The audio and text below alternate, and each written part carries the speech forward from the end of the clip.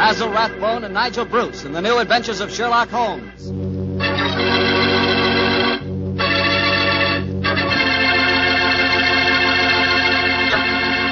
The Petrie family, the family that took time to bring you good wine, invite you to listen to Dr. Watson tell us another exciting adventure he shared with his old friend, that master detective, Sherlock Holmes. And I'd like to talk about an adventure myself, an adventure in good eating. It begins with a good wine, Petrie California Sauterne. You just serve that Petrie Sauterne the next time you have fried chicken. You like fried chicken?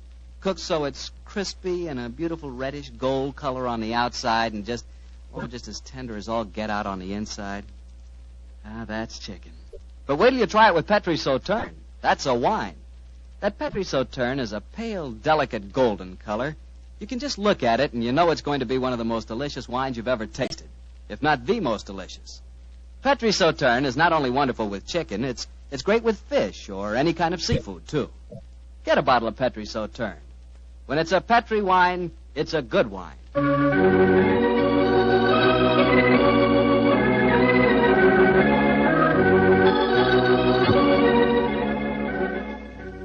And now I'm sure Dr. Watson's expecting us, so let's go in and join him. Come in.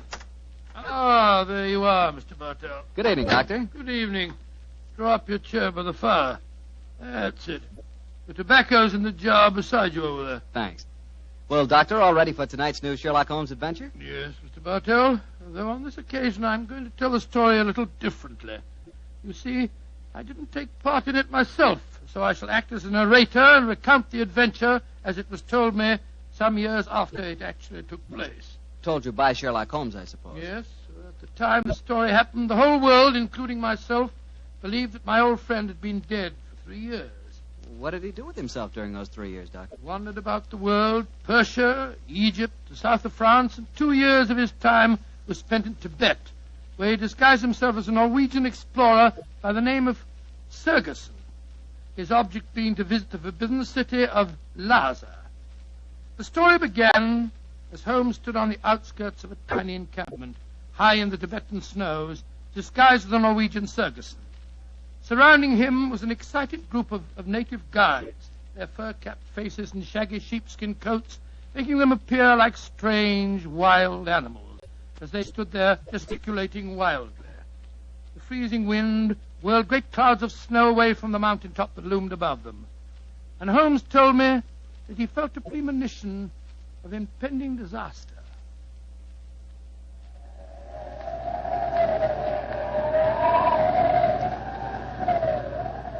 Sir, my men will go no further. They say the goddess of the mountain is angry. If we climb further, she will swallow us up. She will bury us. But we cannot go back now. We have come so far, 1,000 feet, 800 feet higher. We shall reach the pass. We shall be safe. I will not go. We can stay back there in the tents until the goddess of the mountain tells us we may go further. He is right. We can't go. We don't want to go anymore. It's too... Fools! If you stay here in the wilderness, in the village, and the avalanche comes, you will all be buried. You will be swept away. The only road lies upward. We will not go! Back to the tent! The wind is rising! Then I shall go on alone.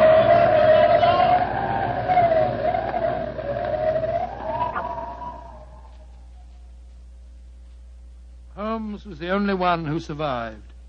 He struggled up the pass that led to safety, the icy gale whipping round him in a frenzy. A few moments after he reached the top, the avalanche occurred. The tents, the guides, and all their equipment were buried beneath hundreds of feet of hurtling, thundering snow. The way behind him was closed. He could only forge ahead. Alone, unaided, he descended the path that led to the plateau beyond. But the goddess of the mountain was still angry. Through the knifing wind and snow he battled on, without food and without, as he told me later, much hope. Even Holmes was helpless in that battle of man against the elements. What happened in that 36 hours he never really knew, except that the wind howled and the driving snow slashed at him without mercy. Finally, his mind began to wander, and he became delirious.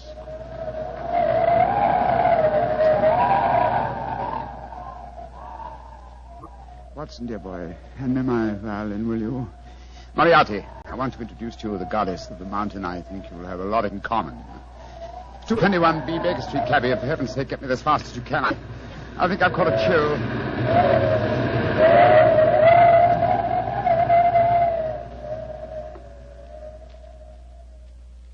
Though his mind was wandering, his great strength combined with instinctive urge for self-preservation must have kept him on his feet. But finally he returned to normal consciousness to find himself jogging along a rough road in a primitive cart drawn by 2 oxen. The sun shining on him and a white girl feeding him warm broth from a cup. For a moment the girl looked at him with a comforting smile, and then she spoke. No wonder you look puzzled, poor man. You can't make up your mind whether you're in this world or the next. Who are you? And how did I get here, please? My name is Eileen Farley. I'm a medical missionary. I found you wandering out of your mind 2 days ago, and I've taken you under my wing. We're going to the Monastery of Panchapushpa. I'm most grateful to you, Miss Farley. You have saved my life. Permit me to introduce myself. My name is Sigerson, Olaf Sigerson. I'm a Norwegian explorer. Oh, no. No, your name is Sherlock Holmes, and you're a famous English detective. Please, I don't understand. Mr. Holmes, you've been delirious for the last 2 days. In your ravings, I was delighted to learn that the great Sherlock Holmes did not die 2 years ago at the Reichenbach Falls. I can see that further simulation is useless, my dear young lady. However, I must implore you to keep my secret. It's essential that for a while longer the world continues to think me dead. You don't need to worry, Mr. Holmes. I'm a great admirer of yours, and I promise that no one will ever learn your secret from my lips. Try drinking a little more broth. You're dreadfully weak. Thank you, sir. Help me, please. Please, to give me help. Another white man travels the road to Panchapushpa. Stop the cart! You need help? My own cart has broken the wheel. You're going perhaps to the monastery of Panchapushpa? We are. Good. Fyodor Dmitrievich Borodin, Imperial Russian Envoy, will travel with you. Please to make room. Спасибо. Well, really. Remember my secret. The cart may proceed. Понимаешь? Your name, please, young lady. Eileen Farley. I'm an American medical missionary. I do not approve of missionaries, but you are very beautiful. So Borodin will forgive you. Who's this mujik lying on the floor? He looks half dead. I am half dead, Gospodin Borodin. My name is Sigerson. I am Norwegian. What is a Norwegian doing in Tibet? I have been exploring the mountains. And what, may I ask, is a Russian doing in Tibet, Gospodin Borodin? What is a Russian doing? You shall see, my friend. To Holy Mother Russia shall belong Tibet. But now let us be gay. We have some hours ahead of us. You like vodka, Miss Farley? I'm afraid I don't drink. Borodin will teach you to drink. Then he will sing you songs of his native Russia. We shall be happy. Ay, chiki, chiki, chiki, gor, vashni, more, diastri. Singing. Holmes told me that every note jarred his aching, weary head. After a few hours, the strangely assorted trio arrived at the gates of the monastery. An edifice, as Holmes told me, of great antiquity and of breathtaking beauty, and built in the shadow of a giant mountain. He was fed and bathed, and shortly afterwards he found himself together with his 2 companions in the presence of the head abbot himself, a man of great age and infinite wisdom. The faint chanting of religious music could be heard coming from another part of the monastery. As the old man spoke,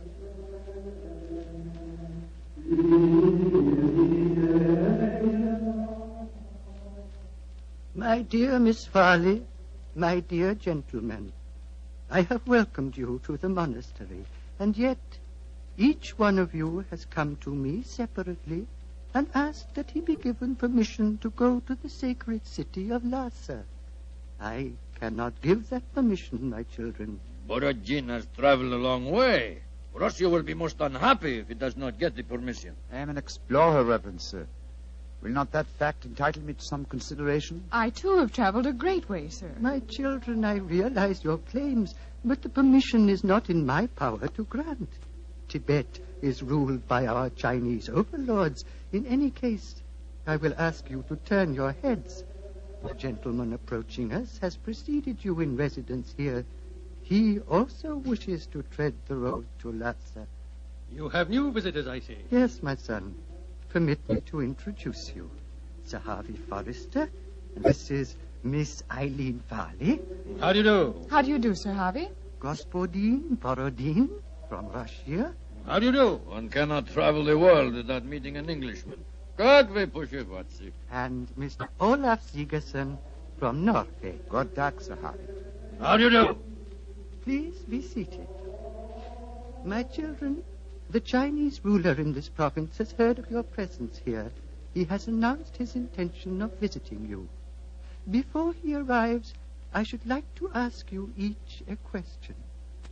4 of you, all from different countries, have traveled here to the mountains of Tibet. At this monastery, I can offer you refreshment, the opportunity of acquiring wisdom and peace. What more do you seek in Lhasa? I shall ask you each that question in turn. You, Miss Farley, what do you seek? I seek the opportunity to bring both God and health to your Tibetan people. And you, Mr. Sigerson? I seek to chart the true course of your mountains, and so to bring knowledge to the world. And you, Gospodin Borodin? I seek to bring about complete understanding between the great peoples of Tibet and Russia. If I succeed, Tsar and his family may consider turning to Buddhism. Indeed. And you, Sir Harvey, as representative of the British government, what do you seek? I shall not join in this contest of wishful thinking. I merely remind you, sir, that your government has signed a treaty with mine. And was not that treaty forced upon us by our Chinese overlords? No, my children. You have advanced brave reasons, but I cannot help remembering that the streams of Tibet bear gold nuggets the size of hazelnuts. You foreigners, in your pitiful ignorance, esteem gold. That signals the arrival of Watson, the Chinese emissary. Your problems will soon be settled, my children. I will acquaint him with your request. Why are you smiling, Mr. Holmes? At the name of the Chinese overlord, Watson. Must avoid falling into old habits and saying, elementary, my dear Watson. Shh, he's going to speak. Silence! Silence! The abbot has told me your wishes. I will hold conference. American lady and Norwegian will not be allowed. Only Great Britain and Russia have treaties with my country. I insist that I have prior right over the Russian representative. Short wash me. I represent the Tsar, and Russia is your neighbor. I demand my diplomatic privilege. Follow me. I will decide these things, not you. I shall inform the British consul in Peking if proceedings... This is an insult to the Tsar. Holy Mother Russia will never... Well, Mr. Holmes, it looks as if you and I, at any rate, don't get to Lhasa. No, You look worried. Does the journey to Lhasa mean so much to you? it isn't that. I'm worried about the potential danger that hangs over this monastery. Violent forces are at work. What do you mean, Mr. Holmes? As you know, Miss Farley, I have some specialized acquaintance with these matters, and I tell you that I have rarely seen more clearly exemplified that emotional tension which leads to one thing, murder. That is what I'm afraid of, young lady. Murder. That was what Holmes was afraid of. Later that day, as the sun was setting over the mountaintop, the old abbot walked slowly in the monastery gardens as he talked to the man who he thought to be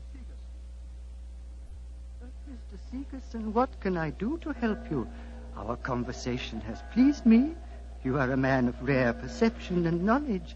I grant you one worthy to enter Lhasa, but I can offer no hope. Mr. Wa has already rejected the applications of both the Englishman and the Russian. He did that? He did, my son. He told me they were both very angry and threatened him. If anything were to happen to the Chinese emissary, would you have the right to grant permission for the journey to Lhasa? Yes, until the new envoy arrived at Peking. But what are you suggesting, my son?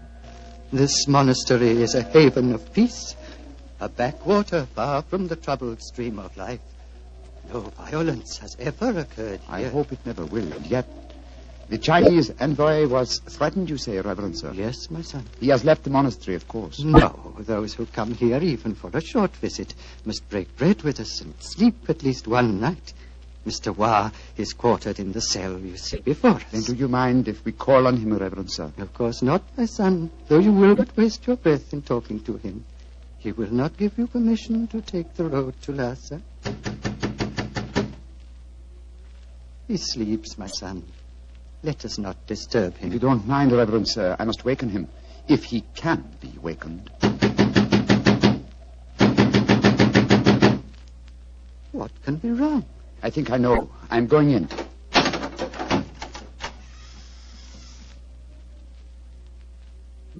There is your answer, Reverend Sir. He is dead. Yes, sir. Strangled with his own cue. The poor, misguided man has taken his own life, my son. No, sir. Look at those marks on his shoulder. He has been murdered. But what are we to do? As it happens, Reverend Sir, I've had a certain amount of experience with these matters in my own country. If I were to produce the murderer for you with certain proof of his guilt, would you authorize my going to Lhasa? Yes, since for a few days that permission is mine to give, I will grant it. You fill me with a strange confidence, but how will you find this taker of life? I can't tell you now, sir, but I shall find him.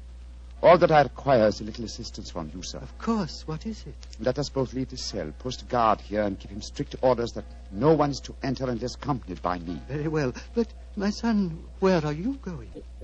Before very long, sir. I hope to be on my way to Lhasa.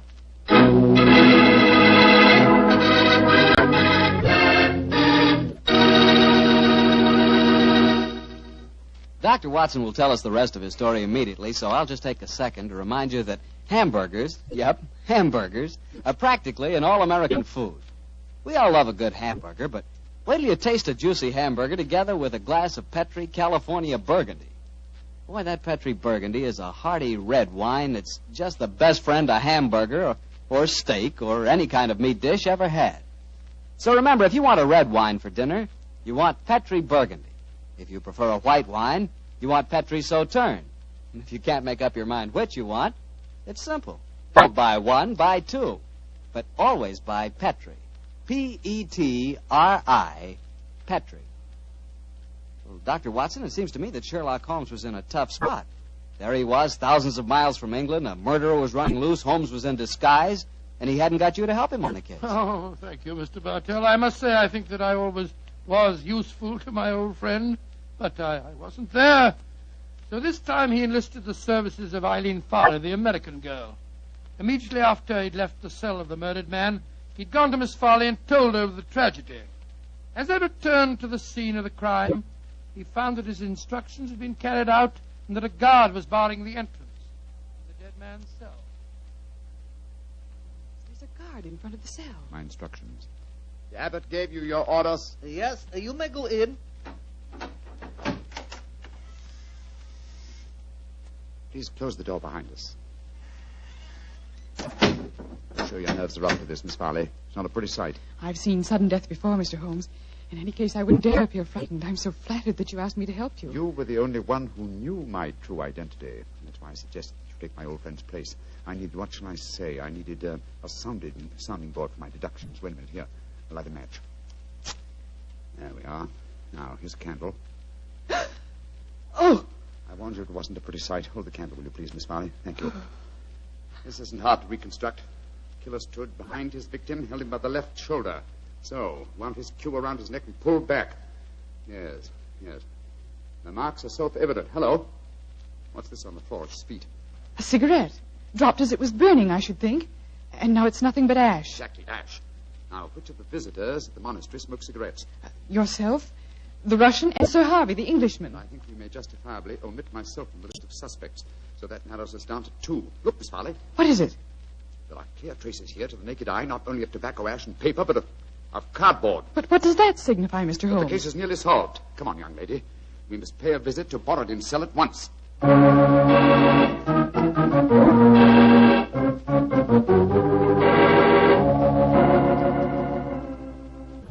Arguments. Always with Sir Harvey Forrester. You give me the argument. But, my dear Borodin... I am not your dear Borodin. I'm Pyotr Dmitrovich Borodin, ambassador of Holy Mother Russia. I'm no friend of yours. Come in.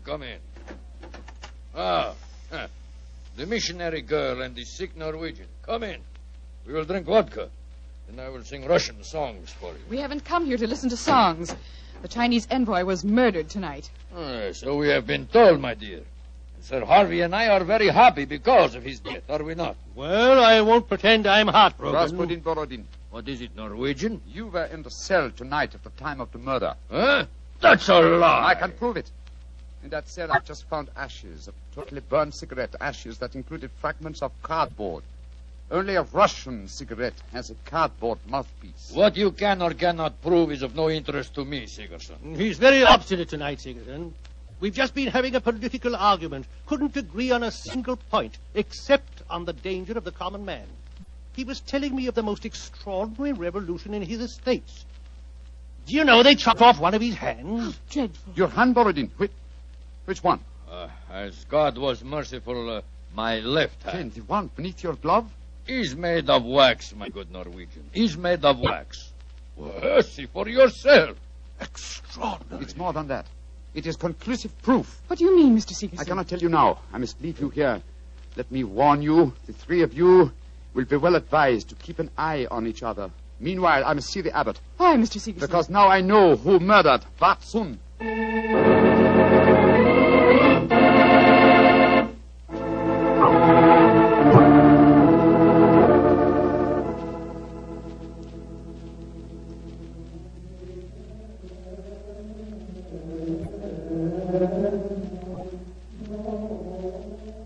Pink fingers of dawn are stealing across the mountaintop, my son.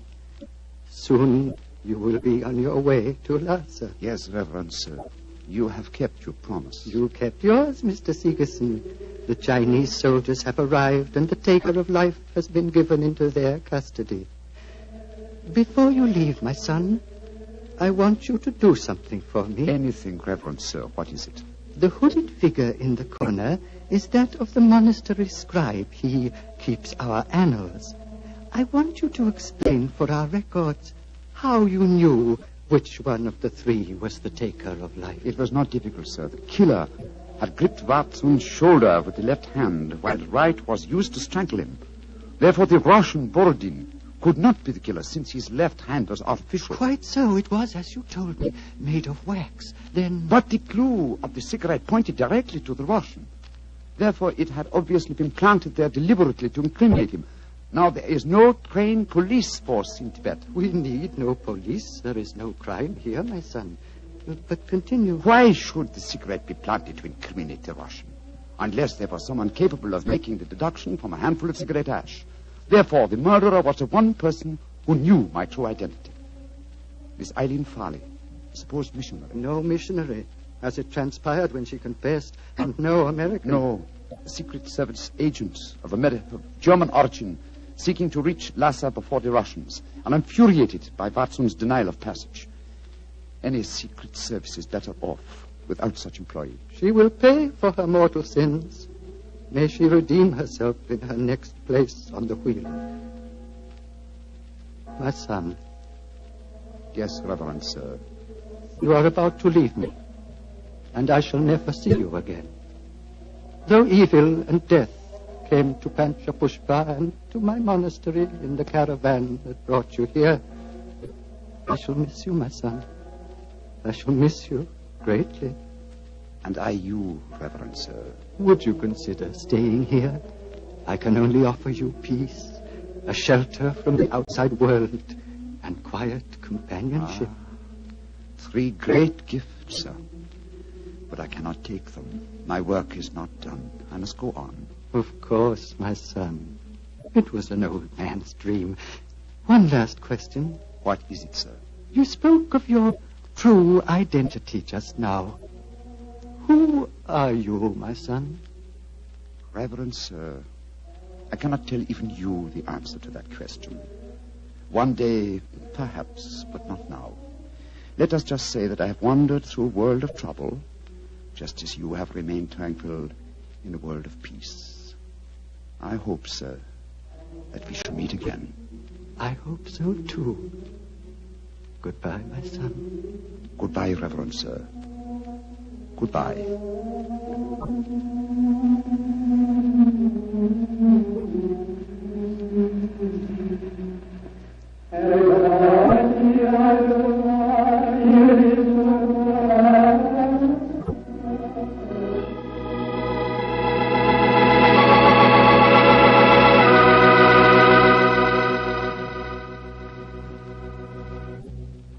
Doctor, that was really an unusual story.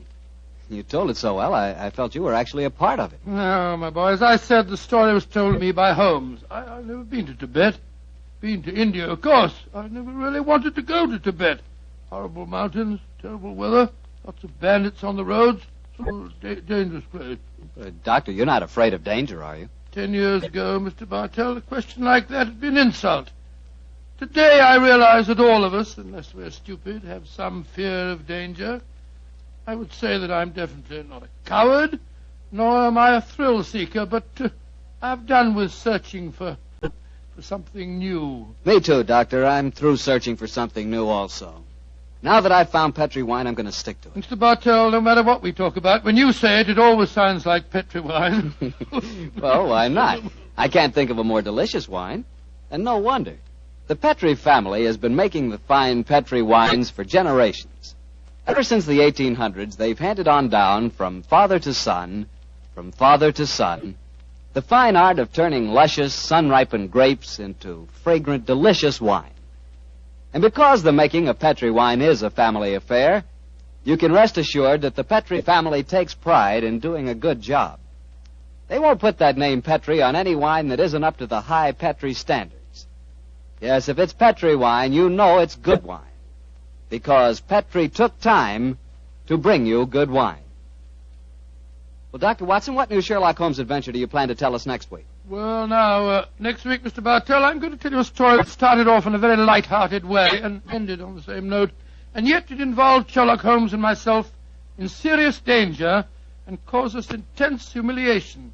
I call it The Adventure of the Pigeon Feathers. Sounds swell, Doctor. Oh, thank you very much. And before you go, I want to remind the families of our returned veterans that their sons are more than heroes. They not only fought bravely, but in the armed forces they acquired new skills, learned or bettered themselves in some trade or furthered their education. Our men have returned with a new maturity and a new wisdom.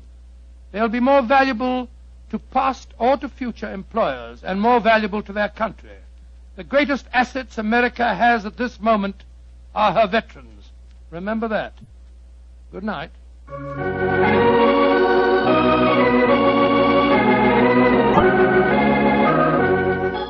Tonight's Sherlock Holmes adventure was written by Dennis Green and Anthony Boucher and was suggested by an incident in the Sir Arthur Conan Doyle story, The Adventure of the Empty House.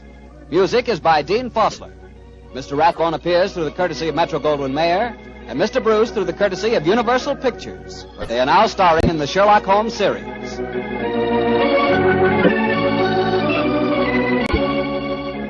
The Petri Wine Company of San Francisco, California, invites you to tune in again next week, same time, same station.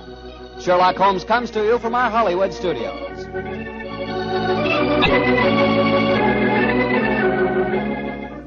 This is Harry Bartell saying goodnight for the Petri family.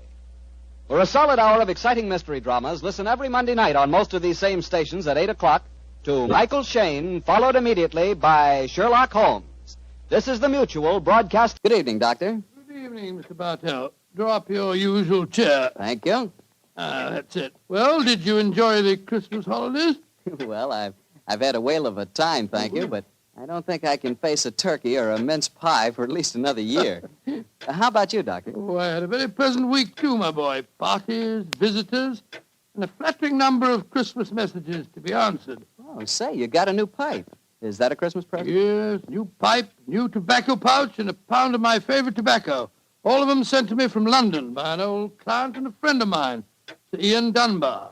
An old client, huh? Well, do you mean he was one of your patients, or was he someone that you and the great Sherlock Holmes helped? The latter, Mr. Bartell. As a matter of fact, it was receiving this gift that reminded me of the story I've decided to tell you tonight. a story in which Sir Ian Dunbar played a prominent part. And how did it begin? The day before New Year's Eve in 1899, Sherlock Holmes and I sat in opposite corners of a first-class railway carriage as we sped towards Edinburgh in the Flying Scotsman. What took you and Sherlock Holmes up there, Doctor? It started off as a holiday visit, Mr. Bartell. My old friend Sir Walter Dunbar had asked Holmes and me to spend a few days with him at Dunbar Castle, about 20 miles outside Edinburgh. After we left King's Cross Station, Holmes, his sharp, eager face framed in his deerstalking cap, dipped into the bundle of fresh papers which he'd brought with him. We'd left Bedford far behind us before he thrust the last one of them under the seat, leaned across, and offered me his cigar case.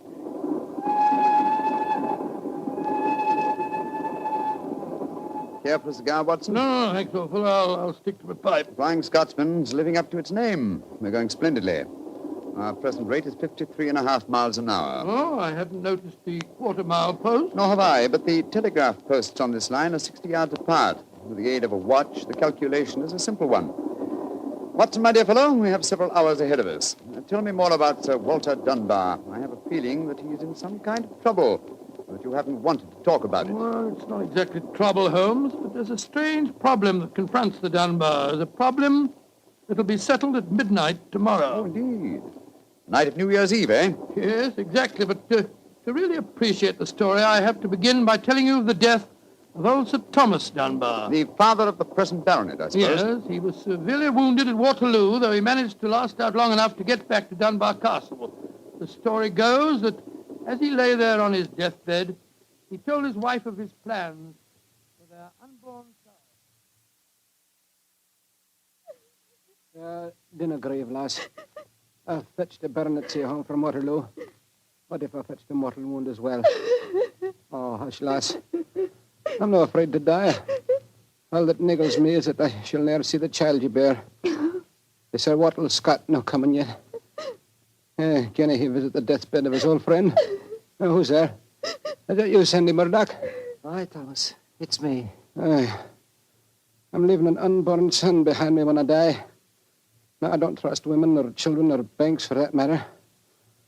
Put the best part of my wealth and gold in the big iron box you'll find under the bed. The money's there. Aye, and something else for a rainy day. You're to keep that box in trust for me, Sandy. You can turn it over to my boy on the New Year's Eve before his 21st birthday. And he'll be a man and wise enough to know how to use it. You understand, Sandy? Aye, Thomas. But supposing your bairn's a girl. A girl?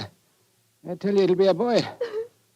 And we'll name him Walter after my good friend, Sir Walter Scott.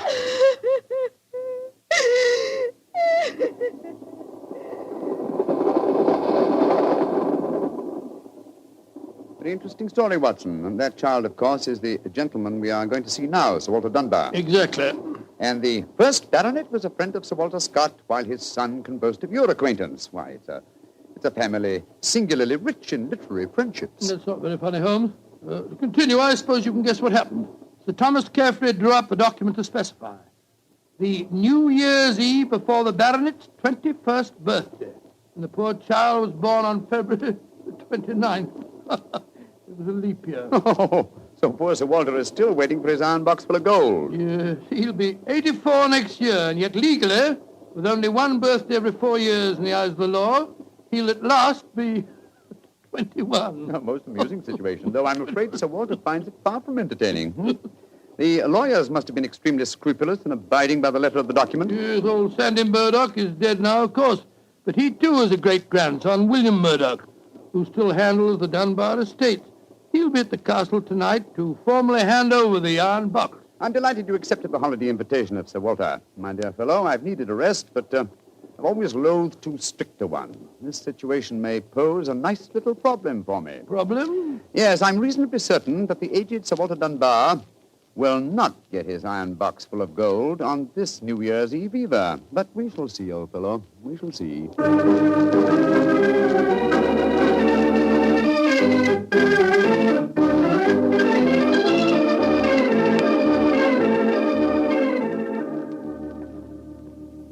Dr. Watson, I'm glad to see you and Mr. Holmes here at the castle. Thank you, my boy. Holmes, this is Ian Dunbar, Sir Walter's grandson. How do you do, Mr. Dunbar? I'm very proud to meet you, Mr. Holmes.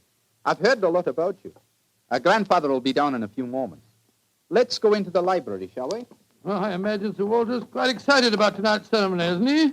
Wouldn't you be, if you'd waited 63 years too long for an inheritance? Indeed, I should. Thank the Lord I had the foresight to be born on the prosaic date of August the 21st. In the event of your grandfather's death, you will be the next baronet, I take it. Yes, Mr. Holmes. You see, my father was killed 2 months ago at Mafeking. Yes, I read about it in the papers, my boy. I'm very sorry. Thank you, Doctor. The opening of the box isn't going to be the only ceremony at midnight. Dorothy and I are announcing our engagement. Dorothy? Dorothy Small.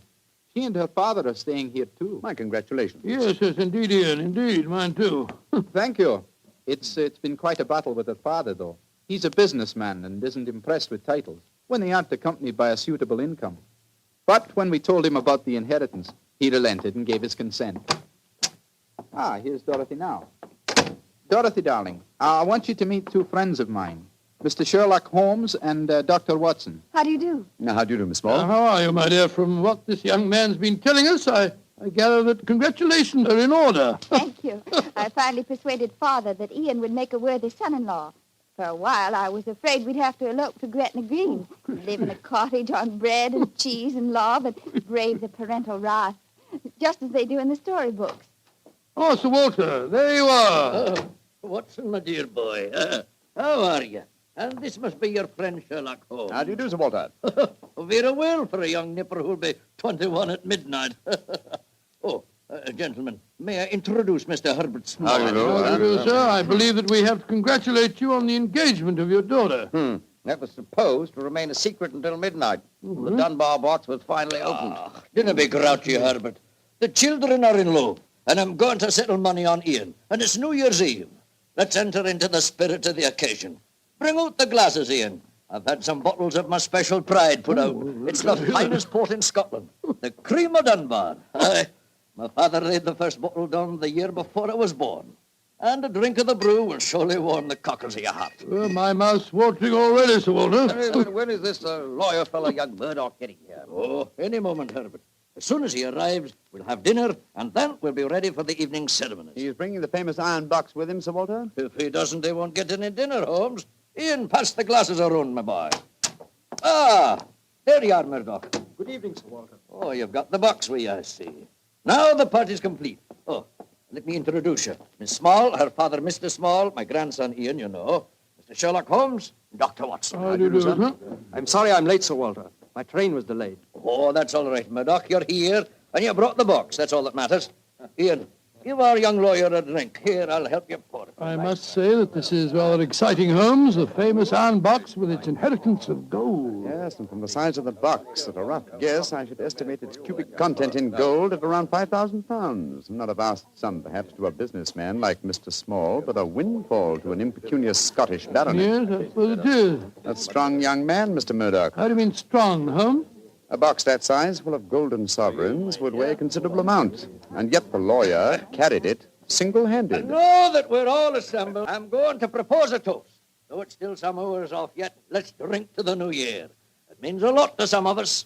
To 1900. 1900. We should toast more than just 1900, Sir Walter. We should drink to the new century that's about to begin. Good idea, Dorothy. Oh, I'm afraid that wouldn't be quite appropriate, Miss Small. To be accurate, the 20th century won't begin until January the 1st, 1901, and not 1900. Of course. That's it.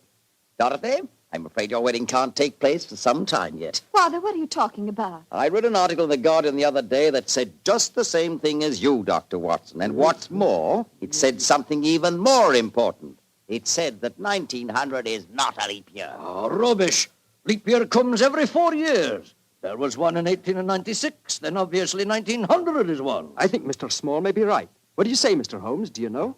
Well, I hope no one would bring up this point, but it's the little problem I referred to on the train, my dear Watson. Yes, I remember. Holmes, for heaven's sake, answer. Is 1900 a leap year or no? I'm afraid it's not, Sir Walter. No? Because of a slight imbalance that would otherwise be produced in the calendar.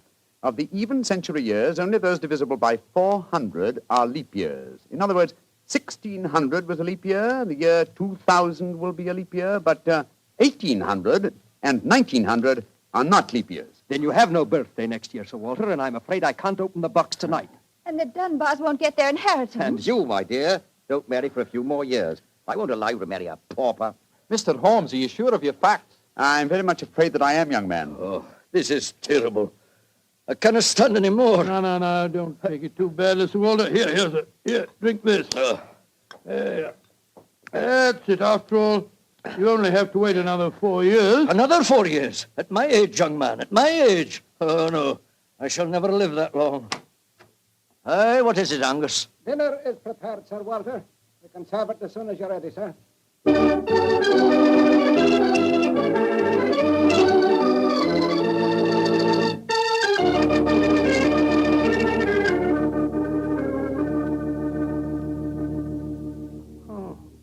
What a miserable meal, Holmes.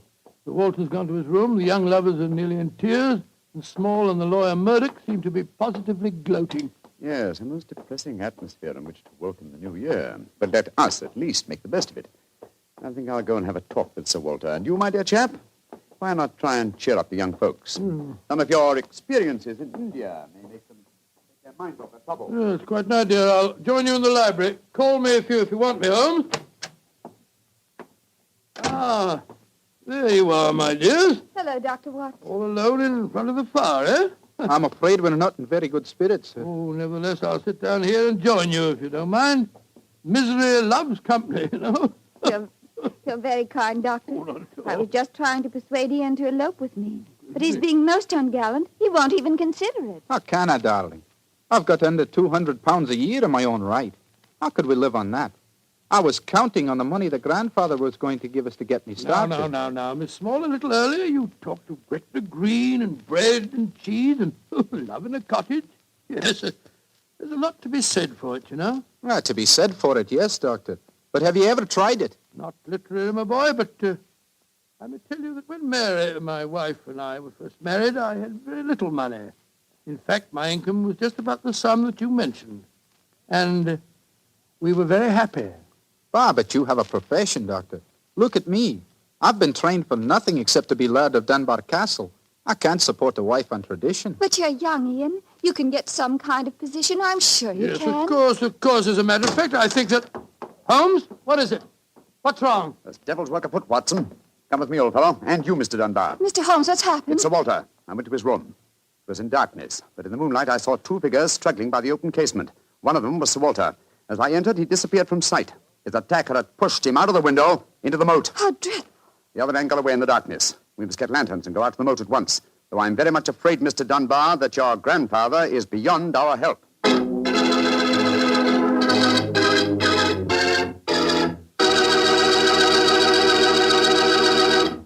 Dr. Watson will be back in just a second, so I'd just like to remind you that if you want to serve a wine over the holidays that you're sure the ladies will enjoy, serve Petri California Muscatel.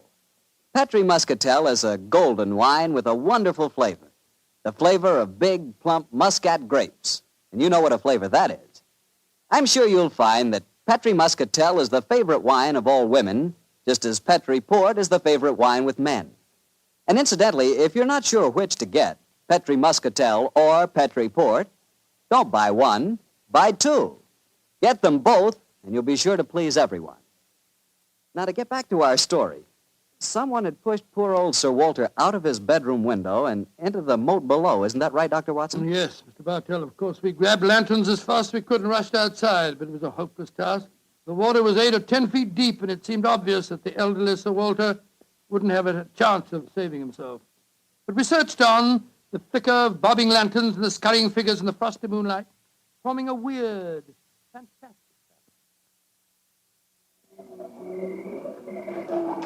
Angus, bring a lantern over here. Aye, sir. Can you see anything, Holmes? Not a thing. I don't see why your friend doesn't call the police, Dr. Watson. He's accomplishing nothing. He thought there might be a chance of finding the old man alive, Mr. Small. He wants to avoid a scandal, if possible, for your sake, sir, as well as the Dunbars. The scandal can't touch me or Dorothy over this. Her engagement was never announced. Thank heaven. That's a great pity, sir. I should think some new blood in your family would be a great improvement. You're being confoundedly impertinent, Doctor. And you'll be confoundedly heartless, sir. Well, Holmes, have you given up hope? I'm afraid we'll never find him without dragnets and grappling hooks. Have to call the police. What time is it? Sir Ian, you know the time? What did you call me, Mr. Holmes? Sir Ian. By Jove, yes. It does seem a bit premature, Holmes, but of course you're right. If your poor grandfather's dead, Mr. Dunbar, you're the baronet now. And the time, Sir Ian? It's 11:45, Mr. Holmes. A quarter of an hour to the new year. Sir Ian, doesn't that fact suggest something to you? Yes, it does. So I'm the new baronet, am I? Very well, then. There'll be no more talk of the police for 15 minutes. I want all of you to come back to the castle with me. As the last chime of midnight rings out, I shall have a statement to make. A statement that I want you all to hear.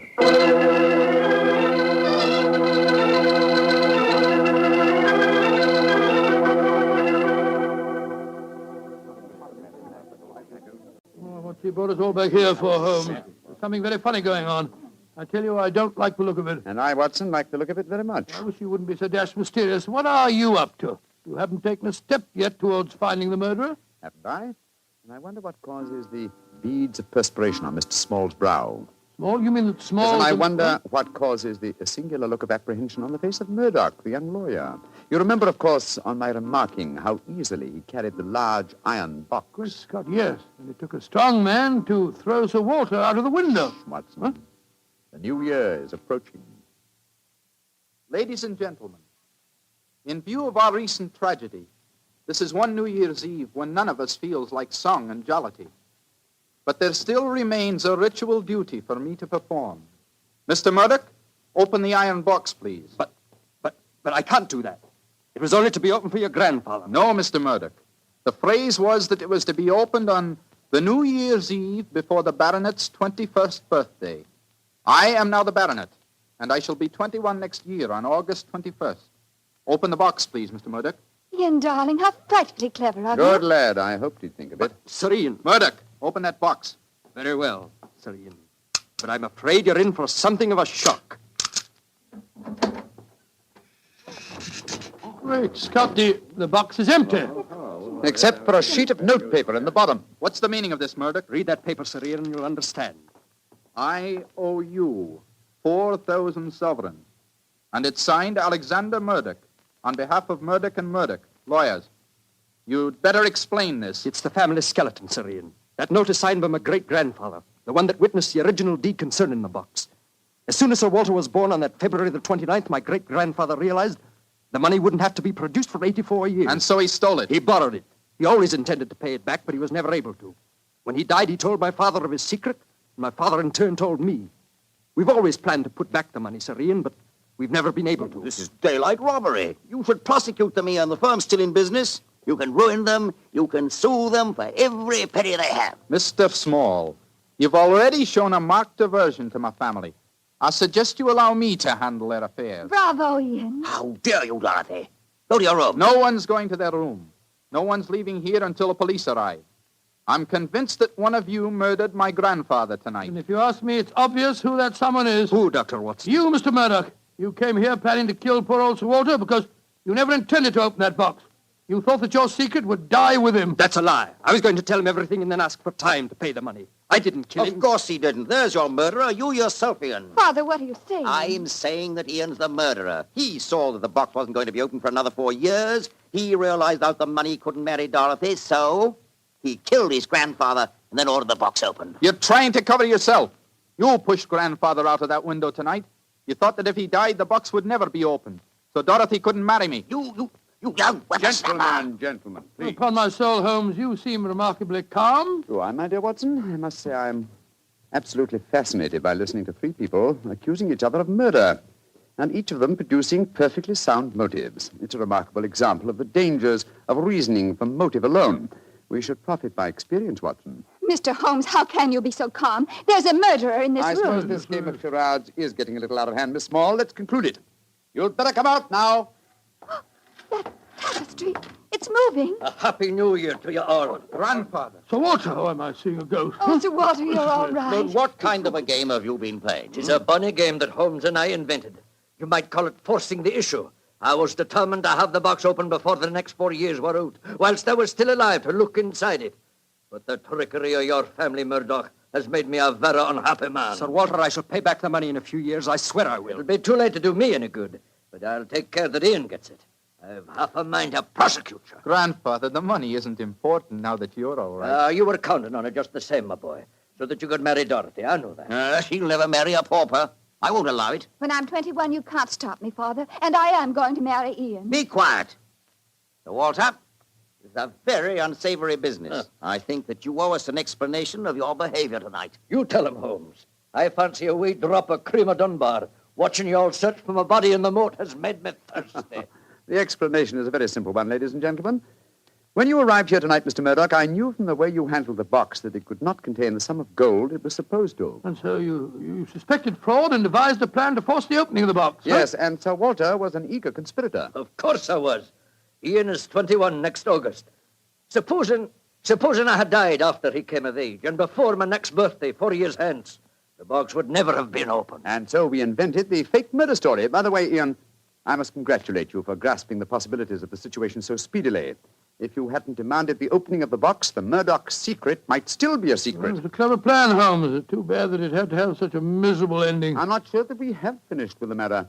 Mr. Murdoch. Yes, Mr. Holmes? You say that your family took £4,000 from that box? Yes, Mr. Holmes. Curious.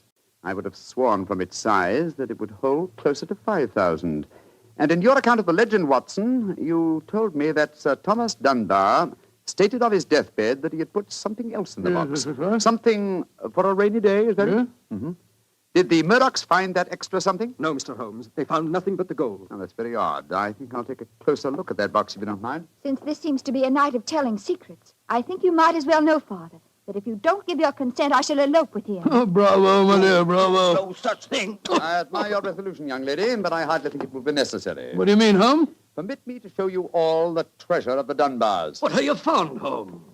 Something for a rainy day that old Sir Thomas spoke of. You see, since the cubic contents of the box obviously differed from my calculations, I deduced the existence of a false bottom. I was correct. And in that space, I found this. Oh, it's a manuscript. Quite so, the manuscript of a book. Look at the title page and see the author's name. History of the Dunbar Family. By Sir Walter Scott. Scott. I think, Sir Walter, that an original and unpublished manuscript by your distinguished namesake will prove worth several times the gold that is missing from that box. You've saved the day for us, Holmes, my boy. God bless you. This has been as strange a new year as ever I knew, but it's turned out to be a bonny one, thanks to you, Holmes. Well, fill up your glasses. We're going to drink a toast to the new year. By Joe, yes, Sir Walter. This is really a happy occasion. Then let's complete it by singing the traditional song of the season, Auld Lang Syne. And in this case, when we sing, Should Old Acquaintance Be Forgot, I feel that in our hearts we should be thinking of Sir Walter Scott. Though he died over 60 years ago, he's made us all very happy here tonight. Should old acquaintance be forgot and never brought to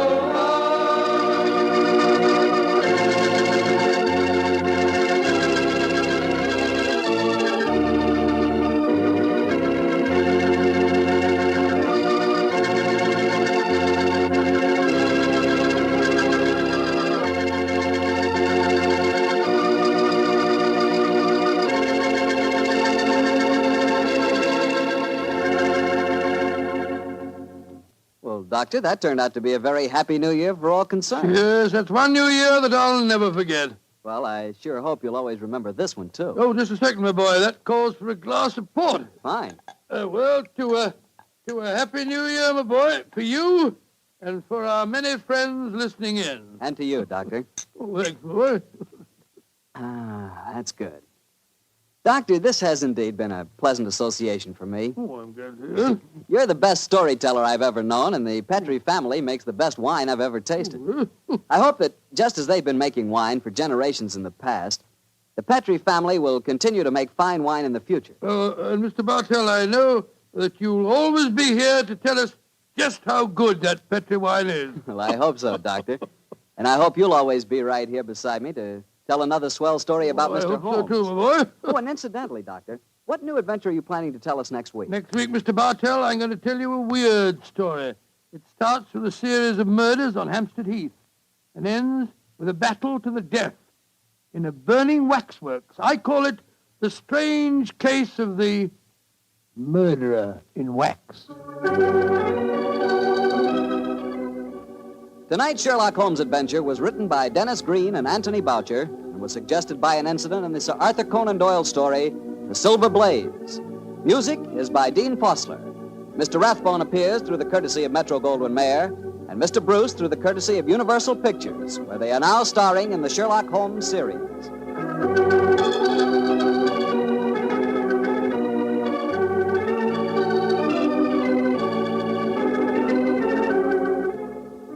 The Petri Wine Company of San Francisco, California, invites you to tune in again next week, same time, same station. Sherlock Holmes comes to you from our Hollywood studios.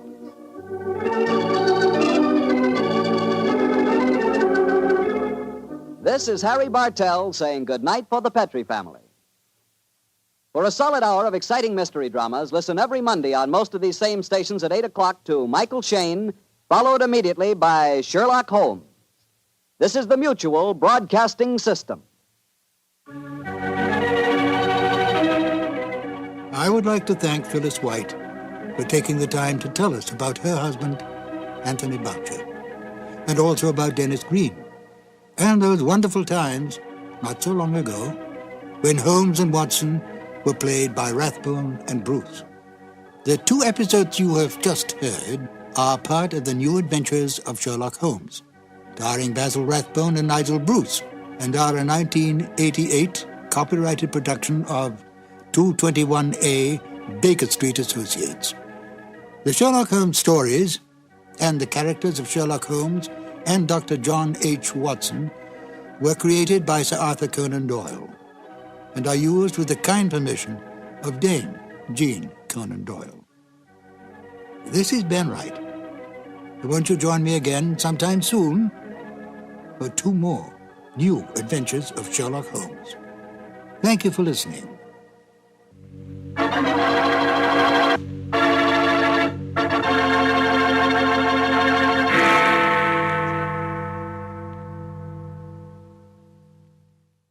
Sir Arthur Conan Doyle claimed he based the character of Sherlock Holmes on a teacher of his, Dr. Joseph Bell, whose real powers of deductive logic awed all who knew him. Yet Dr. Bell, in a letter to Conan Doyle, stated quite bluntly, "You are yourself Sherlock Holmes, and well you know it." Conan Doyle did not dispute this statement, for in fact Sherlock Holmes had the best characteristics of his creator. So did Dr. Watson. Highly educated, honest to the core, and one of the best writers of the Victorian age, the British public and then the world took him to their hearts. It was not long before the doctor-turned-writer found himself a well-established man of letters and friend to such countrymen as Oscar Wilde, Rudyard Kipling, and H.G. Wells. Not bad company to be with. In real life, Conan Doyle solved more than 2 actual murder mysteries, saving the lives of innocent men by his careful research, gathering of facts, and deductive reasoning. Few men in history can claim such feats. When he died in 1930, a time not so long ago, Sir Arthur Conan Doyle had this epitaph engraved on his tombstone: "Steel true, blade straight, Arthur Conan Doyle, knight, patriot, physician, and man of letters." Fitting words for such a giant of a man. And now, Basil Rathbone and Nigel Bruce in The Adventure of the 00.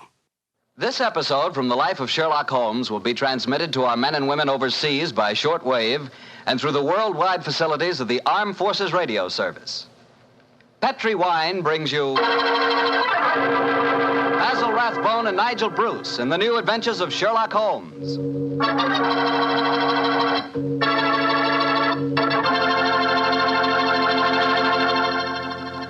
The Petri family, the family that took time to bring you good wine, invites you to spend the next half hour listening to Dr. Watson tell us another exciting adventure he shared with his old friend, that master detective, Sherlock Holmes.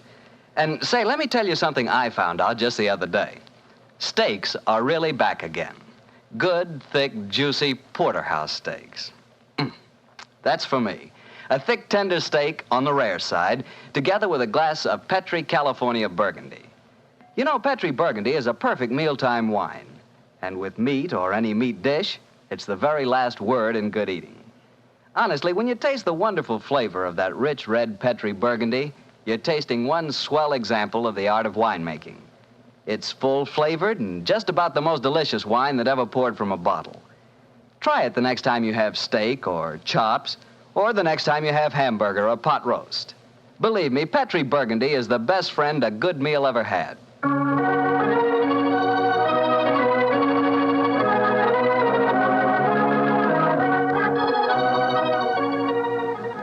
And now let's look in on our good friend and host, Dr. Watson. Come in. Ah, there you are, Mr. Bartell. Evening, Doctor. Just in time to join me in a cup of coffee. Draw up your chair, young fellow, my lad. Thank you. Ah, that's it. Well, Doctor, you told us last week that tonight's new Sherlock Holmes adventure takes us to the south of France. That's right, Mr. Bartell. The south of France in the year 1900. A beautiful playground bordered by the bluest of blue seas and populated with an extraordinary cross-section of cosmopolitan Europe. Rich man, poor man, beggar man, thief. All of them attracted by that Riviera paradise. All of them drawn by the magical spell of a small white ball spinning round the rim of a roulette wheel. Now, don't tell me that you and the great Sherlock Holmes were there on a gambling spree. We were not, Mr. Bartell. At the time my story begins, we had just concluded an extremely delicate mission. A mission, I may say, that concerned the safety and good name of a very prominent member of the royal family.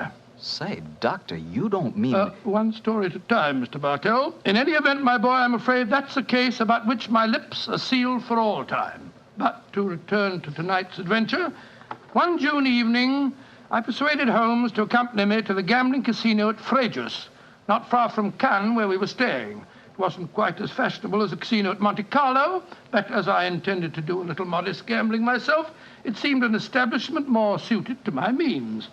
As we stood there at the green baize-covered tables, the chatter of voices and the melodic chanting of the croupiers as they called the results of each spin of the wheel formed a background to a quiet conversation that Holmes and I were having.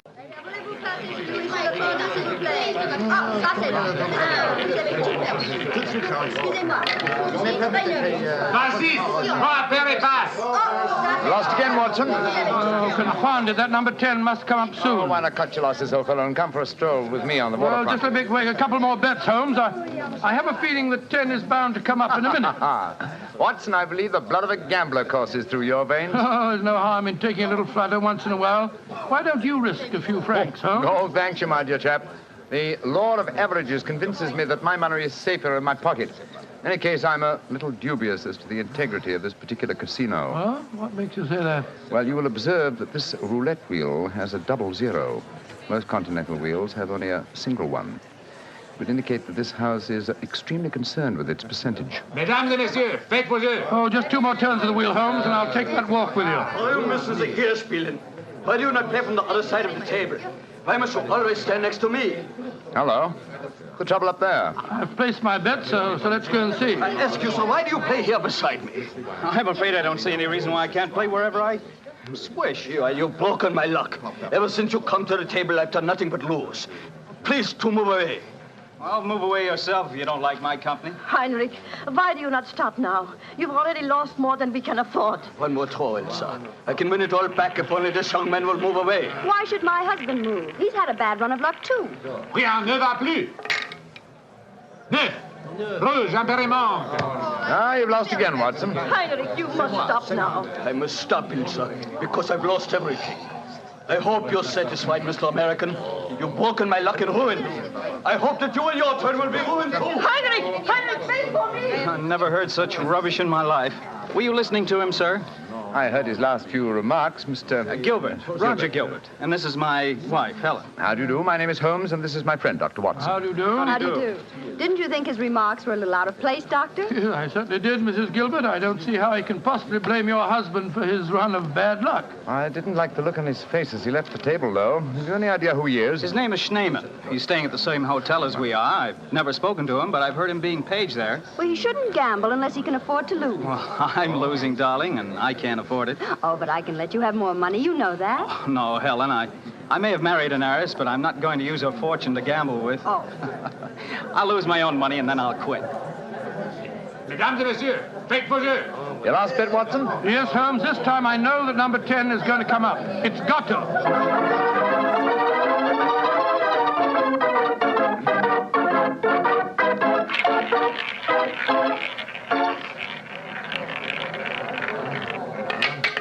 Numéro 10. 10 at last. I've lost again, darn it. Helen, this is my bad night. Well, why don't you stop now, dear? Holmes, I've made 350 francs. On this throw of the wheel, old fellow, but as you've lost some 500 francs doing it, I can't say that your profits stagger me. Oh, Mr. Holmes, I can see that you're no gambler. I'm afraid not, Mrs. I Gilbert. wouldn't say that, Holmes. You may not like roulette. You've taken a good many chances in your life with long odds against you, too. Well, nevertheless, old chap, in the sense Mrs. Gilbert means it, I'm not a gambler. Say, what's the commotion over there? Oh, that German woman with a crowd forming around her. Yes, the wife of that man that said I ruined him. Attention! Attention! Est-ce qu'il y a un docteur dans la salle? There must be trouble. He's asking for a doctor. A doctor? Come along, then. Will you excuse me, please? Thank you. Excuse me, madame. Mon ami est docteur. Monsieur, cette dame a besoin d'un docteur. What happened, madame? It is my husband. Is he ill? I just found him lying out in the garden. Please come with me at once, gentlemen. Of course we will, madam. What seems to be the matter with him? Herr Doctor, I think he is dead.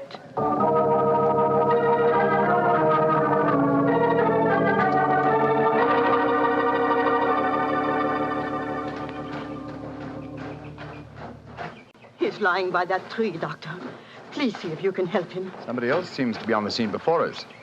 Who are you, sir? I am Monsieur Chevray, director of the casino. Do any of you know this poor man? I am his wife. Is he dead? I am afraid so, madame. Let me look at him. I'm a doctor. Was your husband gambling in the casino tonight, madame? Yeah, he was. Poor Heinrich. He lose everything that we have. I'm afraid he's dead, madam. Shot through the heart. Oh, du lieber Gott. Suicide, Watson? Yeah, looks like it. Yes.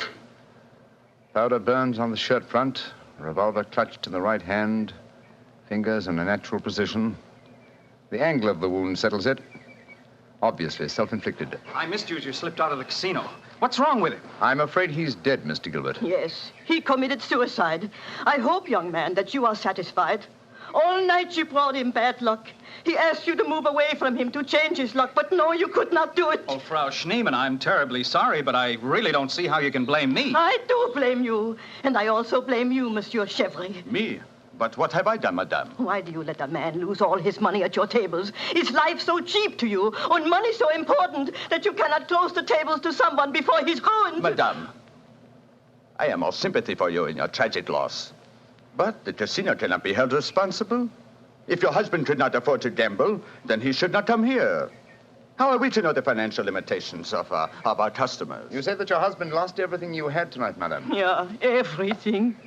Then how do you account for this sheaf of banknotes in his breast pocket? Good Lord, must be several thousand francs, sir. Then he wasn't ruined. And his suicide, therefore, cannot be blamed on his losses at my casino, madame. How do you account for this money, Frau Schneemann? Well, I do not understand. Heinrich kept nothing from me. I know that he had not so much money on him when he started tonight. Well, why do you all look at me like that? Is it that you think? You think... Quick, Watson, she's fainted. I've got her. Let's get her to her room. You can take her to my suite in the casino. No, let's take her to the hotel. My wife will look after her. Poor woman, she's had a dreadful shock. She can probably do with another woman's company. That's very considerate of you, Mr. Gilbert. Where are you staying? At the Hotel Crillon. It's quite near here. I'll get a cab, and while I'm doing that, Watson, see if you can revive her, will you? Yes, Then we'll take her to the Hotel Crillon.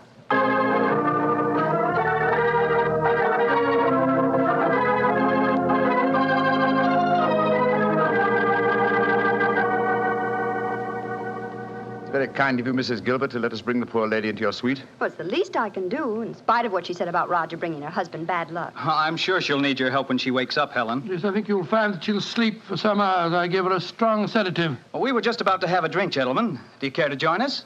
Oh, thank you, sir. Well, that'd be very nice, Mr. Gilbert. Roger was just telling me that quite a large sum of money was found on Herr Shaman's body, Mr. Holmes. Yes, Mrs. Gilbert. Several thousand francs. It's very puzzling, Holmes. Why should a man commit suicide with so much money on him? I think the answer is obvious. He didn't. What on earth do you mean? Well, the money was placed there after he had shot himself. The banknotes were in his breast pocket, if you remember. Hardly the usual place to carry money.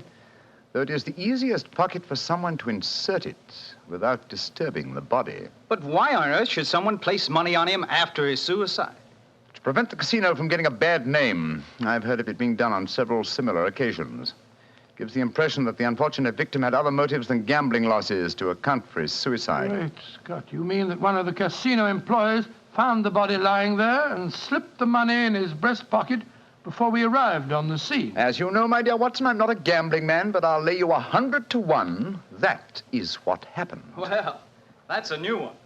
Well, here are your drinks, gentlemen. Thank you. Thank you, sir. Thank you. Say, Helen, Mr. Holmes has given me a brainwave. Another one? What is it this time, Roger? Now, I've been losing very heavily tonight. Roger, I've told you, if you need money, I'll be only... But I don't. I've got a scheme for making some. Oh. I'm going to gamble again tonight after dinner. If I lose, here's what I'll do. I'll stain my shirt front with red ink, walk out in the grounds, fire a shot, and lie down as though I'm dead. I'll wait for someone to come along and stuff my pockets full of banknotes. Not a bad idea, Mr. Gilbert. I think it's a darn good one. What do you say, Mr. Holmes? It's a whimsical one at any rate. Who knows?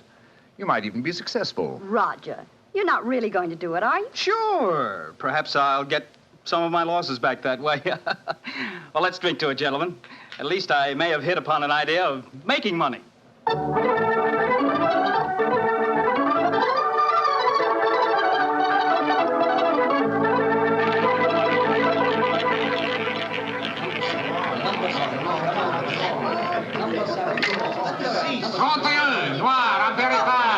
My dear Watson, you'll have to work hard at your practice when you get back to England. Your infallible system appears to be extremely fallible. And yet the fellow who told me about it said it couldn't miss. It's just a matter of doubling the stakes each time you lose, and then... my dear fellow, I've been studying your system, but I can tell you a really infallible way of making money at roulette. You can? What is it? Well, own the gambling house and operate the tables yourself. The odds would be all in your favor. Oh, what a brilliant suggestion. Own the gambling house and operate Not gambling for tonight, Watson? It's nearly 11 o'clock. Yeah, I think so. Let's take a stroll round the other table, shall we? By the way, old fellow, the young American, Mr. Gilbert, was losing heavily again tonight. He was? I wonder if he'll try that trick that he threatened, the one with the red ink and the shot in the night. I shouldn't be at all surprised. As a matter of interest, I saw him leave the tables about half an hour ago. Here comes his wife, on the arm of Monsieur Chevry, the director of the casino. Good evening, Mrs. Gilbert. Monsieur? Bonsoir, monsieur. Hello, Mr. Holmes, Dr. Watson. Monsieur Chevry is giving me a personally conducted tour of the casino. It's quite fascinating. And it is quite fascinating for me to have so beautiful a woman on my arm, mademoiselle. I know that I am the envy of all the men in the room. Oh, stop flattering me so much. I'm not used to it. Mrs. Gilbert, how is Frau Schneemann? She seems much better. She wakened an hour ago and insisted on going back to her own room. I wanted her to spend the night with us in our suite, but she wouldn't hear of it. I think I should drop in and see her before I go to bed. Oh, you have finished the gambling for tonight, perhaps, Doctor? No, perhaps about it, Monsieur Chevry. I've had a bad run at the tables. Oh, I am so sorry. Has anyone seen Roger? He left the tables about half an hour ago, Mrs. Gilbert. After doing as I did and losing quite heavily. So he lost again, did he? I wonder if he'll try that new system he was talking about. We were just discussing that possibility ourselves, Mrs. Gilbert. Mrs. Gilbert! Mrs. Gilbert! Frau Schneemann, you shouldn't have left your hotel, you know. It is too late to worry for me, Herr Doctor. It is for Mrs. Gilbert now that you should worry. What do you mean, madame? Well, I went back just now to where poor Heinrich died. And there, lying in the grass, I saw another body. I was too shocked to go too close. But I am quite sure that I recognize your husband, Mrs. Gilbert. Oh, Dr. Watson, she's ruined Roger's trick. And he'll have taken fright and bolted by the time we get there. Possibly. Let's go at once and find out, shall we?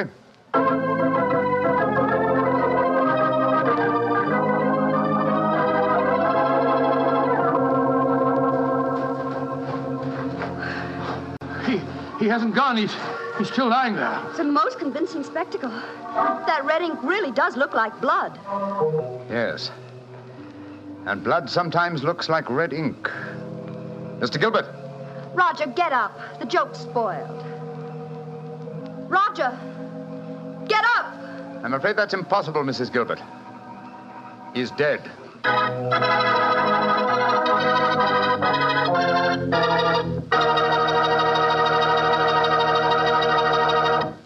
Dr. Watson's story will be continued in just a second, which is all the time I need to tell you that the easiest way I know to transform a simple meal into a feast is to serve that meal together with Petri California Sauterne. Petri Sauterne is a delicate white wine that's the perfect companion for chicken or turkey. Turkey, ah yes, turkey and Petri Sauterne. That's the heart of any Thanksgiving dinner. Look, why not make this Thanksgiving dinner the best one you ever had? Give it the air of a banquet. Serve it with Petri Sauterne. And when you buy that Sauterne or any wine for your Thanksgiving dinner, whatever you do, look for the letters P-E-T-R-I, because a Petri wine is always a good wine. Well, Doctor, so the young American's joke turned out to be another tragedy. Yes, Mr. Bartell. The poor fellow was lying there dead with a bullet wound in the heart and a great splash of blood staining the whiteness of his shirt front. What happened next?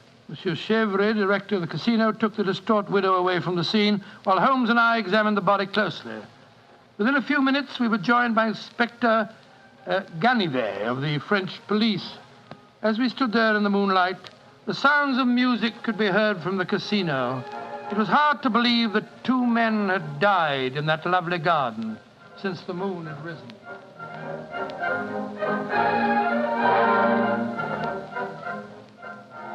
Monsieur Holmes, you and Dr. Watson have concluded your examination? Yes, Inspector Ganivet. Will you favor me with your observations?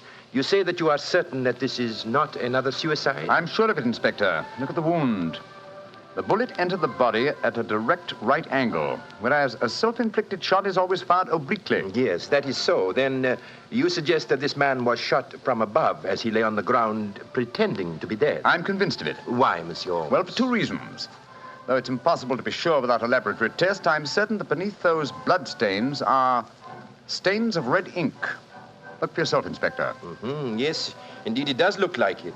What is your other reason for being certain that this man was shot as he lay here pretending dead? Show him the banknotes, Watson. Here you are, Inspector. We found them stuffed in his breast pocket.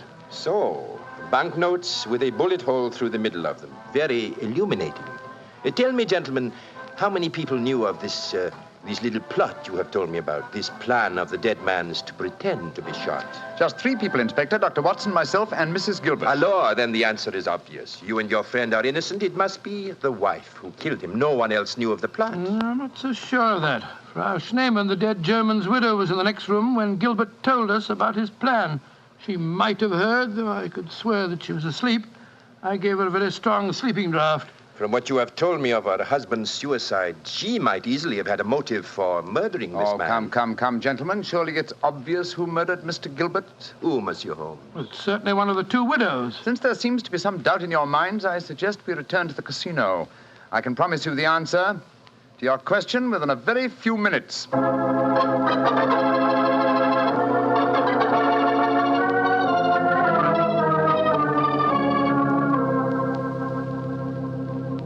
Well, Monsieur Chevrolet, now that we're all assembled in your office, I shall sit down quietly and let Inspector Ganivet conduct his examination. No, Monsieur Holmes. No, you have handled the case so far. Please to continue it to the end. Yes, Monsieur Holmes.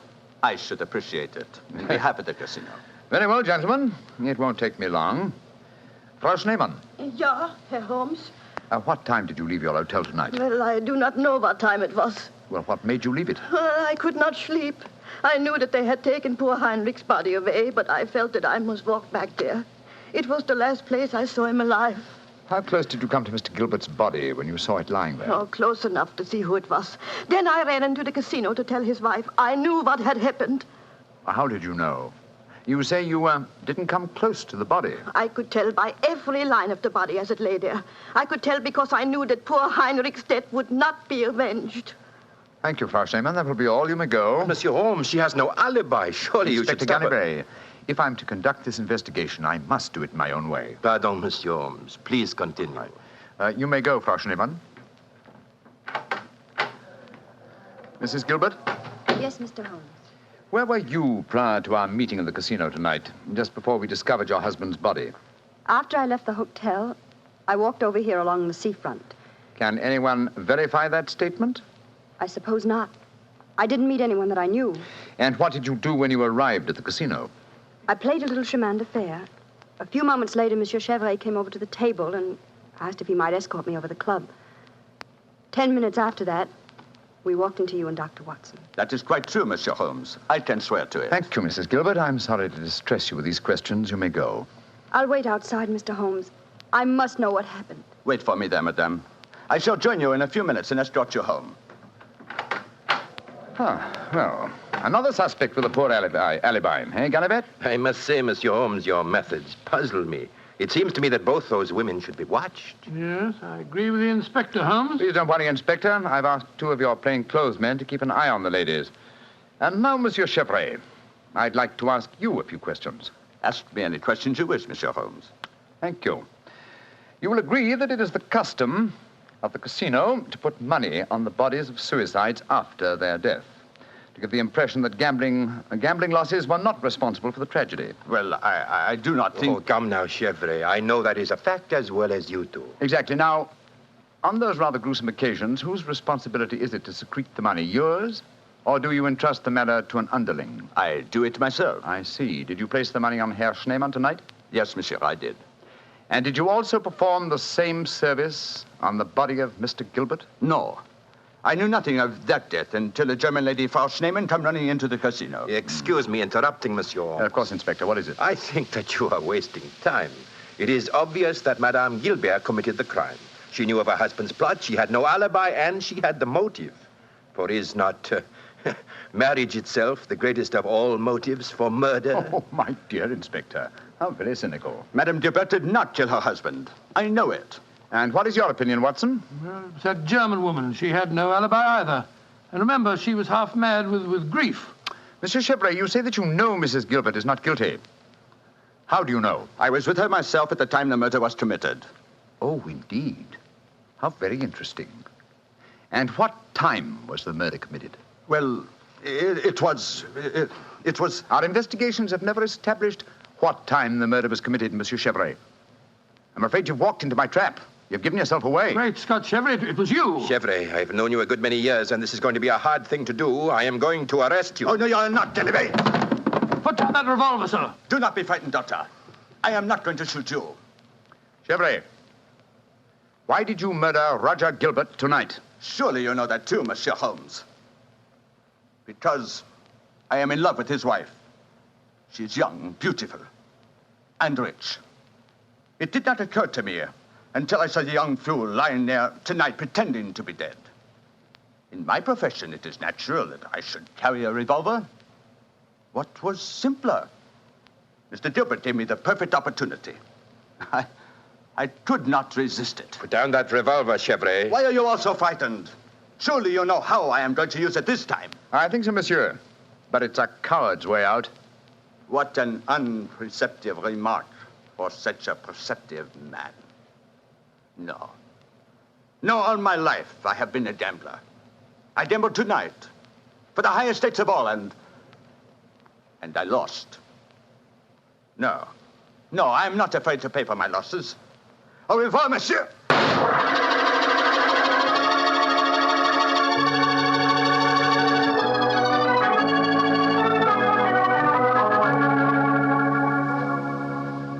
An extraordinary case, Holmes.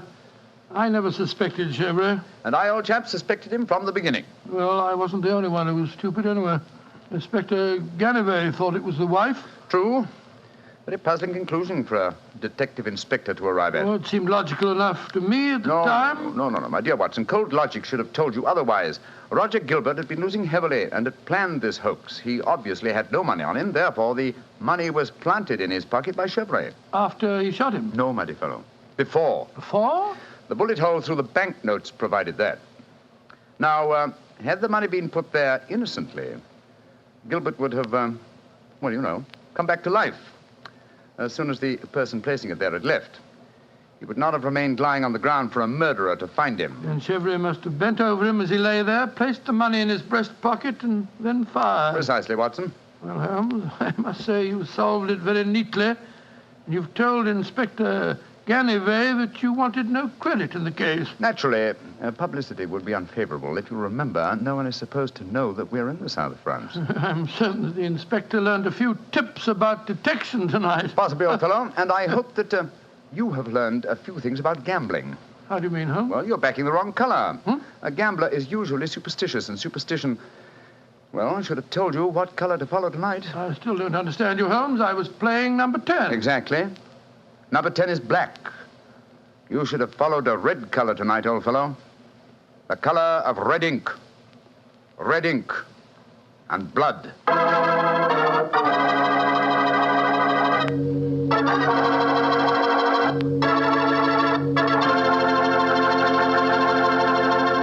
Say, Doctor, that was a swell story. I didn't know you liked to play roulette. Well, you know, I figured out a system for roulette. It's like yours. Every time you lose, you double your money and keep doubling until you win. Oh, it's a great system, Mr. Bartell. There's only one thing wrong with it. What's that? You lose, you go broke before you win. Look, take my advice.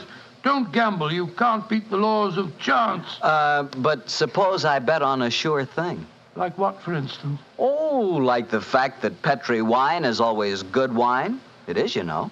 Because the Petri family has been making wine for generations. They've been handing down from father to son, the art of turning luscious, sun-ripened grapes into delicious, fragrant wine. Ever since the Petri family started their business way back in the 1800s, they've been perfecting the art of winemaking. That's why Petri wine is always good wine. The Petri family took time to bring you good wine. So no matter what type wine you prefer, why not take a few seconds of your time to look for the letters P-E-T-R-I. They spell delicious wine, Petri wine. Well, Dr. Watson, what new Sherlock Holmes story are you going to tell us next week? Next week, Mr. Bartell, I'm going to tell you of a strange adventure that Sherlock Holmes and I had when we were in Stratford-on-Avon many years ago. It concerns an actor, a mysterious boating accident, and several dead butterflies. Sounds good, Doctor. I'll see you then. Oh, fine, but now, don't forget, next week we're going to broadcast our program from the Paramount Theatre in Hollywood for the Victory Loan Drive. So if any of our friends are going to be in Hollywood, we'd love to see them there. Just buy a Victory bond at any store or bank on Hollywood Boulevard, and in return, you will be given your ticket of admission. Better hurry up, though, before all the seats are gone. Let's really buy lots of those Victory bonds. Let's finish the job.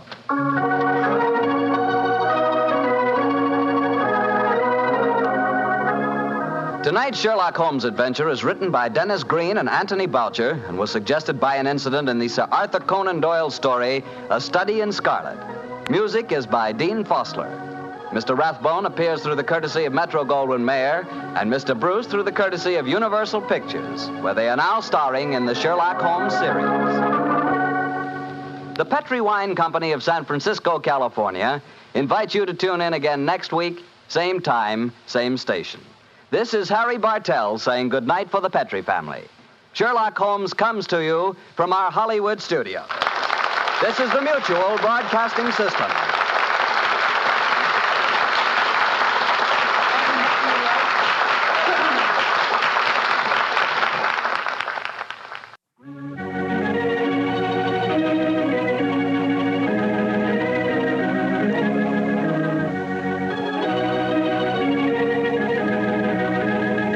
The two episodes you've just heard, the original The Adventure of Thor Bridge and The Double Zero, are part of the New Adventures of Sherlock Holmes starring Basil Rathbone and Nigel Bruce, and are a 1989 copyrighted production of 221A Baker Street Associates. The Sherlock Holmes stories and the characters of Sherlock Holmes and Dr. John H. Watson were created by Sir Arthur Conan Doyle and are used with the kind permission of Dame Jean Conan Doyle. This is Harry Bartell. Won't you join me again on another cassette when I present Murder in Wax and The Man with the Twisted Lip? Thank you for listening.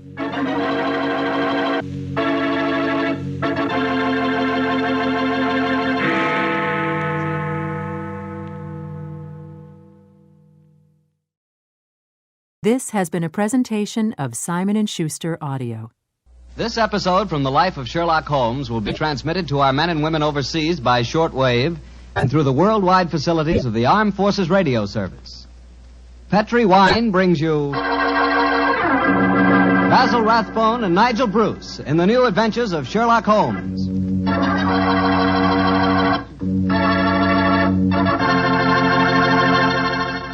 The Petri family, the family that took time to bring you good wine, invites you to listen to Dr. Watson tell us another exciting adventure he shared with his good friend, that master detective, Sherlock Holmes. And if you ask me, the best way to listen to that story is to do it with a glass of port wine right handy. Petri California port. No kidding, that Petri port is just swell for any time good friends get together to talk things over. You couldn't ask for a more delicious wine. Why, just looking at the deep, rich red color of that Petri port tells you that here's a wine with a flavor that comes right from the heart of sun-ripened grapes. If you haven't ever tried Petri port, why not get a bottle and have a glass after dinner tomorrow night? It's a perfect after-dinner wine, you know. And share that port with your family and your friends. And don't forget, when you serve Petri port, you can serve it proudly. Because after all, the name Petri is the proudest name in the history of American wines.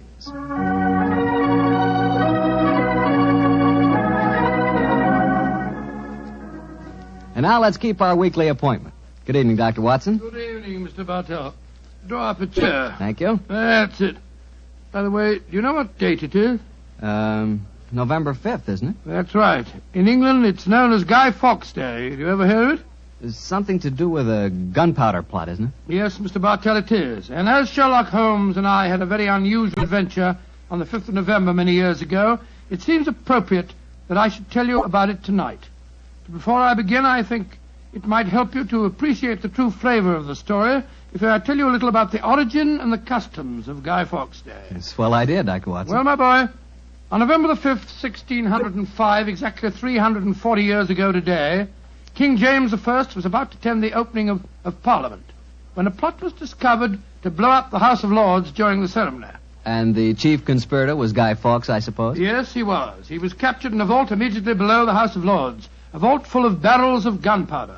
Of course, he and his fellow conspirators were executed. And ever since then, November the 5th has been known as Guy Fawkes Day. Well, how's it celebrated, Doctor? Well, it's a great time for the youngsters, Mr. Bartell. They black their faces, throng the streets, begging for pennies, and build bonfires in which to burn effigies of Guy Fawkes. These effigies are life-size dummies, stuffed with straw and dressed in old clothes. The children parade them in the streets chanting rhymes. Well, now, let me see. Pleased to remember the 5th of November. Guy Fawkes Guy, hit him in the eye. The kids must have quite a time. Sort of like Halloween, huh, Doctor? Yes, not unlike it, my boy. Well, now that I've told you something about the customs of Guy Fawkes Day, I'll get on with my story. It began just before lunch, I remember, on November the 5th, 1899. The day was foggy and cold, and Holmes and I were seated each side of a blazing fire in our Baker Street rooms. From outside, we could hear the sound of voices laughing and singing. Suddenly, Holmes rose and crossed to the window, opened it, and looked out.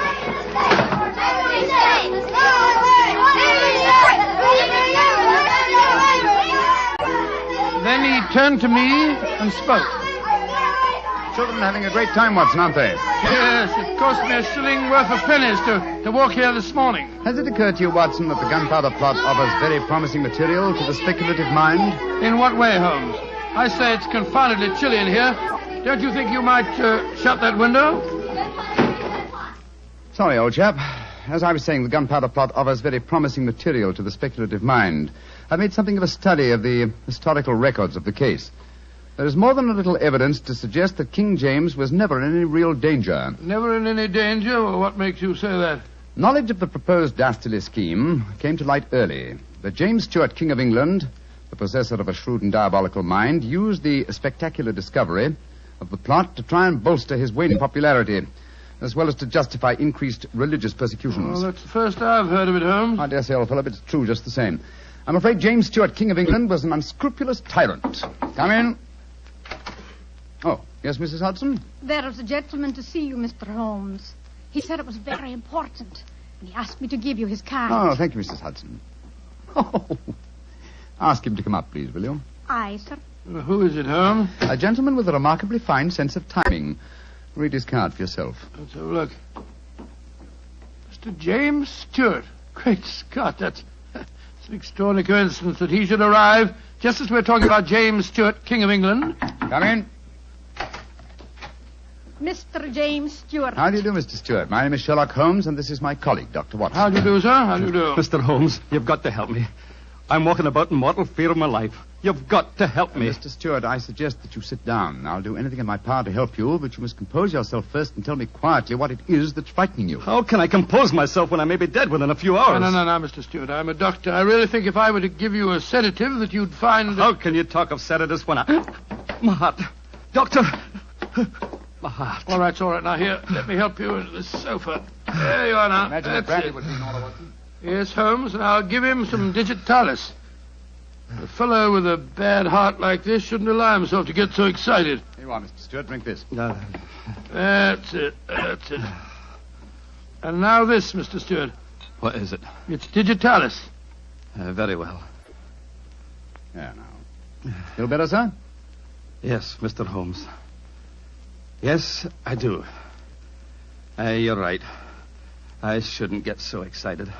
My heart can't stand it, you know. Watson, is he well enough to talk, do you think? Yes, if he doesn't excite himself again. I'll be careful, Doctor. I'll take it quietly. Mr. Holmes, when you saw my card just now, did it strike any responsive chord? Naturally, sir. Who could fail to be intrigued when a James Stewart calls to see one on Guy Fawkes Day? It isn't just coincidence that my name is James Stewart. I've got royal blood in my veins. People know of it. And that's another reason they're out to kill me. They're jealous of my heritage. Every instinct I have is a royal one. Now, you gentlemen know that falconry is a king's sport. And my greatest hobby is the breeding and the training of falcons. Mr. Stewart, please, Mr. Stewart. Owing to the state of your health, I suggest that you be as economical as possible in your explanation. In fact, I think it might be better if I were to question you. Very well, Mr. Holmes. Now, you say that your life is in danger. What evidence do you have to substantiate that claim? My cousin, Guy Falconby, has threatened it. You see, Mr. Holmes, he and I are the only heirs to a wealthy uncle. His fortune will go to the surviving heir. If I were dead, Guy would inherit everything. Seems to me, Mr. Stewart, that you should have applied to Scotland Yard for protection. I did, Dr. Watson. Only a few days ago I saw a certain Inspector Lestrade, I think his name was, and he laughed at my fears. Oh, Lestrade. And he laughed, did he? Well, then in that case, there may be something in your story, sir. You say that your cousin has threatened to kill you. Has he indicated the method he intends to employ? He has. And it's a devilish plot. Guy has a bitter, twisted sense of humor, gentlemen, even when he's planning as dastardly a thing as a murder. I am James Stewart. He is Guy Falconby, which is near enough to Guy Fawkes. Today is the 5th of November, and he's planning to blow me up. Oh, come, sir. You can't expect us to believe that. But it's true. He warned me. And the celebrations that are going on in the streets of London today would make a rare cloak for his activities. I must confess, Mr. Stewart, that I find your story most unconvincing. All your evidence appears to depend on conversations held between you and this cousin of yours. You have no facts, sir, to substantiate your claims. But I have. Then please let us hear them. I live at 23 Cavendish Square. A week ago, the house next door to me was let to a new tenant. Almost immediately, workmen became very active there. They were digging in the cellars, Mr. Holmes. I could hear the sounds of picks and shovels through the walls. Digging in the cellars? That does sound significant, doesn't it, Holmes? Extremely. Did you observe any other activities of the workmen, Mr. Stewart? Mr. Holmes, vans have been delivering large packing cases to the basement during the last 2 days. Mm-hmm. I know what's in them, too. It's gunpowder. I tell you, they're planning to blow me up today. No. Steady. You mustn't excite yourself again. What shall I do, Mr. Holmes? I think, sir, it would be better for you to rest here for a while and then go to a nearby hotel. I would suggest the Shaftesbury. And wait there until you hear from us. And where are you gentlemen going? Watson and I, after donning suitable disguises, will visit the house adjoining yours in Cavendish Square. I think an examination of the cellar there might prove most illuminating.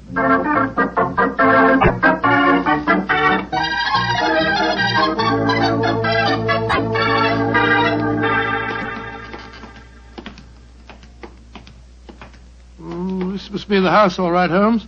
The empty packing cases are still by the foot of the basement steps. Come on, Watson. Let's go down and explore. Upon my soul, I feel a little self-conscious in these clothes. No need to, my dear chap. You look a most authentic inspector of plumbing. Well, if anyone challenges us, you'd better let me do the talking, though. I think my accent might be a little more convincing. Shh. Listen. I can't hear anything. Exactly. Then we may reasonably assume that either the workmen are observing the Guy Fawkes holiday or that their work is done. Come on, let's try this door. It's unlocked. Yes. Huh. This is too easy, Watson. We must be prepared for a trap. Come on.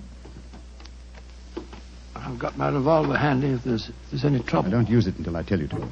Remember, we're supposed to be plumbing inspectors.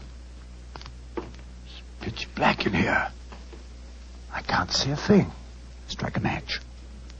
See if you can find a gas jet. Strike a match when the cellar may be full of gunpowder? You've got to take the risk, old chap. Oh, here's a gas jet. I'll light it. That's better. Now we can see a little. Uh-huh. I think the workmen have completed their job. See that new wood forming a crude door in the corner over there? Where does it lead to, do you suppose? Let's find out.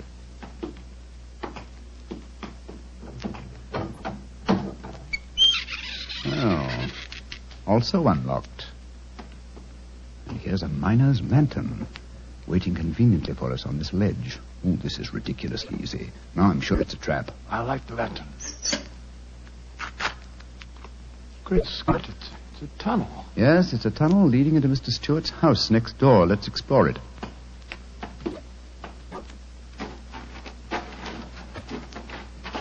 Look, Holmes. Look at the barrels. I bet they're full of gunpowder. Undoubtedly. We'll observe the fuses as well. Yes, the complete equipment for another gunpowder plot. I can't believe my eyes. What a fantastic plan, but how could the murderer be certain that Stewart would be killed in the explosion? I think that's easily answered, Watson. Remember Mr. Stewart's bad heart? In his present state of apprehension, an exploding firecracker would be enough to kill him. Oh, I suppose so. Hello? Hello? What's this lying on the floor? Curious. It's a funny strip of silk with a little ring on the end. Let me see it, Watson. Aha. This seems to be familiar. By Jove. I believe it's a Jess. A Jess? What on earth's that? The last piece of evidence necessary to confirm the conclusion. Come out of there! And keep your hands above your heads! I've got a revolver! Right, you are, Governor. We ain't doing no harm. Now remember, Watson, I'll do the talking. Come on! Out you come! Well, you're a comical-looking pair. What are you doing in there? Me and my mate got a message to come over here and see to the plumbing, mister. Plumbers, eh? Do you have any identification? Yes, sir. Here's my badge. We're inspectors for the London County Council. Oh, that's all right, my man. I saw the basement door open and I thought burglars might be here. You're the owner of this house, sir? Yes, but my agent let it recently to some tenants who've been behaving rather queerly, I'm told. So I came round here to see what was happening. If you're the owner, sir, perhaps you can give me some facts for me records. I want to film me records, you know. What do you want to know? Well, your name, please, sir. Falconby. Guy Falconby. Look here. Alfie, hold your nose. What did he say? Nothing, sir, nothing. He's got bad hiccups. Had him I've had him for months now. Can't stop him. Alfie, here, give me a pencil, will you? Thank you, Alf. Now, sir, your name is Guy Falconby. What's the name of the tenant this house is let to? There are three of them. Oh, do you know their names, sir? Got to have them for me records, you see. Yes, the names are Winter, Rokewood, and Keynes. Oh, yes. Winter, Rokewood, and Keynes. That's right, sir. Sounds as if they might be a firm of solicitors, don't they, sir? Well, perhaps they are. I haven't met them. Just one more question, sir, and then I needn't bother you no more. Well, what is it? My religion or my grandmother's maiden name? No, sir. No, nothing like that. I just wondered who lived in the house next door on that side. We've had a complaint from there, too. Their pipes is bunged up. My cousin lives there. His name's James Stewart. Mr. James Stewart, eh? Not much obliged, sir. Me and my mate will be going next door then. Come on, Alfie. I'm not surprised his pipes are bunged up, as you so graphically put it. He's a great one for practical jokes about the house. As a matter of fact, he's planning one of them tonight. Well, that's no concern of yours. By the way, my man, what's your name? Nivet, sir. Tom Nivet. Come on, Alfie. We got work to do.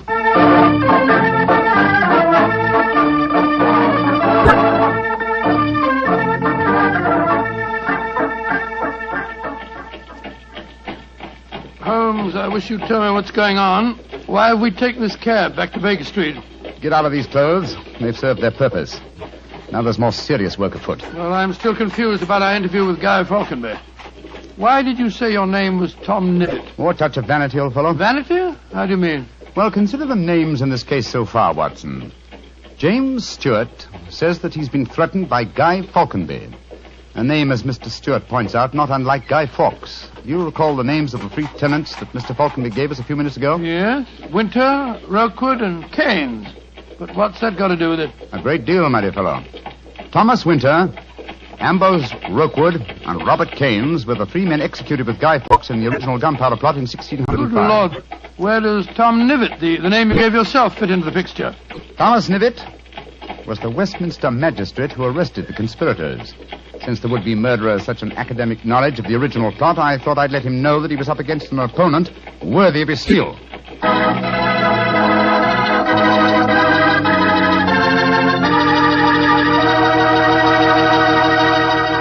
We'll hear the rest of Dr. Watson's story in just a few seconds. Just about time for me to remind you that if you want a wine that's sure to please the ladies, you can't mix with Petri California Muscatel. That's because Petri Muscatel is a golden wine with one of the most luscious flavors you ever tasted. Did you ever taste a big, plump Muscat grape that's ripened in the sun? If you have, then you know what to expect when you taste Petri Muscatel. It's a wonderful wine, perfect after dinner and swell when company comes. Just remember that, won't you? Petri Muscatel. Well, Doctor, you and Mr. Holmes were certainly having yourselves quite a Guy Fawkes day. What happened when you got back to Baker Street? We quickly changed out of our disguises and back into our ordinary clothes. I was still pretty much in the dark, as usual. And I kept questioning Holmes as to our next move. He was in a state of suppressed excitement. And it was obvious as he spoke to me that he was anxious to be off. What's dawdle? There's so much work ahead of us. What do you mean, don't dawdle? I'm not dawdling. I'm dressing as fast as I can. What's our next move, anyway? Well, we must split our forces. Let's get hold of my band of street urchins, the Baker Street Irregulars. I'm going to surround Mr. Stewart's house in Cavendish Square, and they'll be invaluable for that purpose. So what do you want me to do? Go to the Shaftesbury Hotel and collect Mr. Stewart, then return with him to his house and wait me there. I shall join you as soon as I've rounded up the irregulars, but I must warn you. Don't leave Mr. Stewart for a moment. Don't let him out of your sight until you see me again. Of course I won't, Holmes, but, I must say, the idea of all that gunpowder in the cellar doesn't make me feel any too have happy. Faith in me, old chap. Have faith in me. You know, I wouldn't expose you to any danger if I could avoid it. And I assure you that I shall join you and Mr. Stewart very shortly. You have your revolver? Yes, of course. Good. And, give Mr. Stewart this revolver, will you? Tell him that I insist that he carries it. I fear that his own has probably been tampered with. Right you are, Holmes. I'll see that he has it. This is a strange business, I must say. That Guy Falconby seemed such a decent sort of fellow. Yes, he appeared to be a most amiable fellow, didn't he? This is indeed an unusual case, Watson. We're up against one of the most sinister and twisted antagonists that we've ever met. Well, old chap, I'm leaving now. I'll join you soon. And don't forget, stay close to Mr. Stewart. Stay very close to him.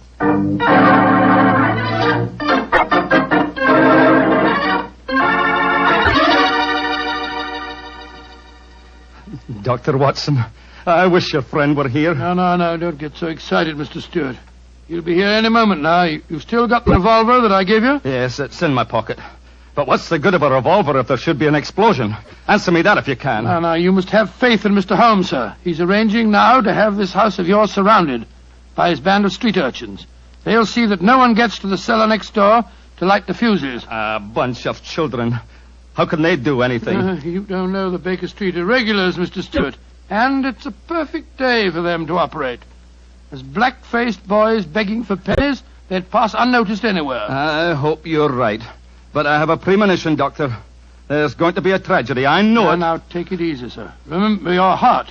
You're in splendid hands when Sherlock Holmes is on the case.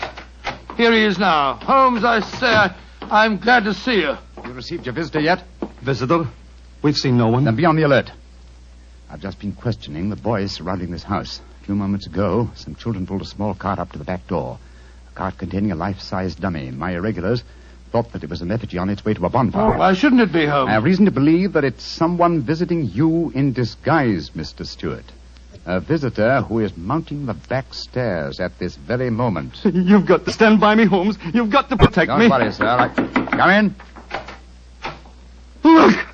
Look at that apparition. Great Scott, Guy Fawkes' dummy. A dark lantern in his hand, and it's walking. And also talking, I trust. Keep away from me. I got a revolver. Take for sake, for Victoria's sake. If you won't give me one, I'll take two. The better for me and the worse for you. It's Guy Falkenberg. Keep away from me, do you hear? The better for me and the worse for you. All right, then. I'm going to fire. Dear me, Mr. Stewart, the revolver I've provided for you seems to be unloaded. How very odd. Well, what in fun is all this about? You've just witnessed an attempted murder, Watson. Murder? What are you talking about? This is a game. James and I had it arranged, the whole thing. You may have thought it was a game, Mr. Falconby, but I assure you that your cousin... Grab Mr. Stewart, Watson. He seems to be leaving us. Leave me alone. Take your hands off me. My heart. Help me put him on the sofa. That's it. I'll get him some digitalis. Look, I don't want to appear unnecessarily stupid, but will someone tell me what this is all about? With pleasure, Mr. Falconby. Your cousin had planned one of the most fantastic murder plots that I've ever encountered. He came to us with the story that you had threatened his life. But that's ridiculous. I'm very fond of him. Of course it's ridiculous. The whole plot was ridiculous. He leased the house next door, had a tunnel dug, and gunpowder and fuses planted there. Even entered the name of the tenants as Winter, Rokewood, and Keynes to give the apparent plot a further authenticity. You mean my cousin was the real tenant? Certainly he was. However, he was clumsy enough to drop that piece of silk with the wire ring on the end that you found in the cellar, Watson. Thing you called a jess. And what's a jess? It's a strap that goes round a falcon's leg to which its leash is fastened. You will remember that Mr. Stewart informed us that falconry is his hobby, and it therefore indicated that he had been in the cellar and consequently must have known about the whole plot. And all he was trying to do was to build up in our minds the belief that his cousin was trying to kill him. Exactly, my dear fellow. Had we believed him, of course he could have shot you just now, Mr. Falconby, in apparent self-defense. Good Lord, what a fantastic plot. I still can't quite believe it. Mr. Falconby, why are you dressed as a Guy Fawkes dummy? Well, it was James's idea. He said that he was going to dress up too, and that we were to go round the bonfires tonight and frighten people by appearing as live dummies. But the last message he sent told me to come up here, that we'd play a practical joke on a couple of friends of his. And did he provide you with the costume that you're wearing? Yes, as a matter of fact, he did. Have you searched the pockets for any weapons? No, but I will. All right, and while you're doing that, I'll examine this dark lantern. How's your patient, Watson? Well, I've given him some digitalis, and now I'll get him some brandy. I can't find anything in the pockets. Here's the answer, my friends. Look here. Inside the lantern is a dagger.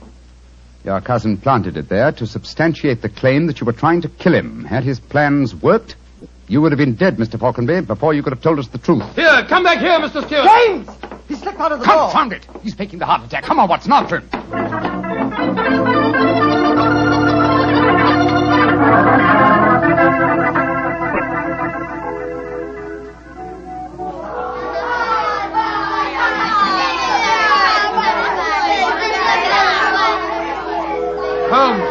Holmes, where are you?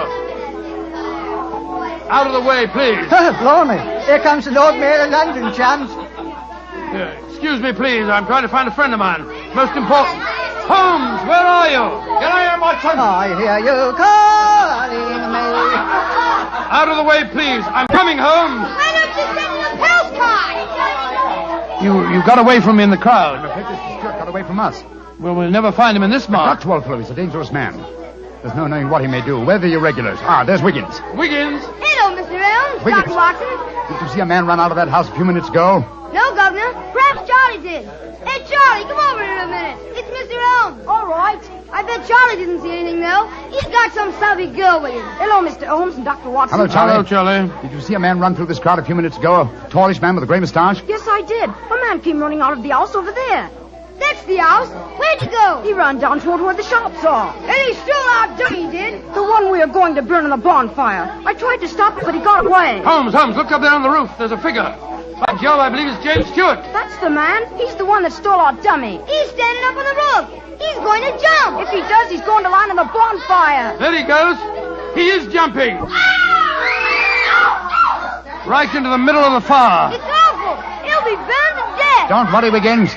There wasn't a man who fell into the bonfire. What do you mean? From the gyrations that the figure performed as it fell, my dear Watson, I'm convinced that Mr. Stewart threw the stolen dummy to try and put us off the track. Then Stewart's still up there. He is, Watson. Come along, old boy. It's up on the rooftops for us. Up on the rooftops.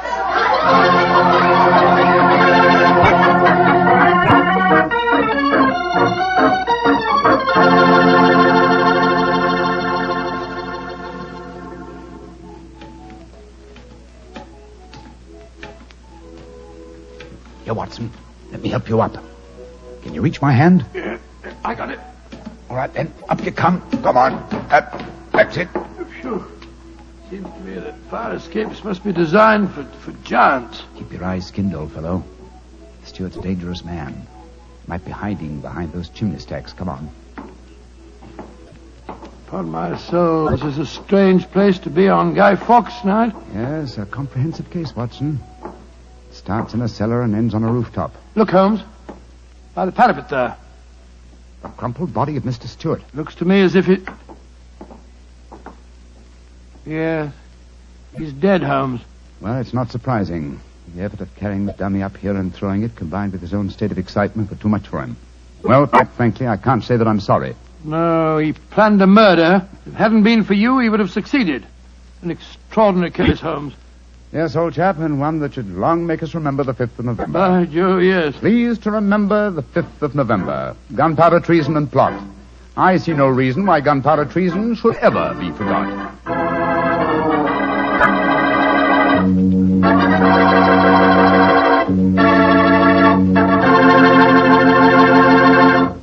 Well, Doctor, as you boys would say, that story was a bit of exciting, what? Yes, and even now I sort of lose my breath when I remember climbing that fire escape. You know, Doctor, those two fellas certainly went out of their way to celebrate Guy Fawkes Day. Now, take me. When I got a little celebrating to do, I like to do it quietly. Some friends, a glass of port. Yeah, Petri port, of course. What else? Leave it to you. No matter what the occasion is, you can somehow make it a perfect occasion for Petri wine. How do you do it, old fella? Don't ask me how I do it. You mean, how does the Petri family do it? How can they make such swell wine? Well, the answer is experience. The Petri family has been making fine wine for generations. And ever since they first established the Petri business way back in the 1800s, they've handed on down from father to son, the fine art of turning luscious, sun-ripened California grapes into fragrant, delicious wine.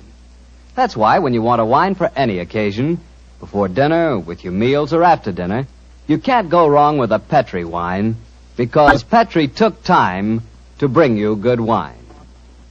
And now, Dr. Watson, what Sherlock Holmes adventure are you going to tell us next week? An old favorite, Mr. Bartell, a story that concerns strange music that was heard in a lonely house in the English countryside, and of the living death that stalked there. I call it The Adventure of the Speckled Band.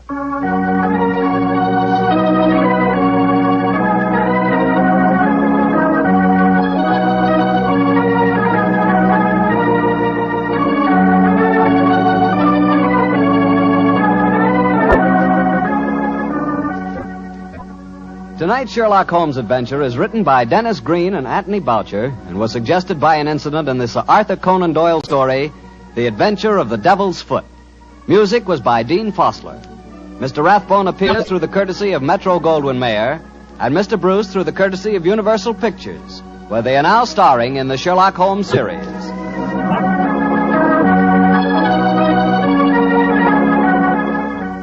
The Petri Wine Company of San Francisco, California, invites you to tune in again next week, same time, same station. This is Harry Bartell saying goodnight for the Petri family. Sherlock Holmes comes to you from our Hollywood studio. This is the Mutual Broadcasting System.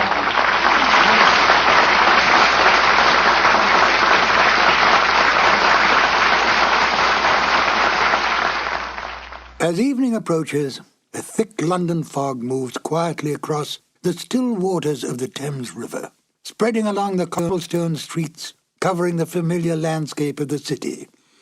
In Baker Street, the lodgings of 221B are empty, for Sherlock Holmes and Dr. Watson have left long ago on another case of murder.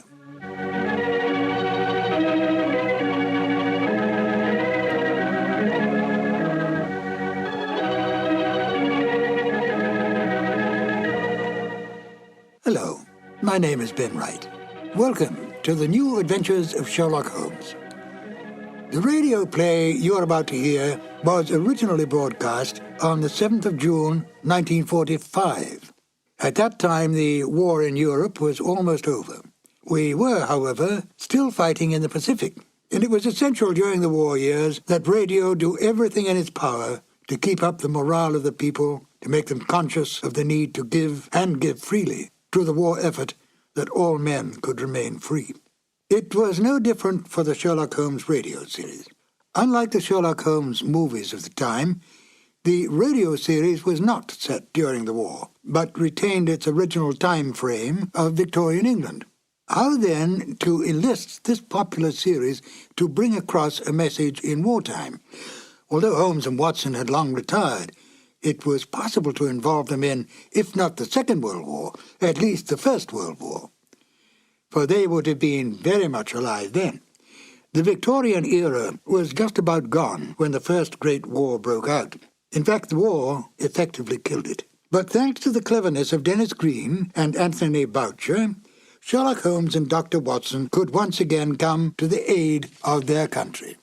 The broadcast of In Flanders Fields was made part of a war bond rally in order to raise money to continue the fight against the enemy in the Pacific.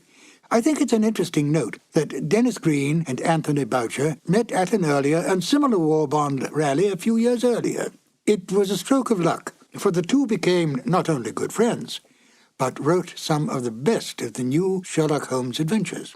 Oh, yes, before we get to the show, do take careful note of Nigel Bruce's final statements at the end of the broadcast. Selling war bonds may be an amusing and quaint idea today, but during those rather dark days, it really was an important issue. And now, Sherlock Holmes and Dr. Watson in the radio drama In Flanders Fields. This episode from the life of Sherlock Holmes will be transmitted to our men and women overseas by shortwave and through the worldwide facilities of the Armed Forces Radio Service. From the stage of the Paramount Theater in Hollywood, Petri Wine brings you Basil Rathbone and Nigel Bruce in the new adventures of Sherlock Holmes.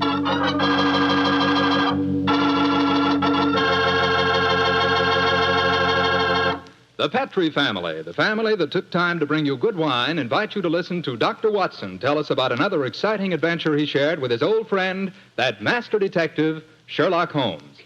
You know something? If right now it were possible for me to ask every one of you what you had for dinner this evening, I'll bet a good many of you would say chicken. Chicken is an all-American favorite. But boy, you just haven't tasted chicken till you've tried it together with a glass of well-chilled Petri California Sauterne. Petri Sauterne is a perfect mealtime wine, just made to go with chicken.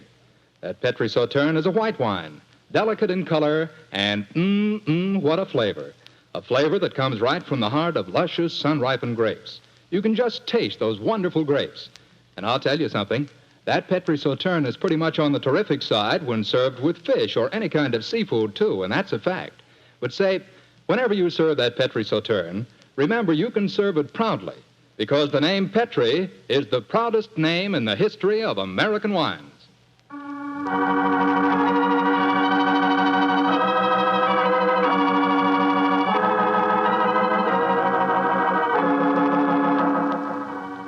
And now for our weekly doctor's appointment. Let's knock on his library door and see if... There's no point in doing that, Mr. Slattery. I'm right behind you. Oh, hello, Dr. Watson. Don't tell me you've been stalking me. No, my boy, I was on the patio and I heard your footsteps, so I thought that I'd come in and fetch you. Let's go back and sit out there, shall we? It's a beautiful evening. That's fine with me, Doctor. Here we are. Now, settle yourself down in a chair and light a cigarette, if you have one. And I'll get on with my story. Well, last week you told us it concerned an adventure that you and Sherlock Holmes had in Flanders during the First World War. That's right, Mr. Slattery, it did. I thought that you and the great man had retired at that period. We had, my boy, but it was only natural that as soon as the war broke out, we both offered our services in any capacity that might help our country. Of course. And how did tonight's story begin, Doctor? It was in the winter of that first year. Things weren't going very well for the Allies. The Germans were advancing on Paris, and the picture was looking very black. It was just 24 hours before the famous Battle of the Marne began, the battle that changed the early course of the war, when Holmes told me that we had to go up to the front lines on a secret mission. We'd been in Paris for several weeks, where Holmes had just solved the case of the missing aide-de-camp. I was anxious to get back to England and my work in the war hospitals, but of course this new summons was in the nature of a command. And so, late on a rainy September afternoon, Holmes and I, with the boom of gunfire in our ears, found ourselves in the front seat of a staff car, sloshing and jolting its way towards the battlefield. Am I driving too fast for you, gentlemen? No, Sergeant, not at all. No, you're doing a splendid job. Oh, my man, look out, considering the state of the road. Thank you, sir. Hello? The gunfire's getting nearer, Holmes. Yes, old fellow. I imagine we haven't much further to go, have we, Sergeant? No, sir, we're nearly there. Did you notice the two civilians in the back seat, Holmes? Yes. Handsome woman and a distinguished-looking man, several years her senior. I wonder who they are. I'll tell you. He's a Shakespearean actor of some note, though he never achieved the fame to which he thinks he's entitled. I shouldn't be at all surprised if he feels that he's been slighted in not receiving a knighthood. But, Holmes, that's amazing. How can you possibly deduce all that from just looking at the man as we got into the car? Elementary, my dear fellow, I didn't deduce it. We saw him twice last year in the London Theatre, if you remember. His name is Maitland Morris. As for his biography, he's a friend of my brother, Mycroft's. He told me about him. Well, what do you suppose he's doing up here near the front line? His brother is General Sir Stanley Morris, who's in command of this particular front, and it would seem reasonable to presume that his brother has come up here to give a performance for the frontline troops. I suppose this hut is as far as we can drive, Sergeant. I'm afraid so, sir. We're 4 miles from the front line now. You'll have to clear your papers here. See that ruined farmhouse there, sir? Yes, Sergeant. Is that the General's headquarters? Yes, sir. Come on, Watson. Good Lord, it's pelting with rain. Yeah, let's make a dash for it.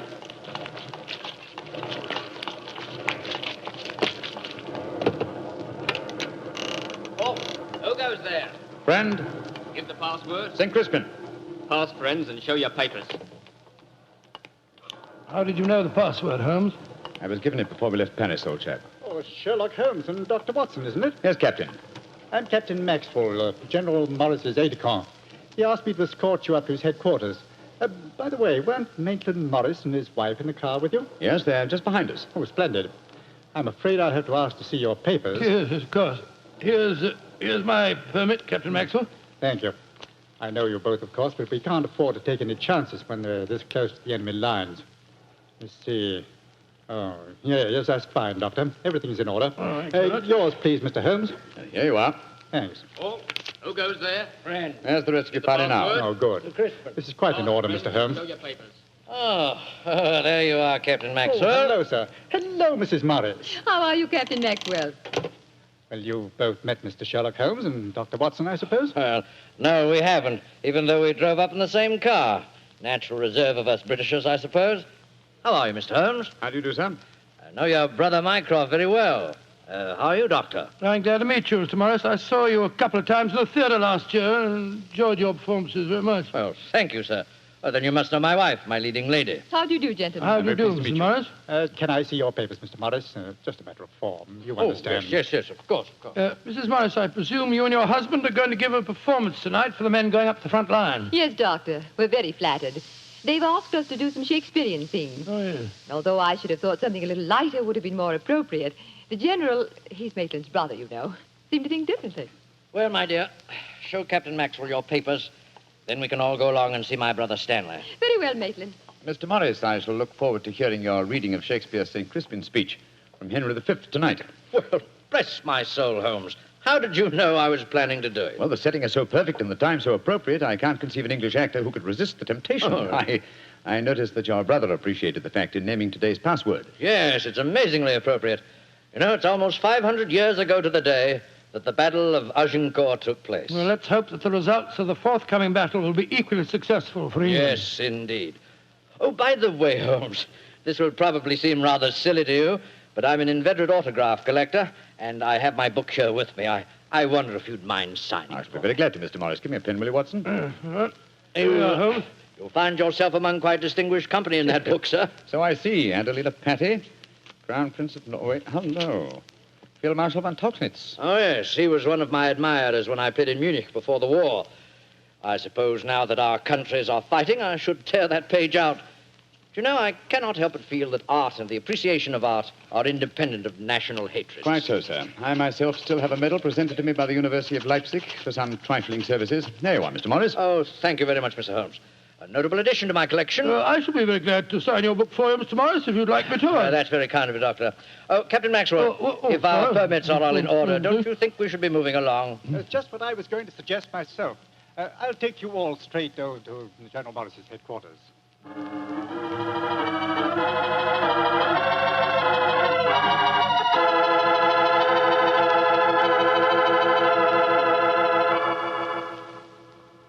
General Morris, may I introduce Mr. Sherlock Holmes and Dr. Watson? How do you do, sir? How are you, General? How do you do? Know a lot about you. Long way from Baker Street, isn't it? Yes, indeed, sir. Where's that brother of mine? Ah, there you are, Maitland. Cynthia, how nice to see you both. Oh, it's good to see you again, Stanley. Hello there, Stanley. The men will be glad you arrived. They're looking forward to your show tonight. We're very flattered that they want to hear us do some Shakespeare. Oh, rubbish, old boy. With you and Cynthia up there on the platform, you could read the telephone book and they'd love you. Oh, very kind. By the way, you'll find the stage very primitive. Just a few trestles and a large tent and a curtain made of army blankets. And your dressing room will be even worse. Oh, don't worry about our comfort, Stanley. As long as we cheer the boys up, that's the important thing. Yes, of course. By the way, what program do you have mapped out for us? Well, I thought we'd have two shows. The tent's not large enough to hold everybody at once. Anyway, we have to keep up an alert all the time.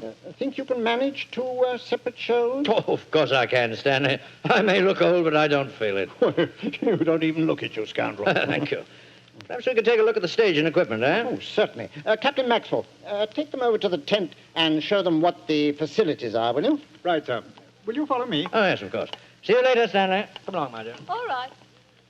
I'm glad you're here, Holmes. I'm sure I can speak quite freely in front of Dr. Watson. Oh, yes, with perfect freedom, sir. He's my colleague, and he's an old army man himself. Really? What regiment, Doctor? 5th Northumberland Fusiliers, sir. Later attached to the Berkshires in Afghanistan and wounded in the Battle of Mainwan. Really? Then I'm sure I can speak freely in front of you. Holmes, you know why you're up here so near the front line, don't you? I have a very shrewd suspicion, sir. Yeah, I thought you had. That's why I asked for you to be sent here. You asked for me to be sent here, General. Yes, I think I understand. Well, I wish I did. You will, Doctor, in due time. In the meanwhile, gentlemen, I'll have an orderly show you to your quarters. Thank you, sir. And, Holmes, take a look around, will you, and keep your ears open. We're comparatively a little distance from the German front lines, and yet there's a very puzzling silence just now. Yes, I noticed that, sir. And half an hour ago, on our way up, there was quite a lot of shelling. Exactly. It's unnatural and rather frightening at a time like this. You see, we're attacking at dawn. The enemy might be trying to infiltrate spies, and the whole success of this battle depends on a surprise attack. I quite understand, sir. Come on, Watson.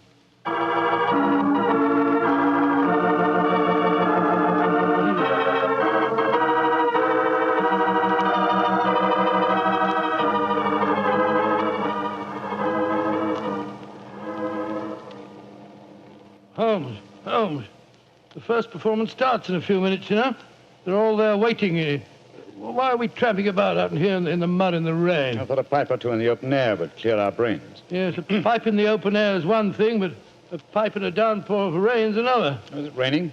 Oh, didn't even notice it. I was listening to the silence. What do you mean? Thousands upon thousands of Germans. Armed Germans. Full of a blind fanatical hatred and desire to kill. Are crouched in trenches only a mile or two from here. Surrounding us are an equal number of English boys, also armed. And with the will, if not the desire, to fight. Because they know their cause is the cause of freedom and justice. All these thousands poised, ready to pounce on each other and fight to the death. And yet, beyond that patter of rain, there isn't a sound to break the stillness of a September evening. Strange world we live in, old chap. You're being unusually rhetorical, Holmes. Yes, I am, aren't I? Let's be a little more practical, shall we? I wonder what is wrong with the actors tonight. Why do you ask that? Well, a little while ago, I noticed Mrs. Morris in a great state of excitement going towards the farmhouse where the General is. Then she went back to her own quarters, and now she seems to be headed in our direction.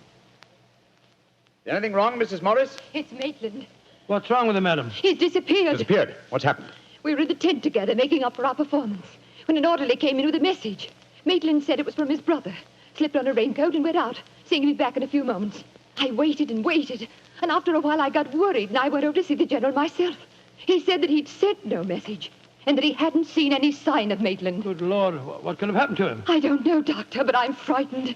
What shall I do, Mr. Holmes? You're a brave woman, Mrs. Morris. Brave? I don't know, Mr. Holmes. Why? Because the show must go on. I shall take your husband's place. But Holmes, something's happened to Maitland Morris. He's in danger. He might True, be... Watson, true. But 1,000 men inside that tent are in mortal danger, too. Tomorrow morning, many of them may be corpses on the fields of Flanders. But tonight, they've been promised a show. Do you think that you can do it, Holmes? Oh, I think I can, with the help of Mrs. Morris. I can't do it, Mr. Holmes. You can, Mrs. Morris, and you will. If only to uphold that great tradition of the theater, that the show must go on.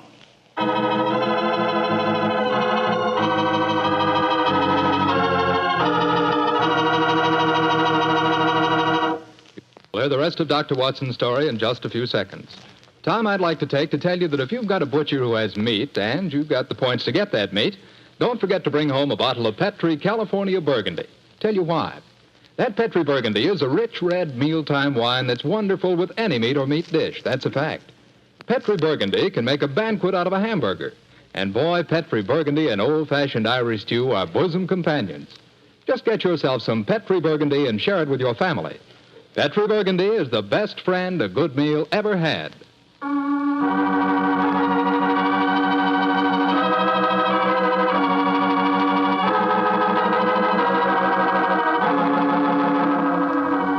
And now, back to tonight's new Sherlock Holmes adventure.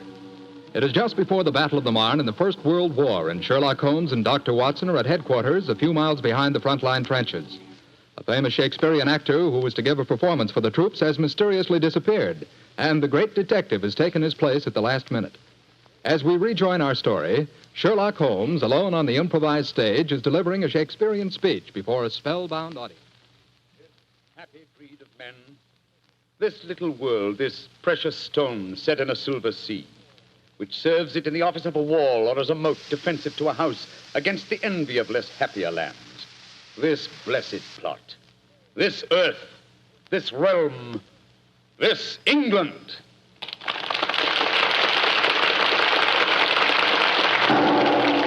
Holmes!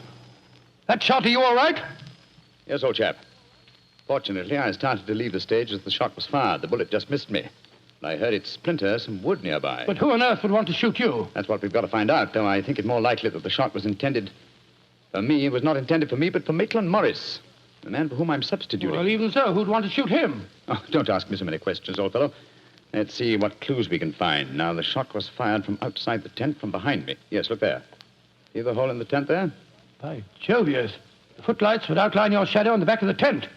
Whoever it must have fired at your silhouette. The question is, where did the bullet embed itself? Aha. Look here, Watson. You got a penknife? Yeah, wait a minute. Here, Holmes. This shouldn't be hard to extract. Look at this splintered tent pole. Wait a minute. There we are. Excellent. Huh. Very interesting. Well, what's so interesting about it? Just a revolver bullet, isn't no, it? it isn't, Watson. Huh? It's far from just a revolver bullet. This bullet was fired from a German Luger pistol. A German pistol? There must have been a spy here behind our lines. That's a reasonable enough assumption. Yes, we may be sure that no English soldier would carry such a weapon and face inspection. Come on, I want to talk to Mrs. Morris.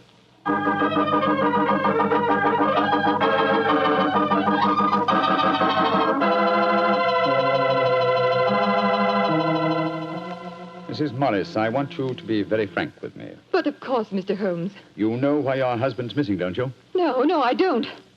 Have you found out anything? Come, madam. Why keep up this pretense any longer? I know that your husband is a spy, or at least a great sympathizer with the German cause. The General's brother a spy?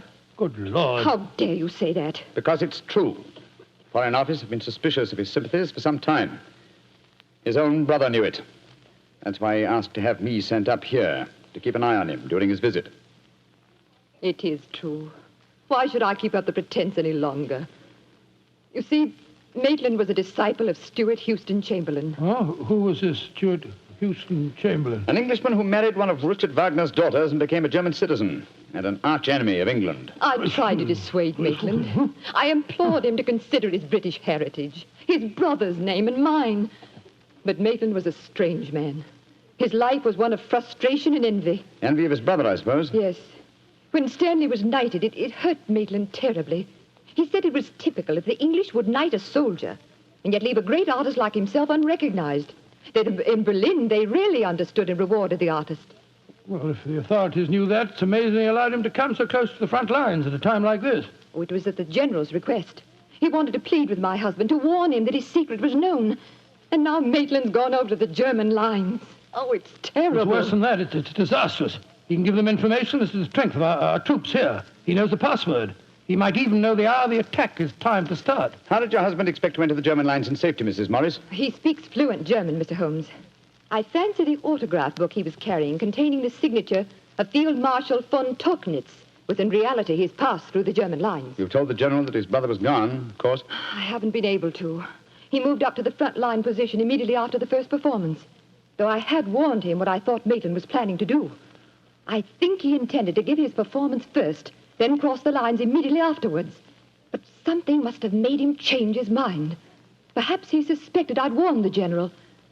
Anyhow, as you know, when I got back to our quarters, he'd gone. Did he leave any note, madam? Yes, he did.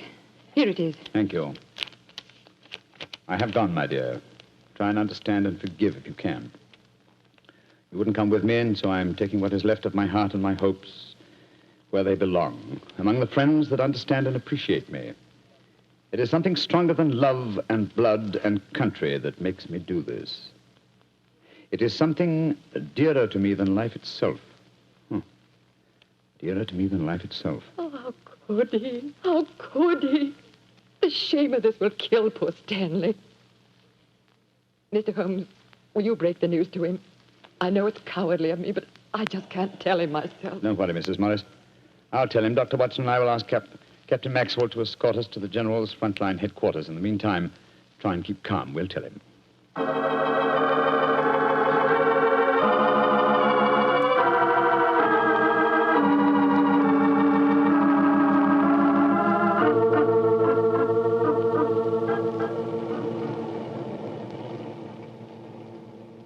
If you will wait in the dugout, Mr. Holmes, I'll tell the General that you're here. Thank you, and be sure to let him know the urgency of the matter. Yes, sir. Holmes, this is a dreadful business. Yes, it is, Watson.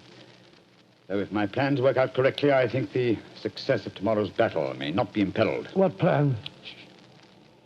Listen.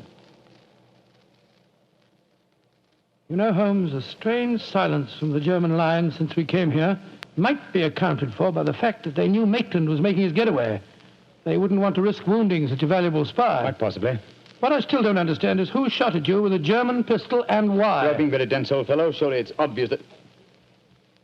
Here comes General Morris now. Poor devil. This is going to be a dreadful shock to him. Hello, Holmes. Dr. Watson? General Morris, I'm afraid that I've bad news for you. Your brother has gone over to the German lines. Maitland did go there.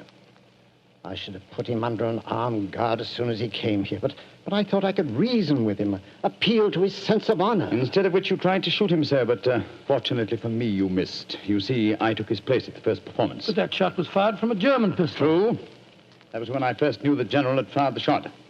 But I still don't see how you could now. Only a high-ranking officer, not subject to inspection, could carry a non-regulation firearm.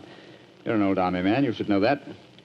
In any case, you'll observe that the general carries a Luger at his waist. Great heavens, Holmes, I thought I was firing at Maitland. I had no idea that it was you. You intended to kill your own brother, sir? Yes, and I'm sorry I failed. I'd rather see my brother dead than alive and a traitor to his country. But now he's safely in the German lines. Heaven knows what secrets he may be imparting. One thing we can be certain.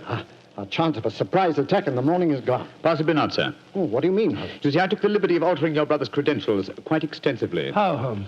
I knew of his German sympathies. Mycroft had given me a great deal of information about him, and so I took it on myself to decide that it was unsafe to allow him so near the enemy lines with his own identification on him. Well, what did you do, Holmes? I took the liberty, sir, of stealing his autograph book, the one containing the magical signature of Field Marshal von Tauchnitz. I have it in my pocket now. I think we shall find within its pages a code concealed in the various autographs, giving valuable information to the enemy. Good Lord. I also switched military permits on him. I felt that in the event that he did go over to the German lines, his welcome might be less cordial if they were under the impression that they'd captured Sherlock Holmes. To make that identification doubly sure, I also slipped in his pocket a slight souvenir of my own. By Joe Holmes, you mean that medal that was presented to you by the University of Leipzig? Exactly, old fellow. I no longer wish to own a decoration given me by a country of barbarians, and it seemed a rather neat and effective way of returning it to them. So the Germans will think they've captured Sherlock Holmes? Yes, sir, and unless I'm much mistaken, he'll receive very short shrift at their hands. Yes, they hate you. There's your answer, sir. I'm sorry. Well, don't be sorry, Holmes. It's better that way. Now his secret can die with him. Excuse me, sir. Yes, Maxwell, what is it? Would it be in order for me to return to headquarters now, sir? It's very nearly time for the second performance, and I've still been unable to trace the whereabouts of your brother. Well, my brother will not be acting tonight, I'm afraid. Holmes, I wonder if I might ask you to take his place once again. If you want me to, General. I do. Maitland had planned to do the St. Crispin speech from Henry V. He knew how much I loved it. I realize that, sir. When I was told the password up here. Well, can you remember the speech, Holmes? Oh, I think so. At any rate, I can try. Then do it for me, my dear fellow, will you? For me. I'll be very proud to do it, General. Goodbye and good luck. Thank you, Holmes. Captain Maxwell, take them back to headquarters, will you? The men will be waiting for the performance.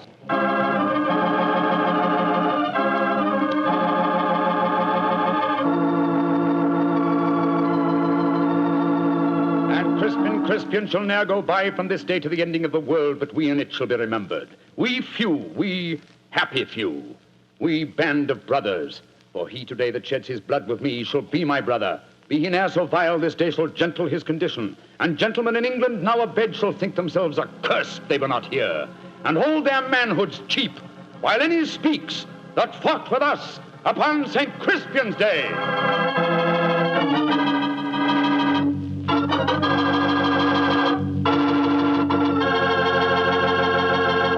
Well, Doctor, that was a bit of an exciting adventure you You know, I can still remember that awful feeling I had when I heard the shot in the tent and realized someone had tried to kill Holmes. He did have a narrow escape, didn't he? Well, Holmes always said there was no such thing as a narrow escape. He said you either escaped or you didn't. If you did, well, why worry? And if you didn't, you couldn't worry, so what? Quite a philosophy. I'd like to discuss it with you further. Over a bottle of wine? How else? What kind of wine? Naturally. Naturally. You couldn't ask for a more delicious wine than Petri. That's because the Petri family knows how to make good wine. They ought to. They've been making fine wine ever since they started the Petri business way back in the 1800s. And because the business has always been family-owned and operated, well, they've been able to hand on from father to son, all they've ever learned about the art of turning luscious grapes into fragrant, delicious wine. That's why no matter what type Petri wine you buy for any occasion, you can be sure it's good wine because Petri took time to bring you good wine. And now, Dr. Watson, how's about giving us a clue to next week's Sherlock Holmes adventure? Next week, Mr. Clatter, I'm going to tell you a most unusual adventure in which Holmes and I are trapped in an airtight metal chamber, our only companion being a murdered scientist. Well, sounds like a story we don't want to miss, Doctor. See you next week. Yes. Oh, just a second, Mr. Clatter. Before we go, I just want to tell our listeners that tonight we're broadcasting from the stage of the Paramount Theater here in Hollywood on behalf of the 7th War Loan Drive. The ticket of admission to the theater was a war bond. I'm mentioning this to remind you, our friends, that you have an important part to play in making the 7th War Loan a success. Buy more and buy bigger bonds than ever before. They're needed to pay for new super forts, new jet-propelled fighters, newer and bigger weapons to lick Japan. Remember, in spite of the magnificent achievements of our forces in the Pacific, the Japanese war has just begun. So let's go all out for the mighty 7th War Loan.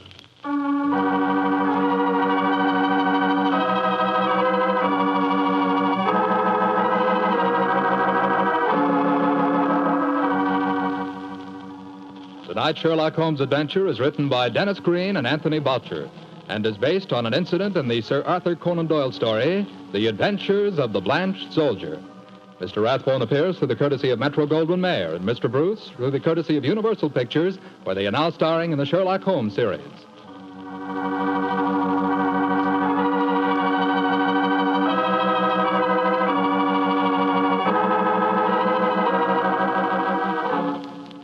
The Petri Wine Company of San Francisco, California, invites you to tune in again next week, same time, same station. Oh, the Petri family took the time to bring you such good wine. So when you eat and when you cook, remember Petri wine. To make good food taste better, remember... Petri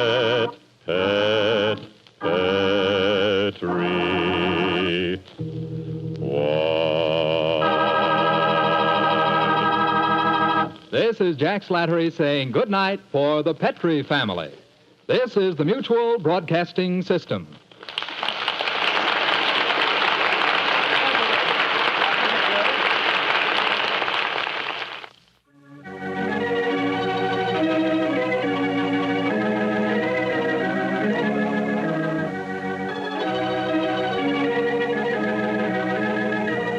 It was only a short time later that calls for the sale of war bonds would come to a complete halt. The reason? The dropping of the A-bomb on Japan. Not only did this bring the Second World War to an abrupt end, but it changed the entire life and rhythm of the world. I often feel that life might be richer if we could have grown into this atomic age at a slower pace. Still, we can go back in our imagination to an easier, slower time, a less violent time. The time of Sherlock Holmes and the Good Doctor. This is Ben Wright, and I'll join you again shortly with another new adventure of Sherlock Holmes.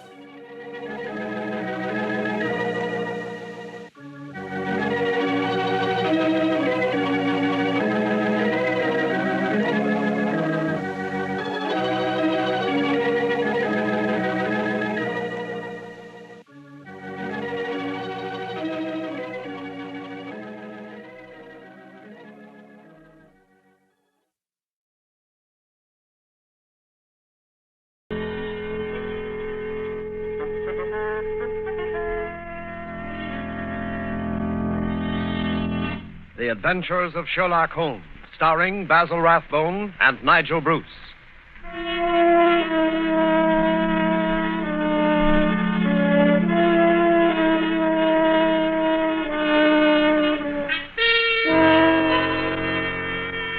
The makers of Grove's bromoquinine tablets bring you another adventure of Sherlock Holmes, with Basil Rathbone as Sherlock Holmes and Nigel Bruce as Dr. Watson. A cold is a miserable thing. A cold may become a dangerous thing. Even a so-called light cold can take a serious turn. Be prompt, be decisive in your treatment of a cold. At the very first sign of a cold, take Grove's bromoquinine tablets. Bromoquinine tablets quickly check the symptoms of a cold, quickly relieve the distress of a cold. They give you speedy results, which are very important. Don't monkey around when you can get such a dependable preparation as Grove's bromoquinine tablets. And now, here we are again on our usual visit to Dr. Watson. He's waiting for us in his study, a cheerful blaze crackling on the hearth. I'm very relieved to see you, Mr. Manning. Hasn't the weather been atrocious today? I was beginning to wonder if you'd be able to get here tonight through all this fog. Yes, it certainly is what you Londoners call a regular pea souper. Yes, indeed. It reminds me of the adventure of the missing submarine plans. A case that was solved in the underground. Underground? What you Americans call a subway. Yes, but what has a solution in a subway got to do with a foggy night? Well, you see, the affair started in weather exactly like this. It was the third week in November, the year 1895, to be exact. On Monday, a dense yellow fog had settled down upon London. On Thursday, it was still there, thicker and murkier than ever. At first, Holmes had turned his nervous energy to cross-indexing his huge reference books. But when, after pushing our breakfast chairs back for the For the fourth morning, we saw the greasy brown swirl still drifting past the windows. Holmes's patience snapped.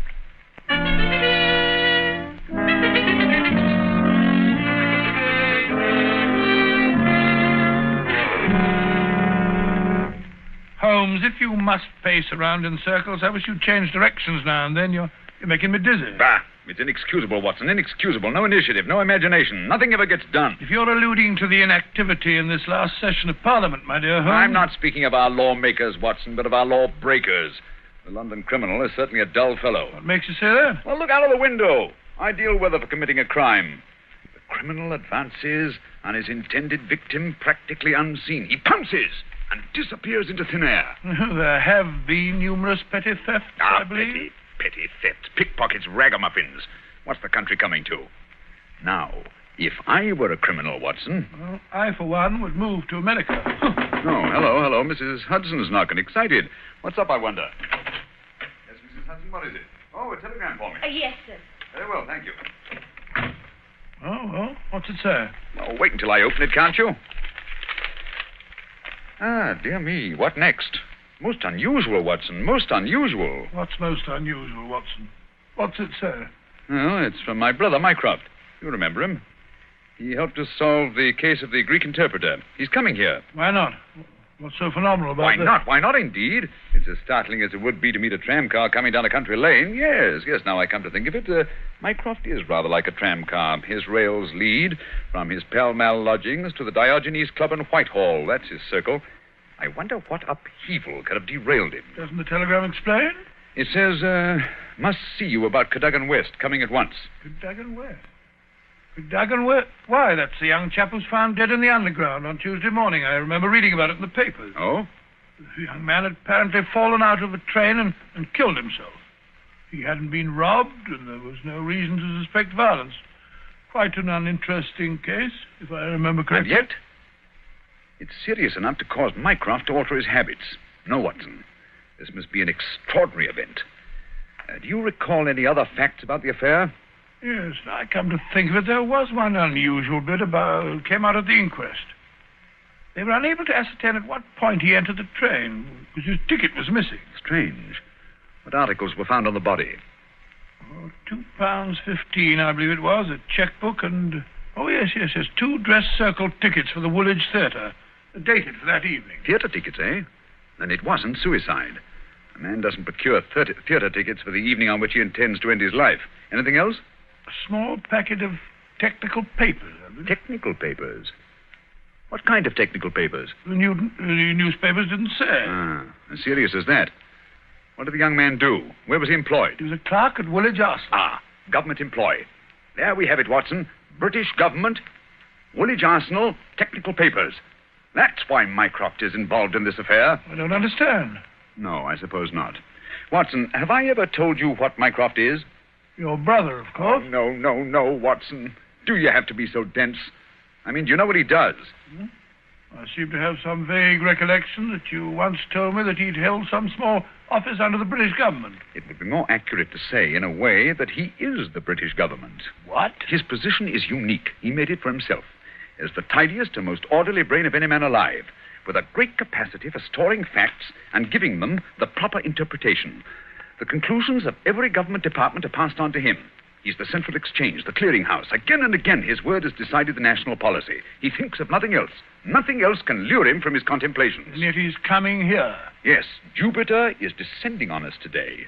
What on earth can happen? Watson, that sounds suspiciously like a bad pun. Ah, here he is, if I'm not mistaken. To speak for himself. Come in. Hello, Mycroft. What's up? You look flustered. Most annoying business, Sherlock, most annoying. You know how I dislike altering my habits. Extremely awkward for me to come away from the office, particularly with Siam in its present state. Oh, dear me. Yeah, sit down, Mycroft, sit down. You know Watson, of course. Yes, of course. I'm trying to find a chair that I can trust to hold me. I'd better take the sofa. You certainly haven't got any thinner. I've never seen the Prime Minister so upset. As for the Admiralty, it's buzzing like an upset beehive. You know anything about the case? Watson's just been telling me what was in the newspapers. Just what were the technical papers found on the body? Sherlock, for the love of heaven, not so loud. Those papers which the wretched youth had in his pocket were none other than the plans of the Bruce Partington submarine. Oh? A submarine which will completely revolutionize naval warfare. The most important papers in our government archives. Under no circumstances could they be removed from the office. Even the chief constructor of the Navy was forced to go to Woolwich if he desired to consult them. And yet we find them in the pockets of a dead junior clerk in the heart of London. Yeah, from an official point of view, it's deplorable, my dear Mycroft. Simply deplorable. You may laugh, Sherlock, but this country won't be safe until they're recovered. But I thought you said that they were found in the pocket of this chap, Cadogan West. 10 papers taken from Woolwich. 7 were found in the pockets of Cadogan West. 3 are still missing, the 3 essential ones. To recover those 3 papers is imperative. The peace of Europe depends on them. Nice little problem, eh, Watson? Why did Cadogan West take the papers? How did he die? How did his body reach the place where it was found? And where are the missing papers? Find the answer to those questions, Sherlock, and you'll have done your country an invaluable service. Oh, why don't you solve it yourself, Mycroft? I believe you could. Possibly. But it's a question of digging out details. Give me the details, and I can give you the solution from an armchair. No, when it comes to running about and cross-questioning railway guards and lying on one's face with a lens to one's eye, no, that's not my métier. Besides, your figure prevents your taking such an undignified position, eh? Very well. Leave that part of it to us, eh, Watson? Right you are. Good. I've got a cab waiting outside to take the place where the body was found. I can give you the details on the way.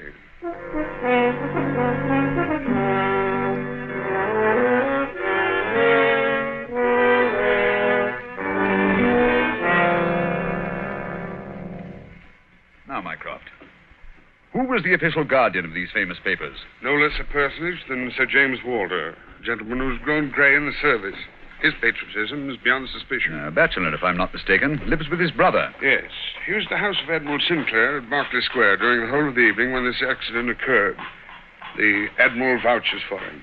He's one of the 2 who have the only keys to the safe. And his key was with him all evening? Right. His key, the key to the building, and the key to the room.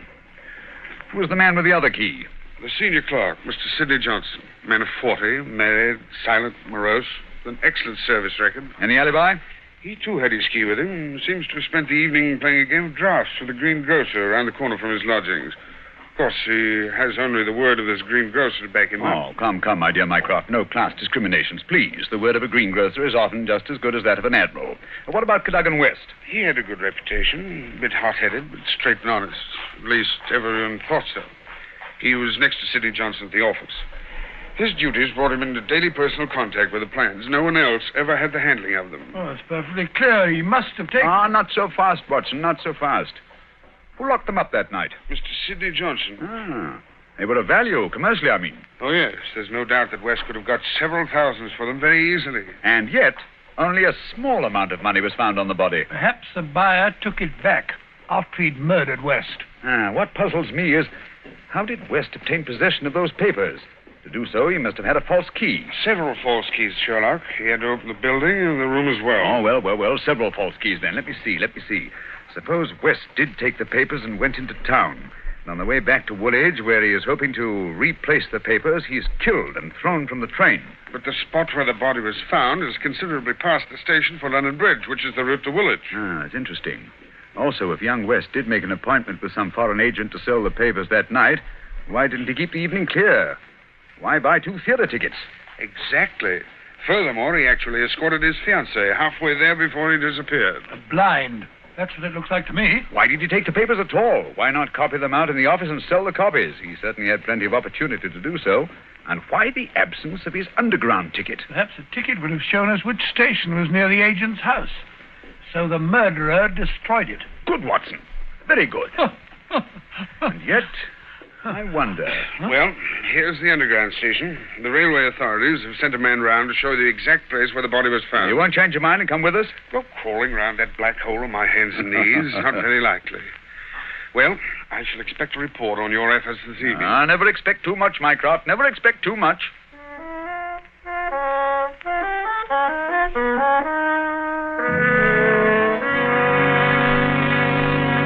Before we follow Holmes and Watson into the mazes of the London subway system, I have a word of advice.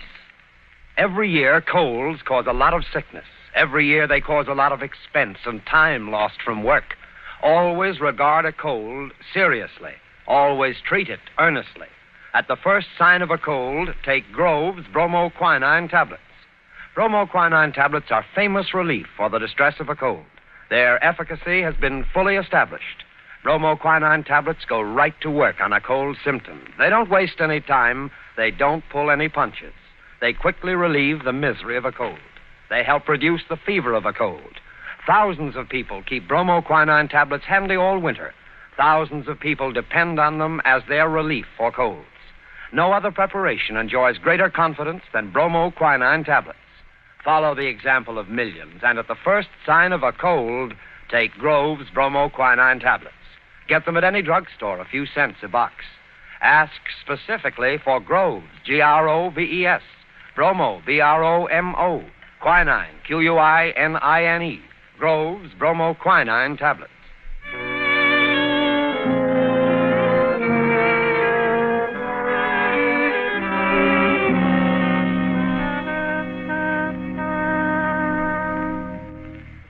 This way, sir. Step right along the tracks. But it isn't safe. Supposing a train should come shooting round that curve. Oh, that's all right, sir. There won't be another for 5 minutes anyway. Here we are, sir. This is where they found the body. Right here alongside the rails. Lying on its face it was. Spooky old place, eh, Holmes? Like the catacombs, only without the skeletons. Yeah. Anything in his hands when they found him? No, sir. Were they clenched? Or spread out as if he were protecting himself? No, sir. They was what you might call relaxed. Ah. What time did all this happen?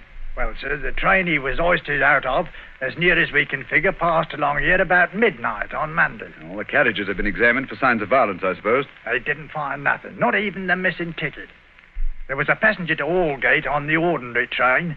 About 11:40 it was. He said he'd heard a heavy thud, like something striking the line, just before the train reached this station. But it was so foggy, he said he was blessed if he could see what it was. Holmes, what's the matter? What are you staring at? The curve, Watson. What curve of it? of the rails. What of it? What do you mean? I suppose there aren't many curves as abrupt as this. No, sir, I can't say as there is. What have curves got to do with it? Oh, an indication, Watson. Merely an indication. Unique. Perfectly unique. And yet, why not? I don't see any indications of bleeding on the line. No, sir, there wasn't any to speak of. But I understand there was a considerable wound. The bone was crashed right enough. Holmes, do you hear that? It's a train. It's coming this way. Run, sir. Run for your life. Yes, but where? Up ahead. There's a place where the train switches off. Run, Watson, run. It's just around the curve. We'll never make it. Yes, we will. Faster, faster. There's the switch up ahead. Come on. Here comes the train now. We'll make it. Ah, Justin. Watson, for the love of heaven. You're on the wrong track.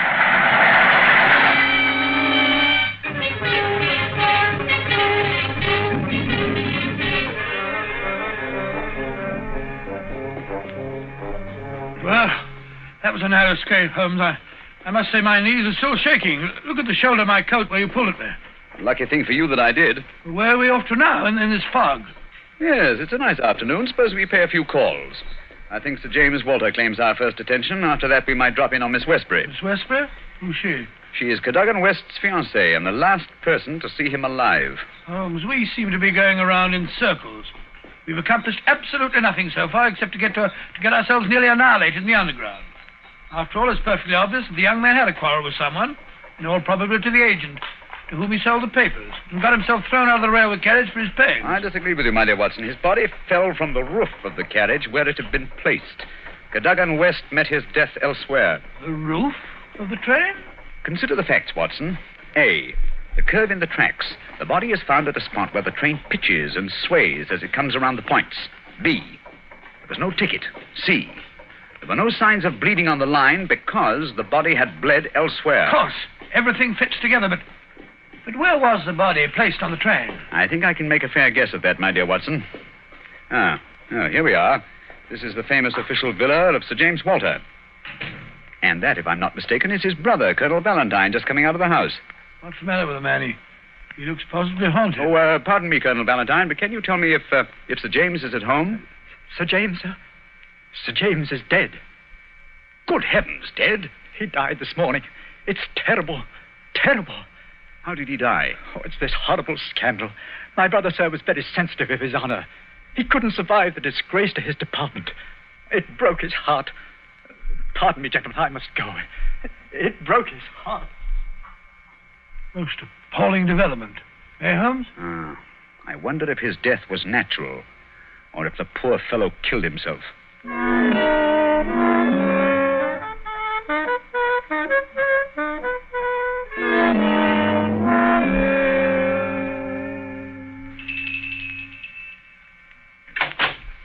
Yes? Will you tell Miss Westbury that Mr. Sherlock Holmes would like to see her? Oh, please come in, gentlemen. I'm Violet Westbury, Mr. Holmes. I've been expecting you ever since I heard you had taken the case. Please be seated. Well, thank you. Oh, Mr. Holmes, we must save his good name. He couldn't have done it. Cadogan was the most chivalrous, patriotic gentleman on earth. He couldn't have done it. He would have cut his right hand off rather than sell a state secret. But the facts, my dear Miss Westbury.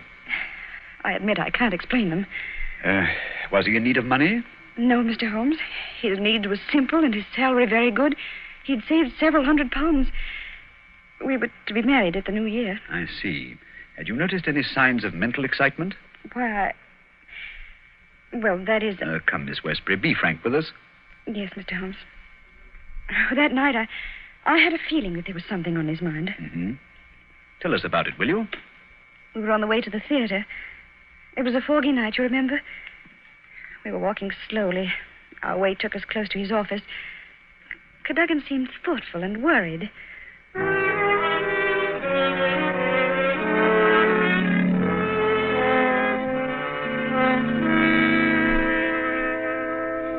Darling, what's the matter? You haven't said a word for the last 5 minutes. Have I said or done something? Of course not, silly. It's just that I've got something on my mind. Oh, why not tell me about it? Perhaps I can help. It's no use, Vi. It's too serious for me to talk about, even to you. You know, sometimes, Caddy, I feel just the least little bit jealous of that old job of yours when you're cooped up in that building all day. Oh, now you're not going to be jealous of the building. Well, not really. But it is funny to think of a husband having secrets he can't tell his wife. Mighty important secrets, I can promise you. There's one in particular that any foreign spy would pay good money to get hold of. How thrilling. Well, I don't know. They're awfully slack about some things over there in that building, Violet. Much too slack. It would be too confounded easy for a traitor to get his hands on those plans. What plans? Never mind, darling. I guess I'm getting a bit melodramatic. But there's something been worrying me. Hello, what's that? What's what? Over there, that shadow moving along the side of the building. It's a man. So that's it. I always suspected... Oh, what's the matter? You're so excited. What's wrong? Stay here, Violet. There's something I have to find out. Stay here.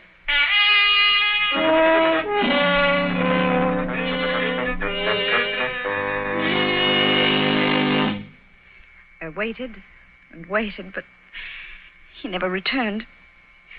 Oh, Mr. Holmes, if you could only save his honor, it meant so much to him. We shall do our best, Miss Westbury. This shadow, this man moving along the building. Did you see it, too? I think I did, Mr. Holmes. But the night was so foggy, I can't be sure. But there must have been a man. Another man. It couldn't have been Cadogan. Surely character goes for something. Let us hope so. Come along, Watson. We must return home. I'm expecting an answer to some telegrams I sent Mycroft earlier this afternoon. We've done enough for one day.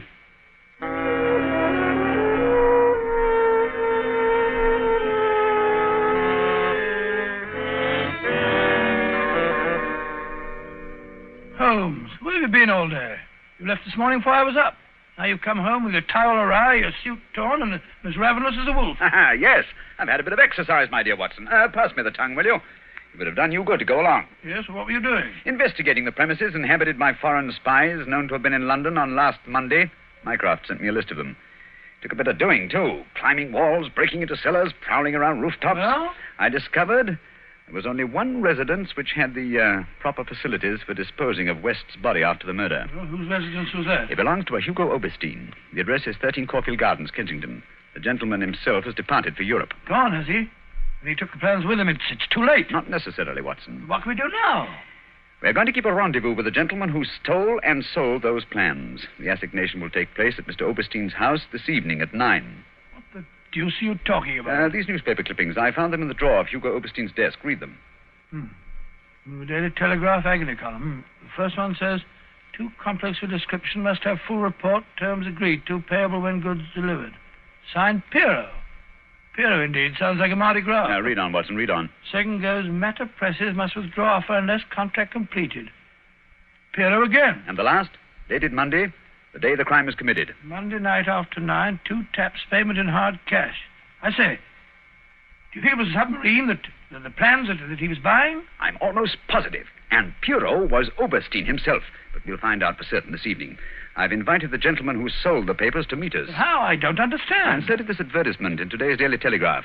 Tonight, same hour, same place, 2 taps, vitally important. Your own safety at stake. Signed, Pierrot, as usual. By George, if he answers that, we've got him. Unless we're too late. Come along, Watson. There's no time to lose. You can take this package for a change. I've been carrying it around all day. What's in it? Oh, just a jemmy, a dark lantern, a chisel, and a revolver. Nice equipment for a respectable citizen to be carrying about the streets of London, I must say. Yeah, you know, Watson, there are times when I suspect we aren't quite respectable.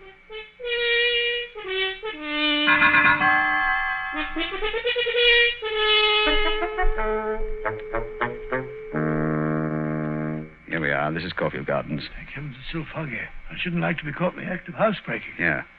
Over this wall, Watson. There's a window we can easily pry open in the back. Scale that wall? Come on, hurry up. There's no time to lose. Here. I'll give you a boost. Come on, up you. That's it. Look out, here I come. I must say, Holmes, you're as agile as a cat. It's uncanny. This is the window. Light the lantern and give me the jemmy. 1, 2.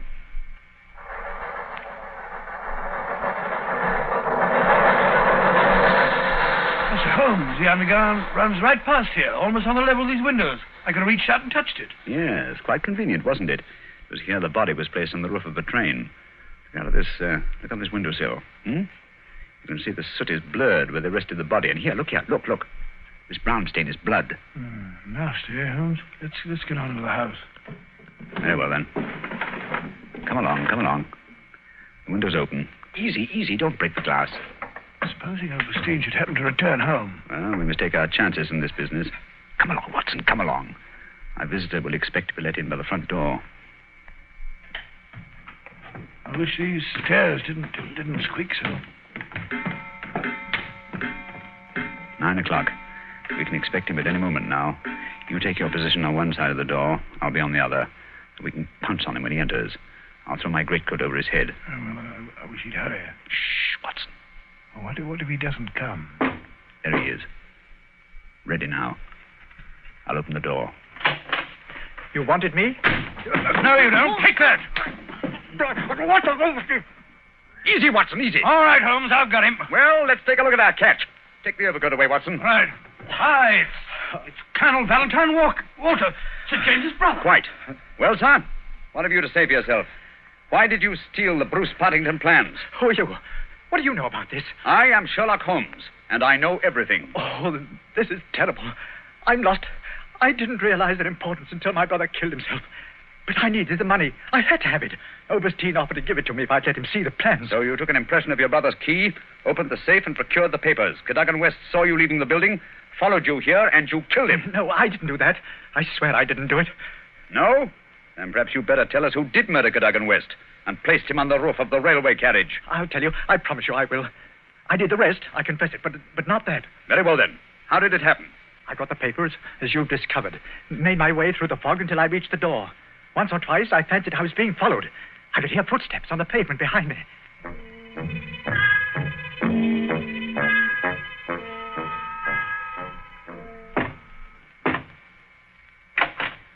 Colonel Walter? Yes? You have the papers? Yes. Let me in, quick.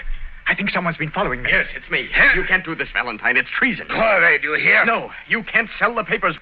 Papa Oberstein, he knows how to use a blackjack, eh? You've killed him. So? It's murder. I'm going to get out of this. No. I think different. You will come in here if you do not wish to taste the blackjack, too. But That is better. Oh, what can we do? They'll find the body. I have an idea. First, I look at those papers. I take the ones I want, and the rest we put in the pocket of this foolish young man. And then we give him a nice ride on top of the underground train, no? He will be the guilty one. Who will ever know?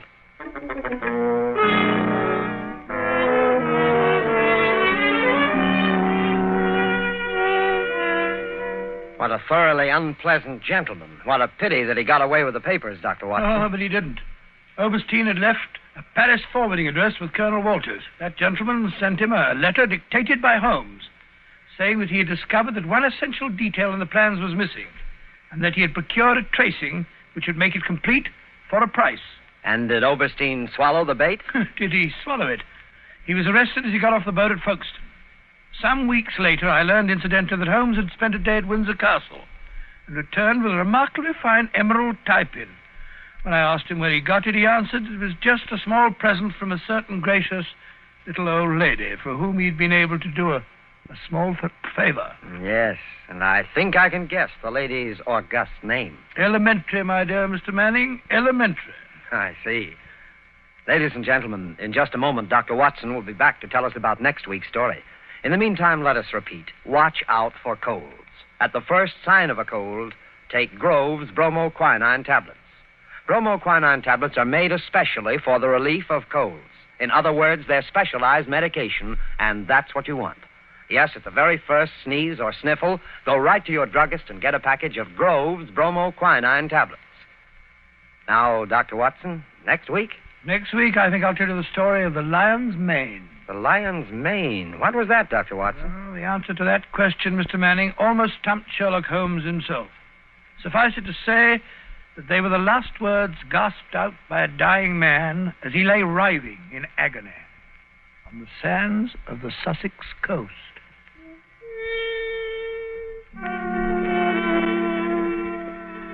You have been listening to a Sherlock Holmes adventure, adapted from Sir Arthur Conan Doyle's story, The Bruce Partington Plans, with Basil Rathbone as Sherlock Holmes and Nigel Bruce as Dr. Watson.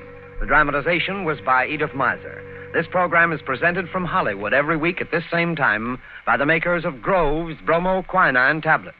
Quick relief for colds. This is Knox Manning speaking.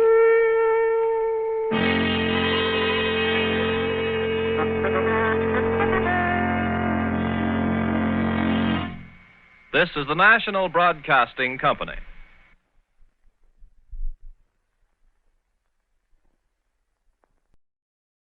Petri Wine brings you Basil Rathbone and Nigel Bruce in the new adventures of Sherlock Holmes.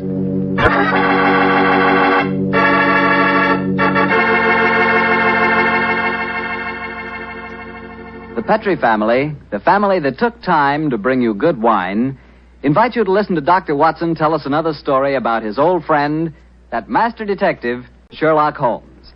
And incidentally, I'd like to tell you about a swell American custom. The custom of serving sherry wine just before dinner. Petri California sherry. You know, especially when you have guests, while you're waiting for that call to the dinner table, there's nothing better than a good glass of that good Petri sherry. You don't need fancy glasses for Petri sherry. No, sir. That wine tastes good out of any glass. And it looks good, too. Beautifully clear and the color of precious amber. Just try that Petri sherry and you'll feel like smacking your lips after every sip. Oh, and say, Petri makes two kinds of sherry. The regular sherry and Petri pale dry sherry. Just to make sure you get the perfect sherry for the whole family, don't buy one, buy two. But do be sure the sherry you buy is Petri sherry. Petri, the proudest name in the history of American wine.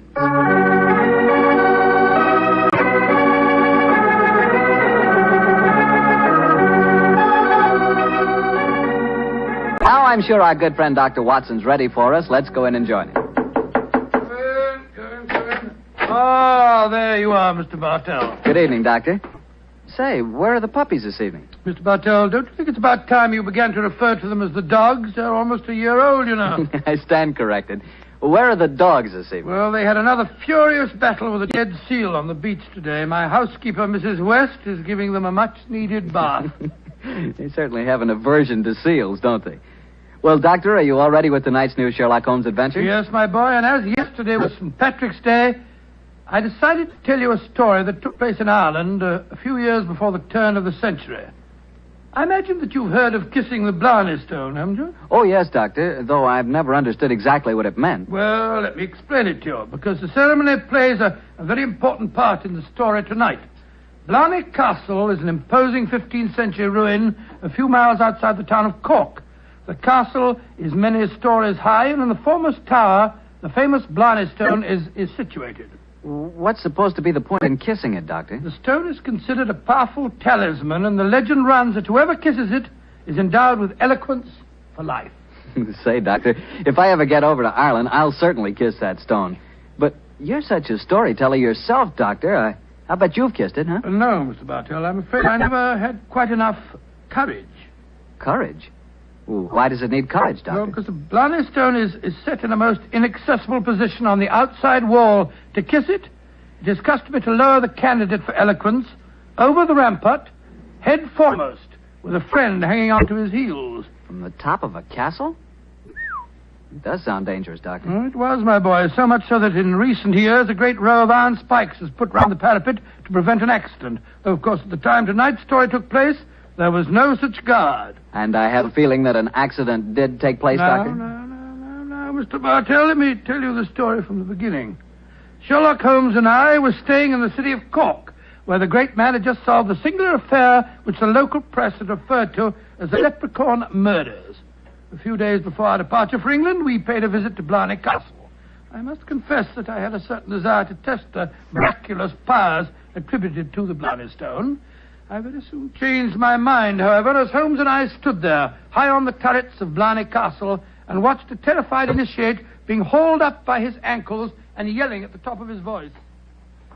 Pull me up! Pull me up quickly! I think I'm going to faint! Great Scott, I had no idea that kissing the Blarney Stone was such a hazardous proceeding, huh? Yes.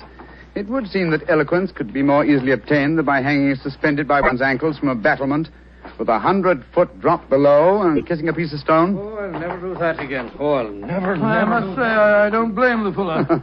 And yet, my dear chap, on our way over here, you expressed a sneaking desire to kiss the stone yourself. I'll be very happy to hold your ankles if you want to try the experiment. No, thank you. After witnessing the ceremony, I've changed my mind. Then I suggest we make our way back downstairs. I don't think there's much more to be seen up here. Well, by the way, Holmes, do you know the origin of the superstition regarding the Blarney Stone? Yes, I do, old chap. The stone was, the stone dates back to the middle of the 15th century. A certain Cormac MacCarthy, called the Strong, a descendant of the ancient kings of Munster and builder of this castle, chanced one day to save an old woman from drowning. In her gratitude, she offered Cormac a golden tongue, which would have the power to influence men and women, friends and foes, as he willed. She told him to mount the battlement, kiss a certain stone in the wall 5 feet below the gallery running round the top. He followed her directions and obtained all the fluent persuasiveness she had promised. And I suppose the story spread, and the Blarney Stone has been a magnet to pilgrims ever since. Yeah, a pleasant legend. Holmes. Yes, old chap? Tomorrow's St. Patrick's Day. I bet there'll be quite a bit of excitement in the village tonight. Don't you think it'd be rather fun to pay a visit to one of the local inns? Splendid idea, old chap. Our rather arduous work here in Ireland is concluded, and I think we're more than entitled to a little gaiety.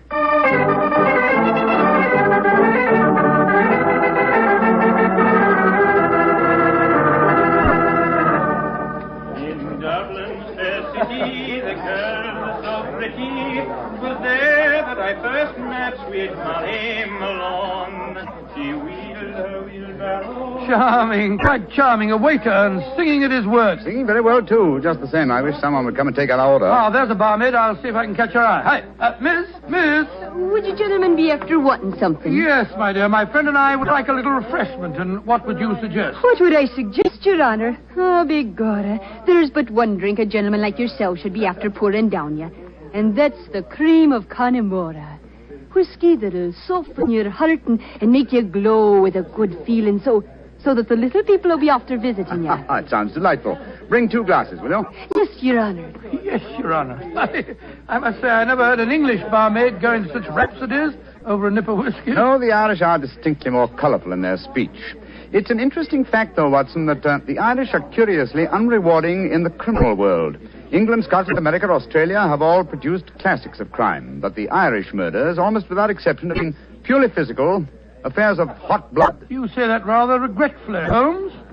No, my dear chap. No. Mr. Watson, look at this rather florid-looking gentleman coming towards our table. It looks to me as if he's a little under the weather. You fellas have got to have a drink with me. Oh, thank you, sir, thank you, but we've just ordered one. Well, you've got to have it with me. I went to the races at Cork today and made a killing. I'm going to buy all the drinks here tonight. I'm afraid that... Nothing to be afraid of. I'll sit down with you for a moment. There. My name's Hankin, Geoffrey Hankin. What's yours? Mine is Holmes, and this is my friend, Dr. Watson. How do you do, sir? How do you do? Your Honors, that'll be 1 and 6. Here, I'm paying for these. Here. Half a crown and you can keep the change. Oh, blessings on you, Your Honor. Oh, well, if you insist on paying for our drinks, Mr. Hankin, here's your very good health. Yes, indeed. You're both English, aren't you? Yes, sir? So am I, and it's certainly a relief to hear an English voice again. Oh, you don't like the Irish lilt, sir? Can't bear it. Personally, I find it rather charming. Yes, indeed, so do I. Well, you wouldn't if you had to live with it all the time. Sometimes I think that if I hear one more Irish tenor singing Molly Malone or one more reference to the little people, I shall go raving mad. You live in Ireland, sir? Yeah, I have to. I own a half interest in the Tweed mill here, you see. In any case, my wife's Irish and she thinks there's no other country in the world, so I suppose I'm stuck here. See that couple sitting at the table over there? You mean the fellow with the very beautiful girl? Yes. Man's Michael Corcoran, my partner. Oh, the girl's absolutely ravishing. You'd like to meet her? I'd like to, by George, yes. What do you say, Holmes? Oh, very well, Watson. The combination of my natural curiosity and your taste for a pretty face would seem to suit the occasion admirably. I might as well warn you, Doctor, that the pretty face belongs to my wife. Your wife? Oh, good gracious me. I'm sorry. I didn't mean to... Oh, well, you better bring your glasses with you.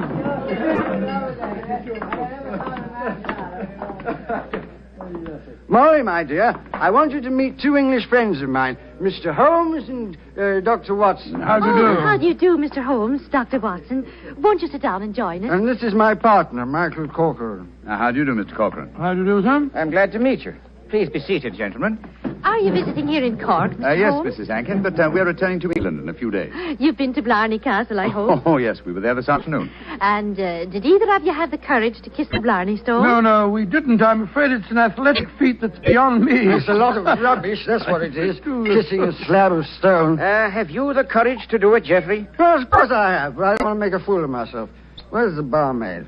Kathleen. I'll make a wager, Geoffrey, that you haven't the courage to kiss the stone. How much will you bet, Michael? I'll wager a £10 note on it. It's a bet, and you fellas witnessed it. I'll kiss the Blarney Stone at noon tomorrow, and you'll be £10 the poorer, Michael. And I suggest that Mr. Holmes and Dr. Watson be present as well. They can act as referees. Geoffrey, dear, don't get so excited. Well, I don't like it when Michael suggests I don't have courage. You want some more drink, Mr. Henkin? Yes, all of us want some. No more for me, thank you, Mr. No more for and me, I thank think you. you've had enough, Geoffrey. Don't tell me when I've had enough, Molly. In Dublin's fair city, the girls Oh, no, are so not that pretty. filthy song again. Firstly, Mr. Hankin, I find the traditional Irish melodies quite beautiful. And I find them revolting. Stop! Geoffrey, quiet. Would Your Honor be wanting me to sing another song? My honor would like you to shut up that filthy caterwaul. Really, sir, really, I call Geoffrey. that... Sean, please go on with your singing. In Dublin's fair city. You heard me, you great bog-trotting gaffoon. I said shut up, and I meant shut up! Geoffrey, I'm leaving here at once. Michael, please to take me home. It'll be my pleasure, Molly. You're an ugly man, Mr. Henkin. Knocking down poor Sean when he was singing just like a bird. Oh, the devil with him, and all of you. No Irishman will be after forgiving you for this night's work. No, not the little people of old Ireland either. You've made more enemies, Mr. Henkin, than you'll ever see. But you'll be knowing they're there. Fiddlesticks, you can't frighten me with your stupid Irish superstitions. Well, bless my soul, that was a charming little party, I must say. Englishmen like Hankin are a disgrace to their country. Fortunately, they're not represented, though. Yes, I must say I'd hate to have a curse put on me like that barmaid laid on him. Watson. Yes? Did you see the glances which Mr. Hankin's partner and his wife exchanged as the brawl started? There was more menace to him in those glances than in all the threats of all the little people in Ireland. Yeah. I thought that there was something between them. I say, Holmes, that bet about Hankin kissing the Blarney Stone at noon tomorrow, do you suppose... I suppose nothing, old fellow. But there are forces at work here that I don't like. I think, Watson, that you and I will be at the Blarney Stone at noon tomorrow. It's possible that the bet made tonight is all part of a definite plan, and I have a feeling that the bet is still on.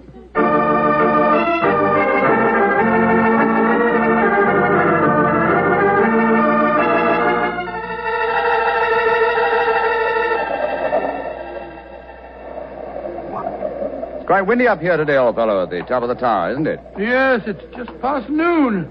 I wonder if that man Hankin is going to keep to the terms of his bet. We shall soon learn. In the meanwhile, are you sure that you wouldn't like to change your mind and kiss the Blarney Stone yourself? I'm quite sure, thank you. Ah, here they come now. Yes. Hankin and his partner, Mr. Corcoran. The bet is on, Watson. Good day to you, gentlemen. Oh, hello. It's My friends from last night. Well, I see you're going through with the bet, son. Oh, yes. Jeffrey set his mind on the 10 pounds of mine. Your wife didn't accompany you, Mr. Hankin? No, she didn't. I'm afraid I'm rather in disgrace for my behavior last night. Molly made me go around and see that waiter fellow that I hit. I offered him money, but he wouldn't take it. Did you offer him an apology? Apologize? To a waiter? I should say not. Well, come on, let's get this stupid farce over with. Are you sure your nerves can stand it, Jeffrey? There's a drop of 100 feet or more below you. Oh, don't worry about me, Michael. Just hold on to my ankles tightly and don't let go. I'll climb onto the parapet. There we are. Now hold on to my feet, Michael, and lower me gently. I'm holding you, Jeffrey. Then lower away. Right you are, Jeffrey. Great Scott, I wouldn't do that for 100 pounds. Sliding head first down a vertical wall. That's enough, Michael.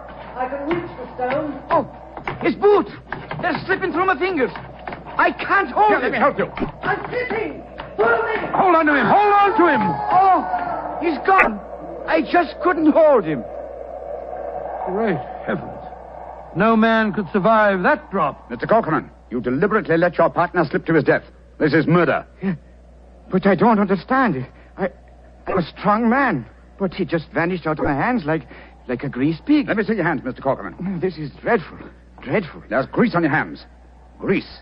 And with a faint trace of boot blacking. Good Lord, Holmes, It means, Watson, that someone, knowing that Hankin was going to kiss the Blarney stone, smeared his boots with grease, so that he would slip out of the grasp of whoever was holding him. As clever a method of indirect long-distance murder as ever I've encountered.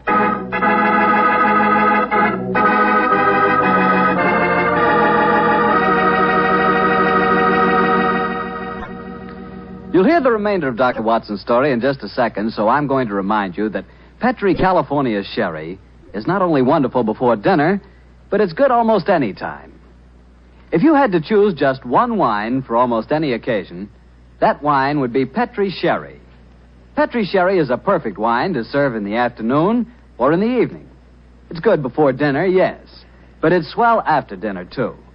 In fact, with a bottle of Petri Sherry on your shelf, you've got practically a small-sized wine cellar. So get a bottle of Petri Sherry soon. And remember, you can't miss with any wine that has the letters Petri on the label, because all Petri wine is good wine. Well, Dr. Watson, this is quite a story you're telling us tonight. What happened next? I suppose you went down into the castle grounds and looked for the dead man's body? Well, we tried to, Mr. Bartell, but the authorities were curiously uncooperative. They refused to let us search, insisting that the police be called first. And so, Mr. Bartell, half an hour after the tragedy, Holmes and I found ourselves standing in a tiny police station as we told the story to the local sergeant. Sure the saints be praised, Mr. Holmes. 'Tis a terrible story you've told me. Tomorrow I'll be after arresting Sean O'Flaherty. Sean O'Flaherty? He's the waiter at the inn, the one who sings. That he is, and he sings like a breath of spring. I'll be sorry to see him hang. But you've got no proof that he was responsible for the murder? Proof, you say, sir? Well, I can't arrest a big manufacturing man like Mr. Corcoran, can I? Or a fine lady like Mrs. Hankin. But you can't arrest a man without any evidence of guilt. Oh, I can't I? Then supposing I tell you that Sean O'Flaherty cleans the boats at the hotel where Mr. Hankin was staying. He does, eh? Then he had the perfect opportunity for the greasing of Hankin's boots this morning. And we know he had a motive for harming him. You're right, sir. And from what I have heard of the dead man's behavior last night, half a dozen people could have heard him make the bet that he'd kissed the Blarney stone today. Sean O'Flaherty's our man. I'll have to arrest him tomorrow. Tomorrow? But good heavens, man, aren't you going to do something today? A murderer's at large. Today is blessed St. Patrick's Day. Oh, should let the poor fellow have the day in peace. Oh, he won't run away. But my dear son, will you come back with me to the castle and search for the body? They refuse to let me do it alone. On St. Patrick's Day? That I will not. We would need a crew of helpers, and where will I be after getting them on blessed St. Patrick's Day? No, we'll do that tomorrow, too. No, today's a day for celebrating. Oh, your methods astound me, Sergeant. Do they now, sir? Don't be after fretting about me. Just enjoy yourself today. Tomorrow we'll see what can be done about it. Well, good day to you, gentlemen. Oh, bless my soul. I've never seen such a happy-go-lucky policeman in my life. It's infuriating. If only I were allowed to examine Hankin's body, I could get to the bottom of this. Well, what are you going to do now, Holmes? The police won't help us. Then we must take the law into our own hands. I think we'll start off by going to the hotel and seeing what we can find out from Sean O'Flaherty.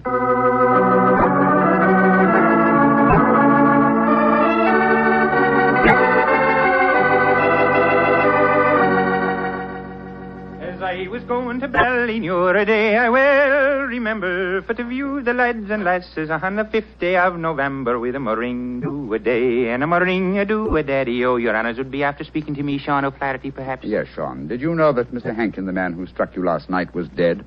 Dead? Well, if ever a man deserved to be beneath the sod, 'twas Geoffrey Hankin himself. A mean, ugly man. The saints be praised that he's gone. How did he die, sir? He was murdered. Murdered? Well, bedad, I'm not surprised to hear it. Who murdered him, sir? At the moment, the police seem to think that you are the culprit. Myself?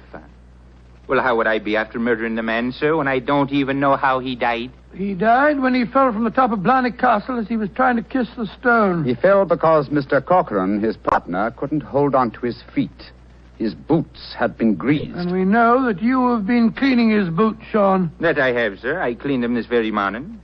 But I put no grease on them, if that's what you'd be after suggesting. I'm suggesting nothing. I'm trying to establish a few facts. Do you know Kathleen, the barmaid? Oh, and why shouldn't I know her, sir? She's to be me wife before the winter sets in. She pronounced a curse on the dead man last night, just after he had knocked you down. It's possible that she may... Here she comes, huh? Sean, my darling, what are the fine gentlemen doing here? Oh, Kathleen. They've come to ask me questions about the death of Mr. Hankin. He fell off Blarney Castle today and got himself murdered, they say. The saints be praised. But what has that to do with you, my darling? Well, the gentlemen tell me that the village police think that I might have greased his boots so that he slipped to his death. The village police is as stupid as my father's big sow. If Mr. Hankin fell to his death today because his boots were greased, I can tell you who did it. Indeed, who? The little people.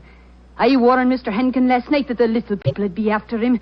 He insulted the Irish. Oh, come, my dear. You don't seriously expect us to believe in the little people? And why not, Your Honor? We have them here. Oh, there be those that say the fairies all be dead, but I know different.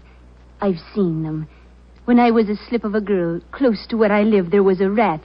That's a fort, you know. And the rat was a fairy's fort. We never dared touch it with a spade or cut down a tree growing on it or carry away a stone. We'd put our ear to the ground at night and we could hear the fairy music rising up from under the ground. Ah, they're gentle people. Most of the time. But they'd grease the boots of a man like Mr. Hankin if they didn't like them. That they would, Your Honor. Holmes, I'm certain that we're wasting our time here. I feel so, Watson. You get the whole thing turned on the greasing of those boots. If only I could have the boots in my hands. If only I could make laboratory tests. But until that dolt of a police... But of course! I have it, Watson. You have what, Holmes? The answer, I hope. Get hold of Mrs. Hankin and Mr. Corcoran. Have them meet me in the Blarney Stone Tower in half an hour. And you, where are you going? To the police station to try and convince the sergeant that even though it's St. Patrick's Day, it's his duty to help me trap a murderer.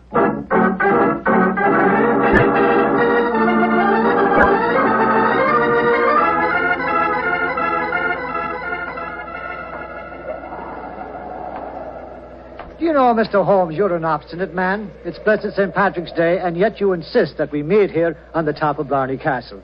What do you think you can prove? Who murdered Geoffrey Hankin? Yes, but why do Molly and I have to be here? Yes, Mr. Holmes. And poor Geoffrey's body's still lying somewhere below us. Mrs. Hankin, Mr. Corcoran, I asked Dr. Watson to bring you here for a good reason, I assure you. You ready, Watson? Quite ready, Holmes. Good. Sergeant. Yes, sir. You asked me why I've assembled the three of you here. I'm going to reconstruct the crime. I shall play the part of the victim. My friend Dr. Watson will represent you, Mr. Corcoran. Now, I straddle the parapet. So. Watson, hold on to my feet, will you? I've got him, Holmes. And lower me down the face of the wall. Right, you are. Holmes, hold tight to the wall. Try and push yourself back. The murderer's tried to get you. Your boots are covered in grease. Stand back. Come away. Grab my trouser legs, Watson. I've got him, Holmes. Come, up you come. There we go. Oh, Joe, that was a near thing. Devilish plot, Sergeant, and very cleverly carried out. My boots were ungreased when I entered the castle, and yet someone has been able to apply grease to them without my knowledge within the last few minutes. Sure, and how is that possible, sir? I don't know, Sergeant, I must confess. Holmes, You stumbled as you came up the darkened staircase. Do you remember that? That's true, old chap. I'd forgotten. And you, Mrs. Hankin, and you, Mr. Corcoran, were kind enough to assist me to my feet. An excellent opportunity to apply the grease. Now we know that one of you two is the murderer. I must have a jar of grease somewhere. Sergeant, will you search the lady while I search Mr. Corcoran? But this is ridiculous. Of course it is. How could we be guilty? Well, if you're not guilty, you've got no objection to being searched, madam. Well, upon my word, here in your purse, Mrs. Hankin, is a jar of grease. What? Now what have you to say for yourself? What can't you say, Sergeant? Except that she engineered her husband's murder and tried to engineer mine. Oh, no, I knew nothing about Geoffrey's murder. Oh, Michael, darling, I swear to you. Don't worry, my darling. I'll not let them hurt you. I'm telling you, you're wrong, Mr. Holmes. I was the murderer. Oh, no, Michael. You mustn't sacrifice yourself for me. I think this little play acting has gone far enough. Mr. Corcoran, you have just offered us what you think we will accept as a false confession. But I've established the one thing I wish to know, that you love your late partner's wife and she you. I'm proud to admit that, Mr. Holmes. And now that she's a widow, I can say it in the open. But what are you implying? That you murdered your partner. But the grease on your own boot, sir. I just found a jar of it in Mrs. Hankin's handbag. Oh, that, my dear Sergeant, was all part of my little plan. As to the grease on my boots, I confess I placed it there myself, just as I planted the jar of grease in your bag, Mrs. But why, Holmes? A fraud accomplished two ends. It forced you, Mr. Corcoran, into a betrayal of your love. But what was more important, it proved from what Dr. Watson's natural reactions were that a man holding the greased boots could not fail to realize that fact at once. You brazenly committed murder before our very eyes, Mr. Corcoran, hoping to appear as an innocent victim of another's plot. Your theory is an ingenious one, Mr. Holmes, but how can you prove it? I can claim that my hands are unusually insensitive, not the delicate fingers of a doctor like your friend. Yes, he's right, sir. How can you prove it? When, with your kind cooperation, Sergeant, we find the body of Mr. Hankin and examine it, I shall study his boots. If the grease was applied at the hotel, as it would have been if Sean O'Flaherty had done it, the boots will reveal dust from the walk here. If there is no dust, the grease must have been applied as you grasped your partner's boots with grease-smeared hands, Mr. Corcoran. You should know best what my test will Grab reveal. him, Sergeant. Grab him. He's heading for that parapet. Oh, Michael, don't! Please don't! Goodbye, Molly, me darling. No! Great Scotty. He jumped off the parapet. Now, Mr. Holmes, you can see that I was right, sir. Wasn't I? What do you mean, Sergeant? In waiting until tomorrow to get the search party. Now we can be after finding both bodies at the one time.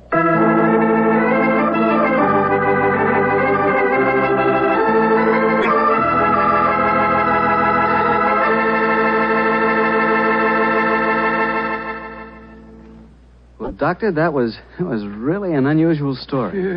Even now I get a bit of a shudder when I think of that afternoon at the castle. I don't blame you. Doctor, you know something? Earlier this evening, I said that if I ever got to Ireland, I'd certainly want to kiss the Blarney stone, remember? Yeah? Well, I've changed my mind. I'd no more want to hang by my heels, kiss that stone than...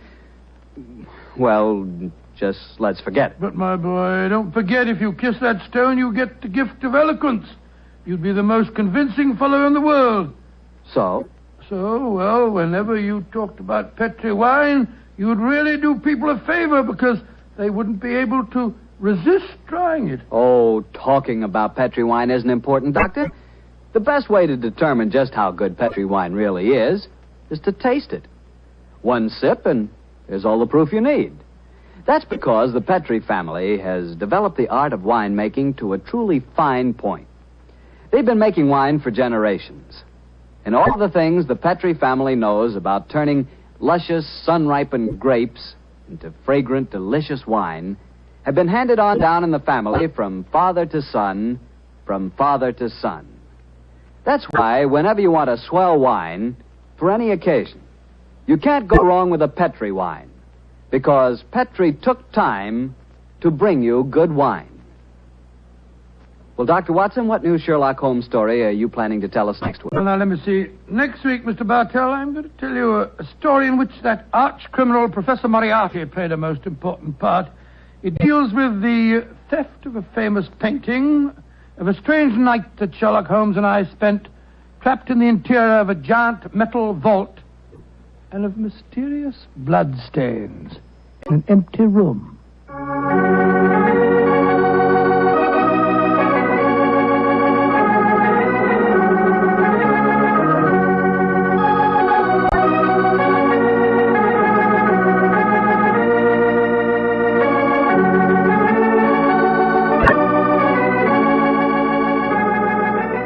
Tonight's Sherlock Holmes adventure was written by Dennis Green and Anthony Boucher and was suggested by an incident in the Sir Arthur Conan Doyle story, A Case of Identity.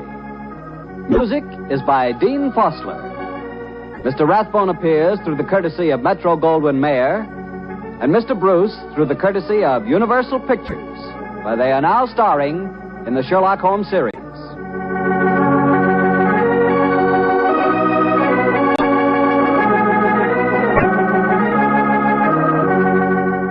The Petri Wine Company of San Francisco, California, invites you to tune in again next week, same time, same station. Sherlock Holmes comes to you from our Hollywood studios.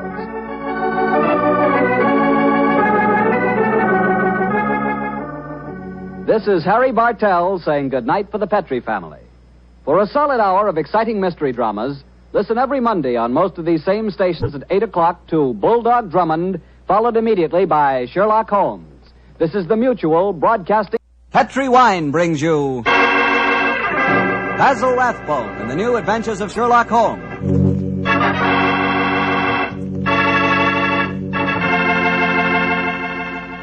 The Petri family, a family that took time to bring you good wine, invite you to listen to Dr. Watson tell us another exciting adventure he shared with his old friend, that master detective, Sherlock Holmes. And say, if you'd like to try a new adventure in good eating, will you just make sure that your dinner tomorrow night includes a bottle of Petri California Burgundy. Petri Burgundy is the ideal wine with any kind of meat or meat dish. That Petri Burgundy is a hearty red wine, just as rich in flavor as it is in color. It's the perfect companion to a thick, juicy steak or a piping hot pot roast or a good hamburger. You know, that Petri Burgundy has a happy faculty of turning a simple meal like, say, a hamburger sandwich into a feast. Believe me, here is a wine that's clear, fragrant, and delicious. A wine that you can serve to your friends proudly. Petri Burgundy. Remember, the name Petri is the proudest name in the history of America's wines.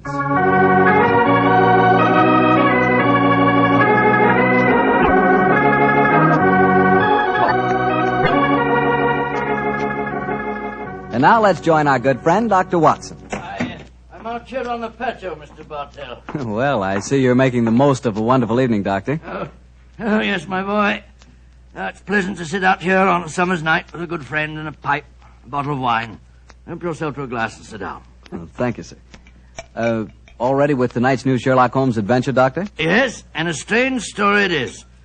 It was in the autumn of 1899, Mr. Bartell, that I decided both as doctor and friend that Sherlock Holmes was in desperate need of a holiday. He'd really been overdoing it, huh? Oh, yes, my boy. It had been an unusually busy year, and at the time my story begins, Holmes was suffering from complete exhaustion.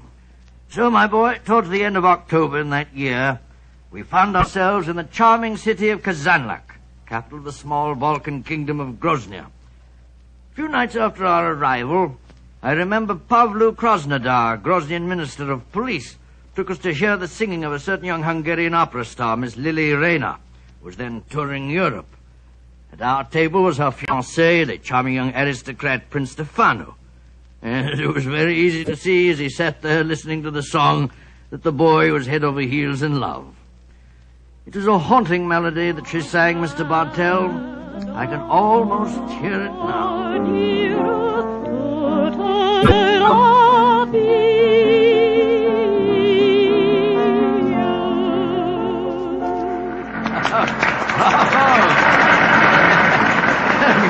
You're a very lucky man, Prince Stefano.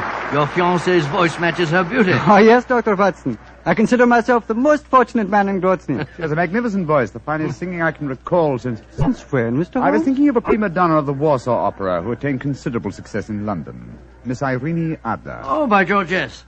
She was a criminal, one of the few that outwitted you, Holmes. Oh, that was a case that would have interested you, Mr. Krasnodar. I'm familiar with it, my dear doctor. You are unusually solemn tonight, Krasnodar. Have a glass of wine, and I will bring Lily to our table, and we will toast our happiness. I'm afraid I cannot drink to that toast, Prince Stefano. Why not? Oh, I know why. You, the notorious lady killer of Grozny, are jealous. You're in love with Lily yourself. Prince Stefano, I have sad news for you. I have come here tonight, but for one purpose. To arrest your fiancée. What? You're joking. It is far from a joke. At my ministry, we have evidence, conclusive evidence, that Miss Lily Rayner is a spy. Spy? Good Lord. And the penalty for spying in Grozny? That, my friend, is why I would drink no toast. In Grozny, the penalty for espionage is death.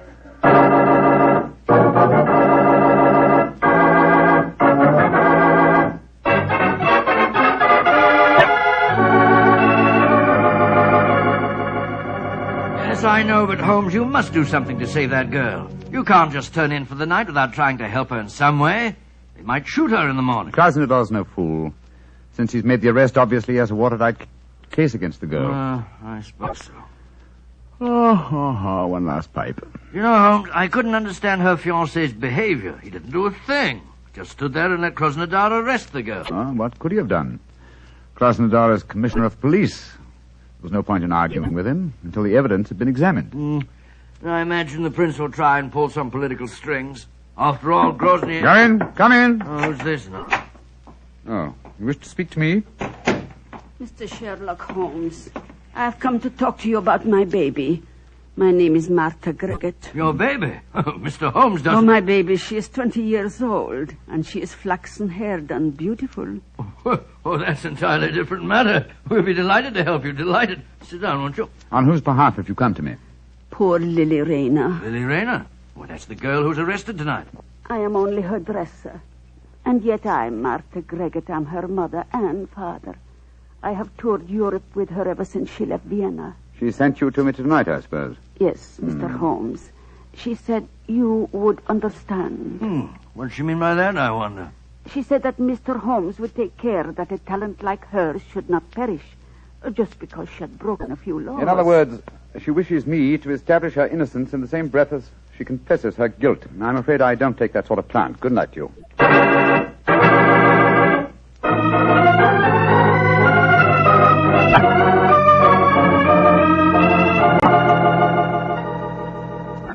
Mr. Holmes, Dr. Watson. Krasnodar? I am glad that you came to my office this morning. I can show you the proof of Miss Lily Rayner's guilt.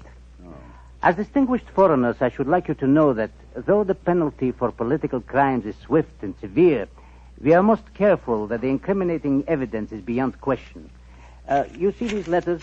Yeah. We found them sewed into the bodies of her gown. Oh, good gracious me. They're a series of highly dangerous letters from Joseph, the leader of the Revolutionary Party with whom she is obviously hand in glove. Here, you may examine them if you wish. Say, it looks like Greek to me. My knowledge of the Groznian language is far from perfect, but these letters certainly seem to incriminate their owner beyond doubt. You will observe that the letters have followed her to each of the cities in which she has been singing. All of them ask questions as to the military garrisons and the chances of a successful revolution. She has been a dangerous spy. Yes, I can see that, sir, but even so, isn't the death penalty excessively severe, particularly for a woman? Dr. Watson, the Balkan states are a hotbed of European intrigue. Our penalties must be severe, and we cannot make concessions to the sex of a culprit. This man Joseph, the writer of these letters, have you been able to find any trace of him? None. If only we could. But we have never even seen the man. However, we are fortunate to trap his assistant and apparently the lady of his choice. Lady of his choice? But she was engaged to Prince Stefano. Undoubtedly a blind. In her home, we found an unsigned love letter in English. It was in the same handwriting as these letters from Joseph. Are you satisfied, Watson? Well, I suppose. Obviously she's guilty. Well, there's no place for me in this affair, particularly when you consider that she made a virtual confession in sending her dresser to me last night. I suppose you're right, but just the same, if you want to trap this man Josip, I should think you'd be wiser to hold the girl as a hostage. It might bring him on the scene if he's afraid she'll talk. If you hang her, you'll never find him. Dr. Watson, in my country we found that prompt justice gets the best results. And for your edification, we do not hang in Grozny. No? The death penalty is exacted at the hands of a firing squad. And when is the execution to take place? You have timed your visit well, my friends. Please to step onto the balcony. Oh, dear.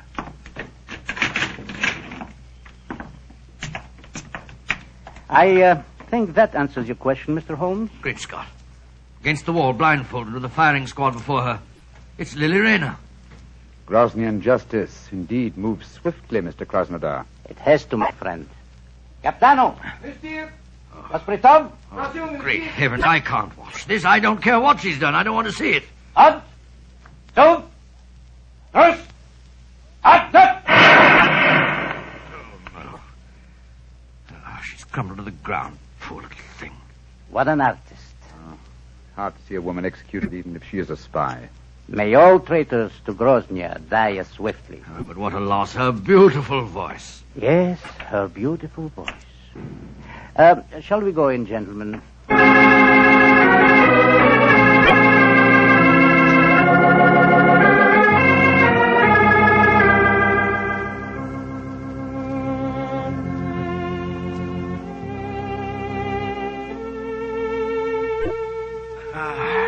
You know, Holmes, I can still see that poor girl as she crumbled before the firing squad.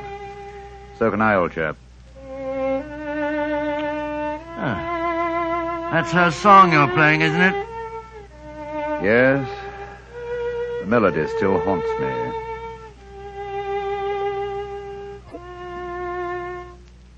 You blame me, don't you? Blame you for what? For not preventing her death. Oh, of course I don't blame you, Holmes. The girl was guilty. Groznian law prescribes the death penalty for her crime. After all, what could you have done about it? Nothing. Absolutely nothing. And yet... And yet what? I wonder if she was right. I wonder if artistry such as hers isn't of greater value to humanity than spying in any cause. It's not much good worrying about that now, is it? The girl's dead and buried.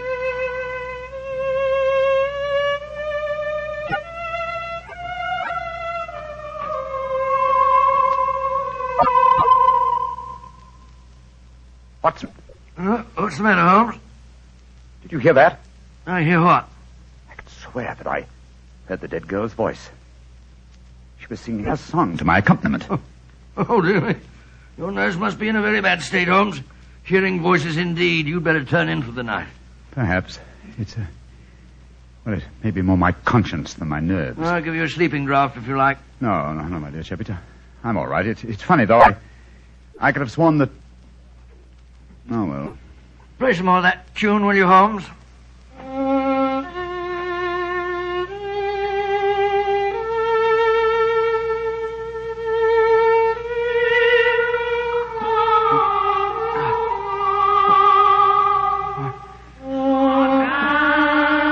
Great heavens!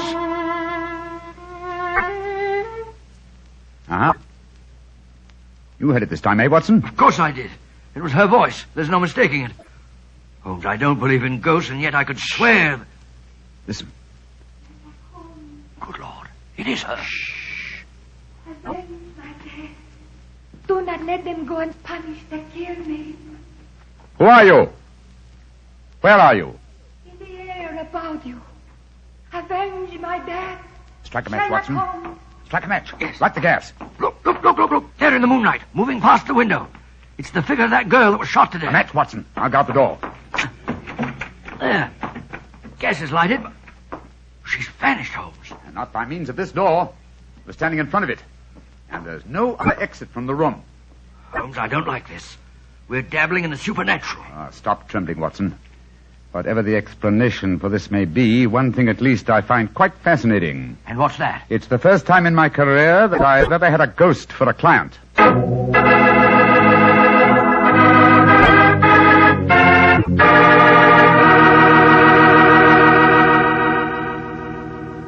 Dr. Watson will tell us the rest of his story in just a second, so I'm just going to tell you about a wine that adds the perfect finishing touch to a good meal.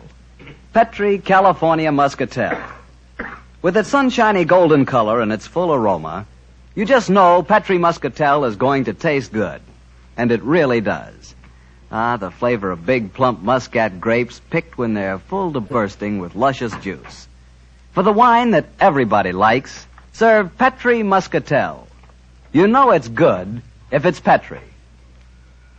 Well, Dr. Watson, so you had a ghostly visitor calling on you at the hotel that night, huh? Yes, my boy, and I confess I was so badly shaken by the experience that I hardly slept a wink all night. Well, the next morning, after an early breakfast, Holmes and I located the proprietor of our hotel and began to question him as to the history of the building. I've admired the architecture of this building ever since we came here. A house of this period would undoubtedly have been built with secret passages and staircases. I confess that I know of one secret staircase there. There may well be others. Indeed, and where is the one you know of? Do you wish to explore it, gentlemen? Oh, very much. My friend and I are most interested in such things. Follow me, please. These stairs lead to our wine cellars. Thousands of feet have tramped up and down these steps. Only a select few know that behind this tapestry here... behind this tapestry, gentlemen, is apparently a solid wall. But the wall is not solid. You have a match, perhaps? Oh, yes, of course. Here you are. We keep a candle here in this niche for just such an occasion as this. So, please hold back tapestry, sir. Oh, I've got it. Thank you. Now, let me see. 1, 2, 3, 4. The fourth brick up from the stair. I press it so, and... Look, Holmes. Great Scott, a section of the wall swinging out. It's closing a stairway behind it. Ingenious. There, gentlemen. Allow me to give you the candle. But aren't you going to lead the way? No, sir. I'm not going to lead the way, thank you. I have owned this hotel for 32 years, and yet I have never explored this stairway. Why, sir? Is it reputed to be haunted? Yes, it is supposed to be haunted. The candle, gentlemen. Thank you. Yes, I'm much obliged to you. Come on, Watson. I shall wait here. I don't think I care for this, Holmes. Frightfully dark in here. Damp and mouldy, too. Look, Watson. Look here. Where? This landing. Landing? Nothing but dust and cobwebs. Closer, old chap. There's the faint imprint of a woman's heel here. Oh, by George, yes. Shoes that have gone both up and down these stairs in the last 24 hours. Exactly. And there's a reverse print over here. This, my dear chap, I think accounts for the appearance and disappearance of our visitor last night. Yes, but Holmes, it was the singer, Lily Rayner. Yet we saw her shot yesterday morning. Rubbish, Watson, rubbish. What have we to do with walking corpses? Come on, old fellow. Let's see where this stairway leads us to. I know, but then what did we see if we didn't see a ghost last night? That, my dear chap, is what we have to find out. Wait a minute. Staircase ends here. That's strange. Yes, and against a blank wall. That doesn't make sense. And yet the entrance to this stairway was an apparent blank wall, too, remember? Let's see if the same formula will do the same trick here. What was it? Oh, yes. 1, 2, 3, 4. 4 bricks up from the step. I press so and... Open sesame! The wall swinging back again. What do we see? Another tapestry. A tapestry that seems very familiar. Well, I should say so. This hidden door leads into your very own bedroom. Exactly, my dear chap.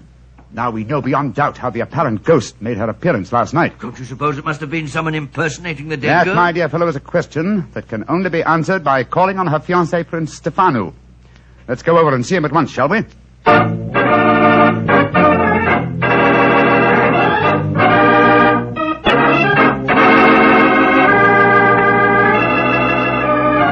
Prince Stefano, I dislike to intrude upon your personal tragedy, but I must ask you a few questions. Ask your questions. Did your fiancée have a sister who may have resembled her? No. She had no living relatives at all, Mr. Holmes. Well, tell me this. Who inherits her estate, sir? Her dresser. A faithful old woman by the name of Pater Gregot, who looked after her for some years. I see. Did Miss Rayner have an understudy? As a singer, she could have no understudy. She was irreplaceable. You say as a singer. Was she also an actress? Oh, but yes, Mr. Holmes. Oh, really? How very unusual for an opera singer. Quiet, Watson, please. The first time I saw her was in Tosca. She was not another baroness, but her performance was very promising one, considering her age. In my country, of course, she was not able to appear in anything but opera because she could not speak Grosnian. She didn't speak Grosnian?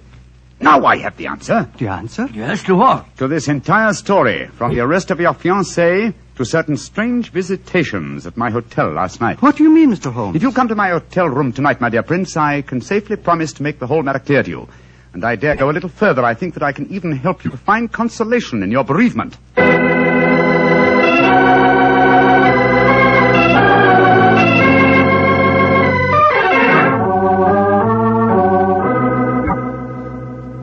Ladies and gentlemen, I can see that you wonder why Dr. Watson and I have asked you to come here to our hotel tonight. As Minister of Police, I should be stupid if I did not realize that since your other two guests are the Prince Stefano and Martha Gregor, the dead girl's dresser, that this meeting has some bearing on the execution of Miss Lily Rayner. I should prefer to say her murder. Ladies and gentlemen, if you please, I should like to make my own position in this matter quite clear. 2 nights ago, you, Martha, came to me on behalf of Miss Lily Rayner to solicit my aid. I, convinced that she was guilty, refused that aid. Yesterday morning, she died before a firing squad. Last night, her ghost appeared to me here in this room and asked me to avenge her death. Her ghost? What nonsense are you talking? It would be no surprise to me if her poor murdered soul came back from the grave to ask for justice, sir. I saw her, my good woman, almost as clearly as I see you all now. I agree with Krasnodar. To talk of ghosts is beyond belief. Please let me finish.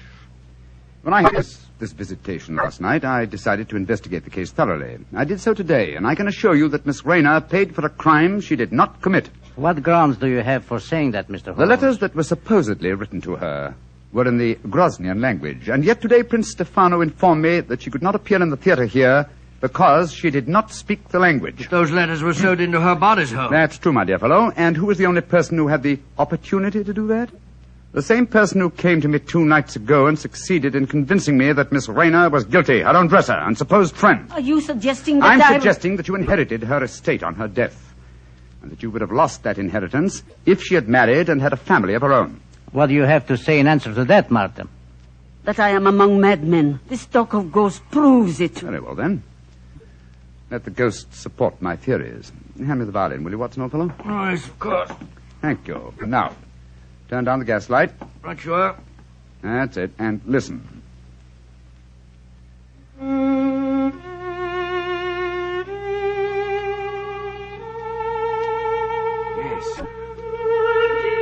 Yes.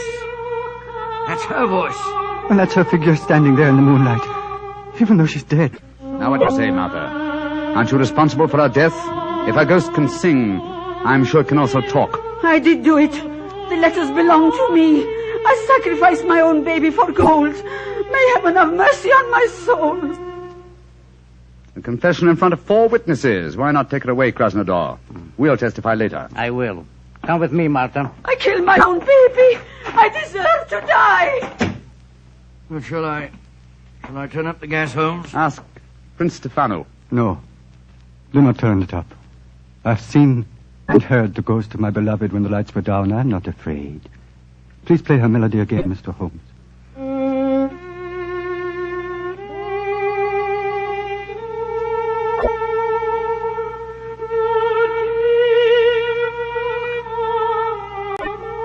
Aren't you afraid, Prince Stefano? Why should I be afraid? Lily, my beloved, your spirit I know can be no evil one. I love it as I loved you living.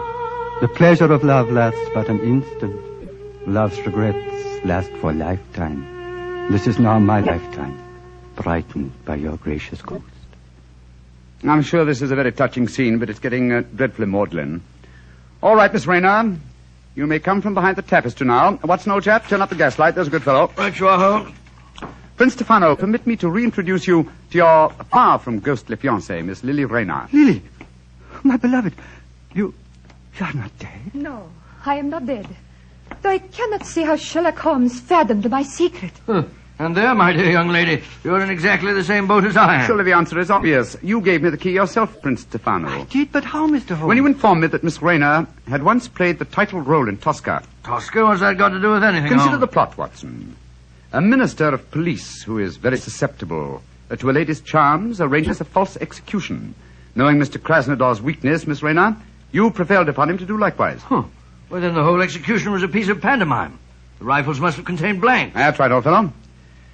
And what should have heightened my suspicion, Miss Rayner, was the fact that at the moment of your apparent death, Mr. Krasnodar quoted a line from Tosca. He said, "What an artist." I was not perceptive enough at the time to evaluate the remark correctly, I'm afraid. When the simulated execution took place, you were free, but assumed dead. But why should I indulge in such a trick, Mr. Holmes? You reasoned that had you come to me directly, I might easily have turned you over as a fugitive from justice. And when you decided to dramatize the situation and appear last night as an apparent ghost, you knew it would, well, at the very least, stimulate my curiosity. It will cause me to investigate the matter and possibly to learn the truth and clear you from suspicion. Well, yes, but Holmes, if she's innocent, how about the love letter in English which was in the handwriting of Josip, the revolutionary leader? Well, I can see only one explanation for that. You, Prince Stefano, are that mysterious revolutionary Josip. Stefano! Oh, no, that is not possible. Mr. Holmes, you are a visitor in my country. I do not suppose you will be staying here much longer. Stefano, all these months you deceived me. Silence, Lily. Gentlemen, I hope for your own sake you will not be staying here much longer. Oh. I've been threatened by far more imposing adversaries than you, Prince Stefano. I suggest that you leave my room. It's none of my business dabbling in Groznian political affairs. Your secret is safe. In any case, I came to Grozny for a holiday. Goodbye. Goodbye, Mr. Holmes. On my soul, Holmes, if we were in London, you wouldn't behave in this offhand way. But we're in Grozny, old chap, aren't we? Hand me the violin, will you? All right, here you are. Thanks. You know, Watson, I've only had professional dealings with two singers in my life. The first was Irene Adler, and she fooled me, oh, so cleverly. And this singer tried to fool you and failed dismally. Seems to me the score's about even. No, old chap, no. This one was an amateur. Irene Adler will always be the woman. Ah, well, I think that's enough excitement for one day, don't you? After all, I am supposed to be taking a holiday.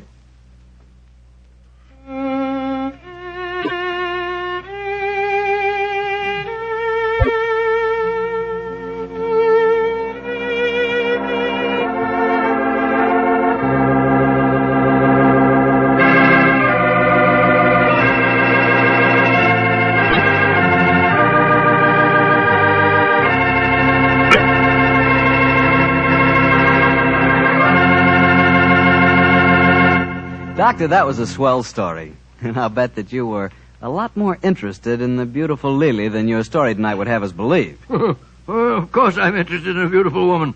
But then what man isn't? Check. But don't worry about me, Mr. Bartell. You know, being a family man, I just naturally associate a beautiful woman and home. And that makes me think of hospitality. Well, what do you mean by that? Well, according to you, I'm interested in home life. You're primarily interested in wine. Put us together, and we're interested in... Wine in the home. Isn't that an important part of hospitality? That I admit. But remember, my interest in wine is entirely an interest in good wine. In Petri wine, to be exact. Because I know all about Petri wine. I know that the Petri family has been making wine for generations. With the Petri family, the growing of perfect sun-ripened grapes and the art of turning those grapes into fragrant, delicious wine is a heritage. It's a heritage handed down from father to son, from father to son. The skills of those generations of winemaking are evident in every drop of Petri wine. The name Petri on a bottle of wine is more than a trademark. It's the personal assurance of the Petri family that Petri wine is always good wine. But you'll discover that for yourself. You'll learn that no matter what type wine you prefer, you'll like it better when it's a Petri wine. Because Petri took time to bring you good wine. Well, Dr. Watson, what new Sherlock Holmes adventure do you have lined up for us next week? Next week, Mr. Bartell, I'm going to tell you a most unusual story in which Sherlock Holmes crossed swords with a famous Frenchman and proved that although the English have been called a nation of shopkeepers, that a murder did not always prove to be a good bargain.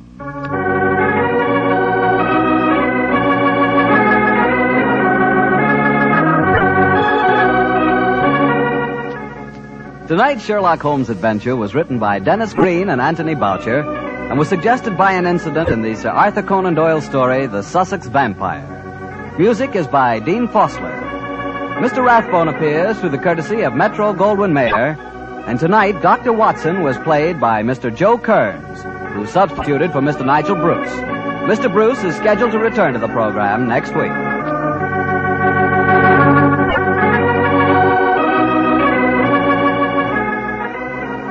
The Petri Wine Company of San Francisco, California, invites you to tune in again next week, same time, same station.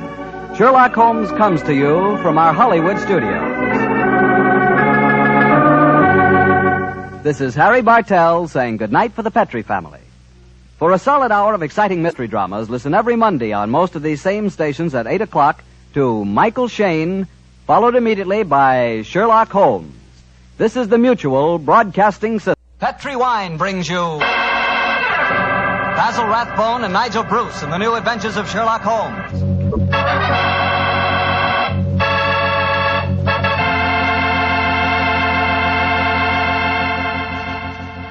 The Petri family, the family that took time to bring you good wine, invite you to spend the next half hour listening to Dr. Watson tell us another exciting adventure he shared with his old friend, that master detective, Sherlock Holmes. And I'd like to tell you about something you ought to share with your family before dinner. And that's Petri California Sherry. Because Petri Sherry can make that time before dinner a high spot in your day. That Petri Sherry is a truly fine wine.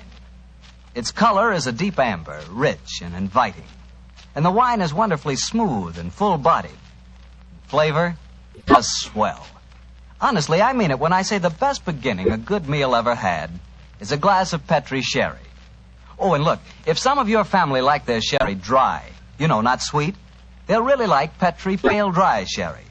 So to be sure you please everyone, don't buy one, buy two. Buy the regular Petri Sherry and Petri Pale Dry Sherry. And be sure you look for those letters P-E-T-R-I, because they spell the proudest name in the history of American wines, Petri.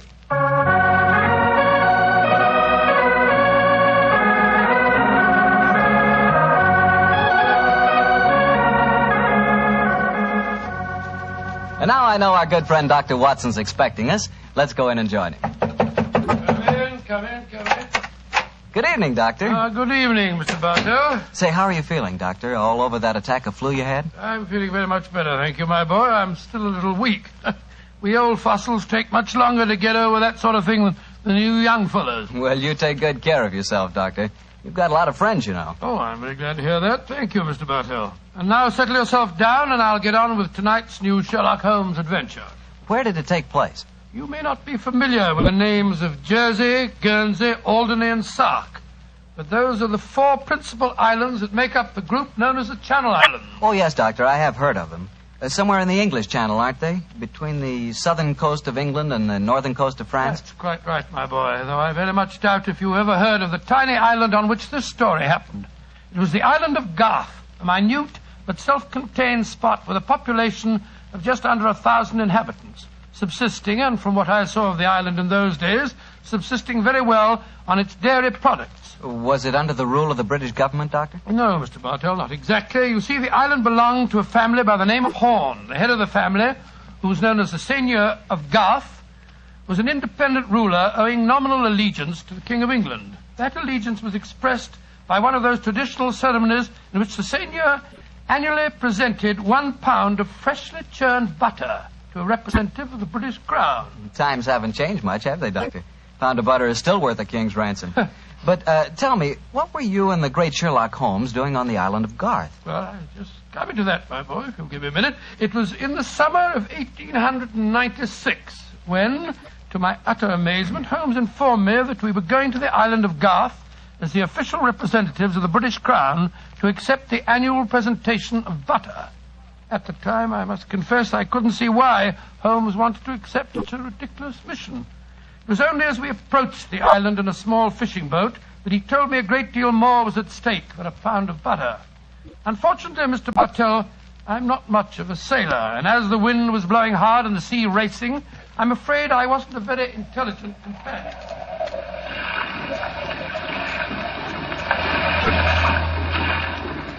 Cheer up, Watson. We'll soon be there. I hope so. I feel wretched, Holmes. I must say the whole trip seems utterly ridiculous to me. Plunging and bobbing about in a little boat in a raging torrent just because somebody wants to give somebody else a pound of butter. Dear old Watson, you don't really think our mission is so innocuous, do you? Then why are we going to the island of Garth? We're going to the island of Garth at the express wish of its present ruler, Martha Horn. Martha Horn? I never heard of her. She's an extremely spirited old lady, and the only woman who dared tell a certain resident of Windsor Castle that she looked devilishly dowdy for an empress. Great Scott, you mean that Watson, that Martha Horn's behests are not lightly disregarded. Obviously, she wishes to see me urgently. Also, my brother Mycroft put pressure on me. He reminded me that a visit to Garth might be closely allied to this emerald tie pin I wear. Of course, you recall the origin of this pin. Well, naturally. That lady at Windsor Castle gave it to you after our little trouble last year over those stolen plans for the Bruce Partington submarine. Exactly, my dear fellow. But remember that the spy Oberstein had put those plans up for auction in all the naval centers of Europe. Some hint of their nature must have leaked out. It's even possible that other powers may be able by now to duplicate the pride of our submarine fleet. And whoever controls the channel, Watson, controls England. Well, they're dropping anchor, and yet we're still a quarter of a mile out from the island. Why do you think they're doing that? Here comes the skipper. He'll tell us. Here is as close to the island as we may approach, monsieur.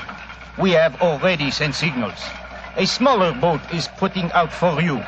It will be here in a little while. Thank you. A smaller boat? Good Lord. Holmes, you were hinting at the naval significance of the island of Garth. Yes, old chap, I was. Well, what good would it be as a port if even a small boat like this can only come within half a mile of it? For a surface vessel, no. But we were speaking of submarines. Garth, I learned from the encyclopedia, boasts a magnificent interior cavern accessible only through underwater channels. Great Scott, an ideal natural harbor and dry dock for a submarine fleet. Precisely. And on the control of the island of Garth, Watson, may well rest the fate of the British Isles. Now, old chap, perhaps you see why Mycroft was so anxious for us to collect a pound of butter.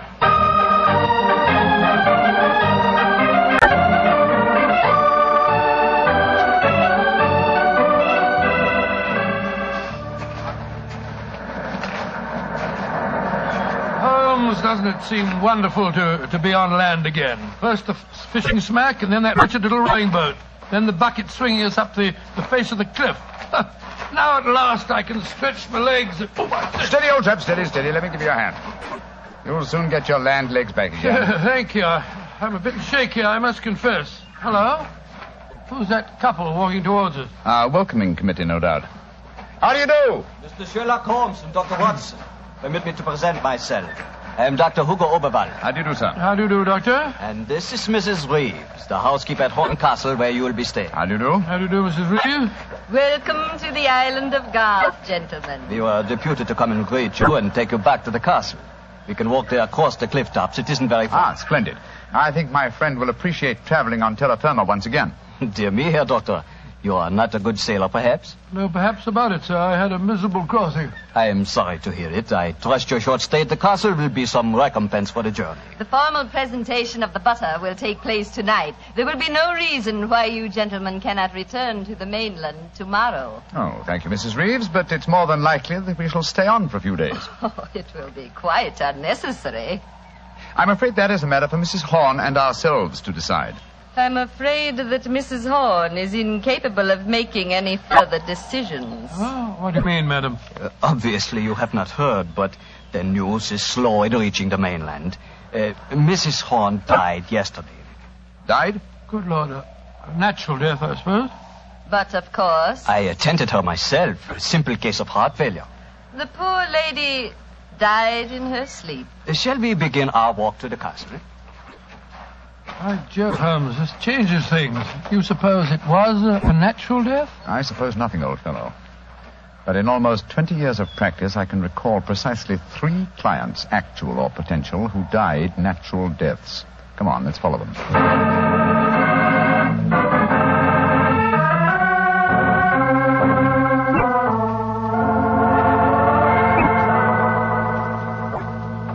Mr. Sherlock Holmes, Dr. Watson, this is Mr. Christopher Horn, grandson of Mrs. Horn and the new ruler of Garth. How do you do? Hello. How do you do, sir? Jolly nice of you fellows to come over here.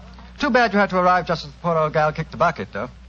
Allow me to offer my condolences on your grandmother's death, sir. Yes, indeed, Mr. Horn. Thank you. It was a ghastly business. I found her, Christopher. Frightful sight. There was an awful silly grin on the old dear's face, and... Don't you think it would be more to the point if you were to explain the ceremony in connection with tonight's presentation? Oh, you're right, Reevie. Reevie's a terrible tyrant, but she is efficient. Don't know what I'd do without her. Always ran everything for poor old Granny. Why, when the old girl was ill, she... Christopher, I gave you a schedule of the ceremonies this morning. What did you do with it? Dash it, Reevie, I don't know. Must have lost it. And I have my own copy in the study. I swear I don't know what I'd do without you. Excuse us a moment, gentlemen. I'll be back in a jiffy. Holmes, what in thunder's going on here? That boy's completely under the thumb of Mrs. Reeves. He was trying to tell us something, but that frightful woman kept changing the subject. He spoke of an awful, silly grin on the dead woman's face. Didn't that suggest something to you? By Jove, that's one of the characteristic symptoms of strychnine poisoning. Exactly, old fellow. And perhaps he was going on to mention the equally characteristic arching of the body. We've got to get Mr. Horn to ourselves for a little while, and you've got to examine the body of the dead woman. And it's going to be difficult. Is that a balcony outside the window? Yes, it is. Come along. Let's see what it leads to.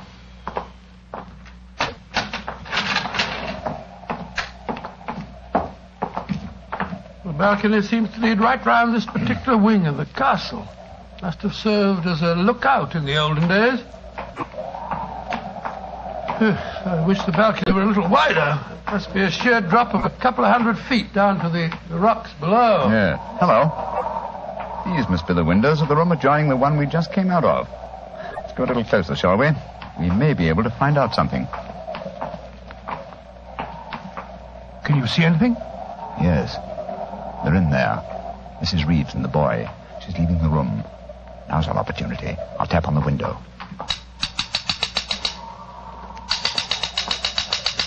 He's seen us. He's coming to open it. What are you two doing out there? Admiring the view? Yes, my boy. It's quite beautiful. Mr. Horn. Yes, Mr. Holmes. I was a great admirer of your grandmother. I was interested in what you were telling me of her death. She had a grin on her face, you said. Yes, it was awful. Her body was all hunched up like a croquet hoop. Really? Of course, Dr. Oberwald said it was perfectly all right, but I must say it seemed dashed odd to me. Yes, it was far from all right, I assure you. And you started to say something else. What was it? Let me see. You said, when she was ill... Oh, yes, that was a silly business. When she was ill, she thought she was in danger from poisoning, so she made Mrs. Reeves taste all her food and drink. Did she really? Where is your grandmother's body now? In the West Wing. The funeral's to be tomorrow morning. I see. Where did Mrs. Reeves go? I'm here on the balcony behind you, gentlemen, listening to your conversation with the greatest interest. Christopher, let me warn you. These men are the emissaries of the British government. They would stop at nothing to take the island over. These men are trying to influence you against me, against Reevy, who has looked after you ever since you were born, and who tries to protect you now that your grandmother has gone and you are alone. Yes, I know, Reevy, but after all... That is your pride as the head of the Horn family, the Seigneur of Garth. The Garth that I'm trying to save for you. This man is completely unscrupulous. He was about to accuse me of murder. Weren't you, Mr. Sherlock Holmes? The thought had occurred to me, Mrs. Reeves. Of course it had, because you wished to poison Christopher's mind against me. Well, Mr. Holmes, we have no police on the island of Garth. Our only law is the word of the Seigneur, and Christopher now holds that title. Seigneur, what do you say? Will you allow an Englishman to blind you by accusing me of being a murderess? Mr. Holmes, Dr. Watson, I shall meet you at the ceremony tonight. Beyond that, I don't care to speak to you again. Good day. A shame to spoil your plans, isn't it, Mr. Holmes? Well, upon my soul. Magnificent, Watson. Magnificent. A murderess who seeks to defeat me by accusing herself. Superb. It's a new game, my dear fellow, and one that must be played to a finish.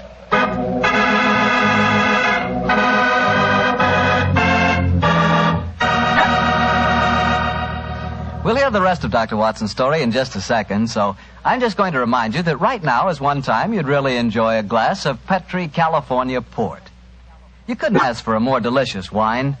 Petri Port, with its deep, rich red color and its heart-of-the-grape flavor, is one of America's all-time favorite wines. Petri Port is wonderful after dinner and perfect to serve when company comes. Try it. But just remember that when you want the kind of port I'm talking about, you've got to make sure it's Petri Port, because all Petri wines are good wines. Dr. Watson, this is certainly an unusual story you're telling us tonight. What happened after Mrs. Reeves left you and Sherlock Holmes standing on the balcony? We retired to our rooms and had a quiet and lonely lunch. Though the great man said little, I could see that he was deeply excited and that his keen brain was evolving some plan that would enable us to solve the mystery of Mrs. Horn's death. After lunch, we started to descend the stairs leading to the main hall of Garth Castle. As we did so, Holmes said... Watson, we're in no danger ourselves. Mrs. Reeves knows that we're here as emissaries of the British government. Yes, and if we didn't return with the butter within a few days, there'd be a British dreadnought here looking for us. However, I am in danger of one of my worst defeats. My professional pride is piqued. If only I could... Watson. Yes, Holmes? If at any time today I slip you a note, don't read it at once, but... Shh. Here comes Mrs. Reeves. Precisely, Watson. I entirely agree. If I do not make the test on Mrs. Horn's body within 24 hours of her death, it will be useless. I must make it by 3 o'clock this afternoon. Mr. Holmes. Oh, yes, Mrs. Reeves. I want to apologize for my behavior before lunch. I was intolerably rude. Oh, please, no. Whatever my quarrels may be with British politics, I at least owe to both of you the duties of hospitality. That's very gracious of you, Mrs. Reeves. I wonder, would your hospitality also include a personally conducted tour of the subterranean caverns for which this island has become internationally famous? Would they really interest you? Well, I'm afraid that my friend and I won't have the time. Oh, yes, not at all, Watson, not at all. We have plenty of time, as long as we're back here by 3 o'clock. I'm sure Dr. Oberwald would be delighted to join us. He has made quite a study of the unique rock formation. Oh, that's splendid. It should prove a most interesting excursion.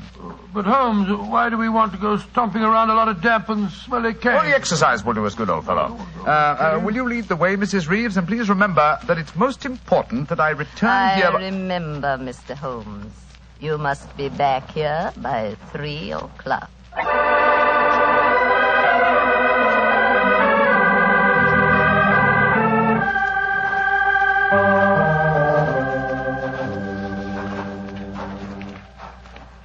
A little further, Mr. Holmes, and we shall reach the giant cavern. Most interesting. Watson and Dr. Oberwald seem to have lagged behind us somewhat. They will be here in a moment. There. This is the giant cavern. Magnificent. Truly a miracle of nature.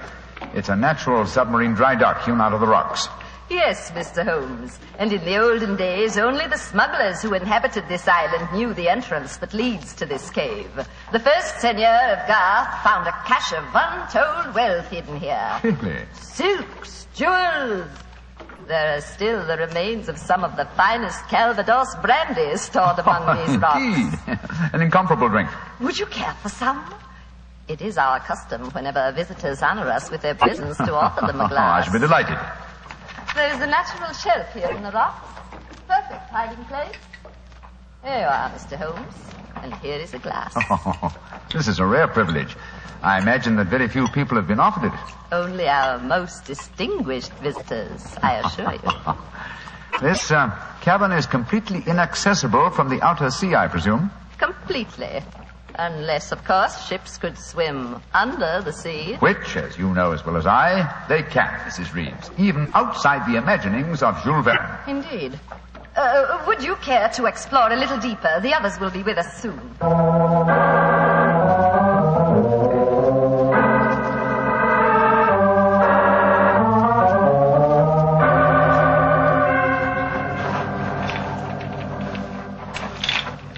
Dr. Oberwald, the others seem to be some way ahead of us. Yes, they do, don't they, Doctor? Holmes? Holmes, where are you? Dear me, I'm afraid we cannot follow them. What do you mean? The next cavern is already cut off by the rising tide. Great Scott, you mean that they're cut off? I am afraid so. But do not worry here, Doctor. In a few hours, the tide will recede. They are in no danger. Just, shall I say, temporarily marooned.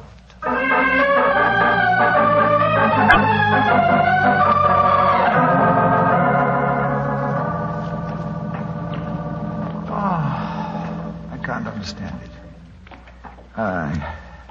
I'm getting confoundedly sleepy. I'm so sorry. I'm afraid that we stayed here longer than I intended. I fear that we are cut off by the tides. Cut off? By the tides? We're in no danger. In a few hours, we should be able to return. But I'm afraid I cannot get you back at 3 o'clock, which was the time I promised. But it's vital. Absolutely vital that I can get back. I'm so sleepy. But please keep talking. I must keep awake.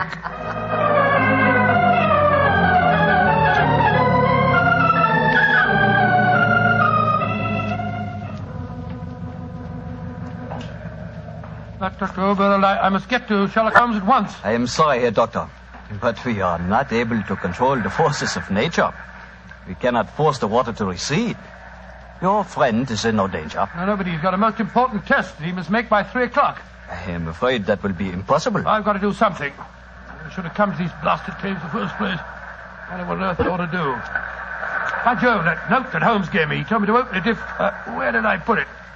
Ah, here it is. A note from Mr. Sherlock Holmes, eh? Vital that you make medical test. Great Scott, Dr. Overall, it's absolutely necessary for me to return to the castle at once. Indeed.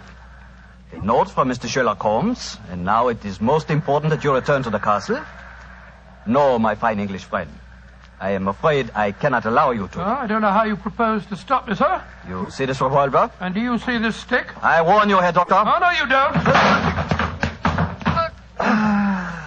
I'm sorry you can't hear me, Dr. Overville, but when Sherlock Holmes gives me orders, I carry them out.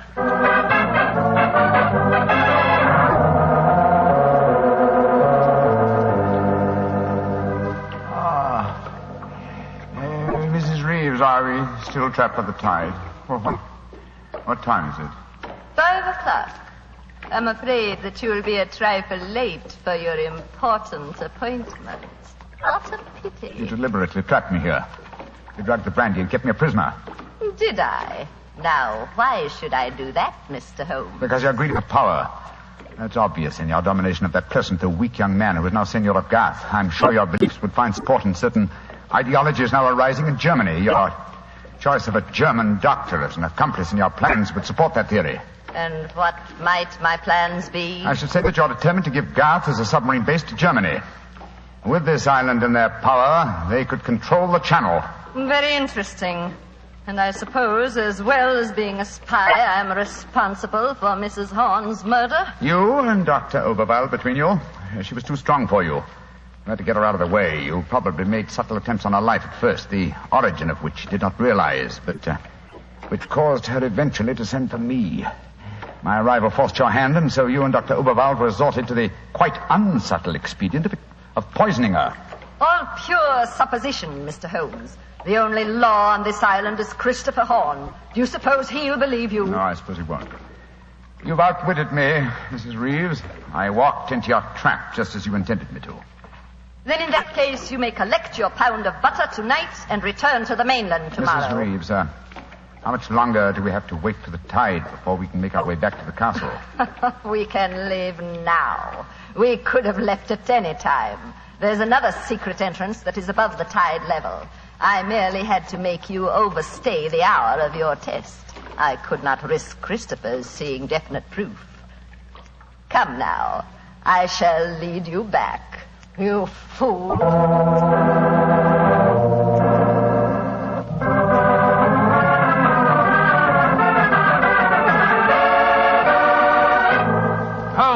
Holmes, where have you been all this time? Mind that, Watson. Did you open the note? Yes. Followed my instructions? Yes, it was, as you suspected. Thank heaven, old chap. Then now we can hoist her with her own petard. Here she comes. I'm glad to see, gentlemen, that you have assembled here in the Seigneur's room. The ceremony of presenting the butter traditionally takes place here. As soon as Christopher arrives, we will explain our customs in this matter. Dr. Watson, I trust that Herr Oberwald proved an interesting companion on your excursion this afternoon. Yes, indeed, most interesting. We had a discussion of the relative merits of the walking stick versus the revolver. I think I was able to make my argument fairly convincing. Where is Dr. Oberwald now? I imagine he's lying down. He had all the symptoms of impending headache when I saw him last. Why are you smiling, Mr. Holmes? What's been going on? I'm afraid, Mrs. Reeves, that your plans have misfired rather badly. As soon as Mr. Horn arrives, I expect you will be under arrest for murder and high treason. Christopher would never believe you. Wouldn't I? Mrs. Reeves, you poisoned my grandmother. Christopher, what lies have these men been telling you? You're the one that's been telling me lies. I believed you when you said you'd been tasting the old lady's food. But when Dr. Watson showed me the results of his test this afternoon, it was as clear as daylight. But the tests could prove nothing after 24 hours had passed.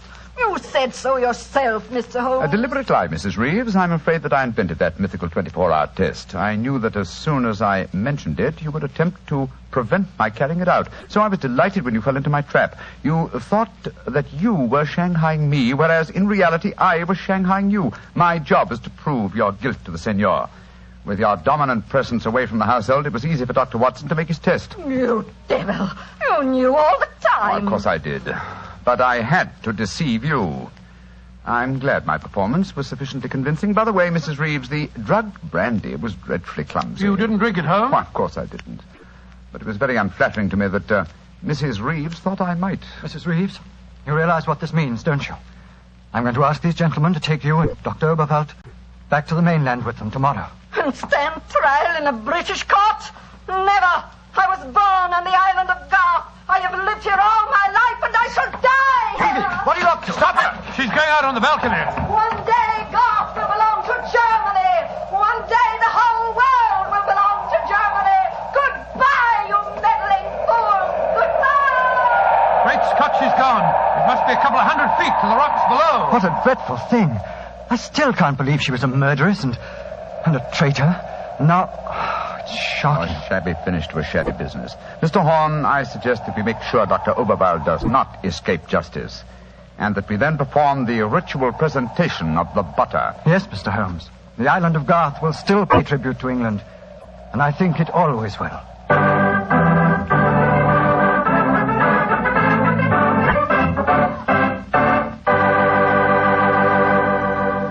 Well, Doctor, that was some story.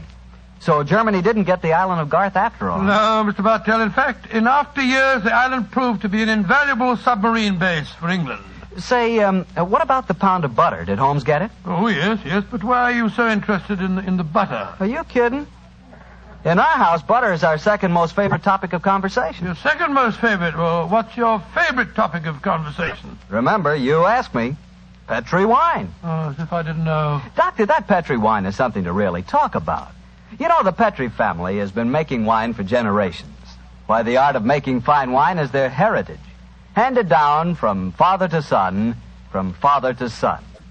Believe me, when it comes to turning luscious, sun-ripened California grapes into fragrant, delicious wine, the Petri family really knows how. And they're proud of their wine, too. That's why the name Petri on a bottle of wine really means something. It's the personal assurance of the Petri family that every drop of that wine is good wine. It ought to be, because Petri took time to bring you good wine. Well, Dr. Watson, what new Sherlock Holmes adventure do you have lined up for us next week? Next week, Mr. Bartell, I'm going to tell you a story that took place on the Sussex Downs many, many years ago. It concerns a young girl, a painter in watercolors, and a very wise old lady. I call it The Adventure of the Living Doll.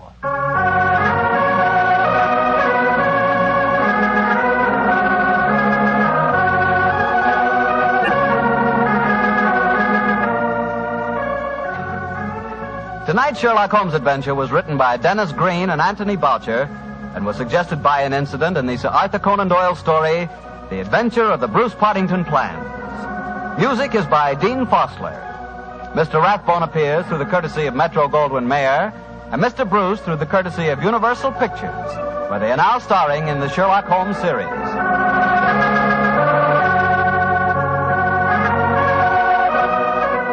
The Petri Wine Company of San Francisco, California, invite you to tune in again next week, same time, same station. Sherlock Holmes comes to you from our Hollywood studios.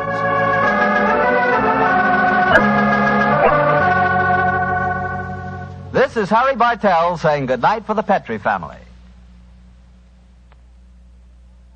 For a solid hour of exciting mystery dramas, listen every Monday on most of these same stations at 8 o'clock to Michael Shayne, followed immediately by Sherlock Holmes. This is the Mutual Broadcast. Sherlock Holmes, starring Basil Rathbone and Nigel Bruce. The makers of bromo quinine cold tablets bring you another adventure of Sherlock Holmes. with Basil Rathbone as Sherlock Holmes and Nigel Bruce as Dr. Watson.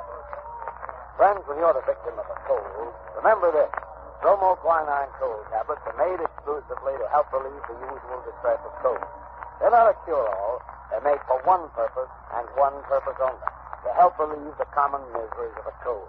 The ache, the pain, the fever, and nasal stuffing.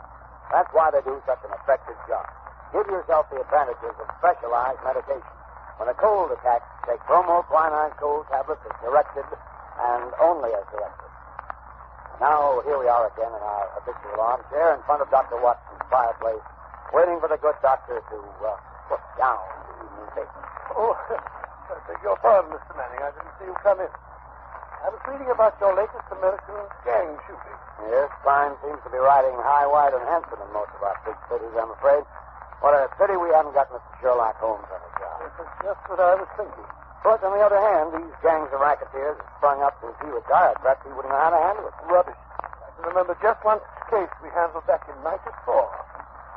It was concerned with Giorgiano, the worst gang leader New York ever had. They didn't call it racketeering in those days, but it amounted to the same thing. Kidnapping, blackmailing, bombing, terrorizing innocent people. By during the course of that particular case, Giorgiano had one man taken for a ride, as you call it. Yeah, that sounds interesting. Why don't you tell us about it? Well, it's a bad story. Let me see. It was in November in the year 1894. Holmes and I were sitting in our rooms in Baker Street. Well, I thought you said this story was about the head of a New York gang. Yes, so I did, Mr. Manning, so I did, just to interrupt. Even famous gangsters have been known to travel about from time to time. Well, as I was saying, Holmes and I were sitting in our rooms in Baker Street, and our housekeeper, Mrs. Hudson, ushered in a friend of hers, a landlady who kept lodgings in Great Orm Street. Holmes invited her to sit down. The poor woman was obviously harassed and kept sucking away at the fringe of her cape.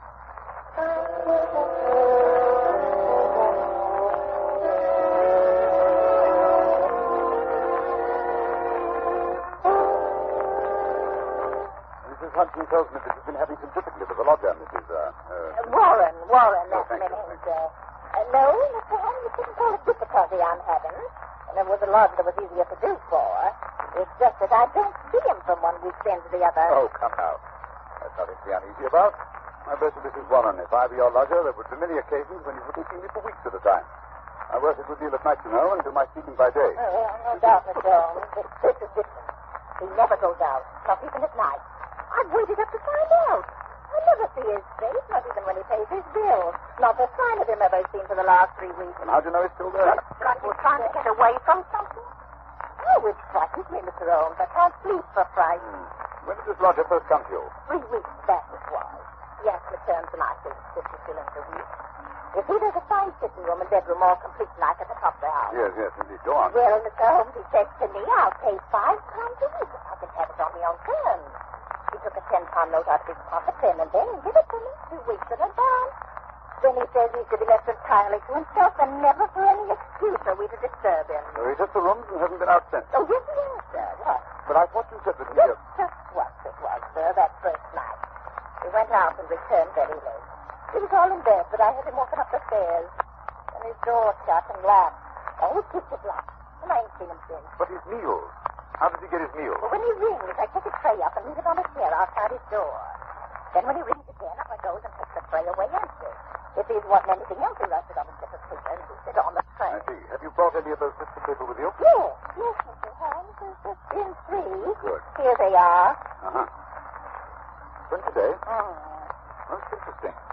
Written with a broad, pointed, violet-tipped pencil and printed. Well, what do they say, Holmes? The messages are quite laconic, my dear Watson. Soap, Daily Gazette, and match. They open up a very pleasing field of intelligent speculation. Suggestive, Watson, very suggestive. The gentleman... Anything very unusual about those papers? No. That's printed. The gentleman doesn't wish Mrs. Warren to obtain a sample of his handwriting. And here, look. On this slip, after the soap, a corner has been torn away. There is evidently some mark, perhaps a thumbprint. It might give a clue to the man's identity. Furthermore, the person is undoubtedly a foreigner. Oh, and how do you deduce that? When he writes match, not matches. You must look the word up in the dictionary, which gave only the singular, of course. Now, Mrs. Warren, what's your lodger look like? when he came to take the rooms? Youngish he was, Mr. Holmes, not over 30. Middle size, dark, and he had a beard. Spoke English? Yes, sir, he spoke English well enough, but with an accent to the father. What I tell you, Watson, what I tell you. Did he give his name? No, sir. He had any letters or callers? No, sir. Where did he retire when you or the girl go in to do his in the morning? We don't go in, sir. Just for himself. Oh, I see, yes, interesting. And you say nothing has come out of that room? Absolutely nothing? Just 2 burnt matches and a cigarette end. They was on the tray this morning. You brought them with you? Oh, that I did, sir. Mrs. Hudson told me so. You said nothing was too small to take notice of. Mrs. Hudson was right. Sir, here you be. These matches were used to light cigarettes. Steady. How can you tell what the matches were used for? Quite obvious, my dear. Wasn't quite obvious. The shortness of the burnt end. At least half a match is consumed in lighting a pipe or a cigar. Hello. Well. This cigarette is certainly remarkable. Yes, Mrs. Warren. The gentleman who is now living in your rooms is not the gentleman who engaged them. No, Holmes, you can't tell us that. You can deduce that from the cigarette itself. Elementary, my dear Watson, elementary. Notice the size of the thing. I believe you said the first gentleman had a beard, Mrs. Warren. Yes, sir. A black beard it was, and a flowing moustache. Yes. Now, take the cigarette. Only a clean-shaven man could have smoked it down this far. Why, Watson, even that bristle you call a moustache would have been singed. That's not very funny. Perhaps he used a holder. Impossible, my dear fellow. Notice the way that it's matted at the end. No, it's a different person entirely. How could he have got in? Well, he went out the first night, Mrs. Warren tells us. But did the same man return? I think not. I think it was the second chap who came back. The one for whom the first man took the room. Perhaps they both returned. Possibly that there are 2 men in those rooms. Excellent, my dear Watson, excellent. You're coming along. Now, tell me, Mrs. Warren, how much does the fellow eat? Would it be enough for 2? Oh, no, sir. He eats so little I often wonder if he can keep life in one. Well, that settles that. Oh? Well, Mrs. Warren, there seems to be nothing more to be done for the moment. I hardly think the situation is dangerous, at least not for the present. But keep us informed of any further developments. Oh, thank you, Mr. Holmes. I feel easier in my mind already. Thank you, sir. Thank you. Not at all. Good day, gentlemen. Good day, Mrs. Warren. Look here, Holmes. You're not going to go fucking about in this affair. The man is probably just a harmless extension of some sort. You never know, Watson. You never know.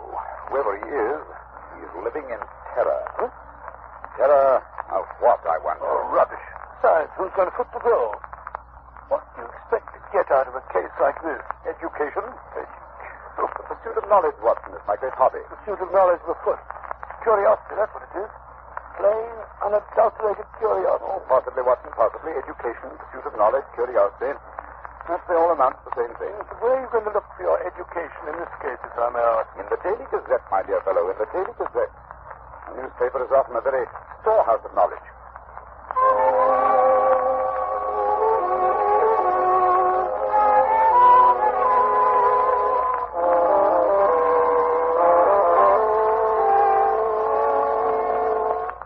Holmes, every time I look at you, you have your nose buried in a copy of the Daily Gazette. Why the fondness for that yellow rag? Yeah. The Daily Gazette is the paper Mrs. Warren's mysterious lodger asked for, remember? Well, what of it? What can you discover from a common newspaper? The answer is nothing. Nothing at all. Here it is 4 days since we heard of that mysterious gentleman, Mrs. Warren. What have you unearthed? Nothing. Absolutely nothing. No, you're wrong as usual, my dear Watson. We interrupt this program to bring you a special bulletin from the NBC newsroom in New York. President Roosevelt will address the joint session of Congress at noon tomorrow. We return you now to the adventures of Sherlock Holmes. My keeping enemies to the hiding place of the mysterious lodger. How would you go about keeping in touch with him? Just learn out. Through the papers, my dear fellow, through the agony columns. And since Mrs. Warren's lodger received only one paper, the notices must appear in that. Okay. See now, but how can you tell which notice is the one we're after? By elimination, Watson. By elimination. Take this paper, for instance. The edition which appeared 2 days after the lodger took up his residence with Mrs. Warren. The agony column, huh? Let's have a look. Dear me. What a collection of groans, cries, and utter nonsense. Oh, perhaps, my dear Watson, perhaps. But nevertheless, an invaluable hunting ground for the searchers after education. Well, go on. The first one reads, surely Jimmy will not break his mother's heart. perfectly certain. Listen to this. It's the lady who fainted in the Brixton Yes, disregard that. The lady doesn't interest me. Here's another. Every day, my heart Oh, longs. bleach, Watson. Unmitigated bleach. Go on, please. Well. Be patient. We'll find some means of communication. Meanwhile, what's this column? It's signed G. Sounds more plausible, eh? Are there any others? Yes, 3 days later we picked up the trail again. Here it is. Now, that one. And making successful arrangements, patience and prudence, the clouds will pass. G again. Yes, nothing for 2 weeks after that. Then comes something more definite. Here. The park is clearing. If I find chance to signal, remember code. A1, B2, and so on. You'll hear soon. Oh, what's more G? By Jove. Things are warming up. Oh, see who that is, will you, Watson? Sure. Yes, I'm sure he wanted to run. Thank you so much. Well. What is it? It's the afternoon copy of the Gazette that has just arrived. This is how it's done. Oh, good. See if there's anything in it. House of Parliament in heated session. Actress has pearls still. Oh, come on, give me that paper. Oh, look out, Holmes. Do tell. Snatching a paper out of a fellow's hands like that. Nice manners, I must say. Here we are, Watson. Here we are. I read house with white stone facing, third floor, second window left after dusk. G. Ha. That's definite enough, Watson. That's definite enough. Hello. What's that? Look out of the window, will you, Watson? Your friend, Mrs. Warren. I said it. She must be excited. Her hat's on the side of her head, and she's puffing like a steam engine. There's Mrs. Hudson. Just let her in. Yeah, something happened. We weren't there. Confound it, Watson. I hope you did it. Come in. Mrs. Warren, what's up? Oh, Mr. Holmes, sir, I come as best as I could. Well, here, take a chair and get your breath. Oh. No, wait a minute. Sit down. That's better. Now then, what's happened? It's a police matter, that's what it is. I'll have no more of it, and I won't. I'll pass him on bag and baggage. I'm at the end of my patience, I am. When it comes to knocking my old man about... Mr. Warren, well, treating him rough anyway. Who did that? Well, that's what we want to know. It was around 11 this morning. There was a fog, you remember? Well, I sent Mr. Warren around to get me some money in for the stew we was to have for lunch. Well, he says he got no more than 10 paces down the road when 2 men come up behind him, threw a coat over his head, and bundled it into a cab that was standing beside the curb. 12 o'clock, 1 o'clock, and he don't come back. And there am I in me stew left waiting for the onions. Well, at 2 o'clock, they come up a stew anyhow. And you know what a stew is like without onions. Yes, like tea without... Yes, I like mine. Well, tea without milk is about better than one of the most... Go on, Mrs. Warren. Go on, never mind. Yes, well, at 3 o'clock, my old man comes home, all black and blue, and his coat torn. At first, I think he's been in some pub. He's got a weakness for a drop now and then. Yes. Pretty soon, I see he's not drunk, just dazed, and he tells me he's been driving around for 2 hours with a couple of men threatening him, and finally they opened the door and shoved him out. And when he comes to, he found he was on Hampstead Heath, so he took a bus home, and there he lies now on the sofa, moaning and groaning. Indeed, most interesting. Did he notice the appearance of the man? Did he hear them talk? No, Mr. Holmes. He's clean dazed. He just knows he was lifted up as if by magic and then dropped again. If by magic? Yes, sir, that's right. And you connect this attack with your lodger? Well, sir, we've been living there 15 years now, and no such happenings ever came before. I've had enough of it. Money's not everything. I'll have him out of the house before the day is now, done. Wait a minute, Mrs. Warren. Wait a minute. Don't do anything rash.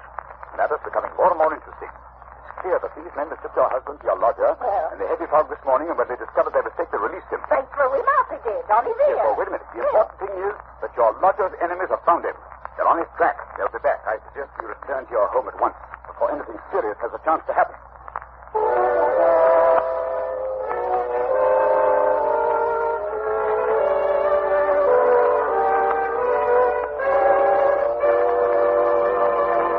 Just a moment, we'll rejoin Sherlock Holmes as he endeavors to solve the mystery of Mrs. Warren's lodger. Ladies and gentlemen, in every American city, town, or village, you'll find a group of people who are worthy of the highest praise.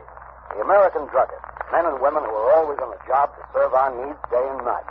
This evening, we have a very welcome guest, a druggist from the city of the famous Mardi Gras, colorful New Orleans, Mr. Wally Schweikart of the Schaefer and Schweikart Pharmacy at Carrollton and Genesee. Now, here's what happened the other day when a friend of mine visited the Schaefer and Schweikart Pharmacy. Mr. Schweikart, you certainly have a fine modern drugstore. How long have you been serving this neighborhood? About 25 years. Well, sir, it's a long time. Say, what were those big buildings I just passed on the way out? Why, the famous Tulane and Loyola University. And we're proud to have some of the students among our best customers. And I suppose you have an occasional professor stopping in, too, huh? Yes, we do. College students and professors buy medicines just like anyone else. And that brings up a question I'd like to ask. What do most of your customers buy when they want to relieve the usual symptoms of colds? Bromoquinine cold tablets by a big margin. We recommend them, and both Mr. Shape and I have used them to help relieve the common miseries of our own colds. That's just the way it happened, isn't it, Mr. Schweikart?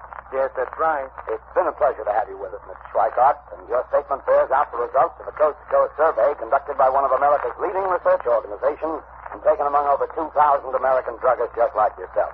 It was found that more than 87%, that's about 9 out of every 10 druggists, recommend bromoquinine cold tablets as an effective aid in the relief of the usual cold symptoms. And in addition, the majority of these druggists said that bromoquinine cold tablets were their largest selling tablets made exclusively for the common distress of cold. Friends, when you have the usual symptoms of a cold, get the preparation your druggist probably recommends. Time-proven bromoquinine cold tablets and take only as directed. Bromo, B-R-O-M-O. Quinine, Q-U-I-N-I-N-E. Bromoquinine cold tablets.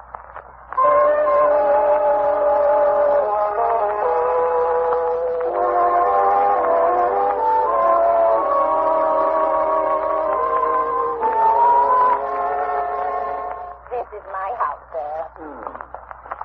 Very tidy indeed. Starched curtains, polished doorknobs. I do my best, Mr. Holmes. Now, where'd the Plea? There's windows on the top floor where the lamp is lit. Those are the lodgers' rooms, I take it? Yes, sir. Oh, here's the key. You slipped inside the linen and the bag. Will you come in, gentlemen? Holmes? The door's open. Come on in. I say, why are you staring at that house across the street? You see it, Watson? You see it? Of course I see it. I'm not blind. High red house with white stone facing. Of course. The message. Yes. Watson, that is undoubtedly the signal station. Notice the to let sign in the window? An ideal spot, my dear fellow. An ideal spot. I dare say we're supposed to be gone inside. We're keeping Mrs. Warren waiting. Right, Watson. Practical as usual. Oh, Mrs. Warren, what now? I don't rightly know, sir. I suppose we begin by taking a look at this mysterious lodger of yours. Well, how are you going to manage that if he keeps the door locked? When do you take his next tray up to him, Mrs. Warren? Usually I do see around 4:30. 4:30, eh? It's almost that now. Is there any chance, another room with a door opening onto his corridor? No, sir, that is.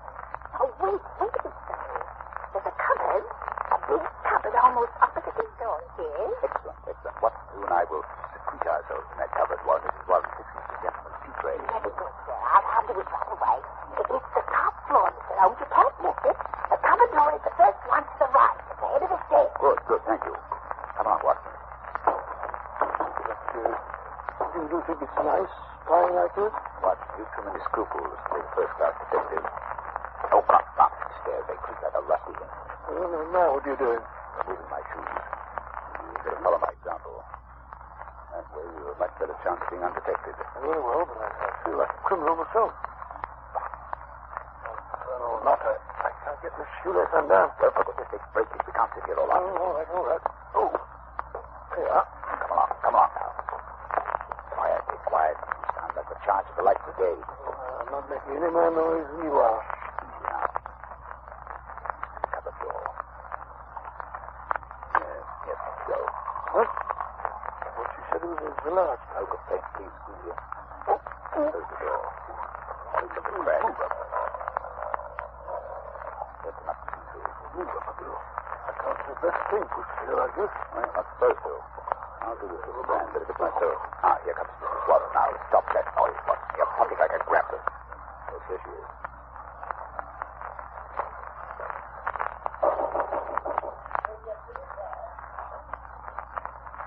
Slipped on the chair. Going away. At the door now. Slowly. And a big pipe thunder. Well, I'm dashed. What is it, Holmes? What's happened? Something I did not foresee. Follow me downstairs quickly, Watson. My own excitement. Who was it? Who opened the door? Remember, I used to Substitution of lodgers, Watson? Yes. What I did not foresee was that we should find a woman, no ordinary woman, Watson. No, of course not. Dark, young, handsome, with a face etched with terror. Terror? Do you think she saw us? I think she suspected our presence. Well, what do we do now? We'll put on our shoes. We're going to spend the next few minutes on the front doorstep. Why? You remember the message said that G would communicate with the lady at dusk today? Please keep an eye on the window opposite. Yes, but that's almost dark now. Come along.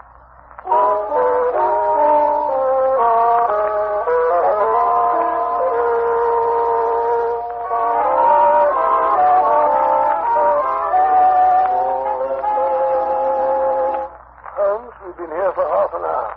My fingers are practically numb. Perhaps your friend has seen us and been scared off. No, this doorway's too dark. It's more likely that something has happened to prevent his coming. Hold on.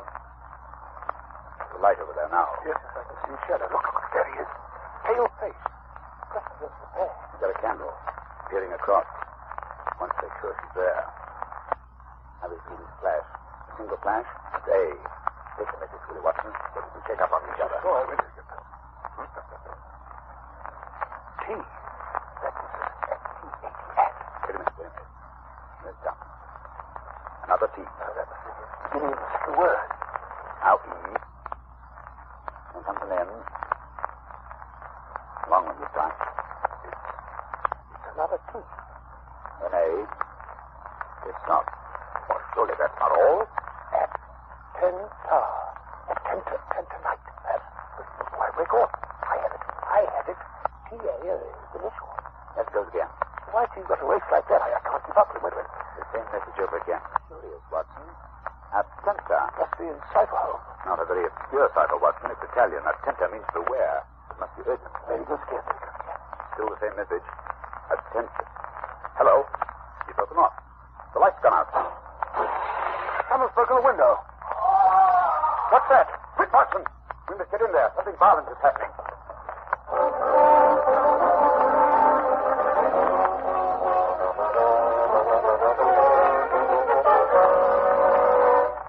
The doors are locked open. Come along, Ben. Keep your revolver handy. God, I can't see your face. Here, up these stairs. Hello. There's a candle where he dropped it. It's warm. Got a match, Watson. That's better. Let's look around a bit. So quiet. Almost uncanny. Where could he have gone? There's a broken window. And here, look here, Watson. Blood. A trail of blood. Some heavy object has been dragged along the floor. Reach this cupboard door. Open it, Watson. Is it open? Oh, very well. Oh, look. On the floor, a man. On his back and covered with blood. Look, there's a knife. A knife sticking straight up. Driven blade deep into the body. A terrific blow. Give me that candle. Let's have a look at him. Yes. There. Look at the red circle drawn on the floor under his head. A halo in blood. Holmes, what are you doing with that candle? Finishing the message. I think it will be helpful. Let's get to the root of this mystery. I must find out how he got there. You mean this man? Then you recognize him? Naturally, Watson. It's Black Georgiano, the head of the most terrible band of criminals in America. Georgiano. Gee, Georgiano. Then it must be he who sent the message. What's he doing over here in England? That's the question we must ask the lady from across the street. We should be here in a moment. I signaled her to come. Here she is. Carissimo, I have a come. Ah, fool. What is it? What have you done with me? You must prepare yourself for a nasty shock, madam. My husband, what has happened? What are you hiding from me? Who is that on the floor? I beg of you not... Oh, let me see. Georgiano.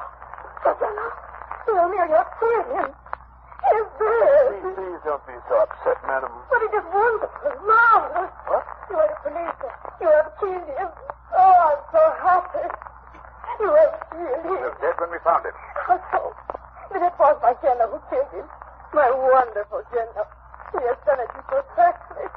He is splendid. He is magnificent. But where is he? Just now he sent a message for me to call. It was I who sent the final message. Your husband disappeared out of the back window, if I read the signs correctly. But I ran away. For my husband, he did it to protect himself. To save me. No one could blame him.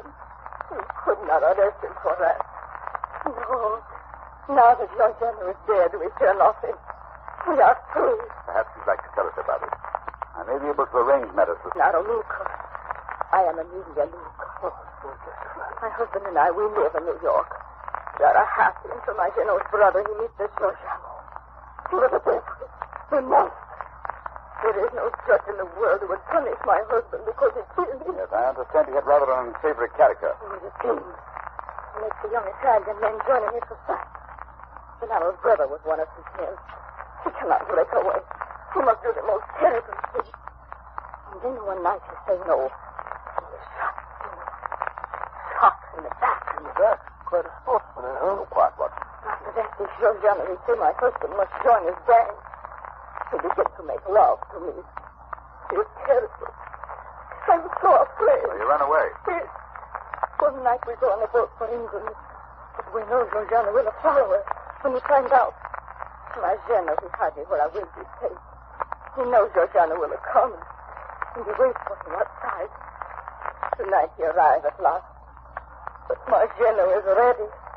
He is prepared to kill him. Oh, he is a hero, my Gennaro. I don't know what the British point of view will be, but I imagine that in New York, this lady's husband will receive a pretty general vote of thanks. Oh, I think we can arrange the British point of view, Watson. Scotland Yard has been on the lookout for this Georgiano since they heard he had landed. Mr. Luca has just taken a little bit of work, that's all. And now, Mrs. Luca, if you'll come with me, I believe we can arrange matters satisfactorily. Senor, gracias. I'm so happy. Well, it's been an interesting case, Holmes, but I still can't for the life of me see what you expect to get out of it. Education, Watson. A little more education. Always seeking knowledge at the old university.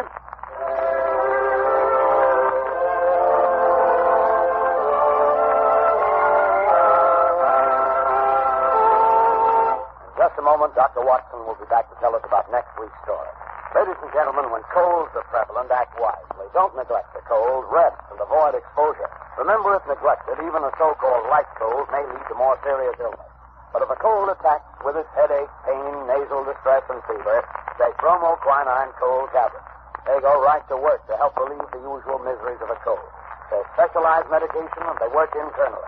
They bring prompt relief, grateful relief, and they are time-proven. They're known and sold everywhere to help relieve the common discomforts of cold. Yes, you can take them with confidence. So when you have the usual symptoms of a cold, get busy and take bromoquinine cold tablets. Use only as directed, and be sure to get the real thing. Look for the letters LBQ on the tablet, and always ask for them by name. Bromo, B-R-O-M-O. Quinine, Q-U-I-N-I-N-E.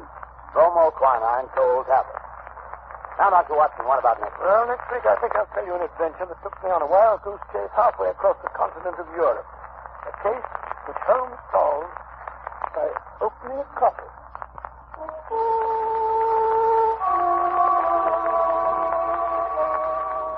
You have been listening to a Sherlock Holmes adventure adapted from Sir Arthur Conan Doyle's story, The Adventure of the Red Circle, with Basil Rathbone as Sherlock Holmes and Nigel Bruce as Dr. Watson.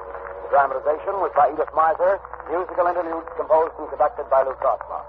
This program is presented from Hollywood each week at this time by the makers of bromoquinine cold tablets, prompt relief for cold distress. This is not Manning speaking. Christmas seals are the stamps that help fight tuberculosis. Your contribution to the health and strength of our nation. Buy your Christmas seals today. This is the Red Network of the National Broadcasting Company.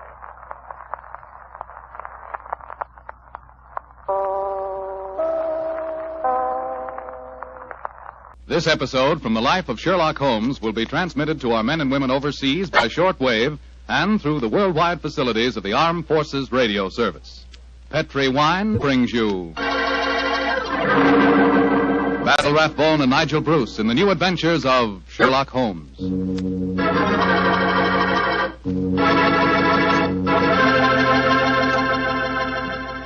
The Petri family, the family that took time to bring you good wine, invite you to listen to Dr. Watson tell us about an exciting adventure he shared with his old friend, that master detective Sherlock Holmes. And so while you're getting comfortable, I'd like to tell you about an old American custom. The custom of serving a glass of sherry wine before dinner. Petri, California sherry. You know, Petri sherry is to a good meal what the overture is to a good musical comedy or an opera. Before you sit down at the dinner table, just pour yourself a little glass of Petri sherry and sip it slowly.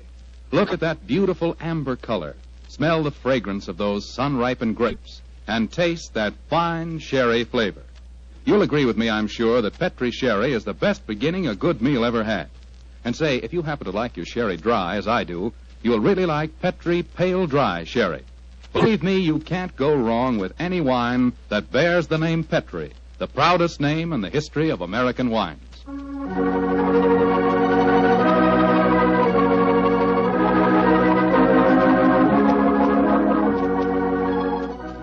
And now let's drop in on the good Dr. Watson, who's waiting for us in his California ranch house. Good evening, Doctor. Good evening, Mr. Foreman. Come in and make yourself at home. Thank you, Doctor. Sitting here with the lights off, I see. Have you been getting yourself in the mood for tonight's Sherlock Holmes story? No, my boy, I was watching the sunset. It's quite a beautiful tonight. Aye, Doctor, the sun set over an hour ago. Yes, I know that, young fellow, my lad. I know that. But at my age, a fellow's entitled to take a little snooze after dinner, isn't he? Of course he is, Doctor. And now that we've settled that, how about tonight's story? Well, a very beautiful girl figured prominently in this adventure, Mr. Foreman. Her name was Jasmine Lafleur. Huh? You say that again, Doctor, please? I know, my boy, but that was her stage name. When she was a magician's assistant, unfortunately, I never had the opportunity of seeing Jasmine Lafleur in the theater. But I'm told that she was a fascinating figure in tights and spangles. When Holmes and I first met her, however, she was dressed a little more conventionally. And her name was then Diana Vennering. Lady Vennering. Lady Vennering? Say, those tights and spangles really paid off, didn't they? Well, how did you and Sherlock Holmes come to meet up with her, Doctor? In rather spectacular style, Mr. Foreman. Miss Lafleur became something of a femme fatale in the early 1900s. First of all, she married Signor Rossoni, the magician for whom she was working. On the wedding night, he was mysteriously stabbed to death. A few months later, Madame Rossoni, very fetching in her widow's weeds, I'm sure, met Sir Wilfrid Vennering. And, after a whirlwind courtship, she married him. Don't tell me he got murdered, too. He did, Mr. Foreman. Also on the night of the wedding. But this time the police found a suspect.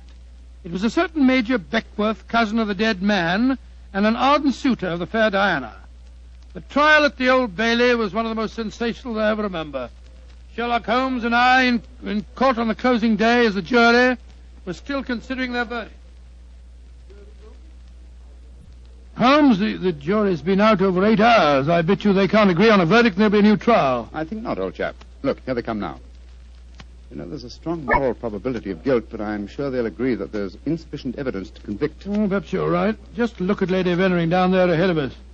What a stunning woman. Yes, and a woman of great poise and courage. Here it comes. Gentlemen of the jury, have you arrived at a verdict? We have, my lord. How say you? Do you find the defendant guilty or not guilty? Not guilty. Exactly. Come on, Watson. Let's get a breath of fresh air. Well, I was wondering perhaps if we shouldn't go over and congratulate Lady Vennering. On what? The fact that our husband's murderer has not been found? Oh, I suppose you're right. You ever read the book of Tobit, Watson? Tobit? I don't think so. When was it published? Well, a little before our time, old chap. It's an Old Testament story. Whatever made you think of it at this moment? Well, it's so remarkably apposite with the case of Lady Vennering. It deals with a highly peculiar series of murders, 7 of them, if I remember correctly. Who was the murderer? A jealous demon by the name of Asmodeus, who strangled husbands on their wedding nights. Well, judging by the verdict just now, Major Beckworth isn't the Asmodeus, or whatever you call him in this case. Here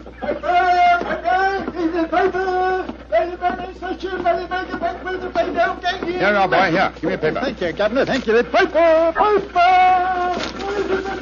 Well, Holmes, what does it say? Oh, wait a minute. Here we are. Listen to this. Lady Vennering, widow of the murdered man, says that she will marry the suspect. Lady Vennering told newspaper reporters this afternoon that if Major Beckworth is acquitted, she will marry him before the year is out. Oh, upon my soul, Holmes, there's a positive sparkle in your eyes. You read about her. I must admit the lady fascinates me, old chap. I hope before she becomes involved in any further tragedies that we may have the opportunity of meeting her. And something tells me that we will.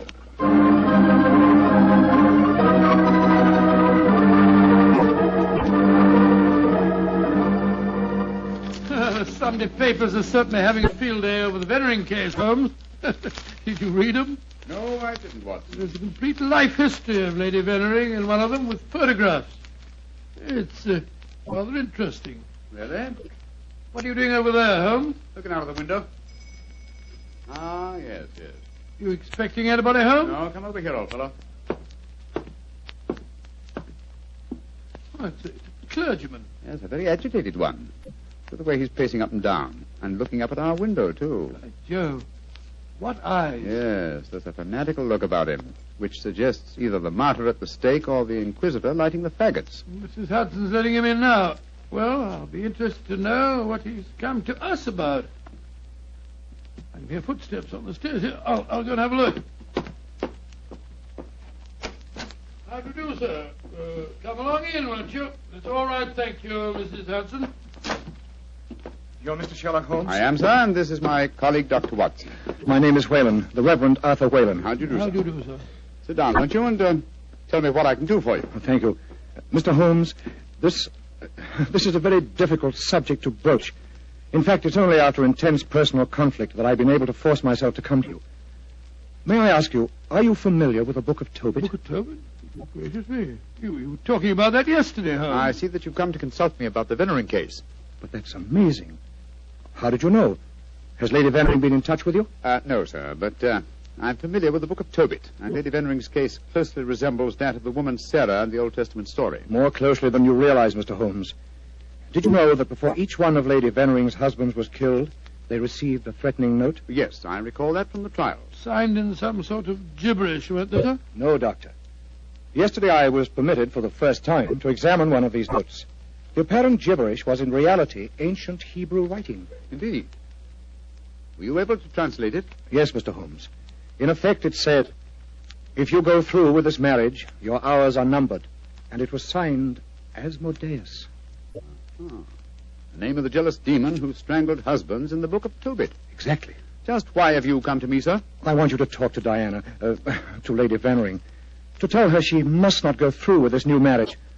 Murder is stalking her, Mr. Holmes. I have argued with her, prayed with her, implored her to realize her danger. But she is adamant. I'm afraid I should feel extremely presumptuous in giving her my advice. No, Mr. Holmes. I have prepared the way for you. You could, I'm sure, make her realize her danger. And she's willing to see me, you say? Willing and anxious. Oh, very well. But I'd like to ask you a few questions first. Anything, Mr. Holmes. What is your interest in her? She's a member of my flock. She needs my guidance. Nothing further? No, Mr. Holmes. By the way, I believe that you performed the marriage ceremony at both of her previous weddings. Yes. Are you proposing to officiate at the ceremony if she marries Major Beckwith? Well, I don't know. I'm hoping that marriage will never take place. And so I want you to help me, Mr. Holmes. Where does the lady live? 47, Berkeley Square. Very well. Dr. Watson and I will call on her this afternoon. Delighted to. I doubt if I can be there myself. In fact, Diana might speak more freely if I'm not. But here's my card. Oh, thank you. You'll know where to get in touch with me if you want to. Very well, sir. Good day to you, gentlemen. And I'm greatly in your debt. Good day, sir. Good day. Strange business, Holmes. I can't believe that Mr. Whalen's motives are entirely impersonal. Nor can I, old chap. What are you laughing about? I was thinking of the Book of Tobit, Watson. In that the role of protector, the role I have just been asked to take, was played by the Archangel Raphael. I can't help feeling, Watson, that I'm making distinct strides in my profession.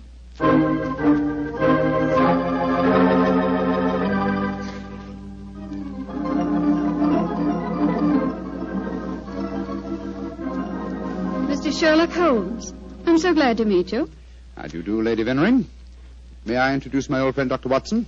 How are you, Dr. Watson? I'm awfully glad to meet you, Lady Veneering. Let's sit down, shall we? You're just in time for tea. Thank you. You know why we're here, of course. Oh, naturally. Mr. Whalen came round here as soon as he'd left you. You're to persuade me to look after my mortal affairs, while he takes care of my immortal ones. Isn't that it? Well, that's charmingly put, Lady Veneering. Charming. May I say, Mr. Holmes, that I'm flattered that a man of your eminence should be sufficiently interested to bother about me. You underestimate your own importance, Lady Veneering. Though I may mention that if your problem had been as simple as Mr. Whalen made it out to be, I might have been otherwise engaged. You're being very frank and a little mysterious. Are you suggesting that Mr. Whalen didn't tell you everything? I am. And I hope you will be more candid with me. Sherlock Holmes, I like you. You're most refreshing. Milk and sugar in your tea? Just milk, thank you. Here you are. How about you, Dr. Watson? Oh, just the same way, please. Hey, thank you, my dear. And now, Mr. Holmes, perhaps you'll tell me why you think that you haven't been told everything. Before I answer that, Lady Vennering, I wonder if I might ask you some questions. But of course. Anything. When your first husband, Signor Rossoni, was killed, did the police find any suspects? Yes, one. Ferdinand Gautier, a young man who had been an assistant in our Magician's Act. A stupid, good-looking boy who thought he was in love with me. But of course Inspector Lestrade had to release him. There was no evidence. Inspector Lestrade? Well, you can bet that if he arrested him, the boy was innocent. A warning note was found among your husband's effects, wasn't it? Yes, and it was signed in Hebrew with the name Asmodeus. But perhaps you're not familiar with the Book of Tobit. Oh, yes, I'm familiar with it, Lady Vennering. How did you know then that the Hebrew letters signified that name? Mr. Whalen translated them for me. Oh, I see. And also read me the Book of Tobit. He's always been particularly fond of that book. Perhaps because it illustrates his own ideas on the dangers of marriage. Holmes told us that he hadn't seen one of the warning notes until yesterday. Precisely. Lady Vennering, I read in the papers that you intend to marry Major Beckwith, the man who has just been tried for your late husband's murder. Yes, Mr. Holmes. When are you going to marry him, may I ask? When it pleases me. Doesn't it occur to you that a great deal of comment will be caused? Also that Major Beckwith's life is in obvious danger? Of course it occurs to me, my dear man. But because of two tragic marriages, am I to spend the rest of my life alone? As Mr. Whalen would have me do? I'm young, alive. Peter, what are you doing here? I just arrived back in England today, Diana. What's this I read about you marrying Beckwith? Peter, I have guests. Mr. Sherlock Holmes and Dr. Watson. This is Peter McComas, one of our most promising young painters. Diana, tell me it isn't true. When I left England, you loved me, and I you. I come back, and what do I find? You're planning to marry Beckwith. Well, I won't stand for it. If you think you can throw me over like some silly boy, you're very much mistaken. I can tell things, you know. I can tell lots of things. Get out of here, Peter. Get out. Diana. And don't come back until you've learned manners and discretion. But Diana. Get out.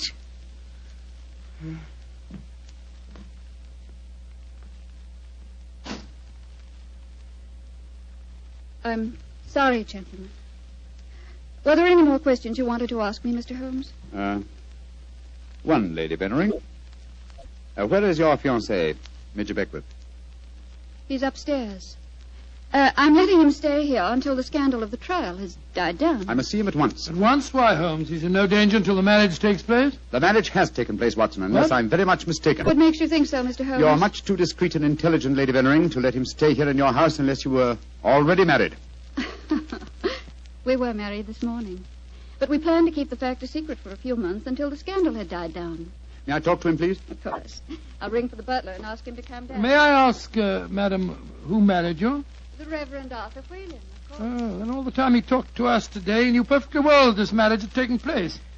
He must have just come from it. I don't trust that man, Holmes. Oh, there you are, Hudson. I just rang for you. Will you ask Major Beckwith? Excuse me, milady. I was just on my way to telephone the police. The police? What do you mean? It's Major Beckwith, milady. He's been stabbed to death in his bath. Mr. Beckwith murdered, too. Hudson, I'll telephone the police. By now, I'm rather well acquainted with Inspector Lestrade. Excuse me, gentlemen. A dreadful business, Holmes. A third husband murdered on his wedding day. But what a woman, Watson. She's superb, magnificent. What on earth do you mean, Holmes? What courage. What unconquerable spirit in the face of a fresh tragedy. Watson, she fascinates me. I haven't seen such a splendid female since we solved that case for the King of Bohemia.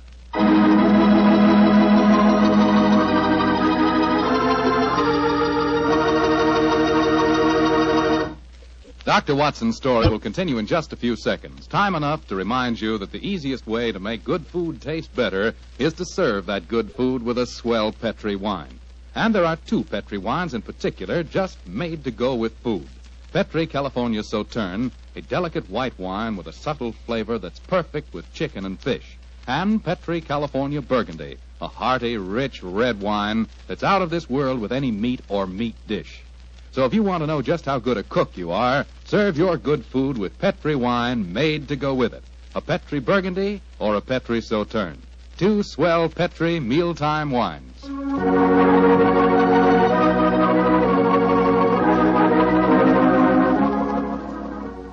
And now back to tonight's new Sherlock Holmes adventure. The famous detective and his old friend Dr. Watson have become involved in the affairs of thrice-married Diana, one-time magician's assistant.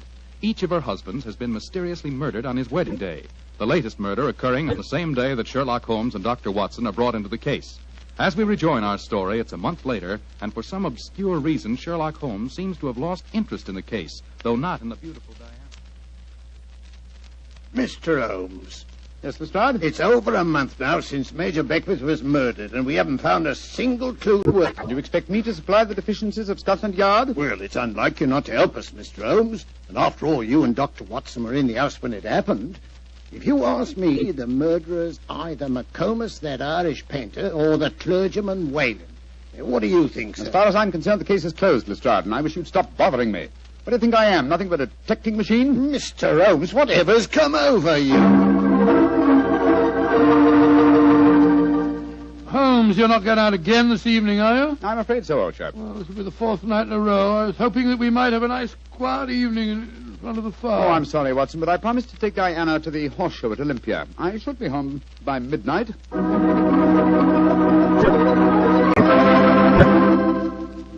Mr. Holmes. Yes, Mr. Whalen? You're seeing altogether too much of Diana. She seems to be completely under your spell. But you introduced me to her in the first place, with the request that I keep an eye on her. I made a great mistake. As her spiritual protector, I'm afraid I must ask you to stop seeing her. I'm afraid I must ask you, sir, to mind your own business.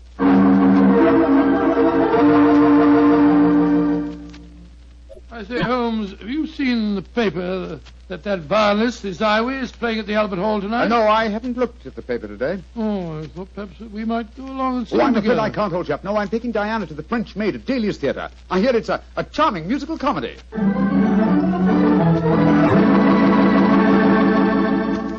Look here, Holmes. We've been friends for a good many years now. Very true, old fellow. And I think I'm entitled to speak to you straight from the shoulder. Of course you are, Watson. Very well, then. This Diana Beckworth. Oh. Yes, it's your own business, I suppose, but I can't bear to see her making such a fool of you. You've neglected your work entirely since you met her. You get about as though you were a young fellow of 20. What's come over you, Holmes? Stop pacing about, old chap, will you, and sit down. In fact, it might be a good idea if you fortified yourself with a nip of brandy from the Tantalus there. What I'm about to tell you may be something of a shock. Watson, Diana and I are getting married tomorrow. What did you say, Holmes? I'm getting married tomorrow. But, you're insane. Oh, that's not very flattering, Watson. Anyway, I don't see why you should be so surprised. You yourself married and left Baker Street once, didn't you? For you, Holmes, a confirmed woman hater. No, my dear Watson. No, indeed, no.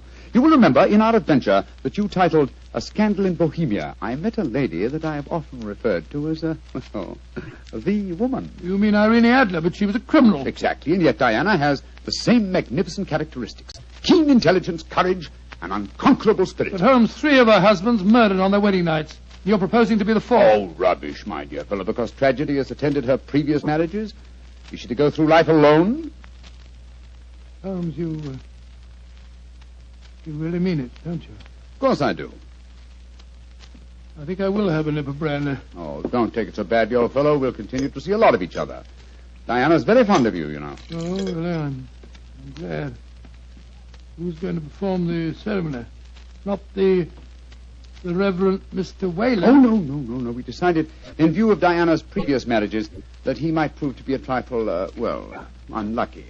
A clergyman named Blarney will officiate. Whalen, of course, insists on being present just the same. What time is the wedding tomorrow? 2 o'clock, old fellow. Oh, I should have mentioned this before. I hope your cutaway coat and top hat are in a good state of preservation. You'll be a pretty prominent figure at the ceremony, you know. You mean that... Well, I mean that if Sherlock Holmes gets married, who else could be his best man but his old friend, Dr. Watson? It's elementary, my dear fellow, elementary.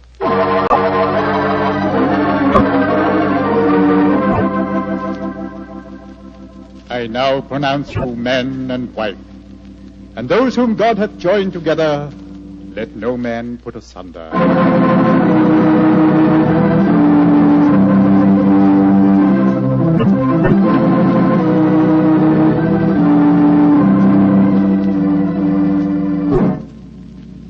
Diana, I'm going to claim the privilege of the best man and give you a kiss. Of course you shall, Doctor.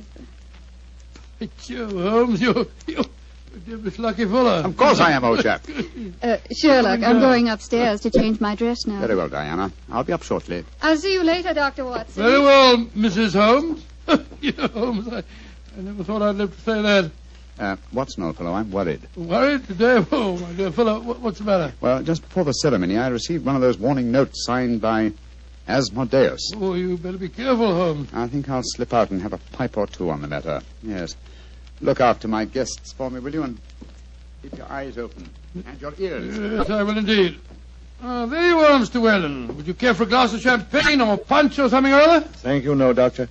I'm in no mood for celebration. I'm certain that Diana has made a shocking mistake. Well, really, sir, I don't think... I only came here in a last-minute attempt to dissuade her. Now that I've failed, I shall leave. Good day, sir. Yes, sir. Dr. Watson? Oh, hello, McComas. Where's Mr. Holmes? We'll be back in a few minutes. Would you care for a glass of champagne, sir? Well, thank you. I should like to drink a toast to the pair. I've been in love with Diana for years, you know, but she wouldn't marry me, and well, I suppose I might as well make the best of it. I must say your friend Sherlock Holmes seems like a splendid fellow. He is indeed, McComas. In fact, I may say... Watson. Excuse me, sir. All right, Holmes, I'm coming. Up here. What on earth's the matter, Holmes? Follow me, lock the door behind you. Allow me to introduce you to the demon Asmodeus, Watson. Unfortunately, at the moment, she's in a faint. Good Lord. It's Diana. Exactly.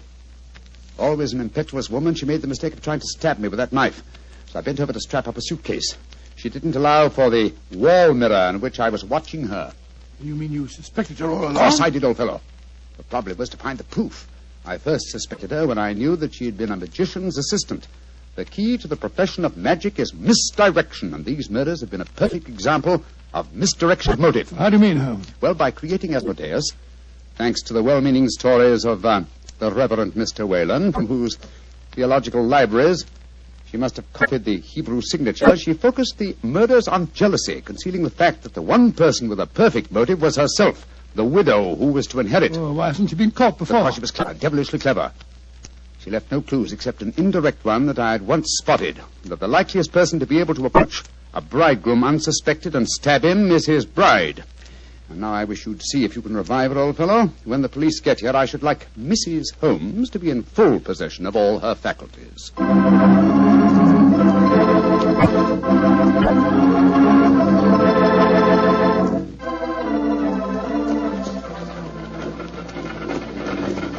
Well, Holmes, I must say I never expected to be driving back with you to Baker Street on your wedding day. I can't tell you how happy I feel. Dear old Watson, you really thought that I deserted you, didn't you? Oh, naturally, I wish you'd told me the truth. Oh, I couldn't tell anyone, not even you.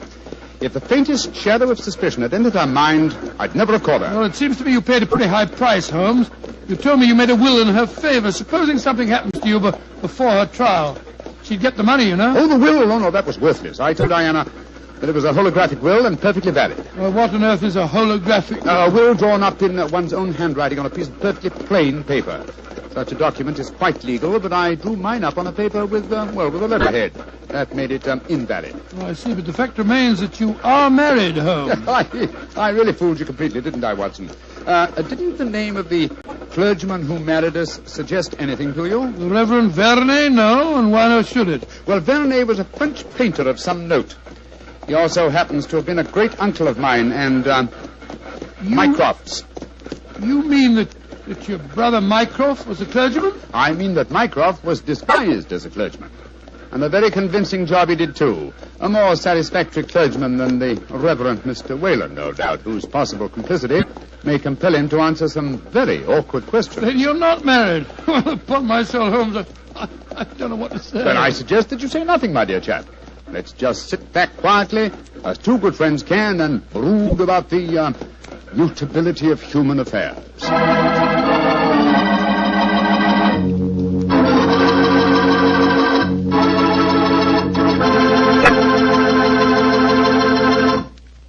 Well, Doctor, tonight's adventure was really a little extraordinary, to say the least. Holmes sure had a narrow escape. Doubly narrow, Mr. Foreman, doubly narrow. He not only escaped the jaws of death, but he also escaped the clutches of matrimony. Actually, the story had a happy ending for everybody but Lady Vennering. Jasmine Lafleur. What about that artist fellow, McComas? How did he take it? Oh, very well indeed. In fact, in gratitude, he even painted Holmes's portrait. Not exactly a good likeness, though. One of those modern artists who paints as impressions of a person rather than a portrait. What do you mean? Well, now, let me see. If he were to paint his impression of you, you'd probably end up by looking like a bottle of Petri wine in a sports jacket. Go ahead, Doctor. You can tease me all you want to, but I'll still rave about Petri wine. And why not? The facts bear me out that Petri wine most certainly is good wine. After all, the Petri family knows all there is to know about the art of turning plump, sun-ripened grapes into fragrant, delicious wine. That's because they've been making wine for generations, ever since they started the Petri business way back in the 1800s. And because the making of Petri wine is a family affair, the family has been able to hand down from father to son, all their skill and knowledge and experience. And believe me, that adds up to plenty. So no matter what type of wine you prefer, one to serve with meals or a wine for any special occasion, choose one of the fine Petri wines. You can't miss, because Petri took time to bring you good wine. And now, Dr. Watson, what story do you have lined up for us next week? Well, now, let me see, Mr. Foreman. I'm going to tell you about a strange adventure that began by my taking a wild cab ride through the moonlit streets of London and ended with Holmes and me being trapped in a luxuriously furnished cellar below a furniture warehouse down by the waterfront.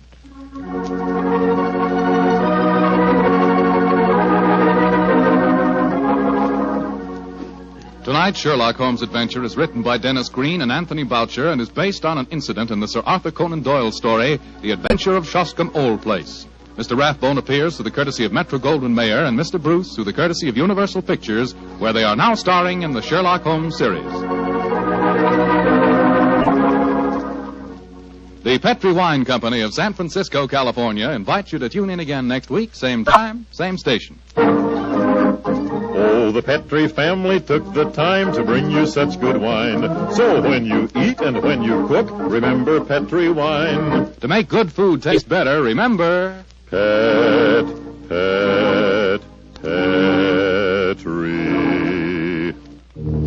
wine. This is Bill Foreman saying goodnight for the Petri family. Sherlock Holmes comes to you from our Hollywood studios. This is the Mutual Broadcasting System.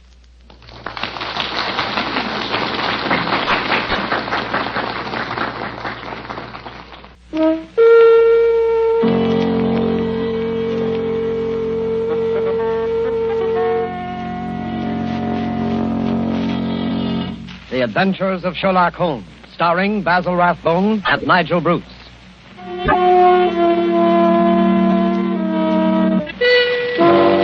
The makers of bromoquinine cold tablets bring you another adventure of Sherlock Holmes with Basil Rathbone as Sherlock Holmes and Nigel Bruce as Dr. Watson. Watch out for colds, ladies and gentlemen. They're very prevalent now, and a little cold may be the start of a serious illness. What you want to do at the first sign of a cold is take famous bromoquinine tablets. Bromoquinine tablets are made for one purpose and one purpose only, and that is the relief of colds. They act fast, give you speedy results, and that's what you want when you have a cold. Bromoquinine tablets are known the world over for their efficacy. Trust to reputation when buying a medicine. Do this when you feel a cold coming on, and you'll ask for bromoquinine cold tablets. And now, as we make our way through the night to Dr. Watson's hospitable door, we notice a feeling of spring in the air. The buds are swollen on the trees, still black and dripping from the rain. And there's the smell of warm, damp earth. Delicious. Hey, Mr. Manning? Well, hello, Dr. Watson. I didn't see you in the dark. Yes, I've been out checking up to see if my magnolias survived the winter. Any casualties? No, they all seem to be fairly bursting with buds. There's nothing as delicious as that first faint whiff of spring. All is treacherous. Come along to the house before we both catch our death of cold. After you, sir. Not at all, my boy. None of that age before beauty nonsense. I'm not as decrepit as all that. Oh, what's this? The front hall littered with trunks and suitcases? Oh, yes. I'm afraid my annual wanderlust has broken out rather early this spring. I'm off on a little jaunt first thing tomorrow morning, but come along into the study. Does that mean that this is the last of our storytelling evening? For this winter, yes, I'm afraid it does. Well, I trust I'm not too forward if I hope to be invited back again in the fall. Oh, of course not. You know we'll be waiting for your return. Oh, thanks very much. It's very, very decent of you. To put up with the meanderings of an old fellow like myself. I appreciate it, you know. But sit down, Mr. Manning. Sit down there, over there, in the usual chair. Let's get on with our story before I get all glittery and sentimental.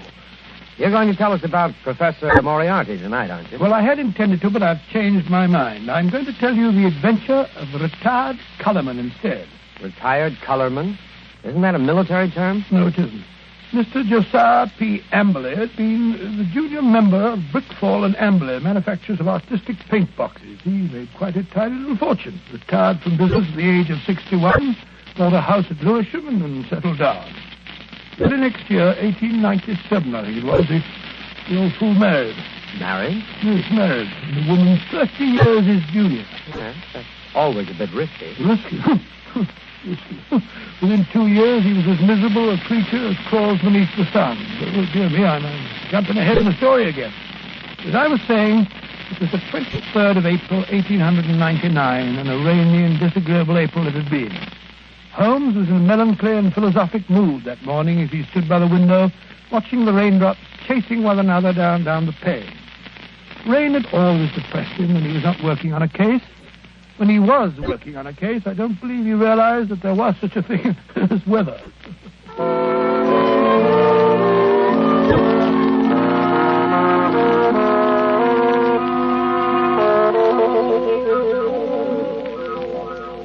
Look at that beastly rain. Hasn't stopped for 3 days. Might as well be another flood. Well, heaven only knows what transgressions could have brought it on. That's been a really first-class crime for months. Oh, cheer up, Holmes, cheer up. It's probably good for the crops or something. The shortage in crime? No. The rain, of course. Probably makes the little buds sprout and the little shoots shoot. Oh, don't be so blasted optimistic. More likely rotting all the seed that's already been planted. Rain, where the deuce does it all come from? This confounded English climate? Why any man with half a brain stays on this rain-soaked, mist-bound island is beyond me. Oh, I doubt if the men have anything to do with it. It's the ladies, God bless them. This climate gives them perfect complexions, and with so many lovely creatures about, what Englishman would think of quitting the country? So much beauty, such exquisite... Oh, rubbish, Watson, rubbish. The spring has given you a temporary softening of the brain. I regret to say it seems to have that effect on most impressionable males. Impressionable nonsense. When a woman's concerned in one of your cases, you never even notice whether she's 16 or 60, and then you don't care whether she's got a well-turned ankle or whether she's flat-footed. Oh, why should I? Holmes, there are times when I think you're a cold-blooded fish. Possibly, Watson, possibly. Why do you suppose the fool doesn't show up? What fool? Josiah P. Amberley. Oh, is he one of your clients? Oh, I suppose I may call him so. He's been sent to me by Scotland Yard. Oh, by Scotland Yard? Quite. By Lestrade, to be exact. You must consider the case fairly hopeless if Lestrade hands the matter over to me of his own accord. Look, Holmes, there's a cab drawing up in front of our front door. He must be your client, Mr. Amberley. Yeah. Strange-looking individual, eh, Watson? He's quite an old fellow.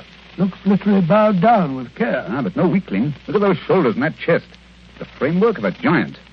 He's arguing with the cab driver about the fare. Huh. Watches the pennies, eh? I must say I don't like his face.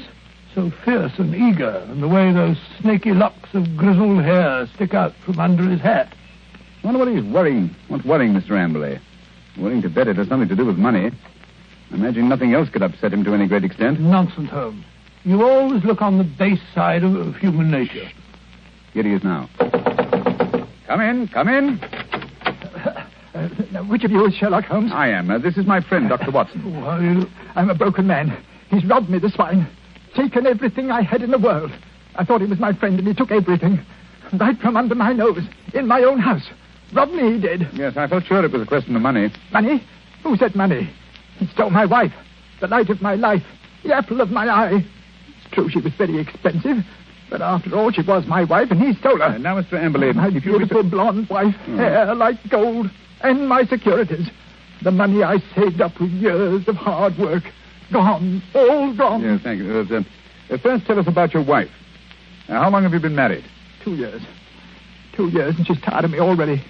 2 little years. Easy, my good man, easy. More facts and fewer recriminations if we're to get to the bottom of this case. Well, 3 years ago I retired. Bought a house. Big house at Lewisham.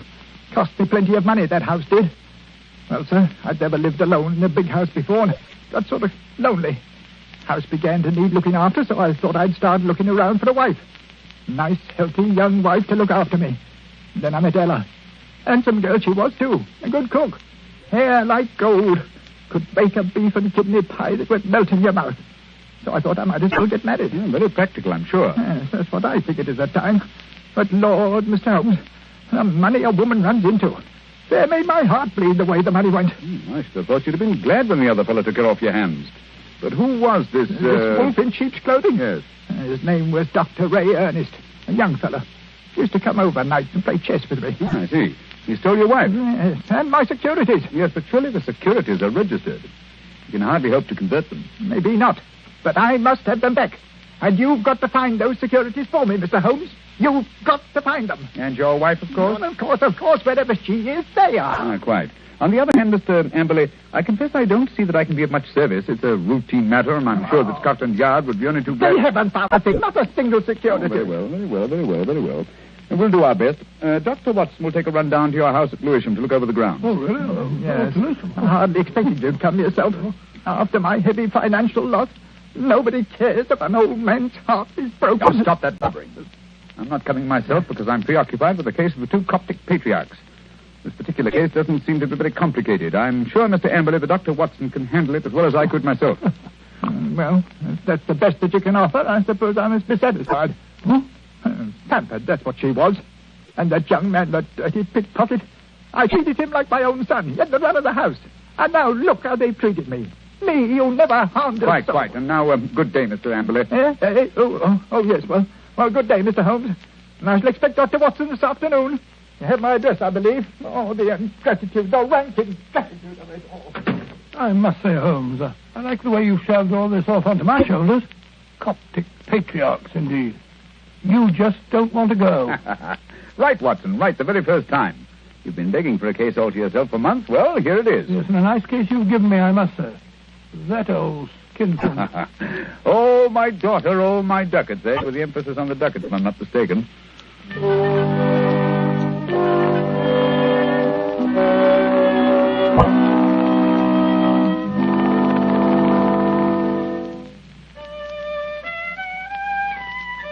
Oh, confound that passage.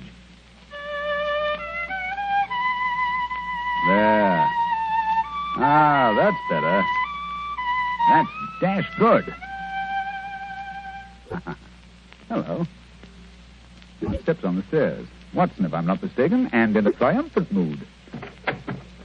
Hello, Holmes. Well, I'm back. Hail the conquering hero. A successful afternoon, I take it, with the light of victory in your eye. Well, I did manage to dig up a clue or so. Good. How about Mr. Amberley's place of residence? What's it like? Well, he calls it the Haven. Oh, charming. Yes, isn't it? I think the place would interest you, Holmes. You know that particular quarter, the monotonous brick streets, the weary suburban highways. Well, right in the middle of them lies this beautiful old home, surrounded by a high sun-baked wall, mottled with lichens and topped with moss. The sort of wall... You may omit the Percy, Watson. I note that it was a high brick wall. What? I should have guessed it was the Haven, even if I hadn't asked a lounger who was smoking outside in the street. A lounger? Yes, a tall, dark, heavily moustached man with a curious look in his eye. With great tinted glasses and a Masonic type in? Good heavens. How'd you know? Oh, the fool. A child of 10 could have seen through that. Oh, Mr. Holmes, I don't see. Never mind. Continue with your story, Watson. Well, I'd hardly entered the gateway before I saw Mr. Amberley coming down the drive to meet me. He began at once, pouring out his grievances. We walked back to the house together. And, Well, once inside the wall, I must say, I've never seen a place worse kept. Garden running to weeds and in a dreadful neglect. The house, too, was slatternly to the last degree. It just goes to show what happens to a place when there's no womanly hand about to keep it in order. Yes, but Mrs. Amberley's only been missing a few days. Hardly time for so much disintegration to take place. Must have set in before she left. Oh, possibly. At any rate, Mr. Amberley seemed to be ashamed of it.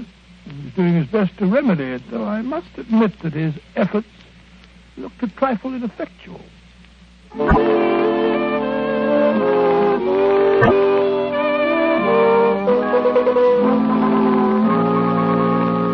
What's to become of me? What's to become of me? My wife gone, most of my fortune stolen. Oh, come in, Dr. Watson, come in. Here you see what remains of what used to be called my home. An Englishman's home is his castle, so they say. But home is where the heart is. And my heart... Look out, Dr. Watson, look out. That woodwork's just been... Oh, look at that, look at that. My best pair of trousers. Too bad. Careful, you almost get that pot of paint. Oh, dash it all, Amber. This is absolutely the limit. Sorry, I shouldn't have left that pot of paint in the middle of the passage, I suppose. That when one's alone in the house, one forgets. Well, alone? So you've been doing this painting yourself? It must strike you a strange occupation under the circumstances. One must do something to ease an aching heart. And step in here, Dr. Watson. This is my study, my sanctum sanctorum. Oh, sanctum sanctorum. I see you've just finished painting woodwork in this room, too. What a smell of paint. Yes, it's not dry yet. That's why I have a fire in here. Now, let me see. Where did you keep your securities? In the safe in that wall. This room is really a strong room, like a bank, with an iron shutter on the window and an iron door, burglar-proof. Ah, that's the irony of it. No thief from without could have taken my money, but my wife, my own wife. There's a picture, Dr. Watson, on the mantel, taken in a wedding dress. Nice-looking girl, Emily. It doesn't look the sort... the viper, the ingrate. Oh, really? Why, that very night, I bought 2 upper circle seats at the Haymarket Theatre. Wanted to give her a treat, I did. Oh, didn't she go? No. Last moment she said she felt sick. Said she had a headache, she did. I believed her, went alone. When I came back, she was gone. The safe was right back. Just a minute. What night was that, Mr. Emily? Last Thursday. Oh, Thursday, was it? Here's an unused ticket. Money wasted. She was always wasting money. May I have that ticket, Mr. Emily? Hold on. You thrown it in the fire. Now, why? I wanted to get rid of it. I want to get rid of everything that reminds me of her. Here, give me that picture. Well, I see. There, into the fire she goes, Cursor. May her soul burn in torment. That picture's burning now.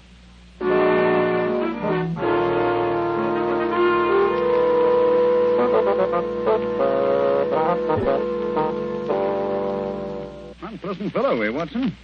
This case begins to look more somber than I suspected. If you could only have brought me that ticket, Watson. Oh, I did my best, Holmes. I may not have the ticket itself, but I did notice the number of the seat. Oh, bravo, Watson.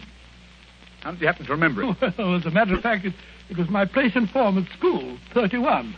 See from the bottom. And so it stuck in my head. Splendid, old fellow. Then Amberley's seat must have been 30 or 32. Dear me now. Who can that be? Well, whoever it is, he's dashed impatient. Oh, yes. Here he comes up the stairs, fairly running. Come in. Well, bless my soul if it isn't our old friend, our good friend, Mr. Amberley. What's up? A telegram, Mr. Holmes. I can't make anything of it. Here, see for yourself. Uh-huh. Come at once without fail. Yes. Can give you information as to your recent lost find, Elman, Yes, at the vicarage. Dispatched at 2:10 from Little Purlington. Little Purlington in Essex, I believe, not far from Frinton. You will start at once, of course. Watson, look up the train. It's probably a hoax. What could anyone in Little Purlington But know it's from about a very responsible person. Where's my crockford? Yes, here it is. We'll look up this minister of the gospel. Elman. Elman, here it is. Yeah, J.C. Elman, M.A., living of Mossmore, Little Purlington. Yes, but I still don't... Surely, Mr. Amberley, you want to find your wife and your lost security, Of course, but think of the waste of time and money. Here we are. Here's a train from Liverpool Street at 5:20. Yes, we just have time. Mr. Amberley, you go downstairs and hail a cab. I'll help Dr. Watson throw a few things in the bag. You think I need Dr. Watson? Perhaps I'd better go alone. Oh, no. It may be a trap for all we know. Don't think I shall go. Mr. Amberley, it would make the worst possible impression on both police and on myself if you refused to follow up so obvious a clue. We should feel that you are not in earnest about this investigation.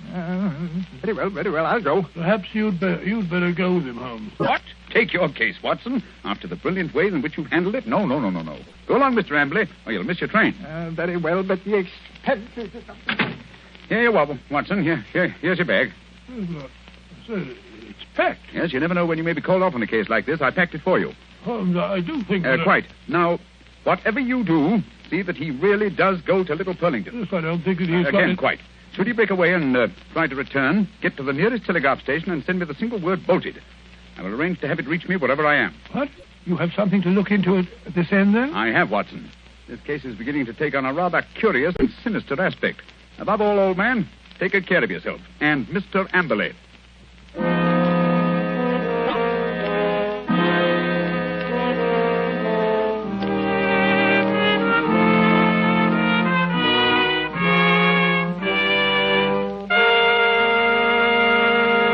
Before we find the outcome of Watson's curious mission, ladies and gentlemen, I have a few words to say. Here's what you want to do when you feel a cold coming on.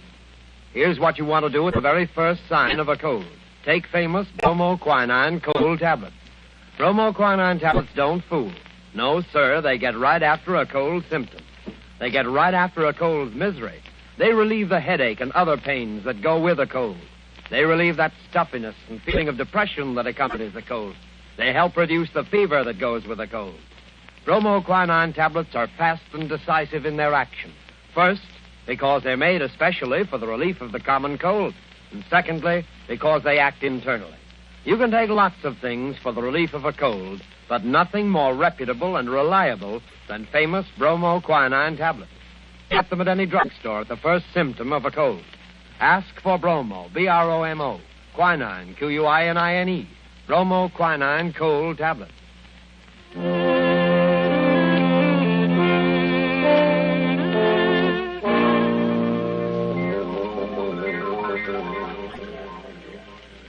Confound this rain. Everything's as dark as a black hole of Calcutta. Yeah, the haven. Chilly little haven this is. I can find a window unlatched. Not much chance on the first floor. The old boy's 2 quarters. Ooh. Second-story window, perhaps. Now, if I can manage to scale this porch pillar. This confounded rain. Just slippery as a greased pole. Come on. Hey, there we are. Yeah. Here's the window that's unlatched. Easy. Now. 1 foot over the sill. Now up with your hands. Up with them, I tell you. Thought I wouldn't see you prowling around down below, eh? Well, I've caught you red-handed.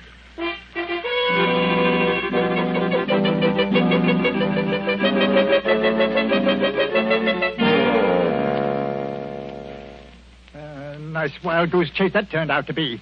That friend of yours, Sherlock Holmes, is a fool. I'm sure, Mr. Amberley, if you'll call and see him, he can explain. Explain nothing. That vicar had never seen that telegram before. The way he treated us. You might have thought we were suspicious characters. Then missing the last train and having to sit up all night in the confounded station with the rain dripping through the roof. Well, we could have gone to an hotel. Gone to an hotel? That costs money. Gone to an hotel, indeed. Well, here's your house, Mr. Amberley. I think I'll go along home now and get some breakfast. You will not. I'm going to come into the house and see if everything's all... I look up there. The window over the porch. It's open. Perhaps you left it like that yourself. Rubbish. I tell you, I don't like the looks of this. Where's my key? Here it is. We'll soon find out. I say, it is gloomy, isn't it? Look. Someone's been here right enough. Footprints on the fresh paint. I'll find him if I have to tear the place apart. No need for that, Mr. Amberley. We're here waiting for you in the study. Holmes! Good heavens, what a start you get. How did you get in here? I climbed in through an upstairs window. That's burglary, young man. Yes. Burglary has always been an alternative profession, and I cared to adopt it. I'll admit I was glad I hadn't when I walked into Inspector Lestrade's gun last night. He thought I was a burglar, too. But come, we're keeping him waiting. He's in the library. Here they are, Lestrade. I told you we could expect them back before 10. No, but look here, that's not Lestrade. That's the man I saw loitering in front of the gate yesterday afternoon. The fellow with the black moustache and the glasses. Yes, that's right, Dr. Watson. Yes. Lestrade fondly imagines that's a disguise. Oh, now, look here, no. It's as obvious to anyone who takes the trouble. Look here, I've had enough of this. I won't have 2 busybodies prowling around my house in the middle of the night. And what's more, Mr. Sherlock Holmes, I suspect you sent that telegram yourself. Very clever of you, Mr. Amberley, very clever. You look a trifle pale. I thought a night in the country might do you no, good. enough of that. What kind of a fool do you take me for?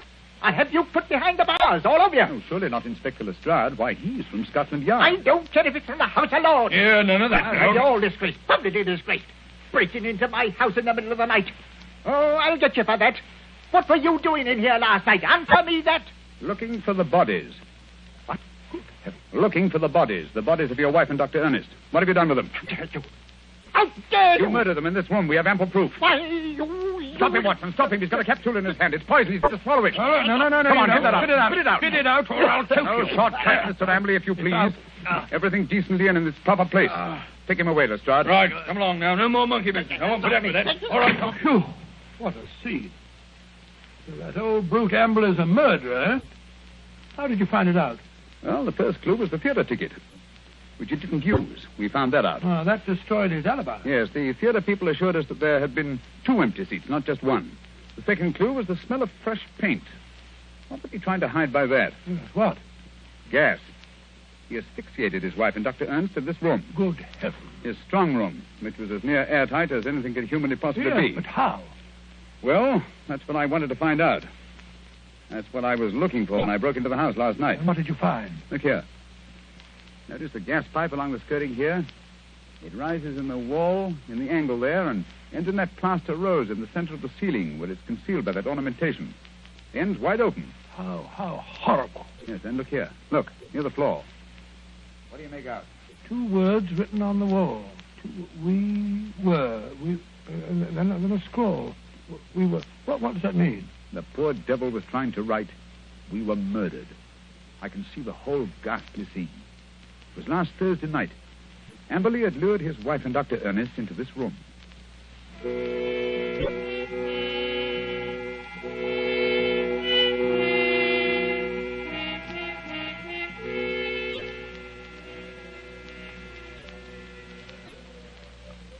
Oh, listen to that wind. I wish it would stop. It's not so bad in this room. Let's have a little game in here, eh, Dr. Ernest? Just you sit here, there. Entertain the doctor while I go and look for the chessmen. Excuse me for a minute, Dr. Ernest. Certainly. And if you don't mind, I'll close the door. There's such a draught. It'll be much cozier in here with the door closed. Much cozier. If that wind only wouldn't howl. I feel so depressed. Is there something terrible we're going to happen? Oh, nonsense, my dear Mrs. Amberley. This house is getting on your nerves. Is it any wonder? He gets worse and worse. Oh, Dr. Ernest, I'm so frightened. You must go away. What? Now, don't be alarmed, Mrs. Amberley.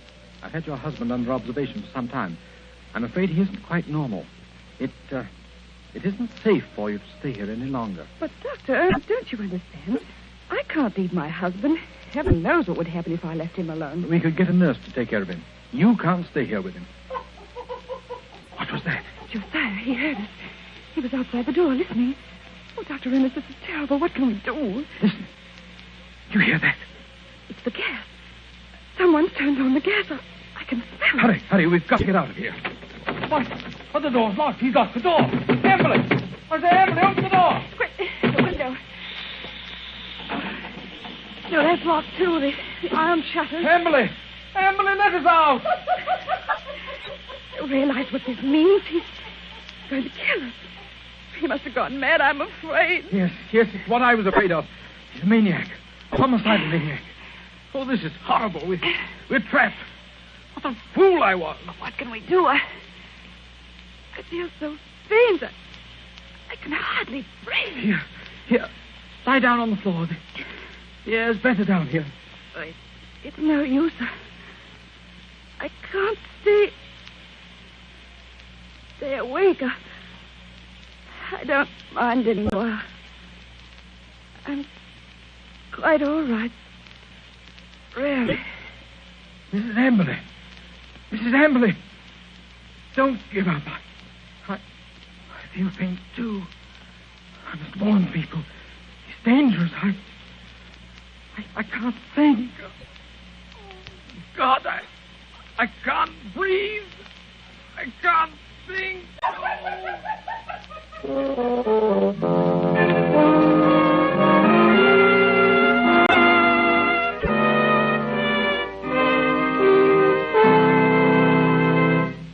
tragic story, Dr. Watson. And was Mr. Amberley insane? They decided he was. He ended his days in an asylum. Did they ever find the bodies? Yes, at the bottom of an old well, the opening of which had been cleverly concealed by a dog carrier. I see. And now I'm afraid it's time to say goodbye. Well, not goodbye, Dr. Watson. Au revoir. Oh, just as you say, Mr. Manning.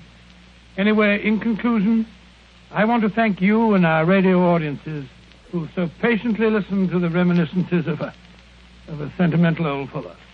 And I want to wish you all, old and young, an extremely happy summer. Thank you, Dr. Watson. Ladies and gentlemen, in just a moment, Basil Rathbone would like to say a few words to you. But first, may I give you a word of advice? Remember the danger of the so-called common cold. Remember the sickness it can cause and the bills it can cost.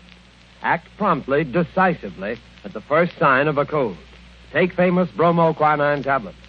Bromoquinine tablets have a reputation. Their fame extends to all quarters of the globe. Their merit is an assured fact. Reliability is the one thing you want in any medicine, especially a medicine for the relief of colds. Don't wait.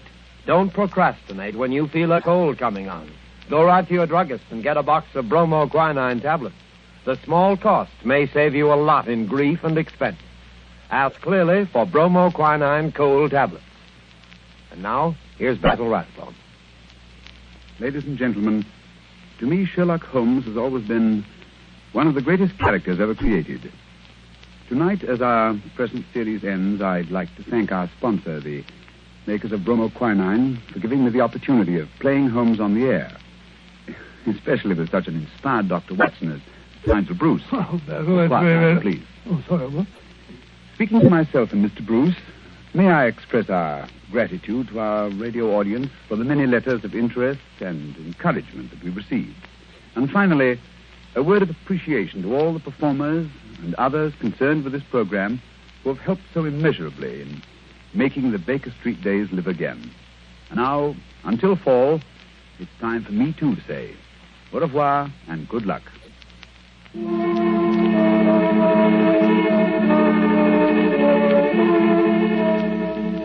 You have been listening to a Sherlock Holmes adventure adapted by Edith Miser from Sir Arthur Conan Doyle's story, The Retired Colorman, with Basil Rathbone as Sherlock Holmes and Nigel Bruce as Dr. Watson. The Sherlock Holmes series was produced by Tom McKnight. This program was presented from Hollywood by the makers of bromoquinine cold tablets, quick relief for colds. This is Knox Manning speaking.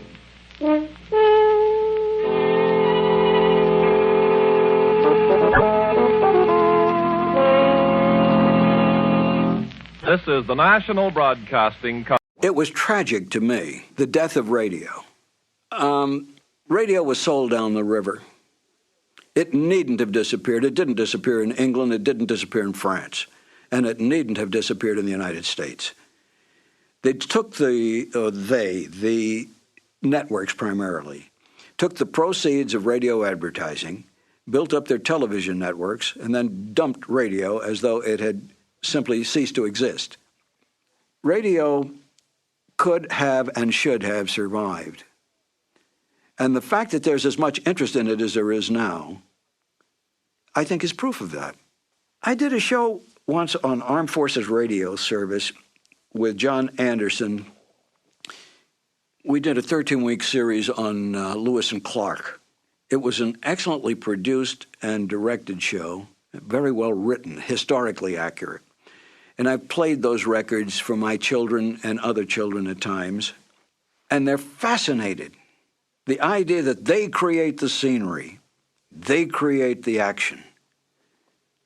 They think this is great, and we don't even have to sit down and watch television. Petri Wine brings you Basil Rathbone and Nigel Bruce in the new adventures of Sherlock Holmes.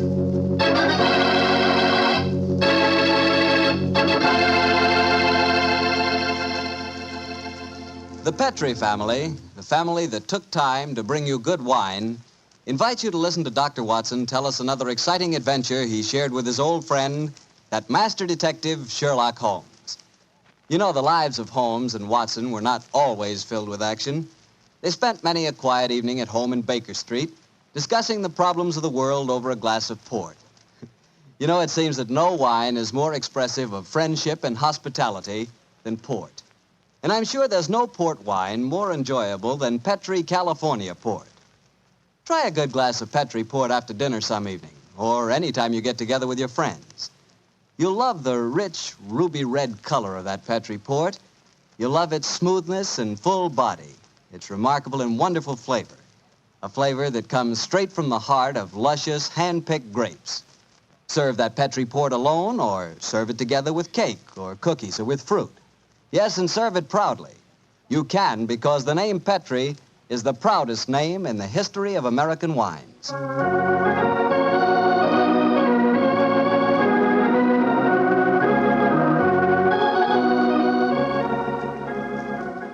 And now I'm sure our old friend Dr. Watson's expecting us. Let's tap on his study door. Come in. Good evening, Doctor. Good evening, Mr. Bartell. Come over here by the fire. I was just having a cup of coffee. Would you care to join me? Thanks, that'd be nice. It'll prevent you falling asleep during my story tonight. There's no chance of that, Doctor. From the hints you gave us last week, it sounded like quite a story. It began in a circus in Paris, you told us? Yes, my boy, the circus. A colorful world of sawdust and spangles. A world, Mr. Bartell, that I may tell you confidentially, always held an irresistible fascination for me when I was a youngster. Me too, Doctor. In fact, when I was 8 years old, I fell desperately in love with a lady bareback rider, a stunning creature who wore pink silk tights with gold sequins on them. Unfortunately, my mother caught me writing her proposal of marriage, and I'm afraid that, that's another story, and one that you probably wouldn't find very interesting. I'm sure I would, Doctor, but I think it would be safer to stick to your Sherlock Holmes story. Yes, you're probably right, my boy. Well, it was a winter in the 1890s, and Holmes and I were in Paris. On our second day there, Holmes suggested we attend that night's performance of the Cirque Royale. Needless to remark, I was delighted, Mr. Bartell. And shortly after 9 o'clock that night, I found myself seated beside Holmes in a box near the ringside. It was an incredibly vivid scene, even for that city of color and light. The gay costumes of the women and the gaudy trappings of the ringmasters and clowns looked like a giant kaleidoscope under the blazing glare of the arc lamps. As we sat there, a brass band nearby blared forth some popular music of the day, and yet he didn't appear to be enjoying himself. And so I leaned across and touched his arm.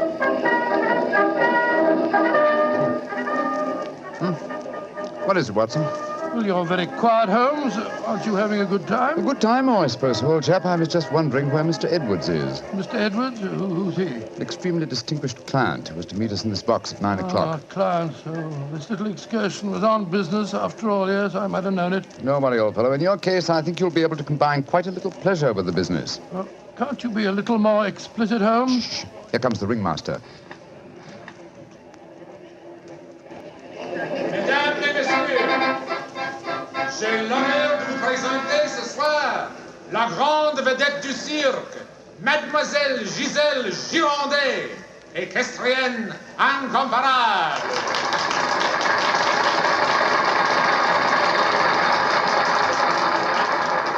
Gisèle Girondet, yes, I've heard of her. She's a bareback rider, isn't she, Holmes? Honest in France, old fellow.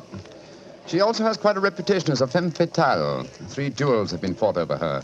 A young English officer in the Grenadier Guards committed suicide last year because of her. And a famous French banker is at present languishing in prison because her extravagances drove him to appropriate funds that did not belong to him. Yes, Watson, she's an extremely colorful personality. You know, Holmes, the funny thing, when I was 8 years old, I fell violently in love with a lady bareback rider. She wore pink silk tights with golden sequins on them, but unfortunately... Here she is, old fellow. Here she is.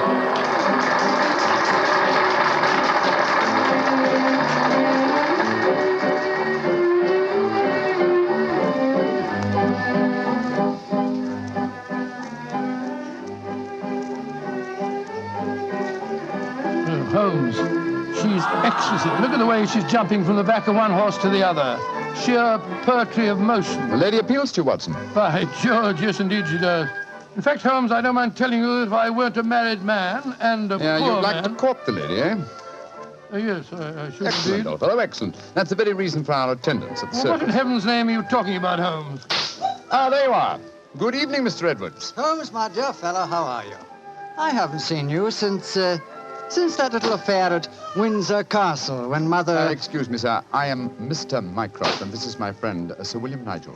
Sir William Nigel? Of course. And I am Mr. Edwards. We must respect each other's incognitos, eh? How do you do, Sir William? Well, I'm extremely honored to meet you, Your Royal... Mr. Edwards. How'd you like Giselle? Isn't she a stunning creature? Yes, indeed she is, sir. The four of us to have supper together after the performance tonight, I understand, Mr. Edwards. Well, unfortunately, I can't be there, Mycroft. There's some stupid affair at the embassy which I have to attend. We must postpone the dinner until tomorrow night. Oh, very well, sir. Come over to my hotel a little early and we can discuss the whole business. Personally, I think a lot of fuss is being made about nothing.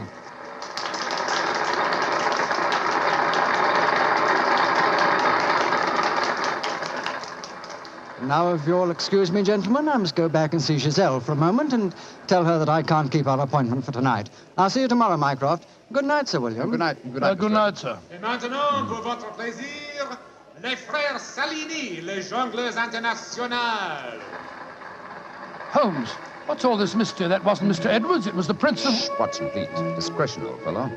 Mr. Edwards, as you know, is extremely democratic. Too much so, possibly, when one considers his position and responsibilities. He's become quite seriously involved with Mademoiselle Giselle, the lady bareback rider who has just left the ring. Oh, so that's it. The Foreign Office, quite naturally, I suppose, is deeply concerned over the matter, and I've been entrusted with the delicate mission of protecting Mr. Edwards. Oh, does Giselle Gironde know that his true identity, do you suppose? That's the first thing that we have to find out. It's possible that she is simply captivated by having a rich Englishman at her feet. If, on the other hand, she knows who Mr. Edwards is, then we may be in for a great deal of trouble. Yes, but how are you going to find that out?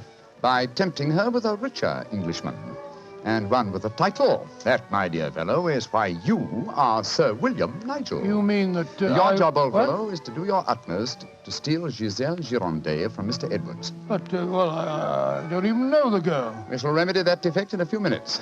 As soon as the performance is over, my dear chap, I shall take you to her dressing room and arrange an introduction.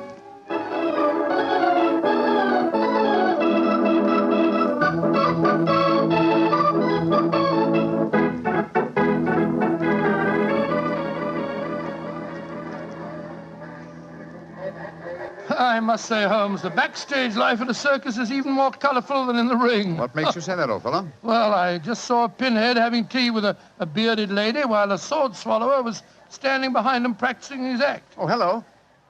See that man standing talking to the girl in tights? Yeah, attractive, isn't she? The gentleman is Inspector Blarney of the French police, an old friend and a distant relative of mine. Blarney, how are you? Ah, Holmes, mon cher ami, comment ça va? No, Blarney, please. On this occasion, my name is Mycroft, if you don't mind, and this is my friend, Sir William Nigel. How do you do, Inspector? Enchanté, Sir William.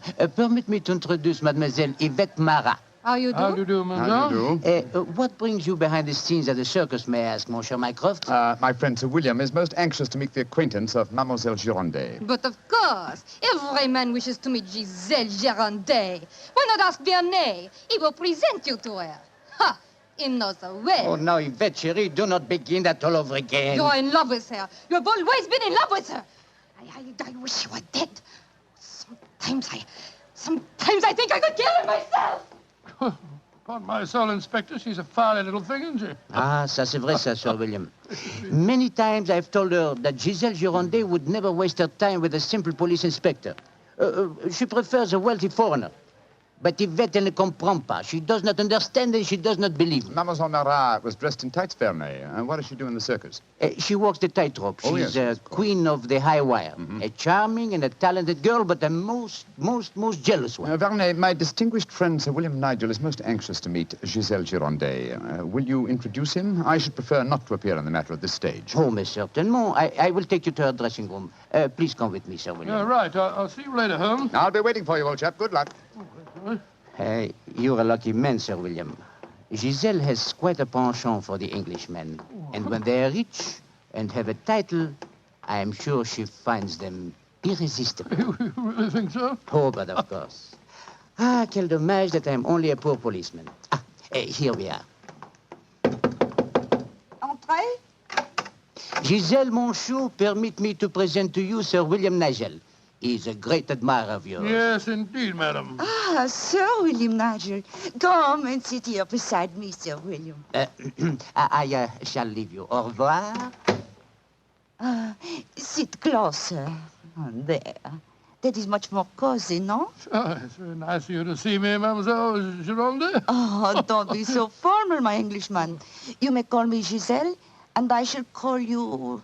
Let me see, I shall call you Sir William... Willie! I shall call you Willie. You do not mind? Mine, I think it's very delightful. Quite delightful, my dear. I was hoping perhaps that you'd care to have a little supper with me tonight, Giselle. So what about some oysters, a cold pheasant, and a bottle or two of Pomeranian Green 072? You get to taste rather well, don't you think? Oh, Willie, I can see you are a perfect host. I don't know about One that. moment, I get my cloak. Well, you know, Giselle, it's a funny thing. What is a funny thing, Willie? When I was 8 years old, I fell violently in love with a lady bareback rider at a circus. History seems to be repeating itself. Here. Alfieri, do you no longer knock when you come to my door? Who is this man? My name is Nigel, Sir William Nigel, my good man, and who may you be? I am Alfio Alfieri. I am Alfio Alfieri. And what is he? Ha! A trainer of wild animals. An imbecile. Va-t'en! You must not speak to Alfio in that way. You belong to me. Send this stupid Englishman away. Founded impudence. Grossier. Belong to you. Giselle belong to no one. Do I have to take my whip to Put you? down that way. Put it down, you scoundrel. Next time it will be your face, Carla. You infernal blackguard. Raising your hand against a woman. Shocking. Bravo! Mon cher Willie has knocked him down. He certainly deserved it. Oui.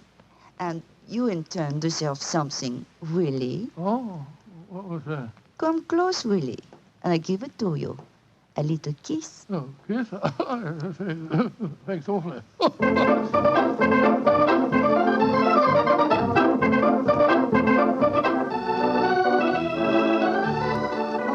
Willie, you are so strong, so resolute, so brave. Oh, it was nothing, my dear Giselle. Nothing at all. Here, more champagne, gosh. More champagne. Oh, Willie!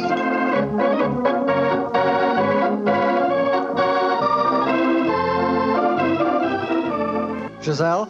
Oui, Monsieur Edwards? I have a box for the opera tomorrow night. I was hoping that perhaps... Oh, I'm sorry, Monsieur, but my time is occupied. I am showing the delightsome moment to mon cher Willie.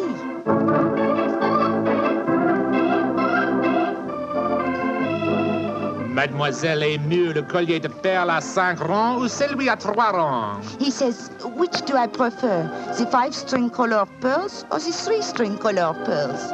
What does my Willie think? So that you can't hang too many pearls on a pretty neck like yours. I'll take the 5-string collar, my good fellow. You're doing splendidly, Watson, splendidly. Yes, but Holmes, I felt such a blasted fool handing that jeweler fellow a check signed by Sir William Nigel. You quite sure that it'll be honored? Don't worry, old fellow. Remember who our client is. Money is the least important concern in this matter. On with the masquerade, old fellow. On with the masquerade.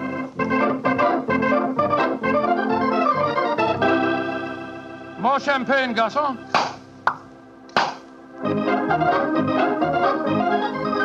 Willie, you are such a headstrong boy. More champagne.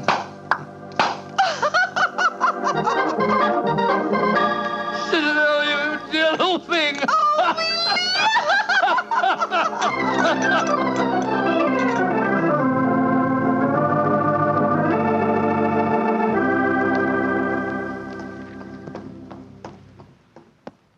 Good evening, Vernet. Has Mademoiselle Gironde come in for the evening performance yet? Yes, Monsieur Holmes. I escorted her to her dressing room half an hour ago.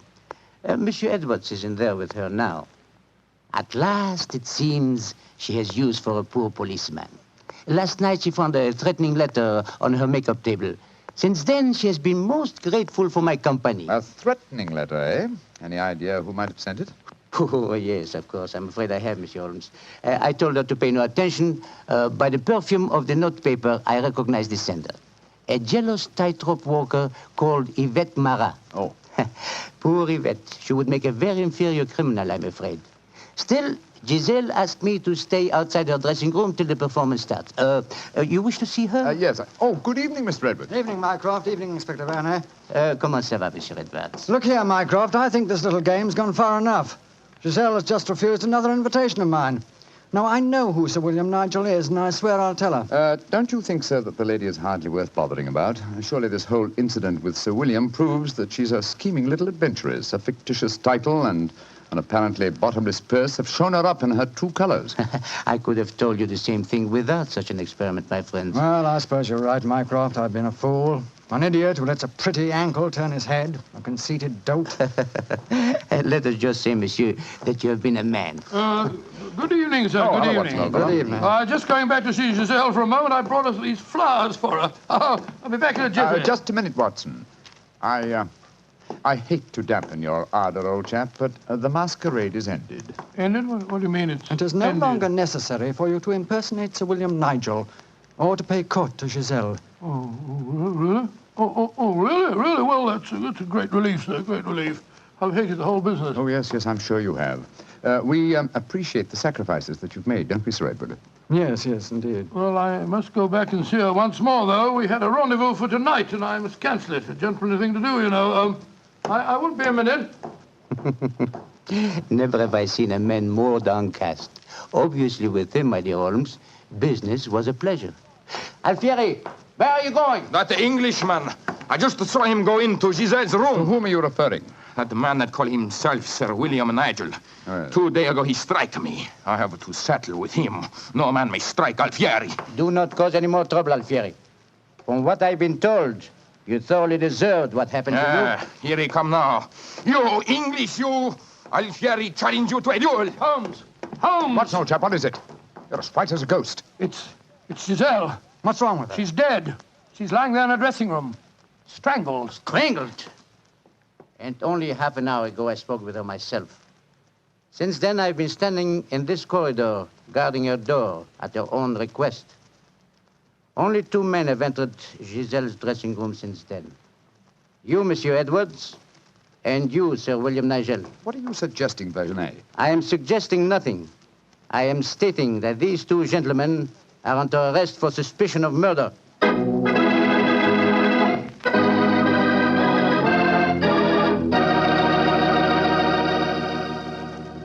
Dr. Watson's unusual story will continue in just a few seconds. Time I'd like to take to remind you that one wine that seems to be the outstanding favorite among the ladies is Petri California Muscatel. That's probably because, like a beautiful woman, Petri Muscatel is subtle and intriguing. Petri Muscatel is the color of burnished gold.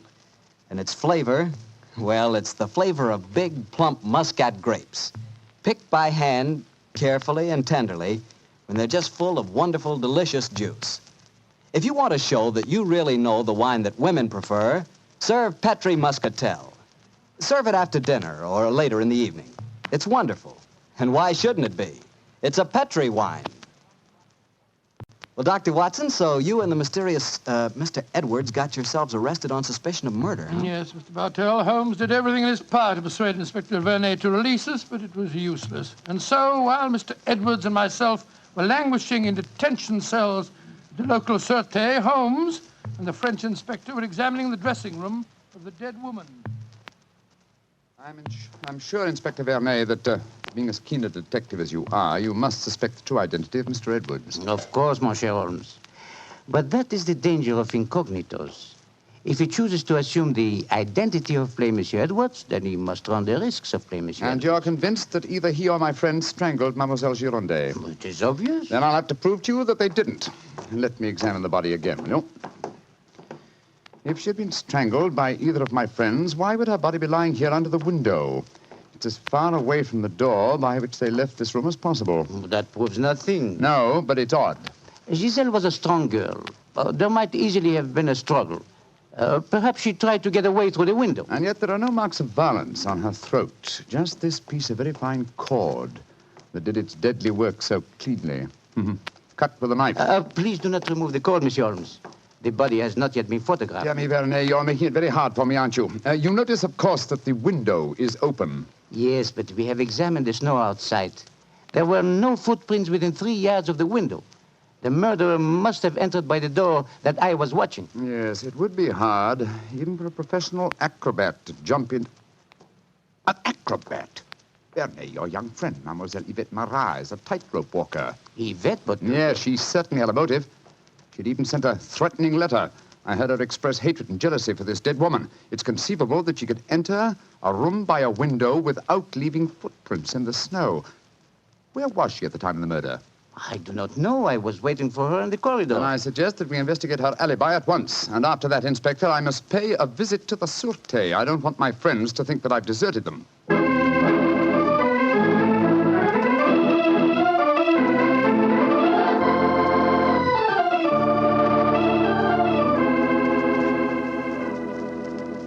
Excuse me, sir. Yes, Holmes. I'm afraid it looks rather black. As I was telling you, Yvette Marat, the tightrope walker, was able to establish a completely satisfactory alibi. Verney still suspects you or Dr. Watson. Well, that's ridiculous. May I ask you a very straightforward question, sir? Of course. I can well understand that if you had gone into the dressing room and found the woman already murdered, you might easily be tempted to conceal the fact, to avoid a scandal involving your person. Will you swear to me, sir, on your true identity, that Giselle was alive when you left her? She was, Holmes. I swear it.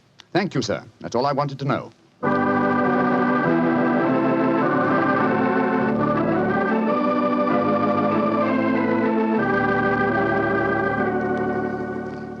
Holmes, I'm glad to see you. You know, I've been thinking. All this depends on Verney's evidence. But supposing he was the murderer?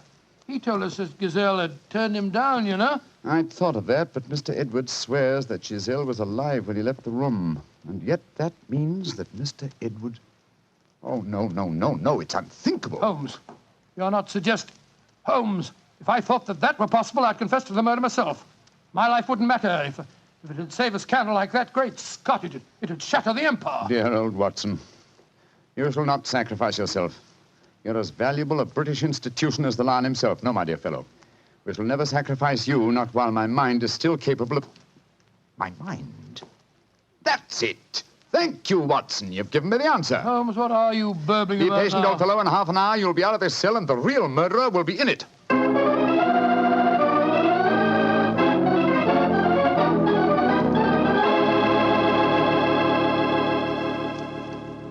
Questions.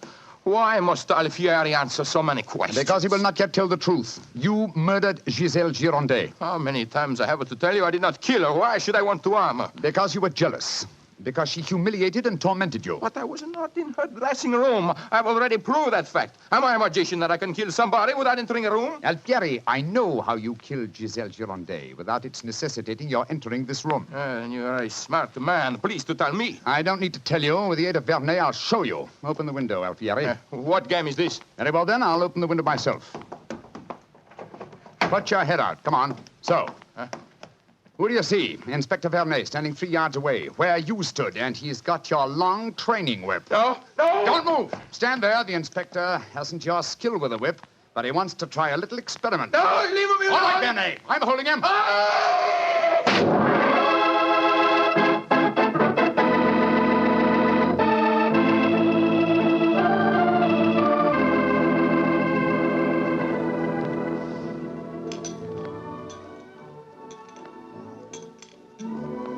Well, Mr. Edwards, I mean, well, sir, this is a pleasant change from a prison cell, isn't it? It certainly is. Holmes, I can't tell you how grateful I am.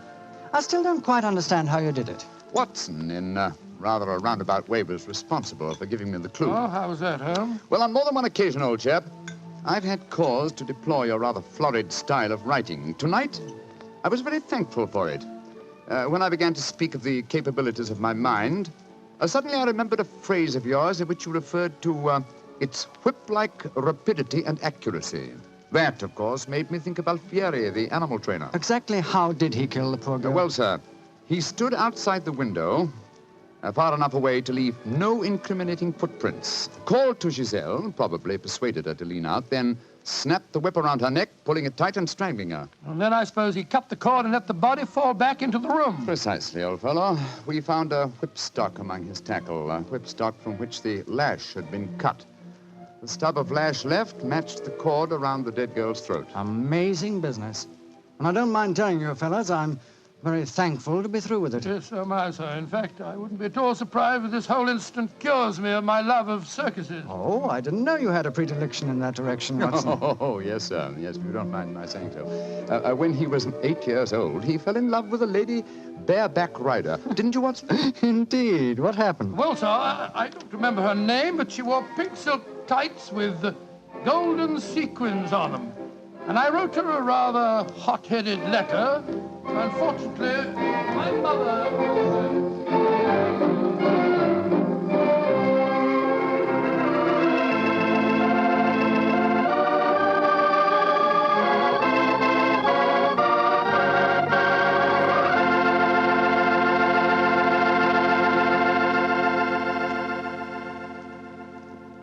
Well, Doctor, that was one of the most unusual stories you've ever told. And I might say you played a very prominent part in that case yourself. Oh, I suppose I did at that, Mr. Bartell. Giselle was a beautiful girl. Beautiful. Boy, I sure love that nickname she gave you. Wheelie. Yes, I thought it was rather nice myself. Well, that is, I mean... Don't get embarrassed over a nickname, Doctor. You should hear the nickname I had. When I went to school, all the girls called me Bottles. Bottles? Oh, I see, from Bartell. Bartell? Oh, Some nickname, like a prophecy. What do you mean? Well, they called me Bottles, and now that's what I like to talk about most. Bottles. Bottles of Petri wine. Oh, I should have known. And I'd like to talk about Petri wine because, as far as I'm concerned, it's the swellest wine that ever poured from a bottle. That's because the Petri family really knows how to make good wine. Well, they ought to. They've been making good wine ever since they started the Petri business way back in the 1800s. And since the Petri family has always personally owned and operated their business, they've been able to keep that fine art of winemaking right in the family, handing it on down from father to son, from generation to generation. So it's no wonder whenever you want a good wine, you want a Petri wine, because Petri took time to bring you good wine. Well, Dr. Watson, what new Sherlock Holmes story are you going to tell us about next week? Well, now, next week, Mr. Bartell, I'm going to tell you of a strange adventure that Holmes and I had in the swampy fenlands of Norfolk. It concerns a gypsy encampment, a child that vanished, and a horrible death in the murky depths of a fearsome quagmire.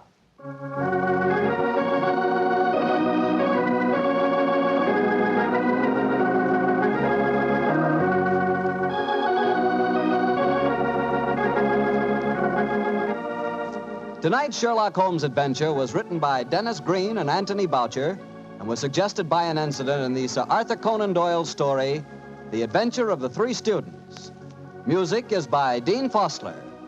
Mr. Rathbone appears through the courtesy of Metro-Goldwyn-Mayer, and Mr. Bruce through the courtesy of Universal Pictures, where they are now starring in the Sherlock Holmes series.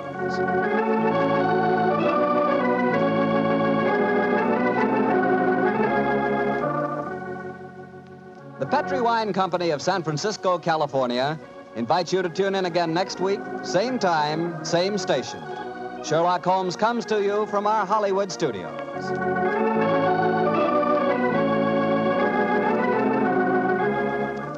This is Harry Bartell saying goodnight for the Petri family. For a solid hour of exciting mystery dramas, listen every Monday on most of these same stations at 8 o'clock to Michael Shayne, followed immediately by Sherlock Holmes. This is the Mutual Broadcasting System.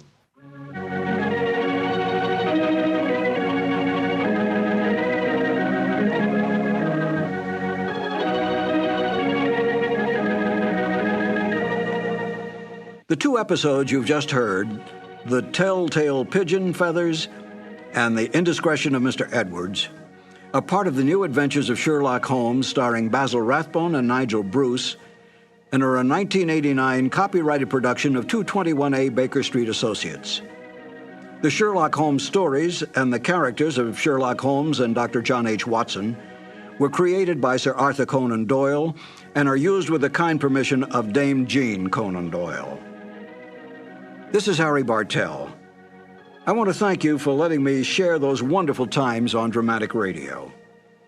I'll be back soon on another cassette where I'll present Sherlock Holmes and Dr. Watson in The Adventure of Thor Bridge and The Double Zero. Thank you for listening.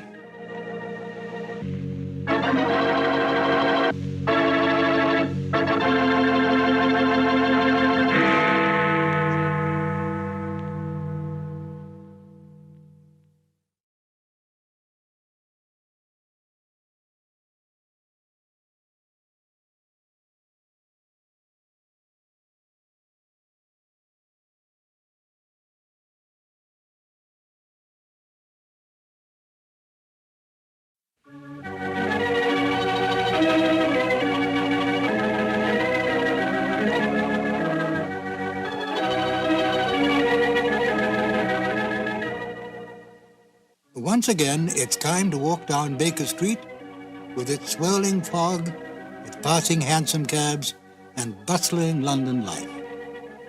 Hello, this is Ben Wright, welcoming you to 2 more new adventures of Sherlock Holmes, starring Basil Rathbone and Nigel Bruce. At the end of each broadcast, the announcer says, tonight's episode was written by Dennis Green and Anthony Boucher. Both men, although they are no longer with us, were married. Dennis Green's widow, Mary Green, lives in New York and is still active in theater and dance. And Phyllis White, Anthony Boucher's widow, lives in San Francisco and makes numerous guest appearances at mystery club gatherings and at the meetings of the Baker Street Irregulars. Well, tonight it is my pleasure to present Phyllis White, who will tell you a little about what her husband and Dennis Green did for the Sherlock Holmes radio series. Phyllis? I've been asked to give an account how it happened that my husband got involved with the Sherlock Holmes show. The way his career developed was not according to any underlying plan. Whenever he turned a corner and moved into a new field, it was brought about by chance. And this was a good example of that. He was at the time a mystery reviewer for the San Francisco Chronicle. Well, this time he went over to the book department office, got his books in his mail, and found among the mail an invitation to a cocktail party. It was in honor of Basil Rathbone and Nigel Bruce, who had come to San Francisco to do a war bond promotion. The party was going on right then, so he could quite easily have learned about it too late. But he trotted right over, and aside from meeting Rathbone and Bruce, there were other people who had come along from the radio program. There was Glenn Hall Taylor, who was the producer, and there was Dennis Green, who was one of the writers. He was writing in collaboration with Leslie Charteris. Well, as it turned out, the Greens were staying on a little longer in the Bay Area. My husband invited them to come over to Berkeley and have dinner with us and see his Sherlock Holmes collection. Well, they went back to Hollywood, and not long after, it turned out that the program was in need of a new writer. Dennis suggested Boucher. Well, it turned out that it meshed just beautifully as a collaboration. Here was a noble project working with gifted colleagues, something that they could all feel affection for and respect, and a lot of fun along the way, too. Thank you, Phyllis. And now, Sherlock Holmes and Dr. Watson in Colonel Warburton's Madness. Petri Wine brings you Basil Rathbone and Nigel Bruce in the new adventures of Sherlock Holmes.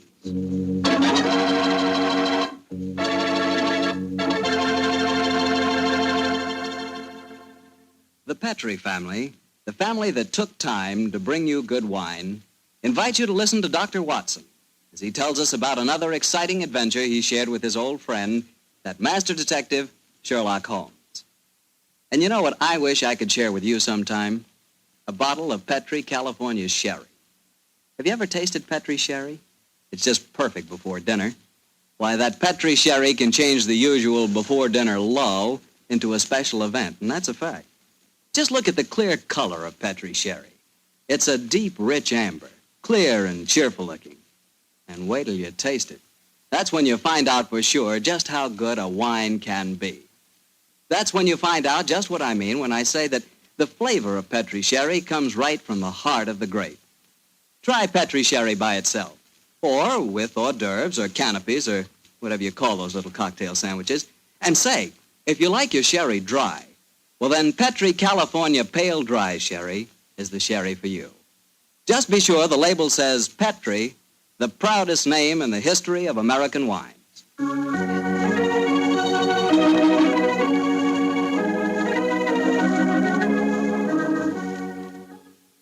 And now let's look in on our old friend, Dr. Watson.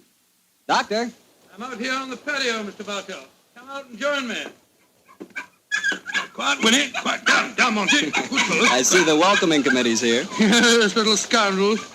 They begin to think they own this patio. Scoop them off the chair, Mr. Bartell, and settle yourself down. All right, off you go, boy. Off you go. Go on, off you go. That's it, my boy. As a matter of fact, it's rather appropriate that the puppies should be here tonight.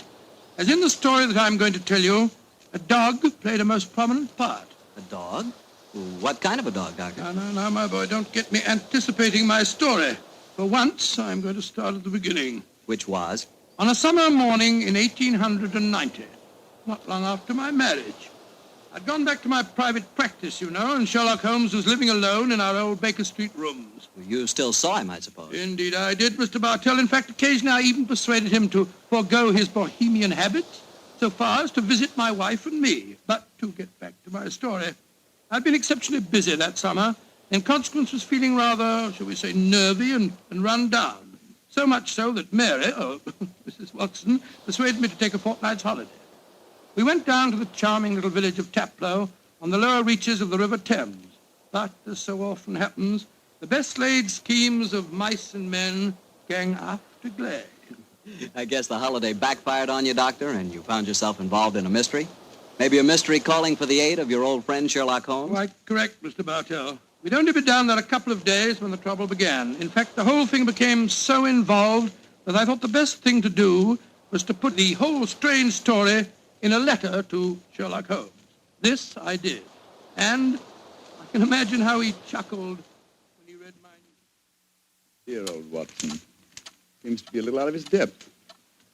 My dear Holmes, I need your help. Or at least your advice.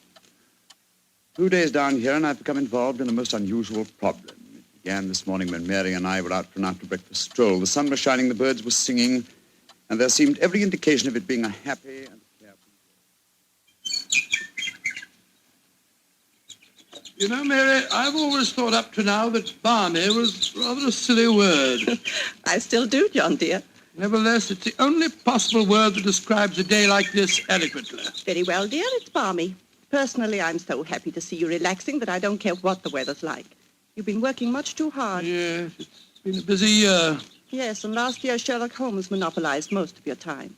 At least I've got you to myself for once. You dear little thing, you've always been rather jealous of my association with Holmes, haven't you? Not jealous, dear, but I must confess his influence on you wasn't entirely for the good. He had a habit of keeping you out all night. Well, you should be used to that, dear. After all, it happens often enough in my practice. True, John, but on those occasions I know where you are and don't worry about you. And again, you've copied so many of Mr. Holmes' eccentricities. Keeping your tobacco in a Persian slipper, for instance. And, oh, John, look down. Look, do you see that woman walking across the field towards us? Yes, well, what's the matter? Do you know her? I'm not sure, but I think it's Ellen Warburton. I believe she does live somewhere near here. And who is Ellen Warburton? An old friend of mine. She's frightfully clever and advanced. She's interested in women's suffrage and all sorts of things. Oh, sounds dreadful. Imagine giving women the right to vote. Their place is in the home. It is Ellen. Ellen Warburton. Oh, how are you? Mary Watson. How very nice to see you again. I'm Mary Watson now. This is my husband. How do you do, Miss Warburton? How do you? How do you do? Mary, I'd heard that you'd married. Aren't you a medical detective or something, Mr. Watson? Not quite, dear. I hold the degree of Doctor of Medicine from the University of London, madam. But he's helped the great Sherlock Holmes on many of his cases. That's how I've heard of him, then. Do you mind if I walk with you a little way? Of course not, Ellen. Come along. Do you live near here, Miss Warburton? About 4 miles away, Doctor, at Chevy Grange. I'm a glorified housekeeper for my uncle, Colonel Warburton. Oh, dear, that sounds rather dull for you. As a matter of fact, the state of my uncle's health at the present moment makes it anything but dull for me. That's why I asked if I might walk with you for a way. Well, what's the matter with him, Ellen? He's going mad. Before my eyes. And I can do nothing to help him. Mad? Oh, come now, Miss Warburton, surely you... Doctor, I'm not an hysterical girl. In fact, I regard myself as something of a scientist. I studied physics for a number of years at Bristol University. And I tell you that my uncle is going insane. What are the symptoms? Most of the time, he's perfectly normal. But when these attacks are on him, he gets in the most frightful rages and says the strangest things. He's even complained of hearing a shrill, piping whistle that comes out of nowhere. I can't hear it, nor can anyone else. But Uncle gets into the most dreadful state. I wonder, would you have a look at him for me, Dr. Watson? Well, I don't hardly Of course, feel... John will do everything he can. Thank you so much. Then supposing you both come over... So, my dear Holmes, at 7 o'clock this evening, we found ourselves approaching Chevy Grange. It was rather a forbidding-looking place, covering a little more than an acre, I should say. As we stood waiting for admittance, I must confess that I was not entirely... Gloomy-looking place, isn't it, Mary? It is a little forbidding, John, dear. Oh, dear. What's that? Sounds like a tom-tom. Someone singing a weird chant. Seems to be coming from the direction of that barn over there. It doesn't seem quite appropriate, dear, does it? I mean, not in the heart of Buckinghamshire. Why not knock on the door again, John? Yes, it's all right, I will. Perhaps they didn't hear us. Oh, they did. Who is it? Oh, it's guests. It's Dr. and Mrs. Watson, my good man. Acker's the name, sir. Come in, please. The Colonel's expecting you, sir. He's in the study. This way, sir. By the way, Hacker, as we were waiting outside the front door, we heard a strange chant, and it sounded as if someone was beating a tom-tom. Oh, that's her. That was Miss Narda. You'll be hearing more of her. Promising beginning. Let's see what happened next. This very unpleasant fellow Hacker showed us into the study where we met Colonel Warburton. First, it was hard to believe that he was a sick man. He looked well enough, and his conversation was sprightly. Spent most of his army life in Africa as military governor in a Zulu district. And the African spears and other trophies that lined his study walls bore mute evidence to his past life. He encouraged me to tell him some of my own army experiences. Oh, dear, poor fellow. It was really rather clever. There I was, Colonel Warburton, on the howdah of this wretched elephant. The river was a raging torrent, and I couldn't get the confounded animal to budge. Well, I'm a pretty strong swimmer, you know. Won several cups of swimming, as a matter of fact. Of course, I was a much younger man then. and John, dear. Yes, ma'am? You interrupted Colonel Warburton's story, Oh, dear. sorry. I thought this little incident would be interesting. Do go on, Colonel. Yes, Your please story don't. was All so right, interesting. all right. You were telling us that you were intercepted by an African drum code message. Oh, yes. Well, I don't want to sound conceited, but I doubt if there was another Englishman in the world who could have told you what those particular drum beats meant. Oh, I don't doubt that, Colonel Warburton. Well, I'd spent a good number of years studying the native customs. I spotted the code right away. It meant that an uprising was planned to start throughout the whole province at noon the next day. Of course, there it is again. The devilish whistle. Can you hear it, Dr. Watson? Mrs. Watson? I can hear nothing, sir. Nor can I. Of course not. No one can hear it but me. Now, Colonel Warburton, don't get so excited, It's sir. black magic, that's what it is. Oh, really, some black you magic. must realize that the powers of jungle witchcraft are completely unknown in this country, Dr. Watson. But I know of them, and I can think of many people who might wish to employ them against me. Come in. Oh, it's you, Nada. Great Scott, she's very beautiful. Nada, I want you to meet some friends of Ellen's, Dr. and Mrs. Watson. I am very pleased to meet both of you. How do you do? How do you do, Miss Nada? Nada's father was a Chagajula, one of the greatest Zulu chieftains I ever had the privilege of knowing. He did me the rare honor to swear blood brotherhood. So when the missionary sent Nada to England to complete her education, I insisted that she spend her first few months here under my wing. Listen. What is it, Colonel? That whistle again. For heaven's sake, say that you heard it this time. Please say that you did. I didn't hear a thing, sir. Well, I did, and I know where that sound came from. Now, put down that spear at once, will you, Colonel Warburton? The devils are trying to kill me. I'll kill them first. No, don't throw it, sir, don't throw it. Someone's opening the door. Uncle! It's Ellen. Great Scott, the spear missed her by an inch. Uncle, what is it? Whistle. I heard it again, Ellen. And I'm going to find where it came from. Poor Uncle. Of course, you heard no sound. Nothing, Ellen. What can we do to help him, Dr. Watson? Well, it's hard to say, Miss Warburton. I'm not sure that medical help's what she needs. He seems perfectly sane and lucid, except for these strange outbursts. But we must do something. Propose to, madam. As soon as I get back to the inn, I think I'll write to my old friend Sherlock Holmes and ask his advice. There's a problem. I can't feel that the man should be committed to an asylum, and yet obviously when these attacks are on him, he's as mad as a hatter. Well, fascinating problem, and one that calls for speedy action. I think a telegram to my friend Watson might help to clarify some aspects of the case. Yes. You see, Dr. John H. Watson, Red Lion Inn, Taplow, Bucks. I suggest that you ascertain one important fact. Does the Warburton household have a dog? Telegraph reply, Holmes. Upon my soul, Mary, that's a cryptic answer to my letter. Yes, dear, it is. I'm afraid Ellen will be disappointed. He's coming over to join us for lunch to see if you have any news. What on earth can dogs have to do with the case? I can't possibly... Here's Helen now. Good morning, Ellen. Hello, Mary. Good morning, Doctor. Good morning, good morning. I suppose it's too early to have received any reply from Mr. Holmes. Well, as a matter of fact, I just got this telegram from him. You can read it if you like. I can't see it makes much sense, myself. But that's extraordinary. I did have a little dog. He was killed a week ago. But it didn't occur to me to tell you about it yesterday. Oh, that's amazing. How could Mr. Holmes have known about it? It's very little that Holmes doesn't know, my dear. How was your dog killed, Miss Warburton? I found him in the grounds with his head smashed in by a stone. Oh, how dreadful. Who do you think did it? It might have been a poacher. And then again, it might have been... Your uncle? It's possible. When he's in those rages, I don't think he knows what he's doing. That's very important. I think I shall go and send Holmes a telegram at once. Don't wait lunch for me.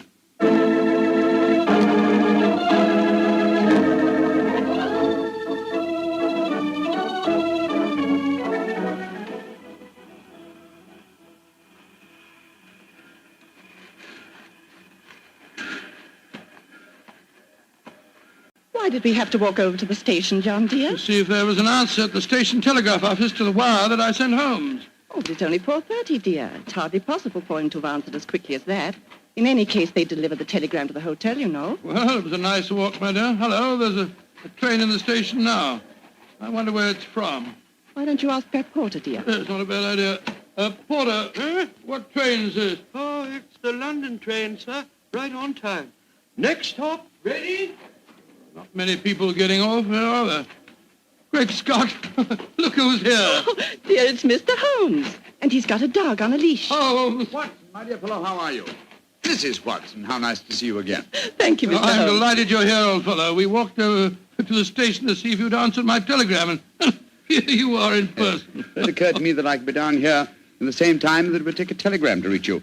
And I decided that a day or two in the country would make a pleasant change, apart from the fact that Colonel Warburton's problem interests me enormously. Why on earth did you bring a dog? I felt that this was a case in which a dog would be of invaluable assistance. Oh, be careful, John. Yes, look out, old chap. I think it would be safer not to pat him. I picked him up on the Mile End Road for a couple of florins, and I fear he's a dog that should have remained in London.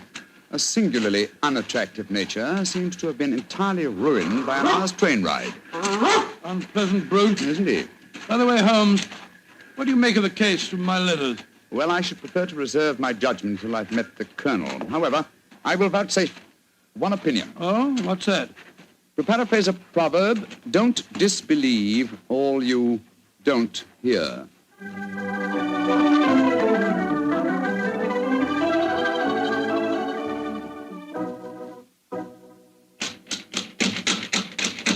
I can't think why someone doesn't answer. They can't all be out.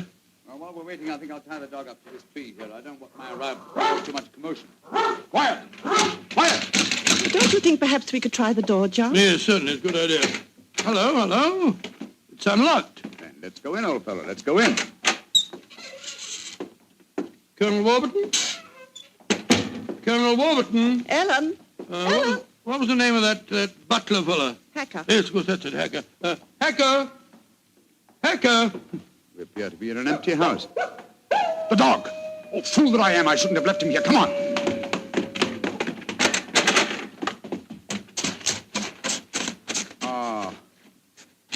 We're too late. Oh, the poor dog. He's been killed. Yes, poor brute. Stabbed to death by one of the Colonel's spears. That proves it, Holmes. The man is mad. I think not, Watson. I think it proves that Colonel Warburton is a great deal more sane than some of the members of his household.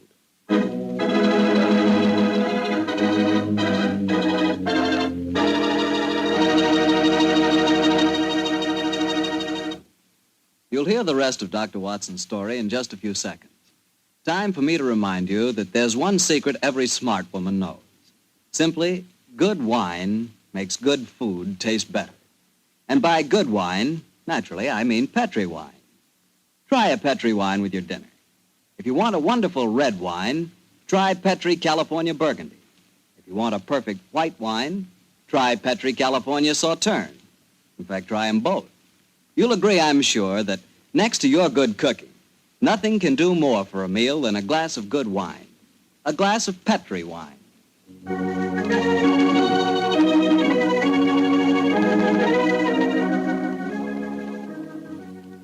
And now back to tonight's new Sherlock Holmes adventure, the story of Colonel Warburton's madness.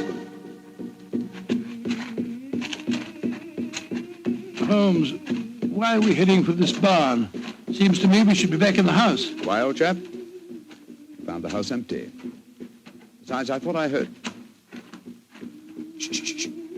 What is it? Listen. It's the same sound that Mary and I heard yesterday. Oh, once more, it's coming from the barn.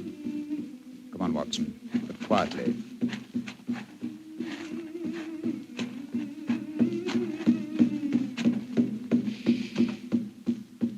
We can see through this window here. It's that Zulu girl, Nada. She's beating a drum and chanting. Who's the man with her? It's Colonel Warburton. No, it isn't. It's that servant fellow, Hacker. What in thunder's he doing here? Apparently assisting Miss Nada in some of her African mysticism. It's black magic they're dabbling with, just as the Colonel said. Let's go in and catch them red-handed. No. Stay quiet. We'll talk to them soon enough. The moment I feel it's much more urgent that we find Colonel Warburton. Come on.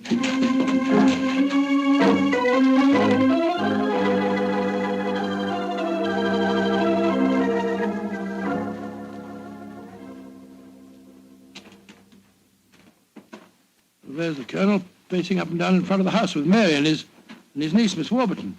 We shouldn't have left the women alone with him, you know. The man's dangerous. I don't think the women have been in any danger, Watson. John, dear, where have you been? Oh, well, Holmes and I decided we'd take a little walk. It proved very interesting. Miss Warburton, this is Mr. Sherlock Holmes. How do you do, Mr. Holmes? I'm so glad you're here. How do you do, Miss Warburton? And this is Colonel Warburton, Mr. Sherlock Holmes, eh? I suppose you think I killed your wretched dog. Well, I might have done it. When I hear that whistle, something seems to snap in my brain. I might have killed it.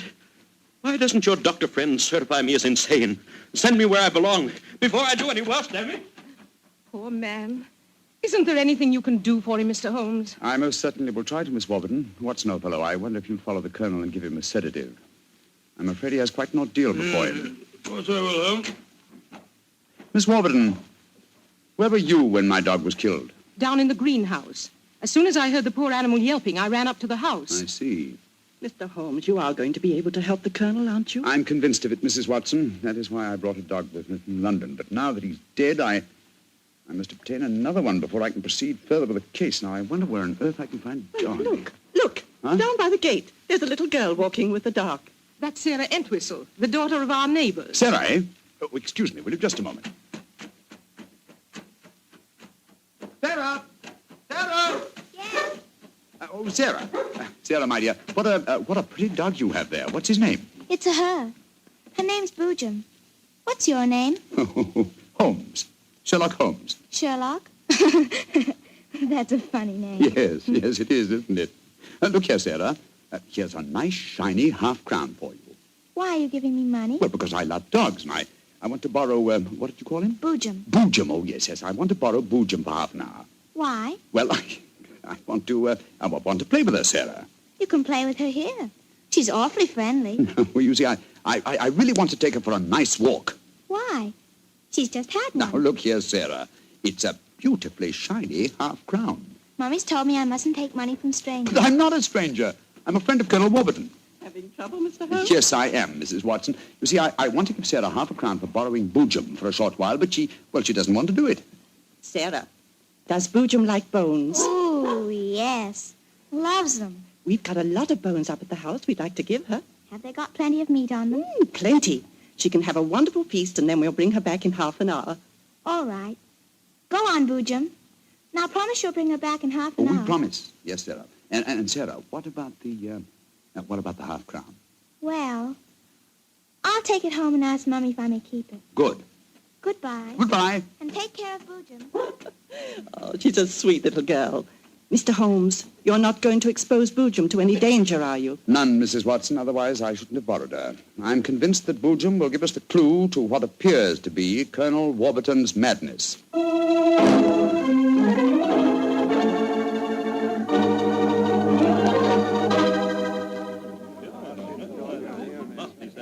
Now, let me see. We're all here. Miss Warburton, the Colonel, Miss Nada, Hacker, and the dog Boojum. Yes. Now, ladies and gentlemen, I propose to conduct an experiment. Before I conduct it, I should like to point out the chronology of the events in this case. First, Miss Nada arrived here. Mr. Holmes, you're not suggesting Please let me finish, Miss Nada. First, Miss Nada arrived here. Second, the Colonel first heard the mysterious whistle. Third, your dog was killed, Miss Warburton.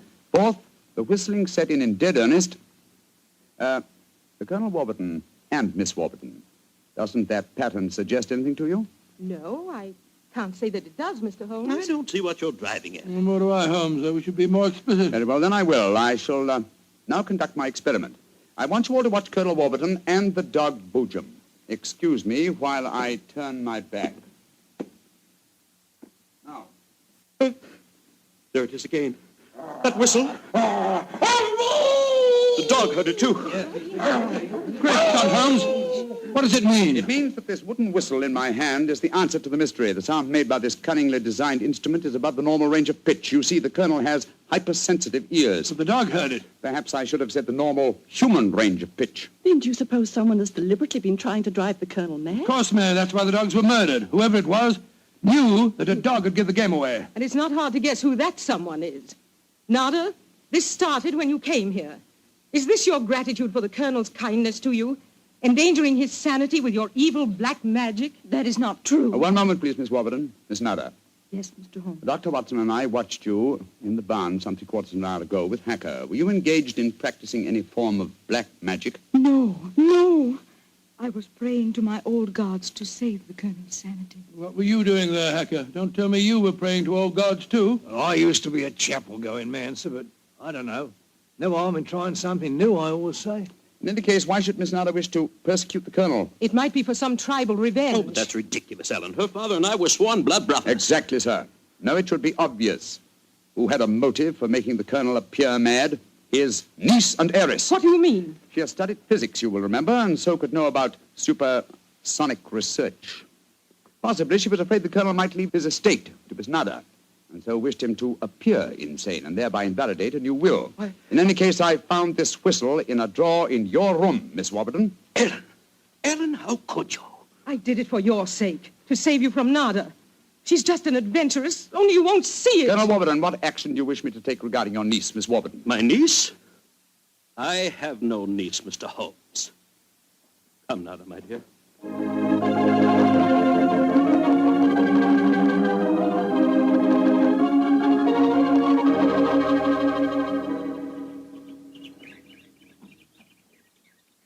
Oh, what an amazing case, Holmes. Mary, wasn't it clever the way Holmes solved it? It was very interesting, dear. I was quite enthralled. Oh, now I think I shall return to London and let you two finish your holiday in peace. Before you do that, Mr. Holmes, there's one thing we should do. What, Mary? Boojum. We promised, you know. Oh, yes, of course. I think the three of us might walk her home. But before we do that, I suggest we rummage through the kitchen. The kitchen? What on earth for? Bones, dear. Exactly. And bones with plenty of meat on them.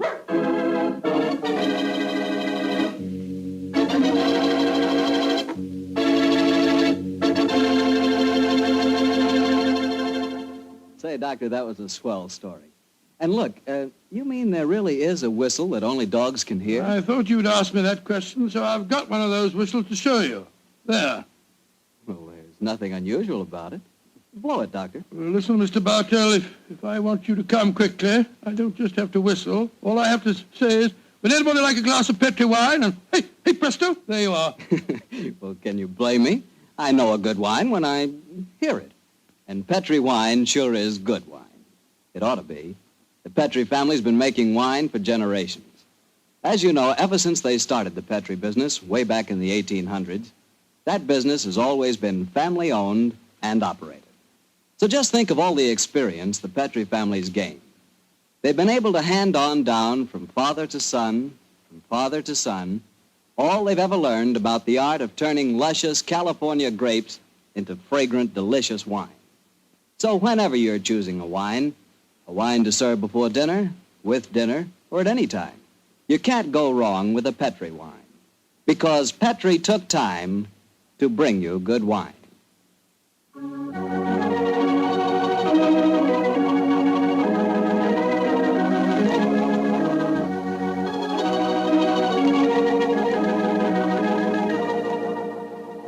Tonight's Sherlock Holmes adventure is written by Dennis Green and Anthony Boucher and is based on an incident in the Sir Arthur Conan Doyle story, The Engineer's Thumb. Mr. Rathbone appears through the courtesy of Metro-Goldwyn-Mayer and Mr. Bruce through the courtesy of Universal Pictures, where they are now starring in the Sherlock Holmes series.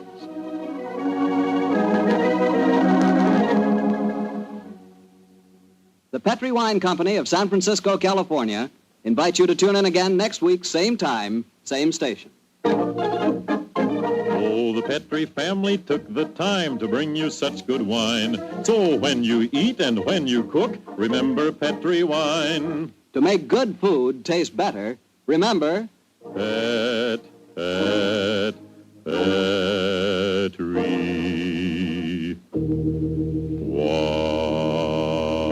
wine. This is Harry Bartell saying goodnight for the Petrie family. Sherlock Holmes comes to you from our Hollywood studios. This is the Mutual Broadcasting System.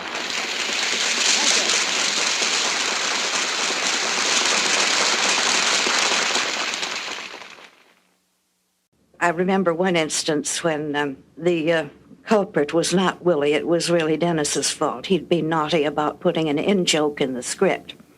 Holmes and Watson had to meet someone at a hotel, and he gave the hotel a name which was recognized by all the former denizens of London as that of a house of ill repute.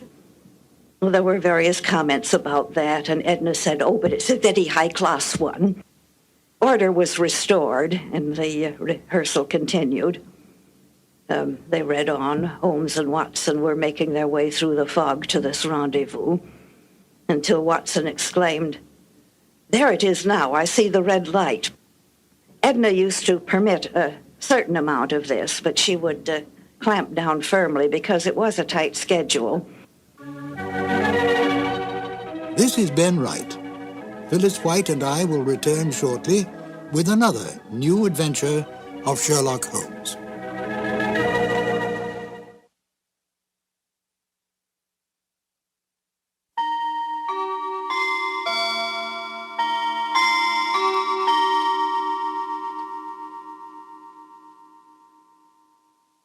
We return again to Phyllis White, who has some more delightful information about the Sherlock Holmes radio broadcasts.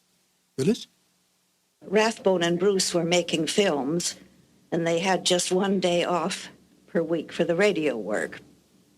They received the scripts a couple of days early to look over if they had time, and they would turn up at the studio early the afternoon of broadcast day. And the first reading would be rather slow and broken up as there was discussion and maybe a few changes. Then there would be a reading for timing to fit to the exact number of minutes available. It was more likely to be too long than too short. Edna would flip over a few pages and knock out a couple of words here and a couple on another page, and it would miraculously come out exact to the minute. And so they went through the rest of the afternoon as the tempo and pressure increased and the show sharpened up. At the end of the afternoon, they went on the air for the eastern United States. Then there was a couple of hours break, and everybody would go out to dinner. Then they would come back and do it all over again for the West Coast.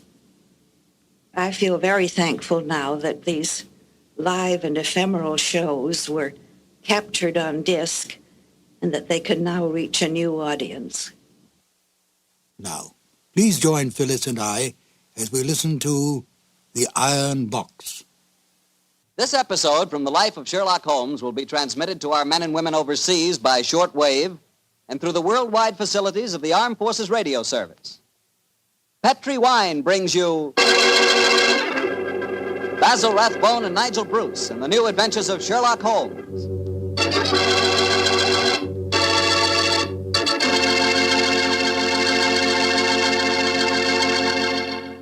The Petri family, the family that took time to bring you good wine, invite you to listen to Dr. Watson tell us another exciting adventure he shared with his old friend, that master detective, Sherlock Holmes. Well, this is it, New Year's Eve. And I wish you could be here with us this evening so we could toast each other with a glass of Petri California port. As you know, port wine has long been a favorite wine for celebrating a happy occasion. That's because port is a wine rich in tradition. And you couldn't ask for a more delicious port than Petri port. Petri port is a deep, glowing red color, beautiful to look at and wonderful to taste, with a hearty, full flavor that's right from the heart of the grape. And when you serve Petri port to your friends tonight or any time, remember you can serve it proudly because the name Petri is the proudest name in the history of American wine.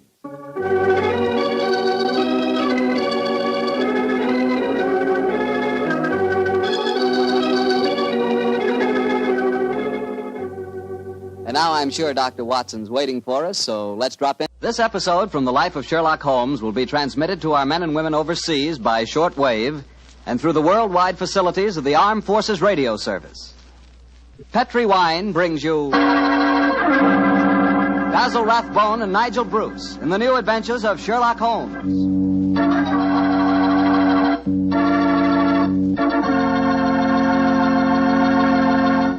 The Petri family, the family that took time to bring you good wine, invite you to listen to Dr. Watson tell us another exciting adventure he shared with his old friend, that master detective, Sherlock Holmes.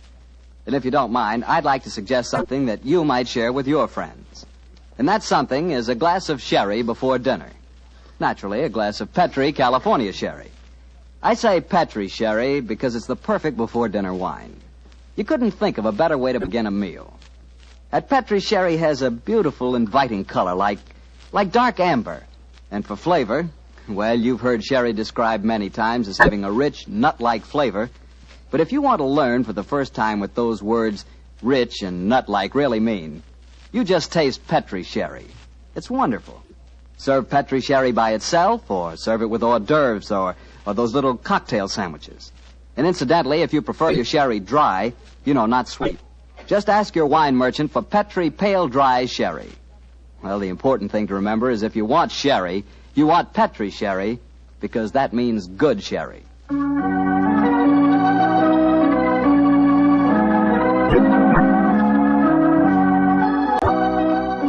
And now let's look in on our genial friend and good host, Dr. Watson. Good evening, Doctor. Good evening, Mr. Bartell. Punctual to the minute, as usual. Never keep a doctor waiting, I always say. Particularly Dr. Watson. Draw up a chair, my boy. Thank you. That's it.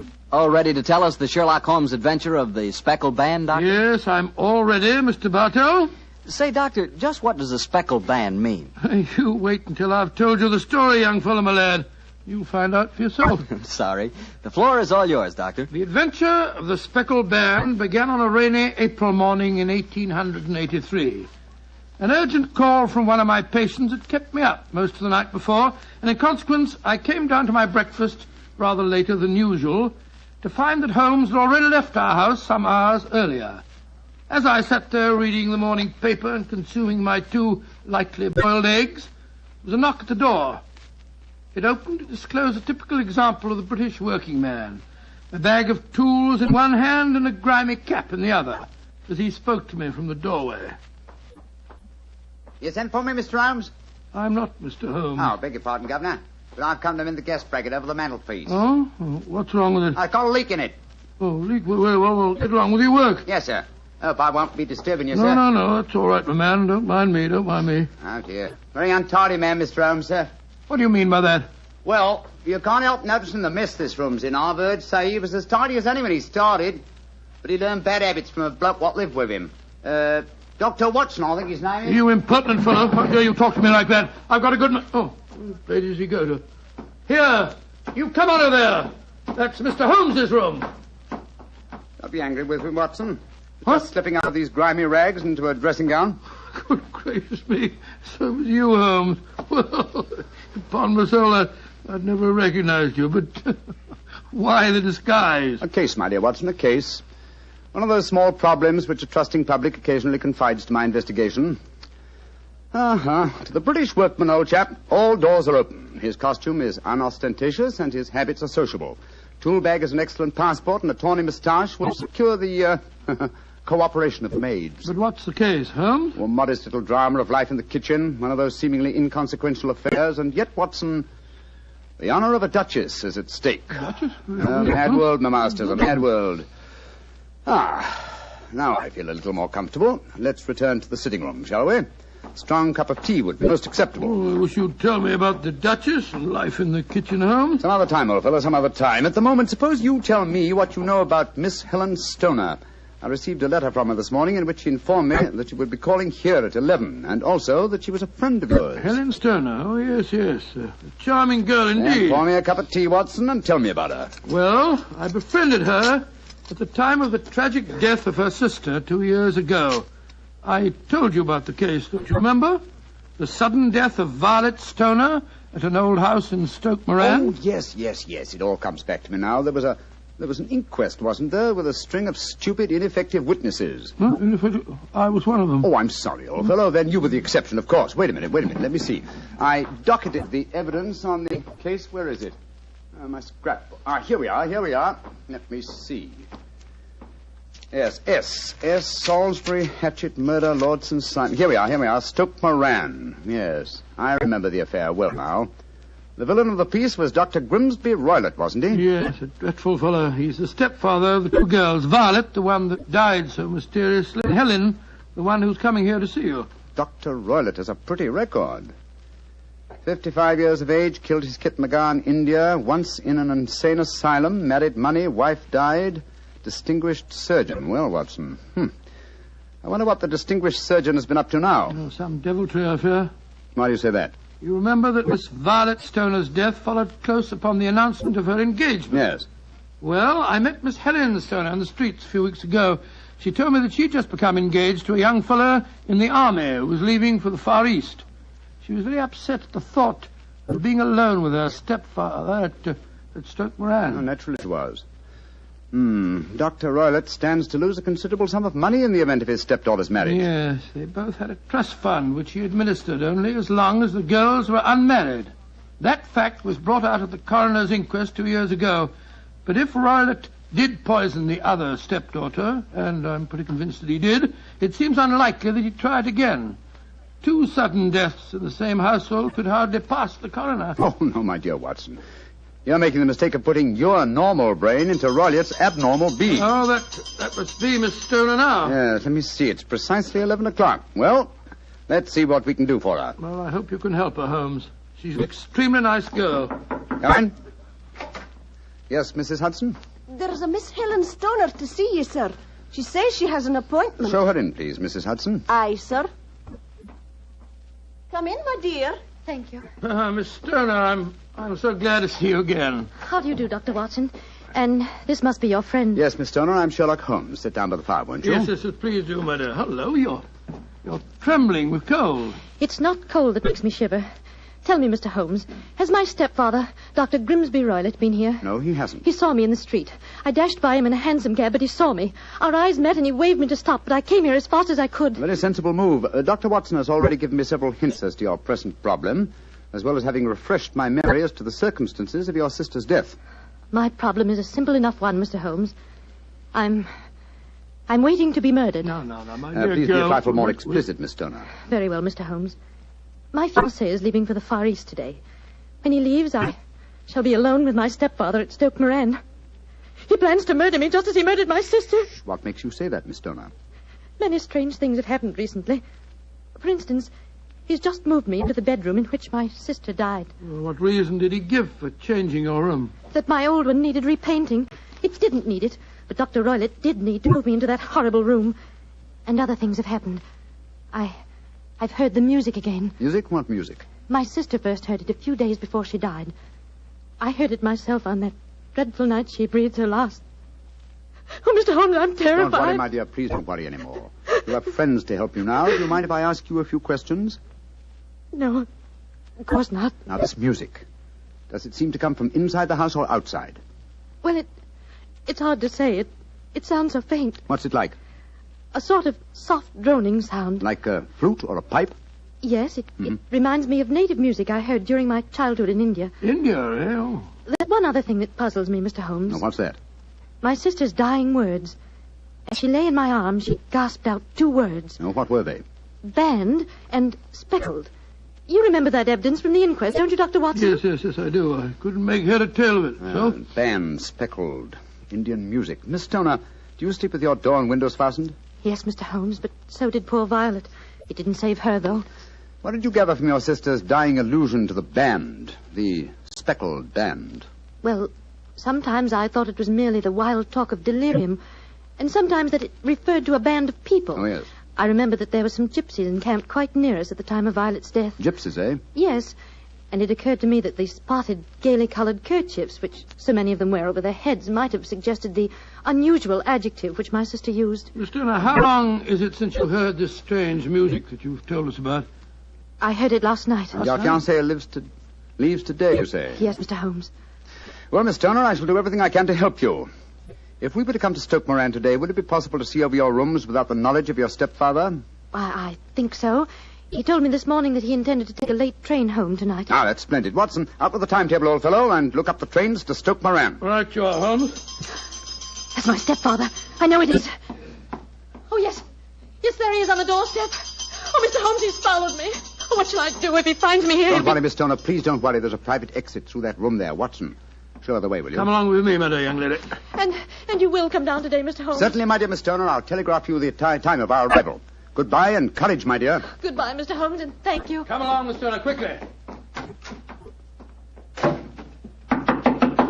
Come in.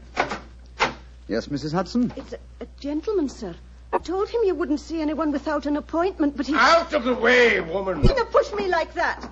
I'm sorry, Mr. Holmes. That's all right, Mrs. Hudson. You can leave us. What kind of gentleman does he call himself, pushing an old lady? So you're Sherlock Holmes. You have the advantage of me, sir. Your name is... My name, sir, is Roylott.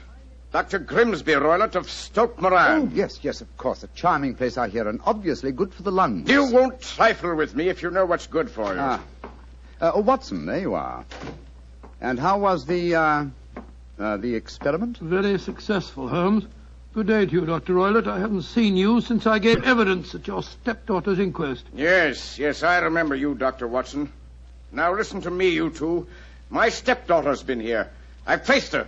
What's she been saying to you? It's a little cold for this time of the year, isn't it? You answer me! I hear that the crocuses promise well. You dare to try and put me off, do you?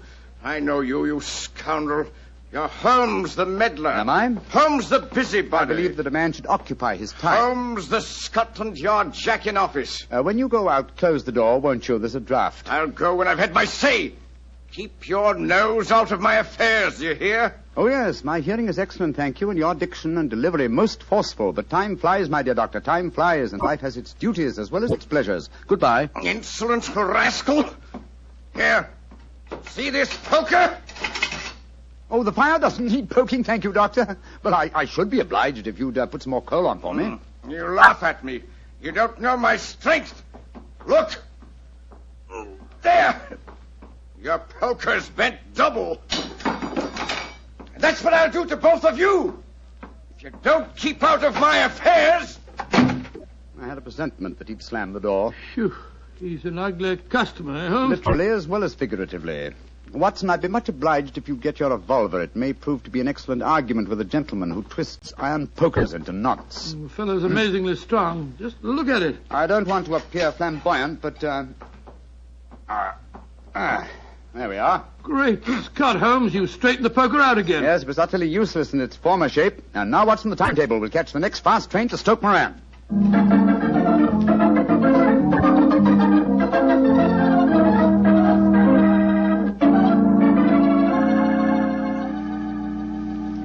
Oh, Mr. Holmes, Dr. Watson, I'm so relieved that you've come. But don't you think my stepfather might have followed you down here? You had to take that chance, Miss Stoner. A few hours' delay might mean the difference between your life and death.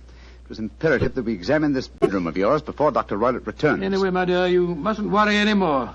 We're here in your house, and we're going to take good care of you, no matter what harm befalls you. Thank you, Dr. Watson. So this is the room in which your sister died, is it? It's much as I pictured it. And Dr. Roylott's room adjoins this one, you say, Miss Turner? Yes, Doctor, on that side. The room which adjoins it on the other side is my regular bedroom. The one that's being so conveniently painted, eh? Yes. Well, let's examine this room. No trapdoors or sliding panels, I suppose. It sounds solid enough, Holmes. Yes, I think it is. Hello, what's this? Are you aware that this bed is clamped to the floor, Miss Stoner? Why, no, Mr. Holmes, I didn't know that. What an extraordinary thing. Was the bed in your other room anchored also? I don't think it was. Very illuminating. And this bell pull hanging against the wall above your bed. Oh, it doesn't work. Doesn't work, but if you want to ring. There's another one on the other wall over there. Now, why this one? Well, I don't know. My stepfather made a number of changes after we came here. Yes, quite a burst of activity, apparently. And it took some strange shapes. Why are you standing on the bed, Holmes? I'm curious, my dear fellow. Aha. It may interest you to know that this bell rope is fastened to a brass hook. There's no wire attachment. It's a dummy. A dummy? But why? There's a small screen above it. It's a ventilator, I suppose. Yes, Mr. Holmes. Yes. A ventilator leading into your stepfather's room. Curious. I notice there's no means of opening the ventilator on this side. It can only be operated from your stepfather's room next door. I wonder if you'd mind taking us in there. Of course, Mr. Holmes. Follow me. What do you make of it, Holmes? There's devil's work afoot, old chap. Here we are, Mr. Holmes. It's much the same as the other room. A bit bigger, perhaps. That large safe against the wall seems to be an unusual piece of bedroom furniture. What is it, Miss Stoner? My stepfather's business papers. Oh, yes. You've seen inside it, then? Only once, some years ago. I remember that it was full of documents. What's this saucer of milk doing on top of it? Does Dr. Roylott keep a cat? No, but he does have a cheetah and a baboon as pets. He brought them with him from India. Well, Holmes, a cheetah is just a big cat. True, but I doubt if a saucer of milk would go very far in satisfying the appetite of a cheetah. Well, I think I've seen enough. This matter is too serious for hesitation. Your life may depend upon your following of my instructions, Miss Homer. I'll do anything you say, Mr. Holmes, anything. Is that village inn I see through the trees from this window? Yes, the Queen's Arms. Your bedroom windows would be visible from there. Yes, Mr. Holmes. Very well, then. Watson and I will go there now and obtain accommodations. When your stepfather returns, you must confine yourself to your room on the pretense of a headache. You follow me? Perfectly. When Dr. Roylott returns for the night, you must open your bedroom window and put your lamp on the sill as a signal to us at the inn. Then withdraw quietly to your usual bedroom, the one that's being painted. I'm sure that you could manage there for one night. Of course. But what will you do? When we get your signal, Dr. Watson and I will come here and spend the night in your dead sister's room. We are going to solve this mystery of the dummy bell rope and the unusual ventilator and the strange music in the night.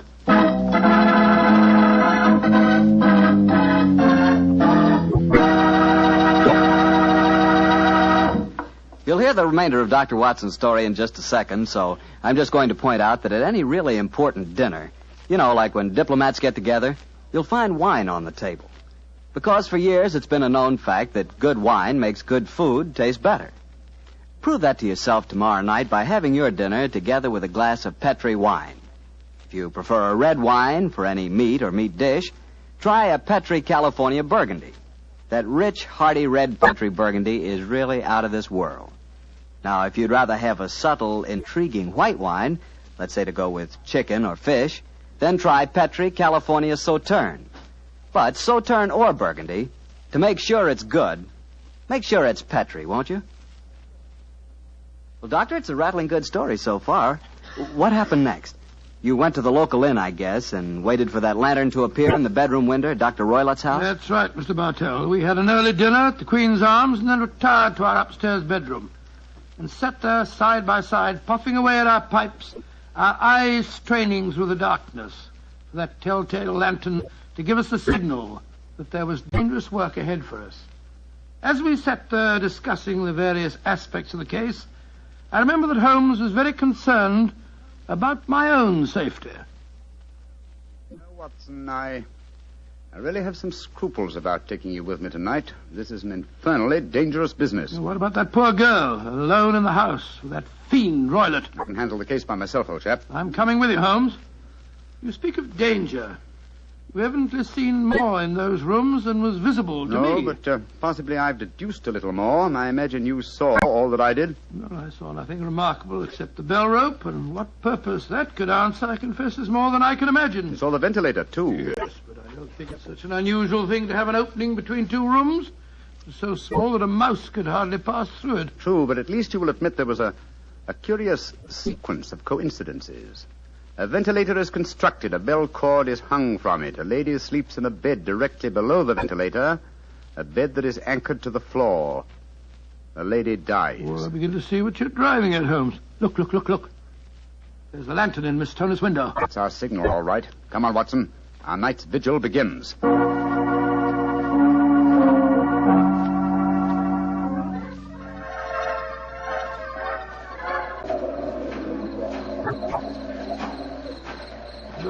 What a foul night. Foul night for foul business, Watson. Come on, through these laurel bushes. It's only another 50 yards to the house.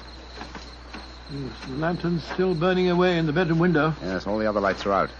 Including the one in Dr. Roylott's room. He must have gone to sleep. To bed, possibly, Watson, but not, I think, to sleep. Great heavens, Holmes. Look at that frightful creature leaping about in the moonlight. It looks like some hideous child. That's Dr. Roylott's pet baboon. Well, it looks positively human. Yes, probably a great deal more so than its master. Shh. They're directly below the window now. This ivy provides a most convenient ladder. I'll go up first. Careful, Holmes, careful. Wait a minute. I hope the thing's strong enough to hold us both. We look pretty stupid on our backs in the mud. Give me a hand, will you, Holmes? I can't quite get my leg up over this window ledge. Oh, thanks, old boy. Oh, say, phew. Now to close the window shutters. This room looks exactly like the same as it did this afternoon. The least sound would be fatal to our plans. Keep the lamp covered, so that if the ventilator is open from Dr. Roylott's room, no light will show from in there. That's it. Why are you carrying that stick, Holmes? I'm prepared for a visitor that I expect before the night is over. A visitor who will herald his entrance with faint music from an Indian pipe. You mean the music is a signal? Exactly, old fellow. The signal to an accomplice who can enter a room with locked doors, an accomplice who kills and leaves no trace. You mean that... Shh, no more talking, Watson. I'll sit on the edge of the bed here. You sit on that chair. Have your revolver ready in case you should need it. Right you are, Holmes. Have the lantern ready, too. When I shout now, turn the light full on the top of the bell rope. You understand? Yes, perfectly. Good. Now we must wait. Perhaps for some time. But don't go to sleep, Watson. Don't go to sleep. Your very life may depend on it.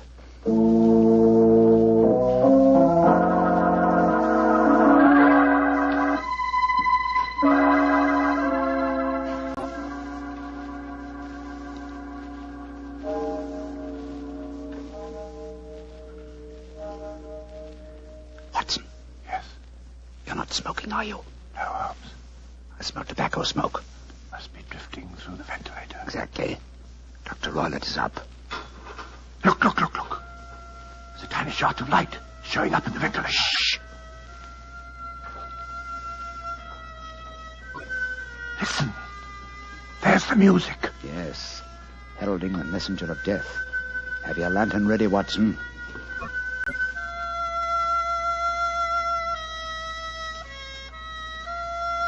Now, Watson, now! Great heavens, it's a snake slithering down the bell rope. You can't kill it without stick, Holmes. Out of the way. Let me get a shot at it. I'm going to drive it back the way it came. Get out. There it goes. Back through the ventilator. Oh, what a fiendish plan.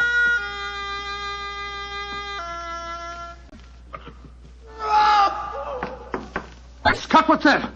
I think the devil has turned on its master. Come on, Watson, into Dr. Roylott's room. Dr. Roylott! Dr. Roylott!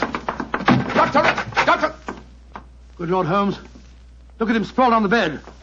Look at his eyes. Yes. And see what is coiled round his forehead. It's the snake. Yes, the band, the speckled band. He's dead, Holmes. Yes, he's been bitten by the deadliest snake in the world, the Indian swamp adder. Its deadly fangs produce death within 10 seconds.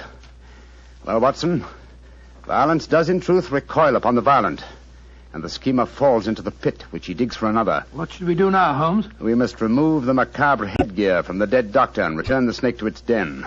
And I suggest that we tell Miss Stoner that there's no more danger under this roof. After that, we can turn the matter over to the local police. Our work is done.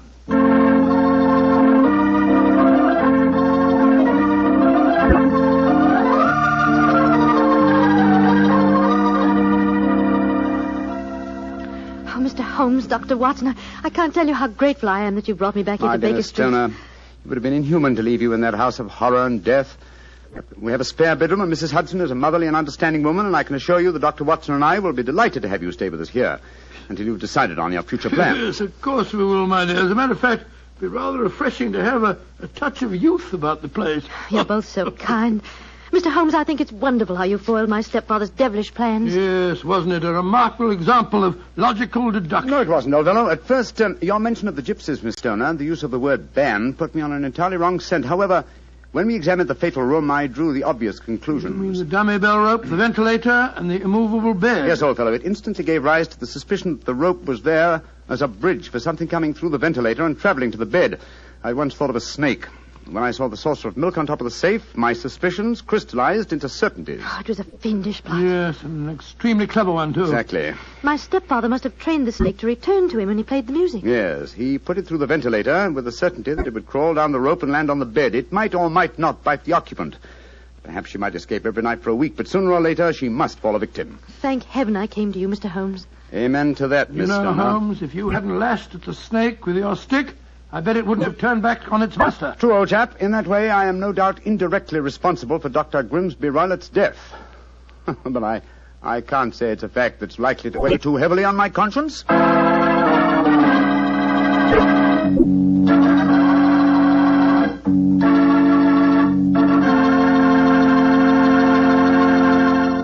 Doctor, that was quite a fascinating story.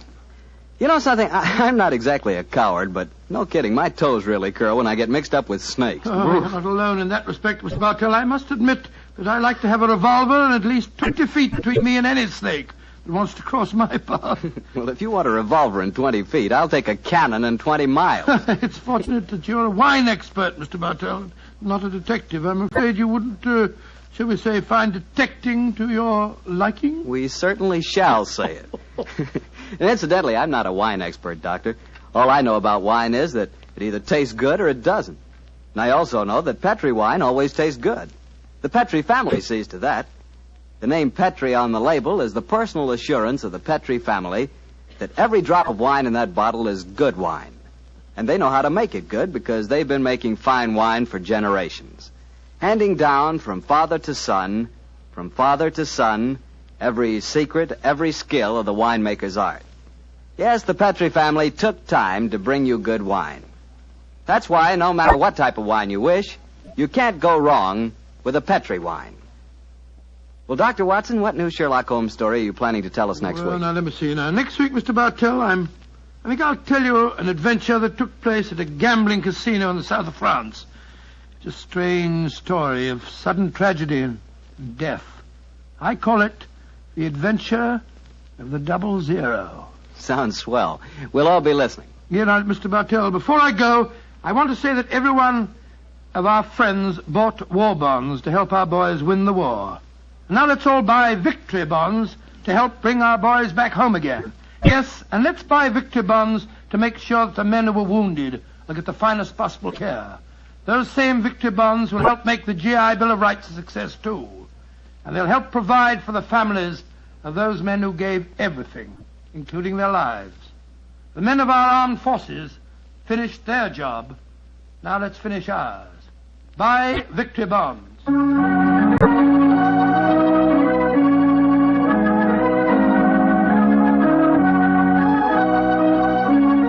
Tonight's Sherlock Holmes adventure is written by Dennis Green and Anthony Boucher and is an adaptation of the Sir Arthur Conan Doyle story, The Adventure of the Speckled Band. Music is by Dean Fossler. Mr. Rathbone appears through the courtesy of Metro-Goldwyn-Mayer, and Mr. Bruce through the courtesy of Universal Pictures, where they are now starring in the Sherlock Holmes series. The Petri Wine Company of San Francisco, California, invites you to tune in again next week, same time, same station. This is Harry Bartell saying good night for the Petri family. Sherlock Holmes comes to you from our Hollywood studios. This is the Mutual Broadcasting System.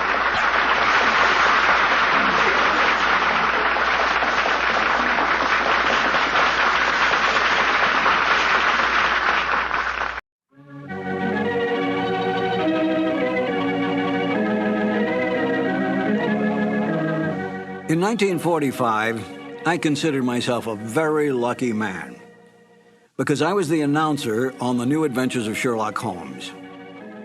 My name is Harry Bartell. Won't you join me now as I reminisce about those wonderful days of dramatic radio?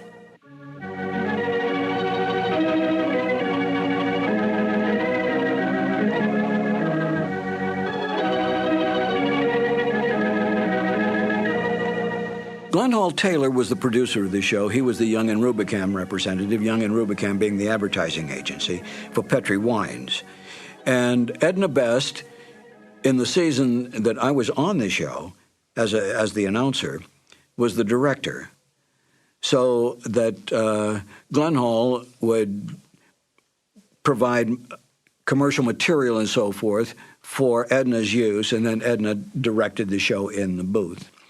She was the one who made all the line changes, all the timing changes, all the cuts, and so forth. I know that Glenn Hall, I think, directed it 1 year. I got the Sherlock Holmes show by accident. I came over to CBS Studios on Sunset Boulevard one day to rehearse for another show, and the lobby was loaded with announcers. Practically every announcer in Hollywood was there. I couldn't figure out what was going on, and as the secretary came out with her list and said, George or Sam or whoever, I said, what's going on here? And she said, they're auditioning for a new show. And I said, who's holding the audition? They said, Edna Best. Edna Best was a lovely, lovely lady. I had worked with her on other shows. And I said, if she has a moment, let me sneak into the studio, if you don't mind, just to say hello, and I'll come right back out. She said, I'll ask. So she came out a little later and said, you can go in for just a second. I went in, stepped in front of the microphone, which was set up in the studio, and said, Edna, I came in to say hello. Hello, bye-bye. And I started to leave. And she said, aren't you going to read? And I said, well, no, I hadn't planned to read. She said, well, as long as you're here, read anyway. So she gave me the copy that they were auditioning. And I said, thank you very much. It's been a pleasure to see you again. And I left, never dreaming that I would ever get it. Because there were big name announcers, the Ken Carpenters, the Ken Niles, the Wendell Niles, a whole bunch of them. And sure enough, I got a call, and that's how I wound up on the show, because I happened to be in CBS at that time. Petri Wine brings you Basil Rathbone and Nigel Bruce in the New Adventures of Sherlock Holmes.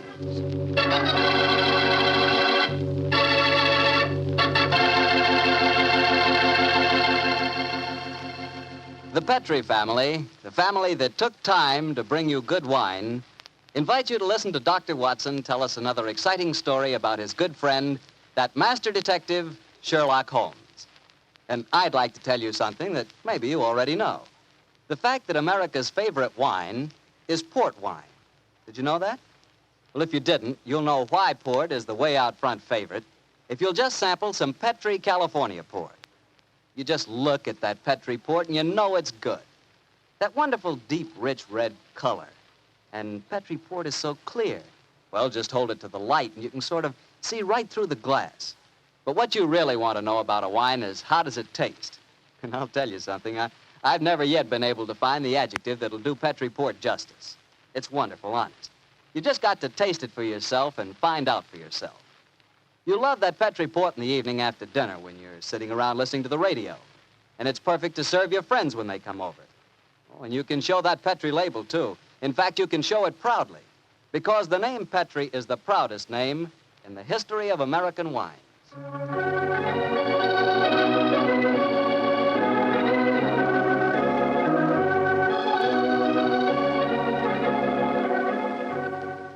And now I'm sure our old friend Dr. Watson's ready for us, so let's go in and join him. Come in. Good evening, Mr. Bartow. Good evening, Doctor. Well, the puppies seem very happy tonight. Yeah, tonight, yes, but you should have seen them this afternoon. I doubt if there were two more frightened little dogs in the whole of California. Come on, Winnie, now control yourself. What happened, Doctor? Well, I took him for a walk on the beach. As we were scrambling round a rocky point, a seal popped his head up in the water quite close to us. What'd the puppies do? Oh, both of them barked at it furiously. And the seal? Blew a few bubbles and then barked right back. I don't know what the world's speed record is for short-legged dogs, but I'm sure they broke it. You know, Doctor, I'll have to join you on one of those afternoon strolls of yours. You always seem to be having such exciting adventures.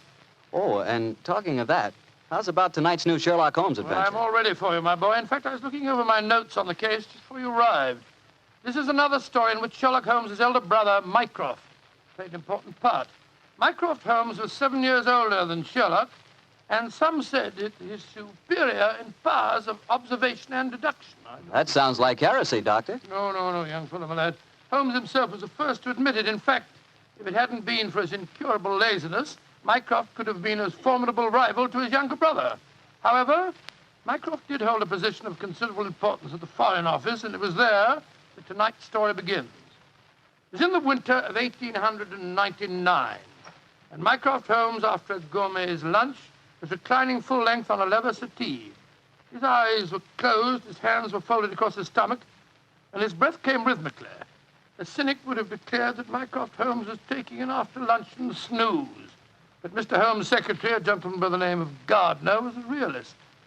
He tapped on the door discreetly. Then he rapped on it. And still there was no response, so he opened the door and entered. After a moment, he gave what he thought was a discreet cough. Mycroft Holmes opened his eyes and folded his hands and said, "Found it, Gardner. Must you come in here and bark at me so soon after lunch?" I'm sorry, Mr. Holmes, but I thought that... You thought that as I was lying down with my eyes closed that I must be bored, and so you came galloping in. Oh. Well, what do you want? There's an old lady outside, sir. She insists on seeing you personally. I've tried to get rid of her, but... What's her name? Mrs. Hudson, sir. Mrs. Hudson? Huh. Show her in, Gardner. Show her in. Very good, sir. Undoubtedly a message from young Sherlock. How are you, Mrs. Hudson? Oh, good day, Mr. Holmes.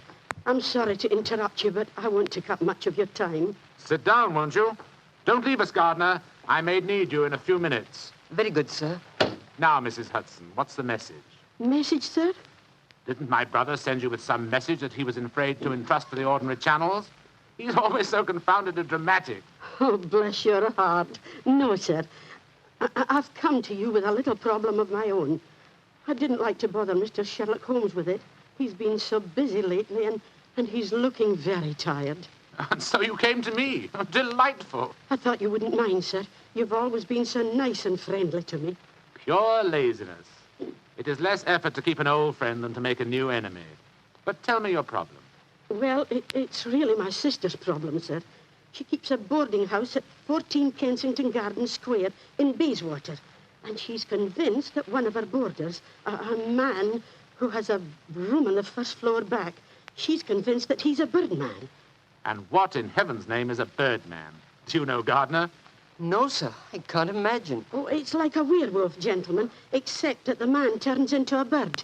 Oh, come now, Mrs. Hudson. Oh, I know it sounds daft, but my sister's in a dreadful state. Of course, I've been with your brother long enough, sir, to know that such things are nonsense. But how can I prove it to her? What reason does your sister give for holding a strange belief? She keeps finding pigeon feathers in the room. Now, the man doesn't keep pigeons, sir. My sister knows that for a fact.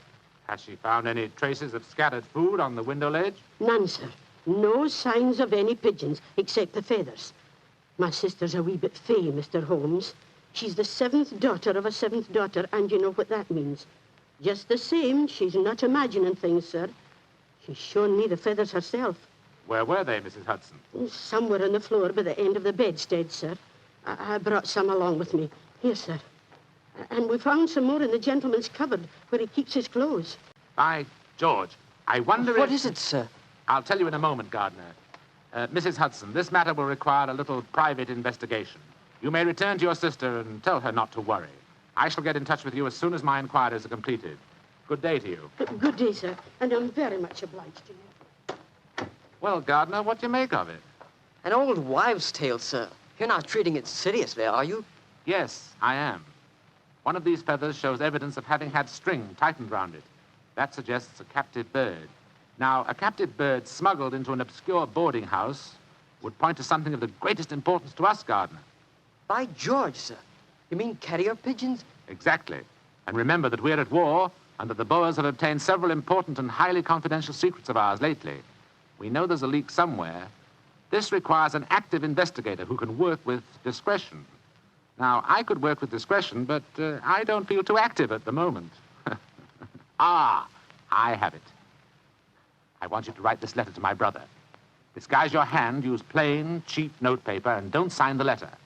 He won't be able to resist that combination. Are you ready, Gardner? Yes, sir. Very well, then. My dear Mr. Sherlock Holmes, we know of your proposed investigation of the tenant in the first floor back at 14 Kensington Gardens Square. We warn you, as you value your life, keep away from the...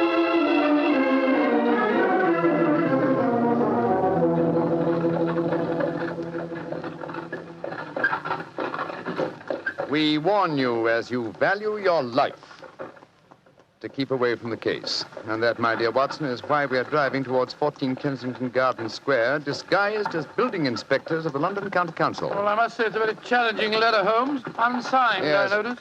Written on cheap notepaper and in a disguised hand. No clue there, I'm afraid. Well, we're entering the square, Holmes.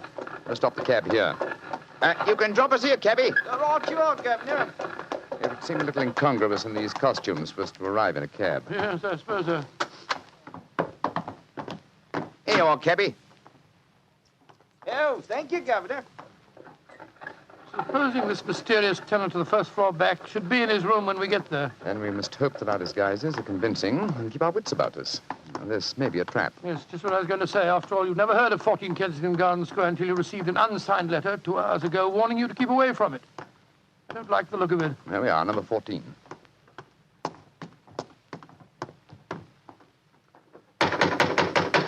I suggest that you let me do most of the talking. Good Lord, yes. My Cockney accent doesn't compare with yours. Who do you want to see? We're from the London County Council, we are. We've had complaints about a leaky gas jet in the first floor back. Oh, that's Mr. Green's room. He ain't home. Oh, that don't matter, my dear. We'll go up and take a look. Come on, Bertie. Right, you are, Alfie. Want me to show you the way? The missus is out shopping. No, thanks, dearie. Me and Bertie can't get lost, can we, Bertie? No, of course we can't. Of course we can't. Oh, look at him laughing. Come on, Bertie. Oh, I do like to be beside the seaside. Oh, I do like to be beside the sea. Diddly-um-pa-pum-pa-pum, diddly-um-pa-pum-pa-pum. Nice house, Bertie, ain't it? Yes, Alf. Nice as can be, this house. Oh, I do like to be beside the seaside. I do like to be beside us. There we are. First floor back. Better make sure the bloke ain't home. Oh, I do like to be beside No, he ain't home, Alfie. Huh? No, well, all right, let's go in.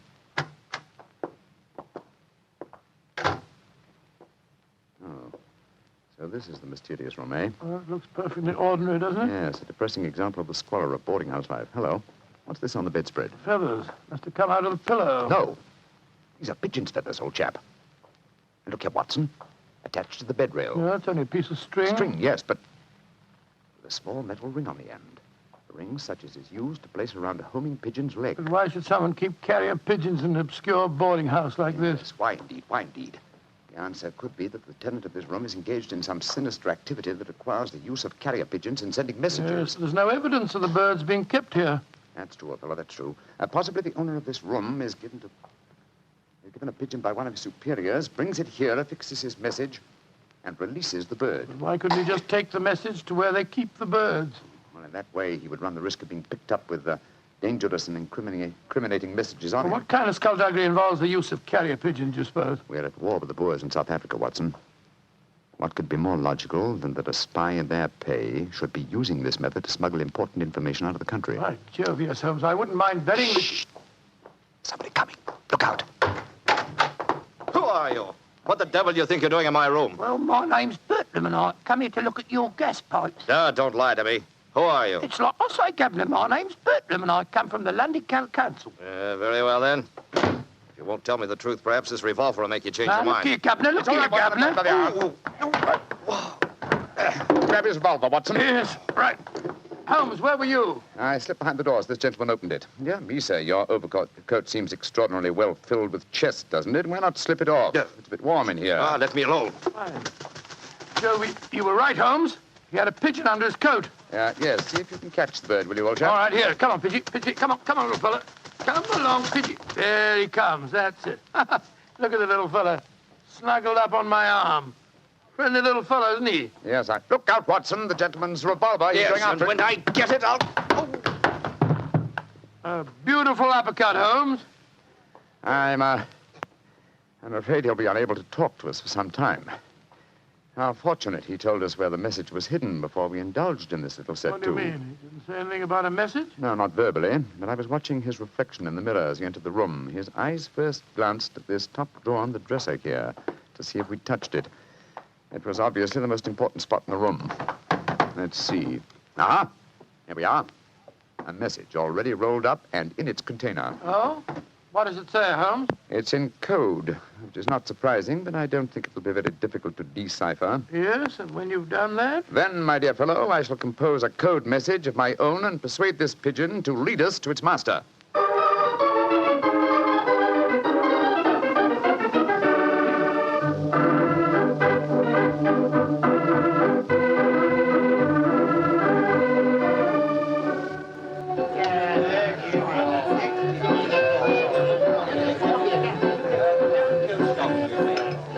I can see from your puzzled expression, Watson, that you're wondering why I brought you to Dexter's Music Hall in the Edgware Road. Well, I must confess I'm a little confused, Holmes. First of all, we go to Baker Street and you spend hours poring over some obscure book. Then you write out a message, attach it to a pigeon and let it loose. Now you bring me here. I hate to question you when you're working, but I should be glad if you'd give me some idea of what's going on. Of course, old chap. At times I must seem confoundedly mysterious, I'm sure. Here's the situation. The obscure book I was studying was a table of ciphers. I was trying to decode the message we found in the room on the first floor Well, back. obviously you succeeded, or we wouldn't be here. Yes, the key word was Louis Botha, the name of the Boer leader. The message was a report on the number of troops now in training at Aldershot. Then you were right. We're mixed up with a ring of enemy agents. Obviously, old chap. So I kept the original message and composed another using the same code and dispatched it by carrier pigeon. Well, what did you say in your message? Meet me tonight, 8 o'clock, table number 3 at Dexter's Music Hall. What made you choose this place as a rendezvous? Well, I happen to know that it's a common meeting place for underworld characters.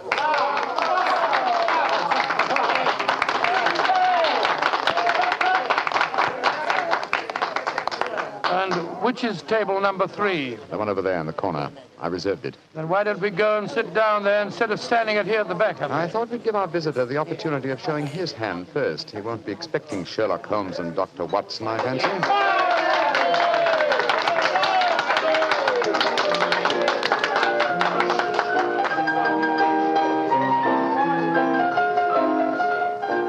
Good Lord, look at this woman coming on to sing. You ever see so many fellows? I'm not allowed to have a bow except for the slide. So yesterday he came and took me walking through the night. Holmes, look. A man just sitting down at table number 3. What's with it? Look. It's Sid Trimble. Sid Trimble? Who's he? A dangerous criminal who once worked for the Moriarty gang. We've caught a prize pigeon, Watson. Better have your revolver handy, old chap. Undoubtedly, he'll recognize us. Right you are, Holmes. Come on, then.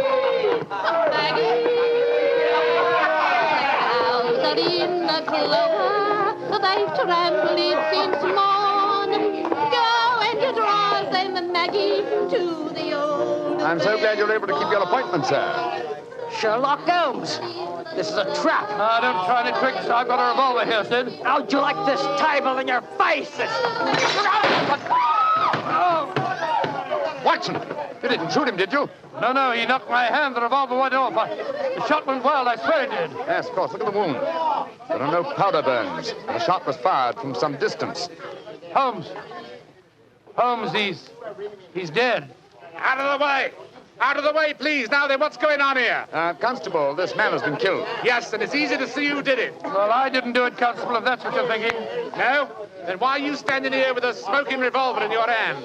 Come on, you're under arrest. But you can't arrest me. I'm Dr. Watson, and this is Mr. Sherlock Holmes. I don't care if you're the King of Siam and the Bishop of London himself. You're under arrest, and I'm taking you both to Scotland Yard.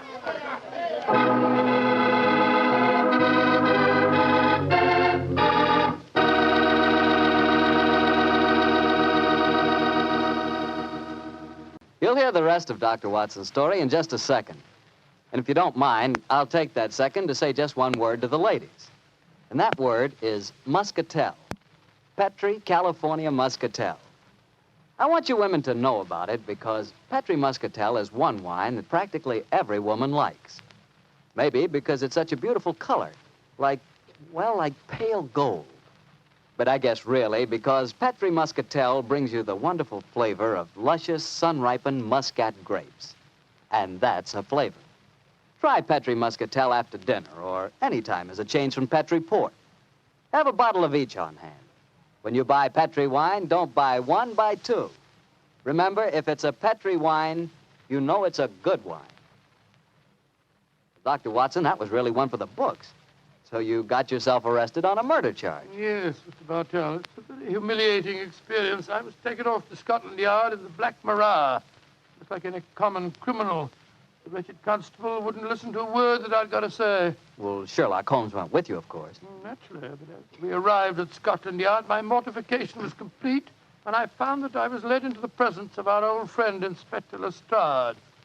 Holmes spoke to him at some length, but I could see from Lestrade's expression that my position was a very serious one. Now I can see what it is, Mr. Holmes. You see, I know you both. But I must say there are lots of them here at the Yard as don't like what they call your high-handed methods. But, Lestrade, personal likes or dislikes have nothing to do with this. No, of course they haven't. This is purely a matter of evidence. Well, I know that, Dr. Watson. And the constable's evidence was as clear as the nose on your face. The dead man was shot through the head, and you were standing in front of the body with a drawn revolver in your hand. My dear Lestrade, there were no powder burns on the wound. Yeah, that's what you tells me, Mr. Holmes. But I'll have to wait for the official report on that. The police surgeon's examining the body now. You understand, gentlemen, I'm not saying I'm sorry that Sid Trimble's dead. He's been a thorn in our side for a good many years. In fact, here's the police surgeon now. Dr. Hendricks, this is Mr. Sherlock Holmes and Dr. Watson. How do you do? How do you do, gentlemen? I'm a great admirer of you both, and I'm sorry to see you in such a very unfortunate plight. Thank you, Doctor. Thank you. What were your findings, Dr. Hendricks? Well, I just extracted the bullet, Lestrade, and I'm very much afraid it's the same make and caliber as the one missing from Dr. Watson's revolver. Yes, but that doesn't prove that I fired the fatal shot. A .45 Colt's a very common weapon, Doctor. It proves nothing. Dr. Hendricks, as I was just saying to Inspector Lestrade before you came in, the only fact that would show my friend guilty would be powder burns on the wound, thereby proving that the bullet had been fired from close range. I entirely agree with you, Mr. Holmes. Then, as there were no powder burns on the... but there are powder burns, Mr. Holmes. What? Very distinct ones, too. Lord, I don't understand, Holmes. I'm sorry, gentlemen, to be the bearer of bad tidings, but I have my duties to perform. Yes, and I'm sorry, too, Dr. Watson. Huh? I'm afraid I'm not going to be able to let you leave here. You must consider yourself under arrest.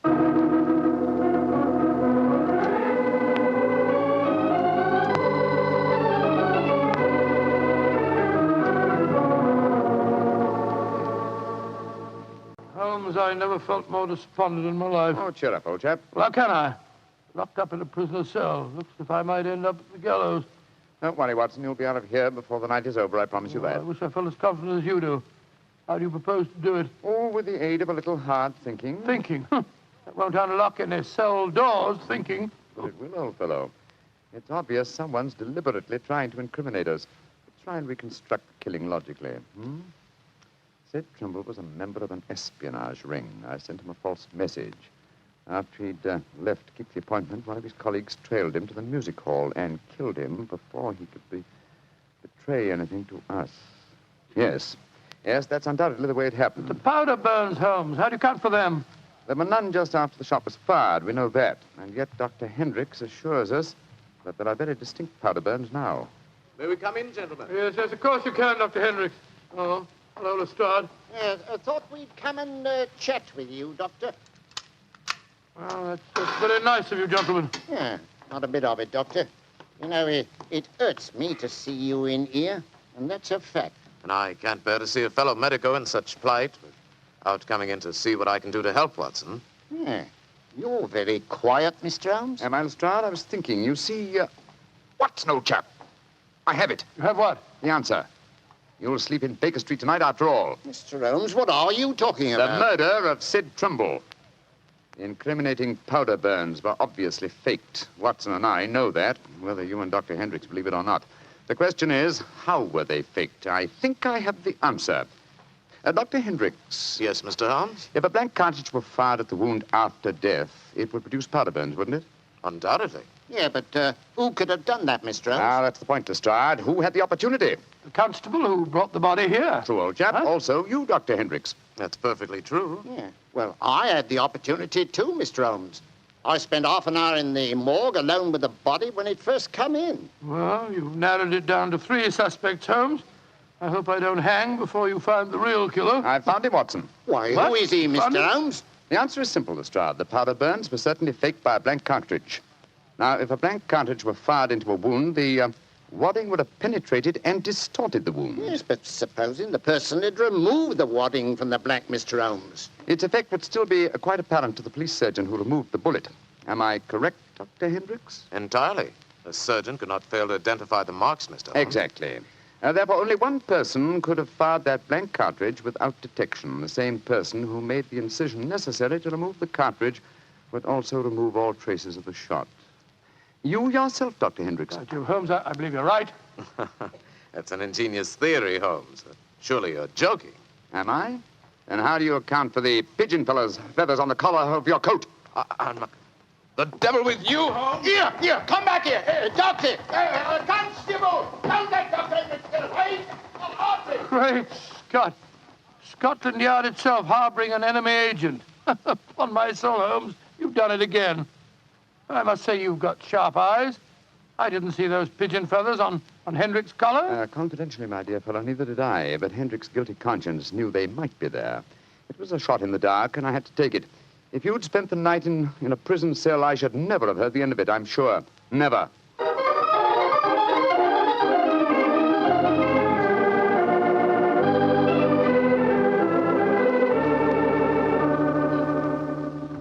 I want to see Mr. Mycroft Holmes, please. Follow me, Mrs. Hudson. He's expecting you. Aye, sir. Ah, there you are, Mrs. Hudson. Come and sit down. Oh, thank you, sir. I got your message and came over right away. In the first place, Mrs. Hudson, you may tell your sister that she needn't worry any more. I'm sure she'll find no more pigeon feathers in her room on the first floor back.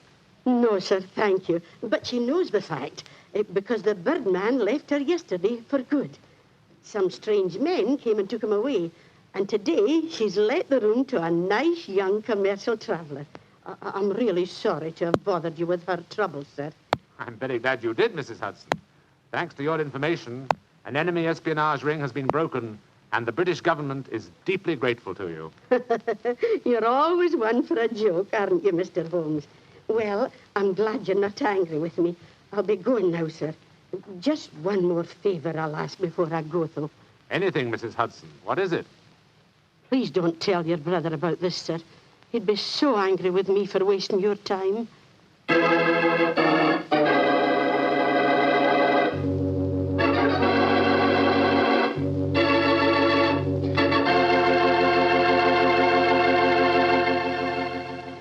Well, Doctor, that was really a swell story tonight.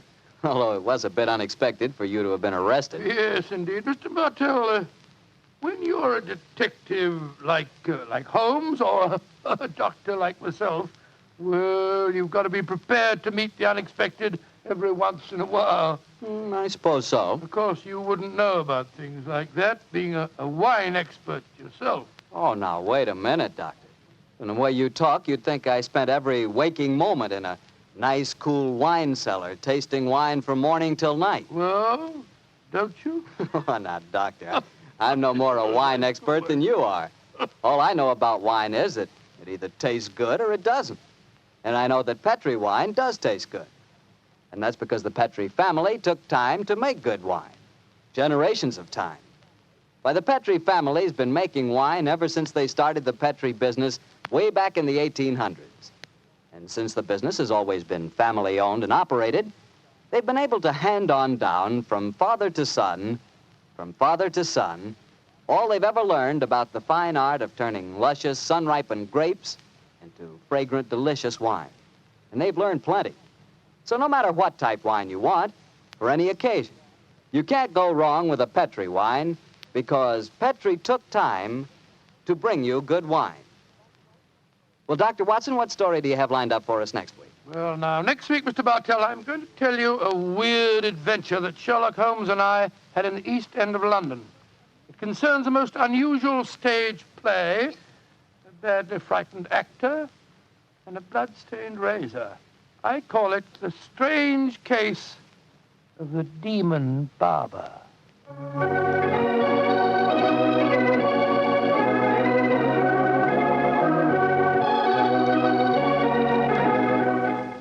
Tonight's Sherlock Holmes adventure was written by Dennis Green and Anthony Boucher and was suggested by an incident in the Sir Arthur Conan Doyle story, The Greek Interpreter.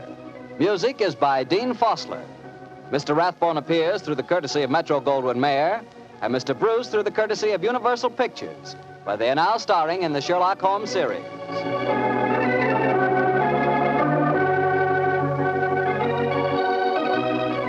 The Petri Wine Company of San Francisco, California, invites you to tune in again next week, same time, same station. Sherlock Holmes comes to you from our Hollywood studios. This is Harry Bartell saying goodnight for the Petri family. For a solid hour of exciting mystery dramas, listen every Monday on most of these same stations at 8 o'clock to Michael Shayne, followed immediately by Sherlock Holmes. This is the Mutual Broadcasting System. This is Harry Bartell. I'll be right back with another new adventure of Sherlock Holmes.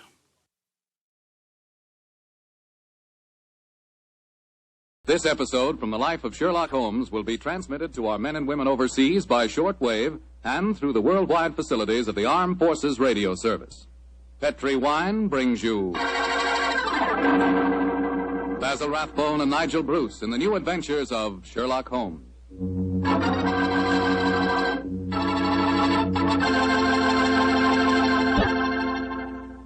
The Petri family, the family that took time to bring you good wine, invite you to listen to Dr. Watson tell about another exciting adventure he shared with that master detective, his old friend Sherlock Holmes.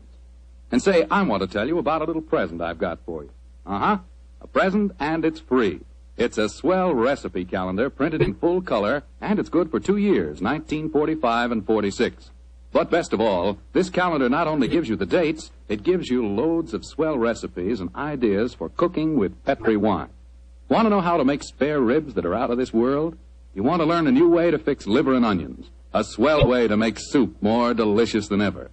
It's a cinch with this calendar handy in your kitchen to tell you how. In fact, this calendar tells you all you ought to know about wine. And remember, it's free. Just write to Petri Wine, P-E-T-R-I, Petri Wine, San Francisco 26, California. Petri Wine, San Francisco 26, California. We'll send you your swell recipe calendar immediately.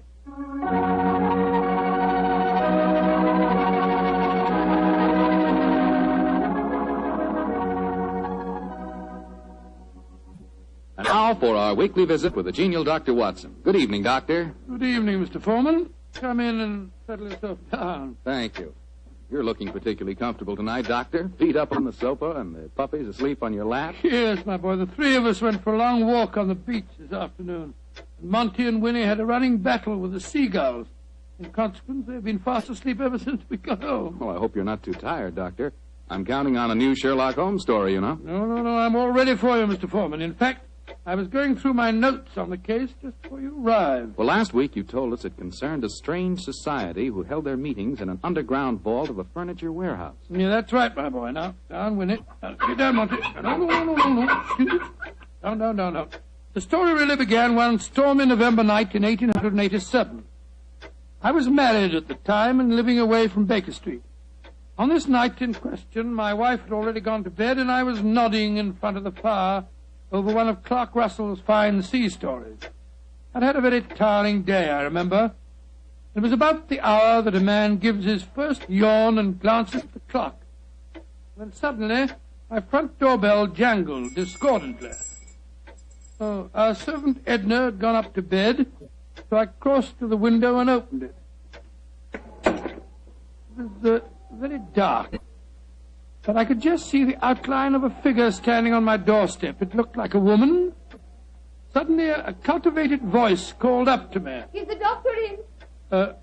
Yes, madam. I'm the doctor. Then please come at once. It's a matter of life and death. I have a carriage waiting. Gracious me. All right. I'll be down immediately.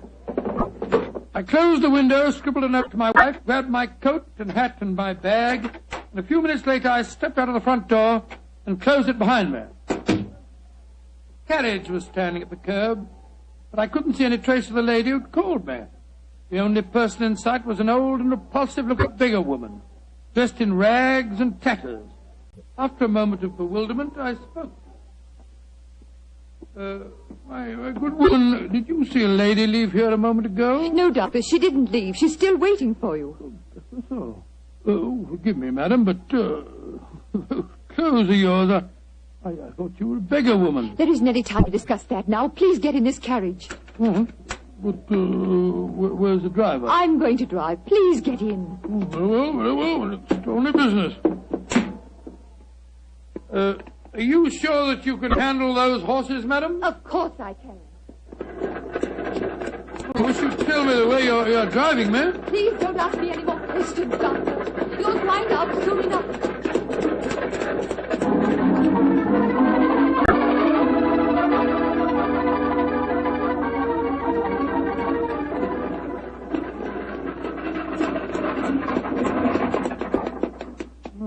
Thank heavens we've finally reached our destination. Must have driven halfway across London. Oh, hello. Must be somewhere down near the river. No dwelling places here. Nothing but enormous warehouses. Why have we stopped here, madam? Well, this is where we're going. Please follow me down these steps. I wish you'd tell me where you're taking me. We have a club here in the basement. You'll see for yourself in a moment. It's a very solid-looking door. How do you propose to get past it? I'll show you. Good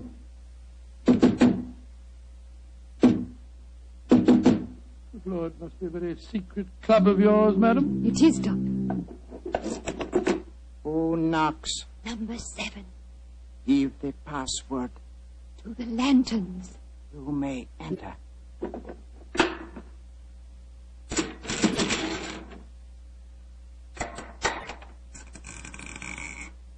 Follow me, Doctor.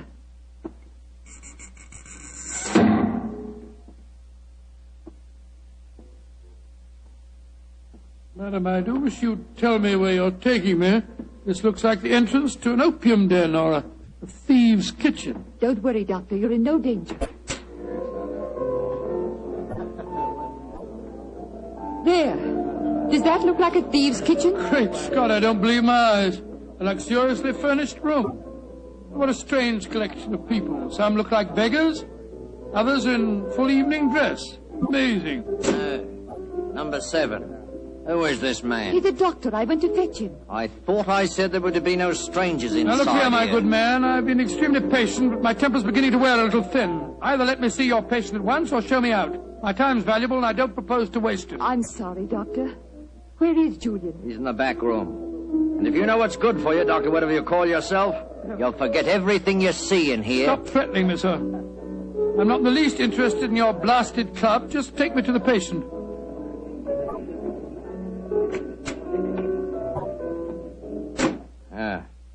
This is the man we want you to examine, Doctor. Huh?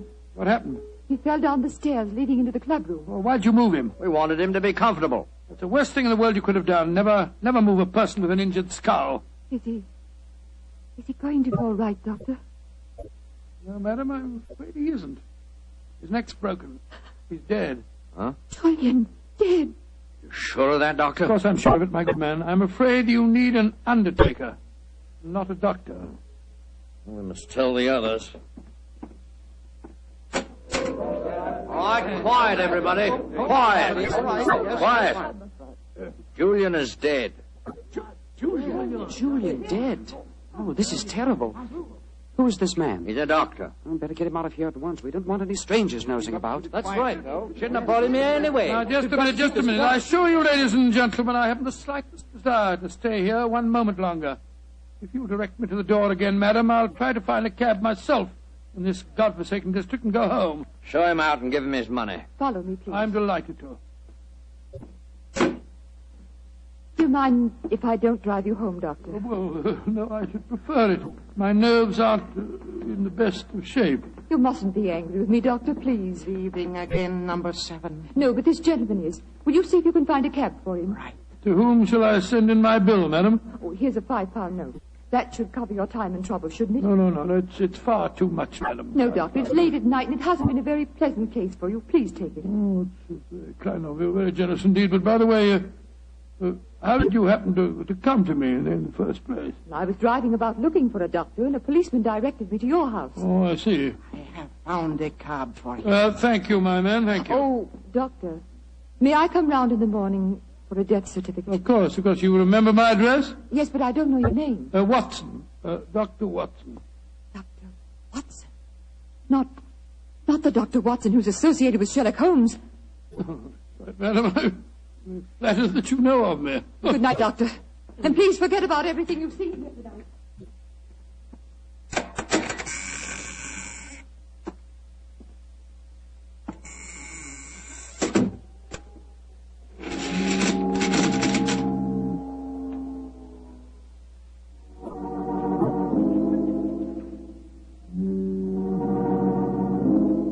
Well, upon my soul, what an amazing business. Holmes will be interested to hear about this.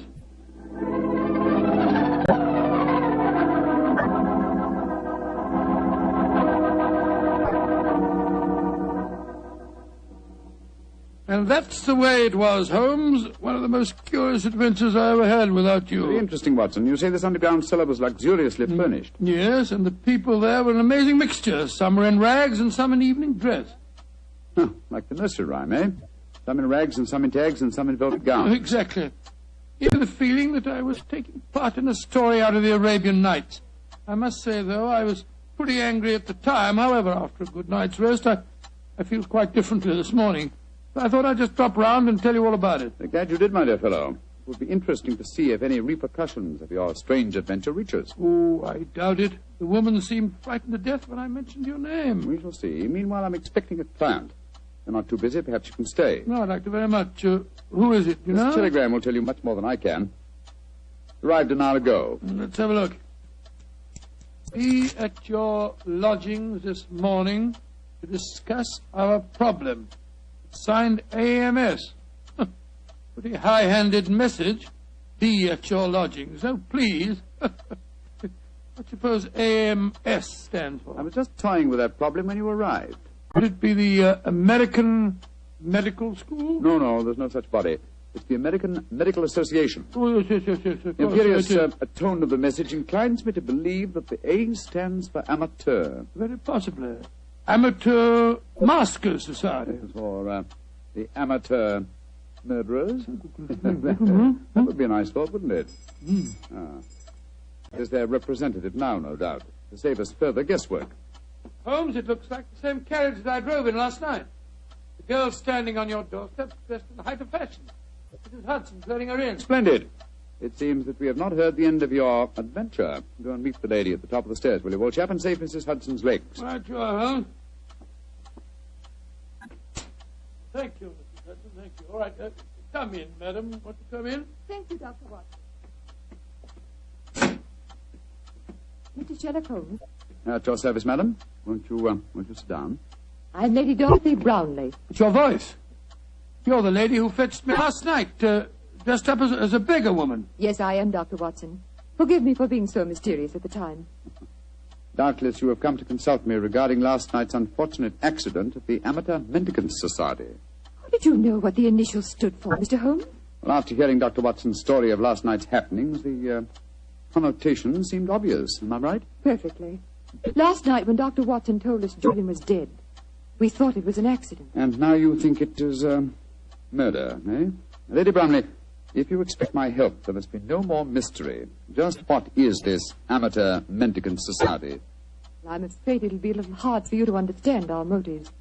We're a group of people, rather wealthy people, I suppose, who find pleasure in deliberately leading a seamy life disguised as beggars. We use the basement that you were in last night, Doctor, as our headquarters. We keep our beggars clothed there and change out of them before we go home. What a fantastic idea. What a futile, worthless way of spending your leisure time, Lady Bromley. I suppose it must seem so, Mr. Holmes. But we're curious to learn how the other half lives.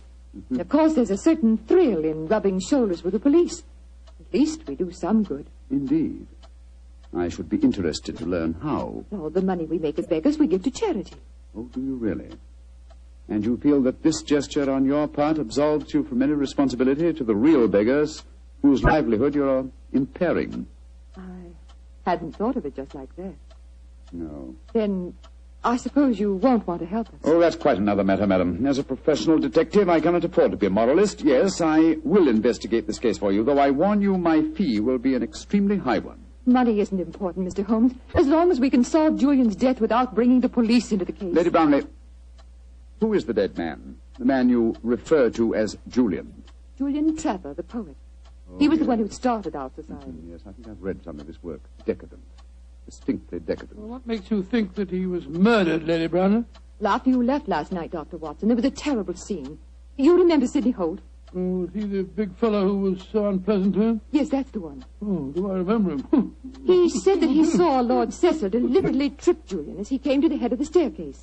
Oh, Lord Cecil being... Lord Cecil Dyrenforth, son of the Earl of Mersham. Oh, yes. There was a bitter argument. Cecil accused Sidney of doing the same thing. Then they had a dreadful fight. It ended up with Cecil threatening to go to the police. So that's when we decided to send a telegram to you, Mr. Holmes. Oh, yes, I see. So the proof of murder depends on such flimsy evidence as to whether the dead man fell or, well, should we say, was pushed? What it seems like. Mr. Holmes, even though you don't approve, please help us, won't you? Yes, Lady Brownlee, I will. Then you come back with me now to our headquarters? I shall join you within the hour. In the meantime, my old friend Dr. Watson can go with you. But Holmes, what can I do without you? You know my methods, old chap. Act accordingly. Oh, very well, Mr. Holmes. But you promise you'll be there. I promise you that I will be there, madam. Thank you so much, Mr. Holmes. We'll be expecting you. Come on, Doctor. Well, I'll just get my hat and coat. Holmes, what are you up to? Go with her and ask no more questions. I shall join you within the hour. Holmes, there's a glint in your eye. I don't think you believe the story. Of course I don't, Watson. Well, then what? Then go with her, old fellow, and keep your wits about you. The game's afoot.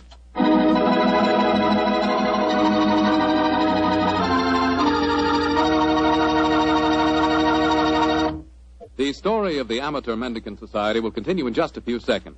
Time I'd like to use to remind you that you're really missing something until you try having wine with your dinner. And I mean a Petri wine. Let's say a Petri California Burgundy or a Petri California Sauterne. Both wines are just made to make good food taste better. If you like a red wine, try Petri Burgundy. Try it with hamburger, with stew, with any meat or meat dish. And if you like a delicious white wine, a wine that'll make chicken taste better than ever, try a well-chilled Petri Sauterne. With food, nothing can take the place of a good Petri wine.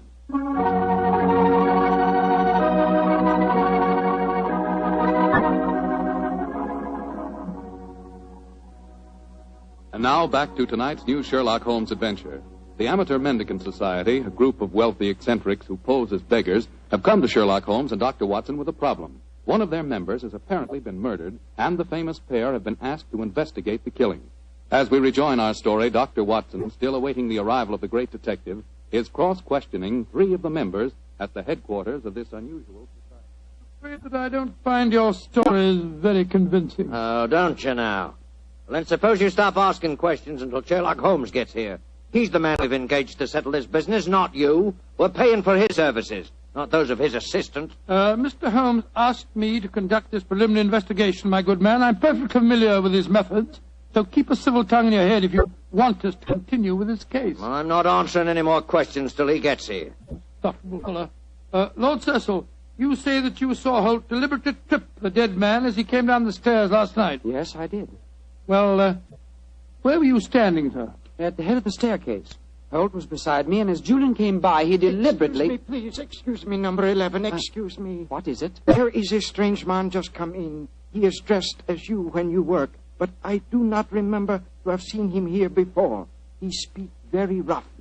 Did he give the correct signal? Yes, and the password. He must be a new member. I suppose we better see him. Bring him in. Bad time for him to come here, confound it. This way, please. Tommy, what a nice place you got here. Yeah, quite a nice place. Certainly do yourselves proud, don't you? Who are you, and how did you get in here? I'll give it a signal and the password just like Julian told me to. Are you a friend of Julian? Of course I am. You coming to meet him here today? Who are you, really? Are we all friends here? Yes, you can talk freely. Then permit me to introduce myself. I am Don Luis Jose Fernando de las Torres at your service. Why? Why do you want to join us? When Julian tell me about it, it tickled my, how you say, my funny bone. It is a so charming idea to see others of mendicancy. I suppose he's all right. Of course I'm all right. Now, where is Julian, please? He will vouch for me. He's in the other room. He had an accident. An accident? Not a bad one, I hope? A very bad one. Dr. Watson, you better take him in there and break the news to him. Very well. Follow me, sir. This is terrible. Please, tell me what happened, Doctor. I'm afraid you must prepare yourself for a shock, sir. Your friend is dead.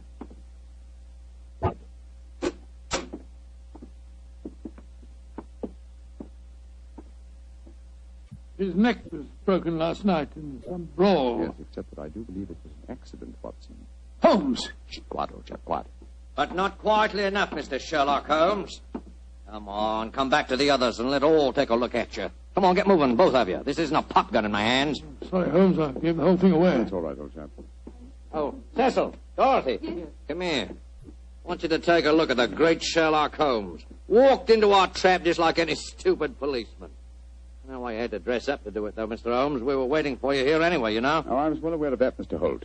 You see, I knew I was walking into a trap. How did you know that, Mr. Holmes? Lady Blarney, the story you brought to us today was so obviously a false one.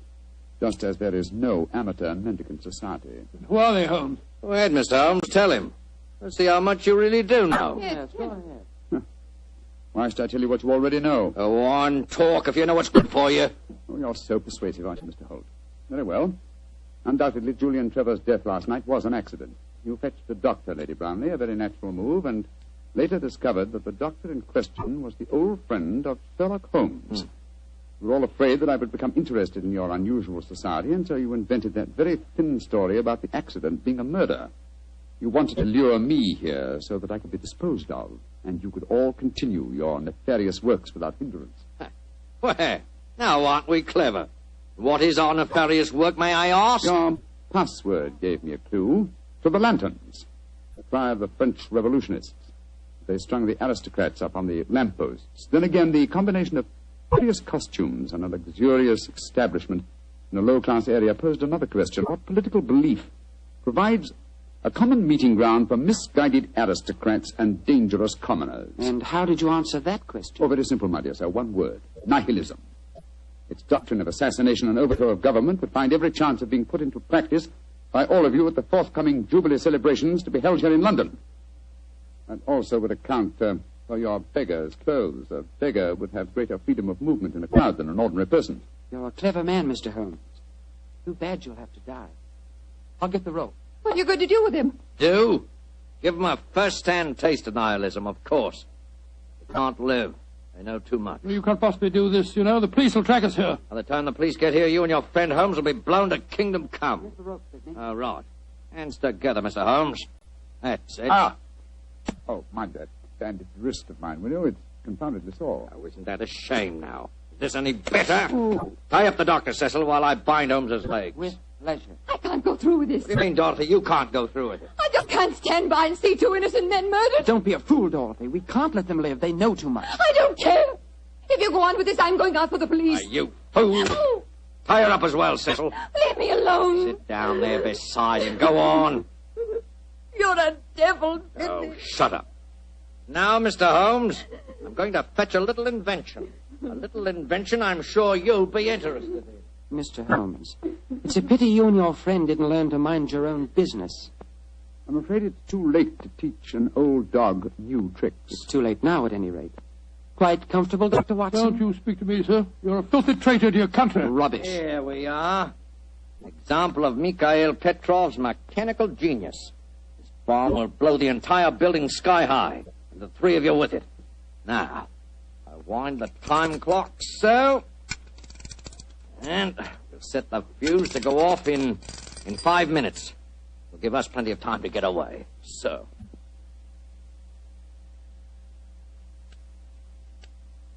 Come on, Sidney, let's get out of here. Right. Charming picture. Three of you bound hand and foot sitting beside each other on the sofa. Well, ta-da, Dorothy. Think of our cause during the 5 minutes. And as for you, Mr. Holmes, and your friend, good riddance to bad rubbish.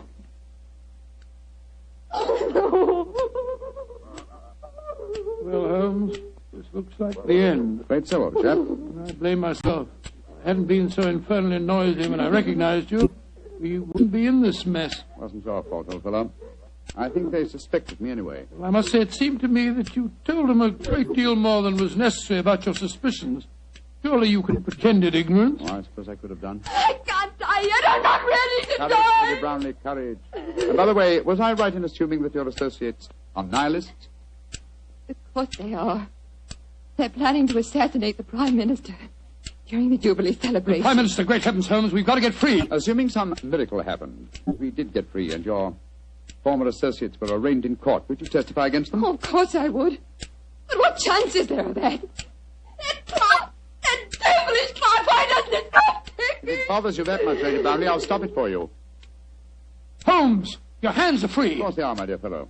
The bandaged wrist I mentioned just now concealed a razor-edged blade. I cut through the ropes almost before our friends had left the room. Then why did you keep us in this suspense, Mr. Holmes? I wanted to be quite sure that you'd testify in the forthcoming trial, madam.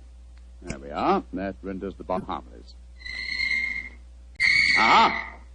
And that means that the police have sprung the trap that I set for your associates, Lady Brownlee.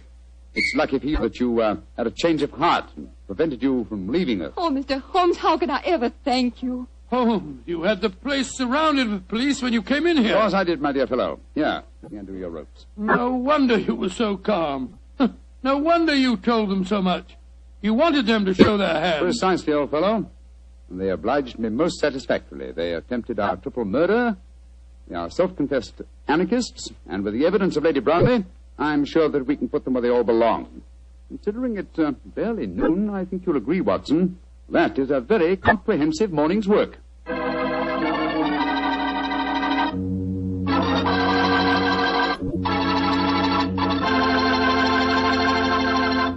Doctor, tell the truth. Were you scared waiting for that time bomb to go off? Scared, my boy? I was so scared that to this day I can't stand being in the same room with a loud ticking clock.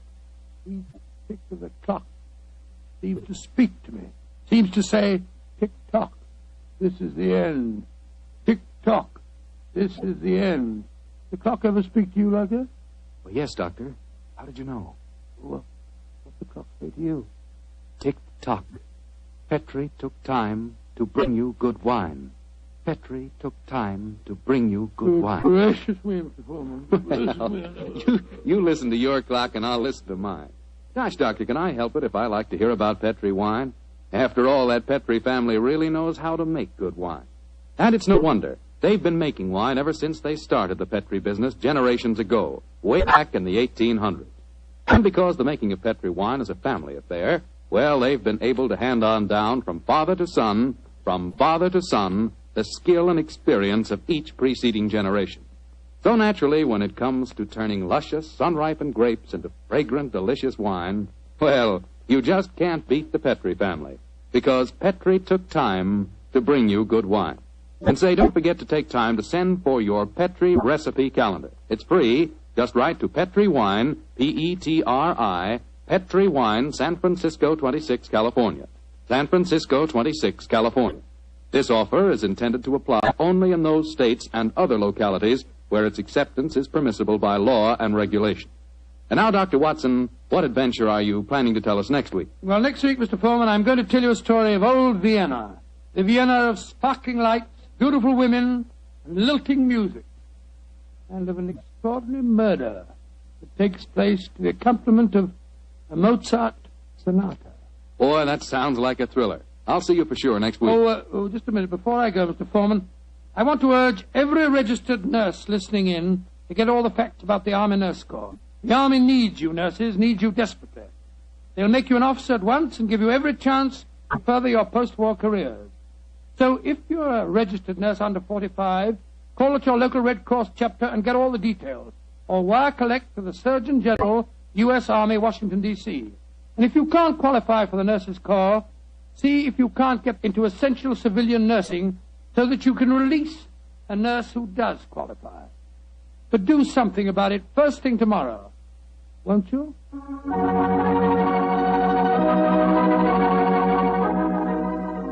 Tonight's Sherlock Holmes adventure is written by Dennis Green and Anthony Boucher and is based on an incident in the Sir Arthur Conan Doyle story, The 5 Orange Pips. Mr. Rathbone appears through the courtesy of Metro-Goldwyn-Mayer and Mr. Bruce through the courtesy of Universal Pictures, where they are now starring in the Sherlock Holmes series. The Petri Wine Company of San Francisco, California, invites you to tune in again next week, same time, same station. Meanwhile, don't forget to take advantage of our offer of a free recipe calendar. Oh, the Petri family took the time to bring you such good wine. So when you eat and when you cook, remember Petri wine. To make good food taste better, remember... Petri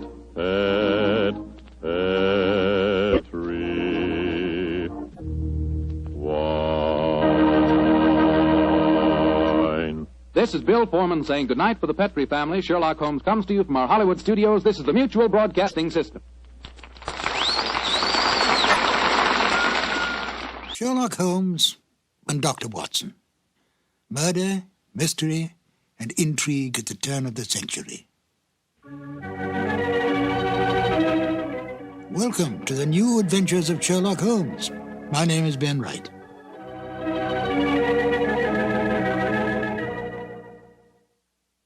Sherlock Holmes, the most brilliant mind in crime detection, is without peer. He has more than stood the test of time. He has become an institution, a myth, the best of the best. But he was deeply human. He seemed a man possessed, focusing all his energies on crime detection.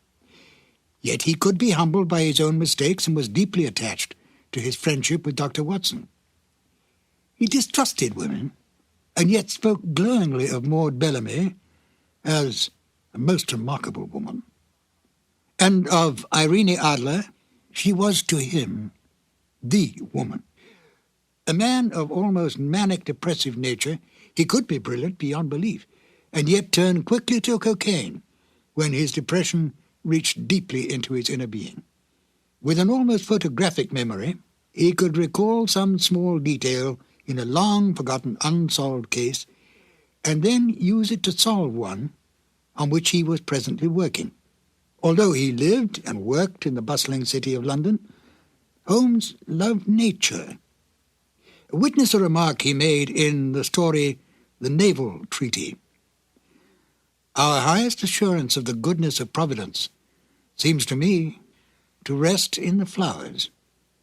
Could this be the foreshadowing upon retiring of his desire to become a beekeeper on a small farm in the Sussex Downs? Although Holmes did not cultivate friendships, with the major exception of Watson, he did have some friends. At least Dennis Green and Anthony Boucher, the writers of The Out-of-Date Murder, would like us to think so. They enjoyed embellishing the original Holmes stories and adding information to the canon that Sir Arthur Conan Doyle never touched upon.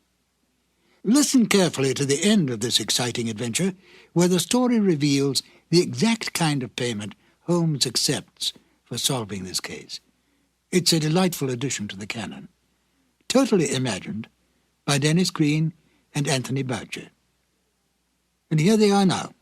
Basil Rathbone as Sherlock Holmes and Nigel Bruce as Dr. Watson in The Out-of-Date Murder. This episode from the life of Sherlock Holmes will be transmitted to our men and women overseas by shortwave and through the worldwide facilities of the Armed Forces Radio Service. Petri Wine brings you Basil Rathbone and Nigel Bruce in the new adventures of Sherlock Holmes.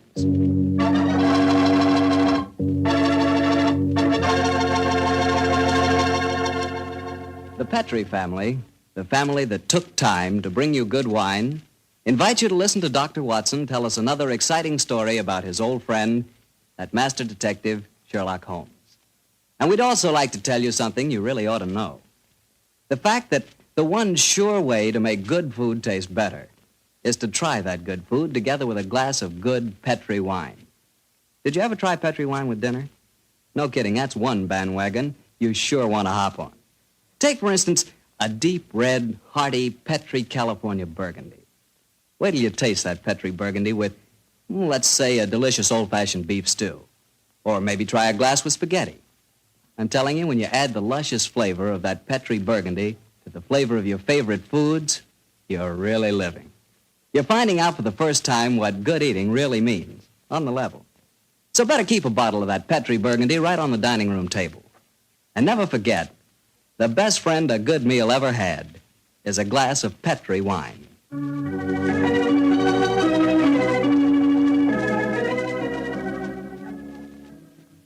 And now for our weekly visit with the good Dr. Watson.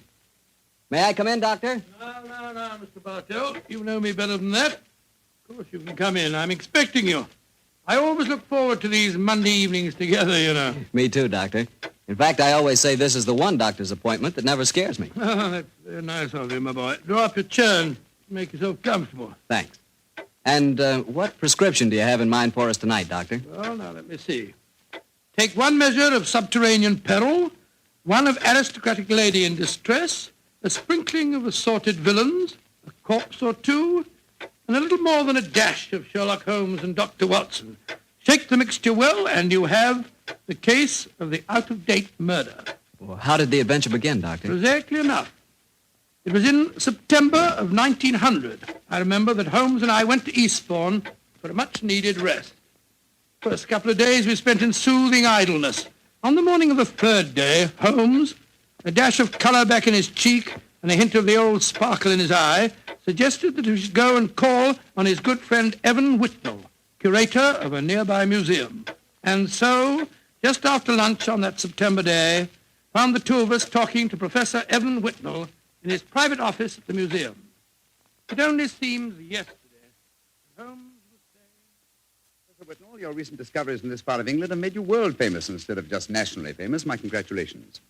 Professor, I do wish you'd tell me about your discoveries. Oh, with pleasure, Dr. Watson.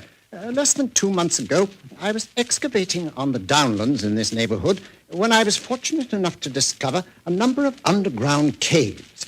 Caves saturated with a heavy deposit of lime that gave clear evidence of having the property of rapidly mummifying any flesh, human or animal, deposited in them. Good gracious me, it's interesting. And what treasures have you unearthed, Professor? Well, a number of mummified specimens of animals clearly belonging to bygone eras. My prize specimen is the body of a large wolfhound. The inscription on its collar identified the animal as having belonged to some local squire in the year 1748. Amazing. I didn't know that limestone had such qualities of preservation. Come in. Yes, Alan? What is it? It's Lady Clavering, Professor. She asked me to tell you that she was in the museum. Oh, yes. Show her up here, will you, Alan? Very good, sir. Yes, I'm most anxious for you both to meet her.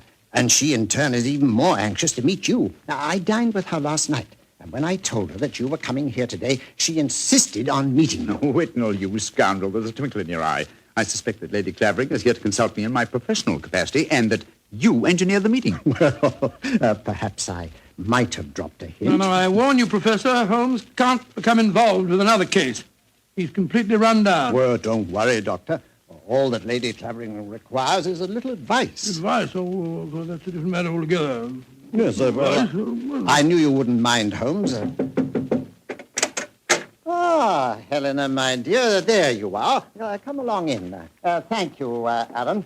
Allow me to introduce Lady Clavering, Mr. Sherlock Holmes and Dr. Watson. How do you do, Lady How are you, Clavering? gentlemen? Now, here you are, my dear. Sit down here. And I may as well tell you, Helena, that our little plot has already been discovered. Oh, dear. And I was just getting ready to exert all my feminine wiles in an attempt to persuade you to help me, Mr. Holmes. Oh, I'm certain that he found you utterly irresistible, my dear Lady Clavering. You flatter me, Doctor. No, I mean it. The professor tells me that you're in need of a little advice, Lady Clavering. Yes, Mr. Holmes. I'll put my question simply. 5 years ago, my husband, Sir George Clavering, left me. Left you? Gracious me, how stupid of him. I haven't seen or heard tell of him since. I now wish to remarry.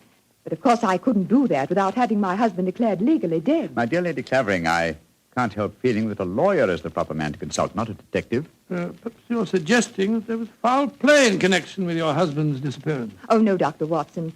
The Claverings are a strange family, self-willed and headstrong. George and I were not happy together. I think he disappeared deliberately. You reported his disappearance to the police, of course. Oh, yes, Mr. Holmes. But they've never been able to trace him. This kind of thing has happened in the family before, Holmes. Tell them about Sir Nigel, Helena. He was one of my husband's ancestors. He walked out one day in 1777 and was never seen again. Extraordinary family, always disappearing. George knew of the legend. He often threatened to do the same thing himself. But your problem, Lady Clavering, is not that of your husband's fate, but rather of your own freedom. Yes, Mr. Holmes. Well, I'm afraid my advice can be of little consolation to you. The law has specified a number of years that must elapse before anyone disappearing can be declared legally dead. I would suggest that you possess your soul in patience until that period has elapsed. Oh, dear. And I was hoping you'd be able to think of some terribly clever way of getting round the law, Mr. Holmes. Lady Clavering, sometimes perhaps my methods may be unorthodox, but I assure you that getting around the law, as you put it, is a procedure I do not indulge in. Oh, dear me, now I've offended you, Mr. Holmes. And it's the last thing on earth I meant to do, I assure you. My friend's a little touchy about matters concerning his professional honor, you know, Lady Clavering. Oh, nonsense, my dear Watson. I'm not touchy and I'm not offended. And now, may I suggest we all examine the professor's latest treasures, and after that, perhaps he'll take us for a stroll on the downs. I'm most anxious to examine those lime pits of his.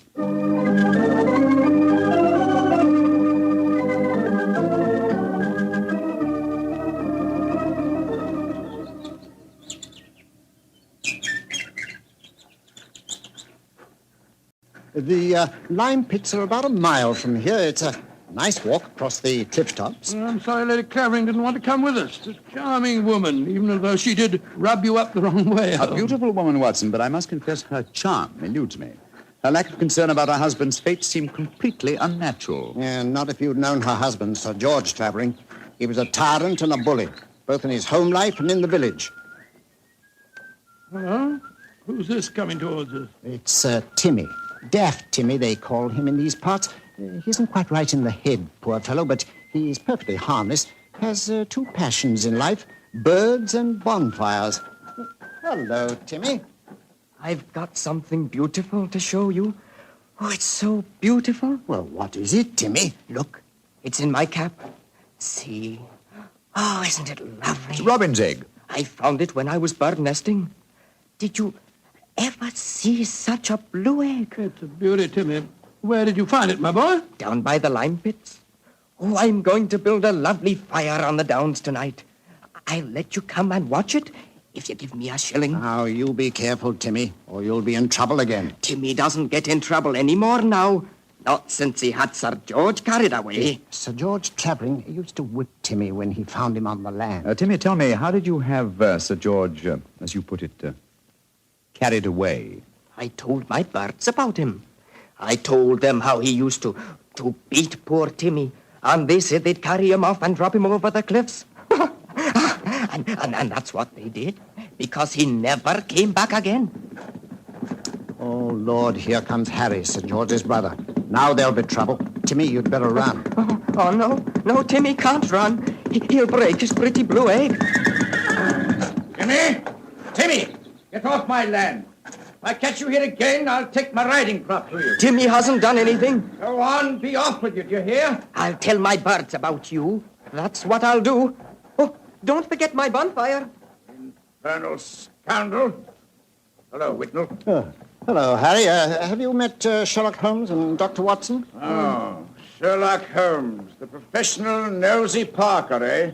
Yes, Helena was just telling me about you.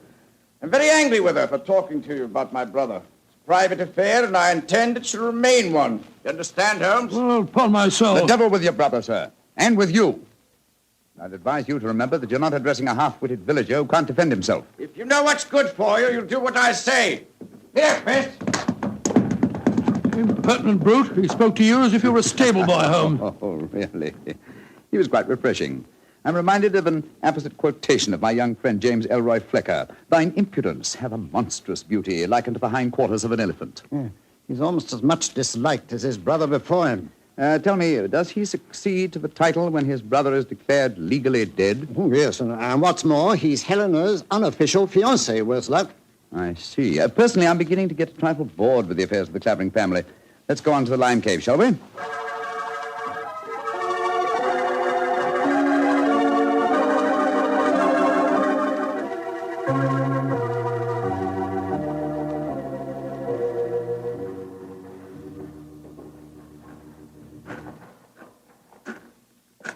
These caves are amazing. We must be 50 feet below the level of the ground, aren't we, Whitnell? Well, more than that, I should say. Rock formation is most unusual, a series of caves connected by a veritable honeycomb of tunneling. Yes.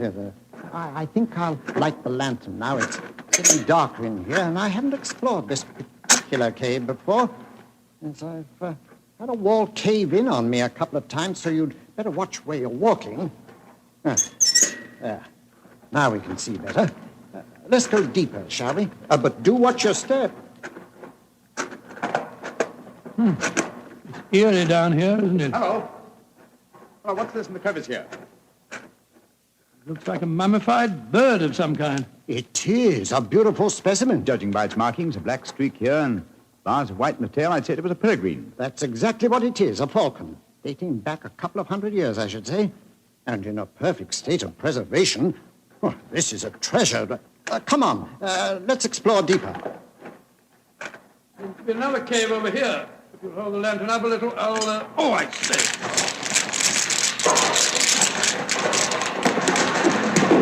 Good lordy.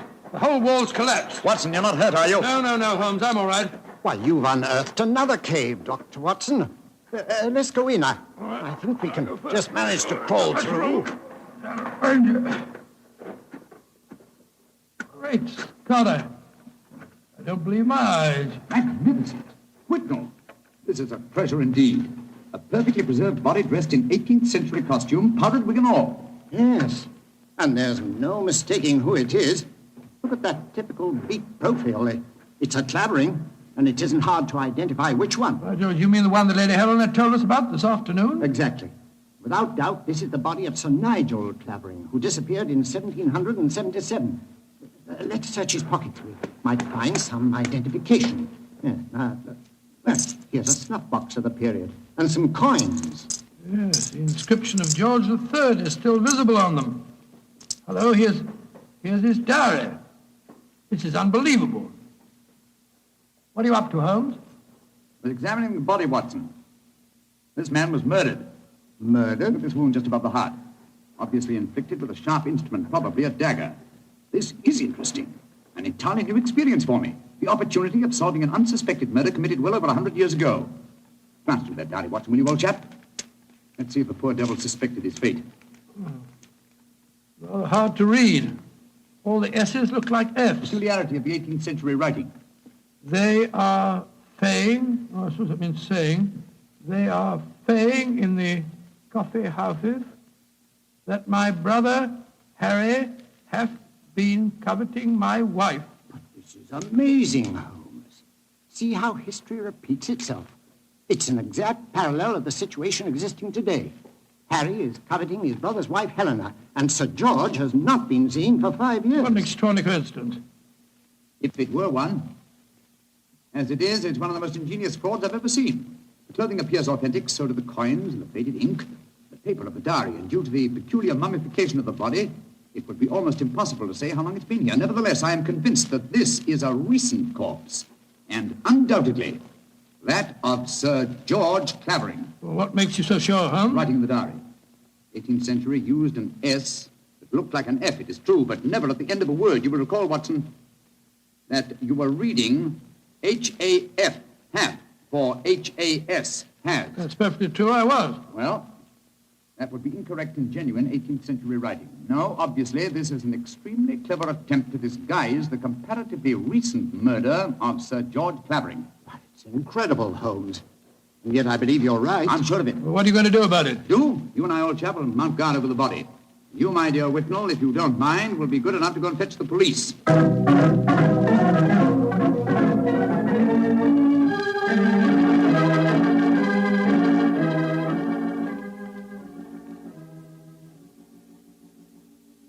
Holmes. Yes, old chap? What do you suppose is keeping the police? Whitnall must have gone over an hour, and the lantern with him. Here we are, crouching in the dark in a smelly cave, 50 feet under the cliffs, with a mummified corpse. Very true, Watson, but I don't... Uh-huh. Here comes the lantern. It must be Whitnall and the police. Whitnall! That you, Whitnall?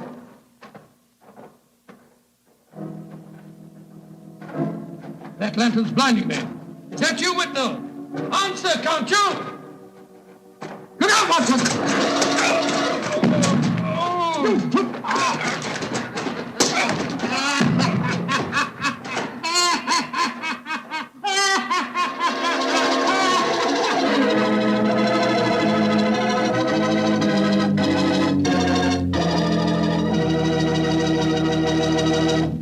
Dr. Watson's story will continue in just a second.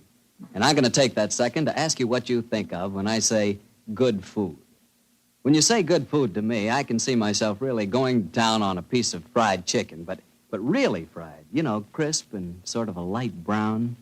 And when I see that chicken, I sure want to see some Petri California Sauterne. Because, believe me, Petri Sauterne is a white wine that's the wine for chicken. That Petri Sauterne has a delicate kind of flavor. Delicate like its pale gold color. But what a flavor, and what a wine. If you want a swell white wine, you certainly want Petri Sauterne. Try it and see.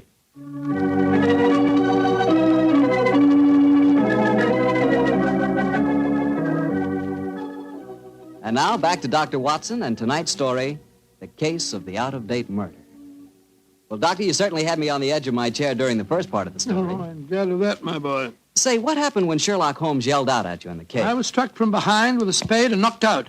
A second later, the same thing happened to Holmes. You see, we were blinded by the lantern and couldn't protect ourselves. When we came to, we found we were at the bottom of a pit. The walls were narrow and vertical, and I saw no earthly way of our getting out of the trap. But as usual, Holmes had something up his sleeve.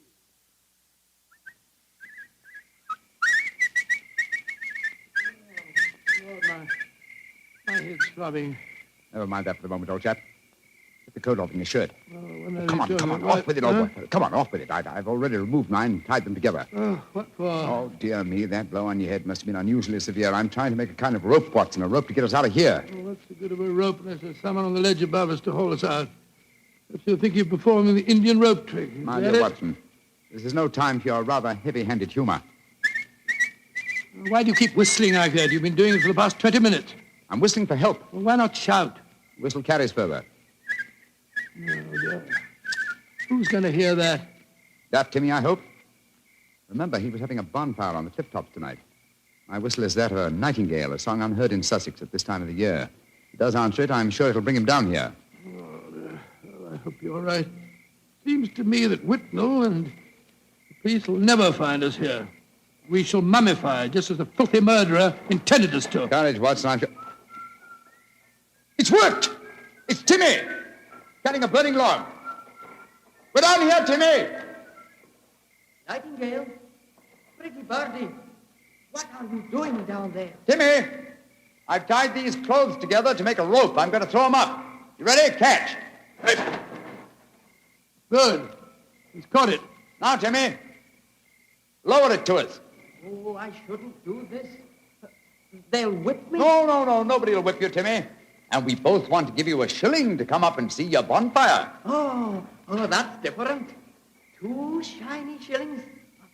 I'll lower the rope. Here it comes. That's it. All right, now then. You first. All right, Timmy, pull away. Here you go.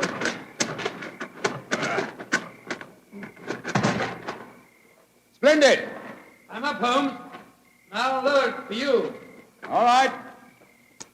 I've got it. Look out now. Here I come.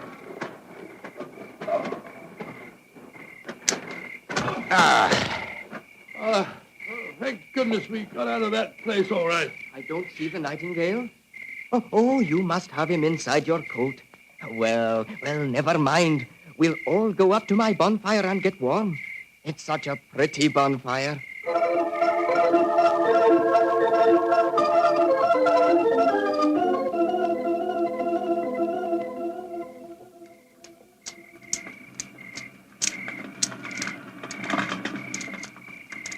Did you ever see a finer bonfire? Never, Timmy. It's lovely. It's the most comforting sight I've seen for the last couple of hours. Oh, just one thing's bad, though. Somebody tried to burn a book in my lovely fire. It must have been when I was off getting more wood. I found it when I came back, and I pulled it out of the fire and stamped on it. See, here it is. Let's have a look. Hello, it's the diary that we found on the body in the lime pits. Precisely, Watson. Now I begin to see daylight. People shouldn't burn books. Books are nice. Books are like birds and bonfires. Well, they're nice to be near. Oh, your nightingale must be cold. I'll get some more twigs to burn. Well, now that fellow's gone away for a moment, I can see why we were attacked tonight. The murderer knew that we were going to the caves. He was afraid that his devilish plot wouldn't stand up under your scrutiny. So he watched us. When we discovered the body and sent Whitnell off for the police, he knew that he'd got to get rid of us. And who do you think that somebody is, old fellow? Well, that's easy. There's only one person strong enough to have knocked us both out and shifted our bodies. The dead Sir George's brother, Harry Clavering. I think not, old fellow. Didn't you observe as we entered the caves that pickaxes and wheelbarrows were much in evidence? Yes, that's right. They were, of course. Strength was not required under the circumstances.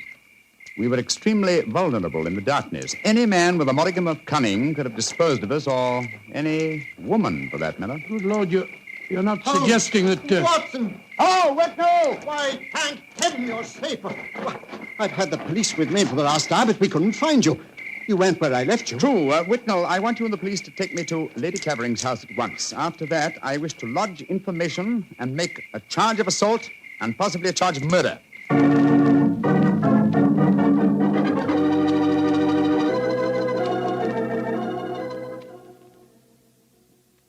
And that, Lady Clavering, is the story of how we found your husband's body. Horrible, Mr. Holmes. Horrible. But who in thunder could have planned such a devilish plot? Why did the murderer attack you and Watson? There, my dear Whitnell, you have the key to the murderer's identity. The man who so cunningly conceived and executed the murder of Sir George could never have bungled the job of disposing of Watson and myself unless he had meant to bungle it. You mean he didn't mean to kill us? Exactly. He merely wished us out of the way while the incriminating evidence was removed. You mean the diary? Of course I do. You will recall we found it partially burnt in Timmy's bonfire. Then it was Timmy who... No, my dear fellow. Surely it's obvious one person and only one knew that the diary was the key to the murderer's identity. The man who was present when we discovered it and detected the fraud. Great Scott, Professor Whitnell. Whitnell, you murdered my brother. Evan. Evan, you... Oh, no. I did it because I love you, Helena. All these years has been nothing in my life that meant anything but you. How could you? I thought that if George were out of the way, I could make you care for me. Then when I realized that you loved Harry, I was mad with jealousy. And so I planned to conceal George's body forever. It was a clever plan. You said so yourself, Holmes. If it hadn't been for you, it would have worked. Yes, it was diabolically clever, Whitnell, but I'm afraid that no amount of cleverness now can prevent you from paying for your crime. Sir George, I suggest that you instruct the police to come in. Our work is done.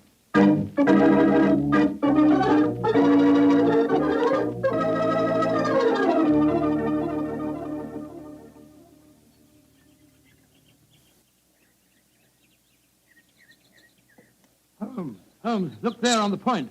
Timmy's bonfire is still burning away. Yes. Tim is a simple fellow with simple tastes. Why are you so gloomy? You solved the case brilliantly. My dear fellow, my faith in human nature has been sadly shaken, old chap. Evan Whitnell was a good friend and an old one.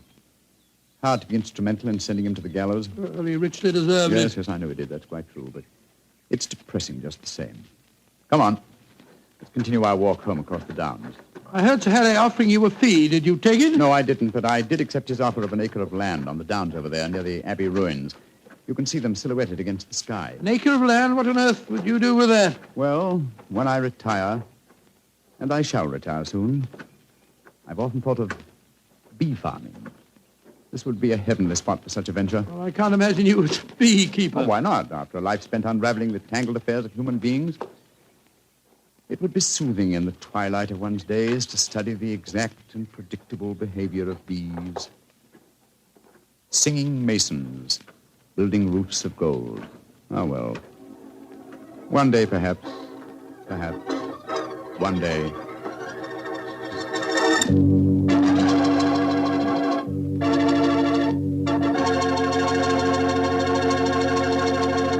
Well, Doctor, that was a swell story. You know, I'm sure glad we get together like this once a week. Oh, thank you very much. Next week, why not come over a little earlier for dinner? Oh, no, I wouldn't think of having you go through all that trouble. Oh, well, of course, if you feel that way. Well, say, aren't you going to coax me? Well, to tell you the truth, I knew I wouldn't have to coax you. Mr. Bartell, I was just going to show you the 2 thick steaks that I've got frozen in my refrigerator. Oh, no. Oh, yes. I'll also put aside a bottle of Petri Burgundy. Well, in which case, I'll bring along a very hearty appetite. If you pick the steak, I know it's good, and when it's Petri wine, you know that's got to be good, too. Because the Petri family has been making fine wine for generations. They've owned and operated the Petri business ever since its inception, way back in the 1800s. During all that time, they've sure learned plenty about the fine art of turning luscious grapes into clear, fragrant, delicious wine. And they've been able to take this experience and hand it on down from father to son, from father to son. That's why, when you want a wine for any occasion, you can't go wrong with a Petri wine. Because Petri took time to bring you good wine. Now, Dr. Watson, what story do you have lined up for us next week? Well, now, let me see. Next week, Mr. Bartell, I'm going to tell you an adventure that occurred to Holmes and me in the shadowy depths of the Limehouse district in London. It's a strange tale of death and terror. I call the story The Eyes of Mr. Layton. Well, Doctor, we'll be sure not to miss it.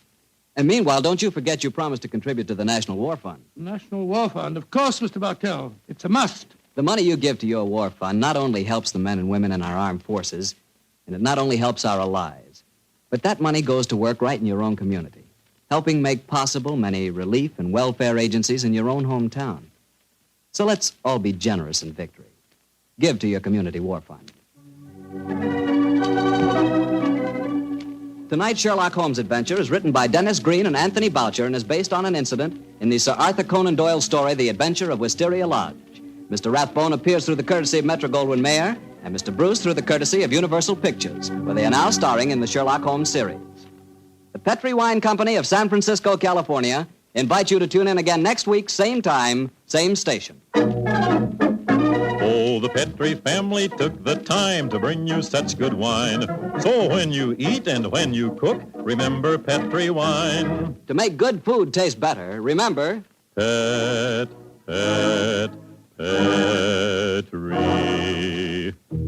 wine. This is Harry Bartell saying goodnight for the Petri family. Sherlock Holmes comes to you from our Hollywood studios. This is the Mutual Broadcasting System.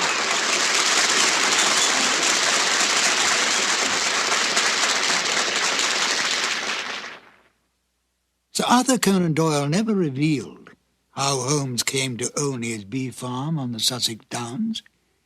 This wonderful touch at the end of the case adds a little extra to the original stories and seemed to please the Sherlock Holmes aficionados when it was broadcast. But I'm Ben Wright. In a moment, I will present you with another new adventure of Sherlock Holmes.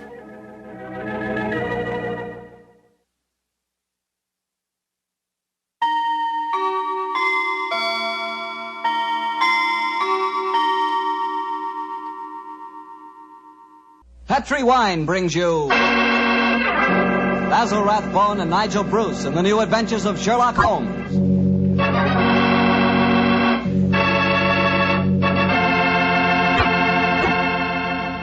The Petrie family, the family that took time to bring you good wine, invite you to listen to Dr. Watson tell us another exciting adventure he shared with his good friend, that master detective, Sherlock Holmes. And I'd like to tell you about my favorite time of day. It's just before dinner.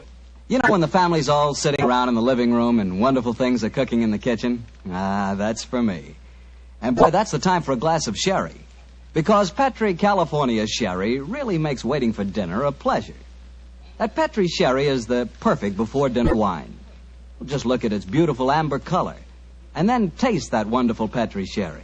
What a flavor. Petrie sherry has a rich, nutty flavor that's right from the heart of sun-ripened grapes. And if you like your sherry dry, you know, not sweet, you'll want to get Petrie Pale Dry Sherry. Or better yet, taste them both. Don't buy one, buy two. Those letters P-E-T-R-I on the label are the personal assurance of the Petrie family that Petrie sherry is truly good wine.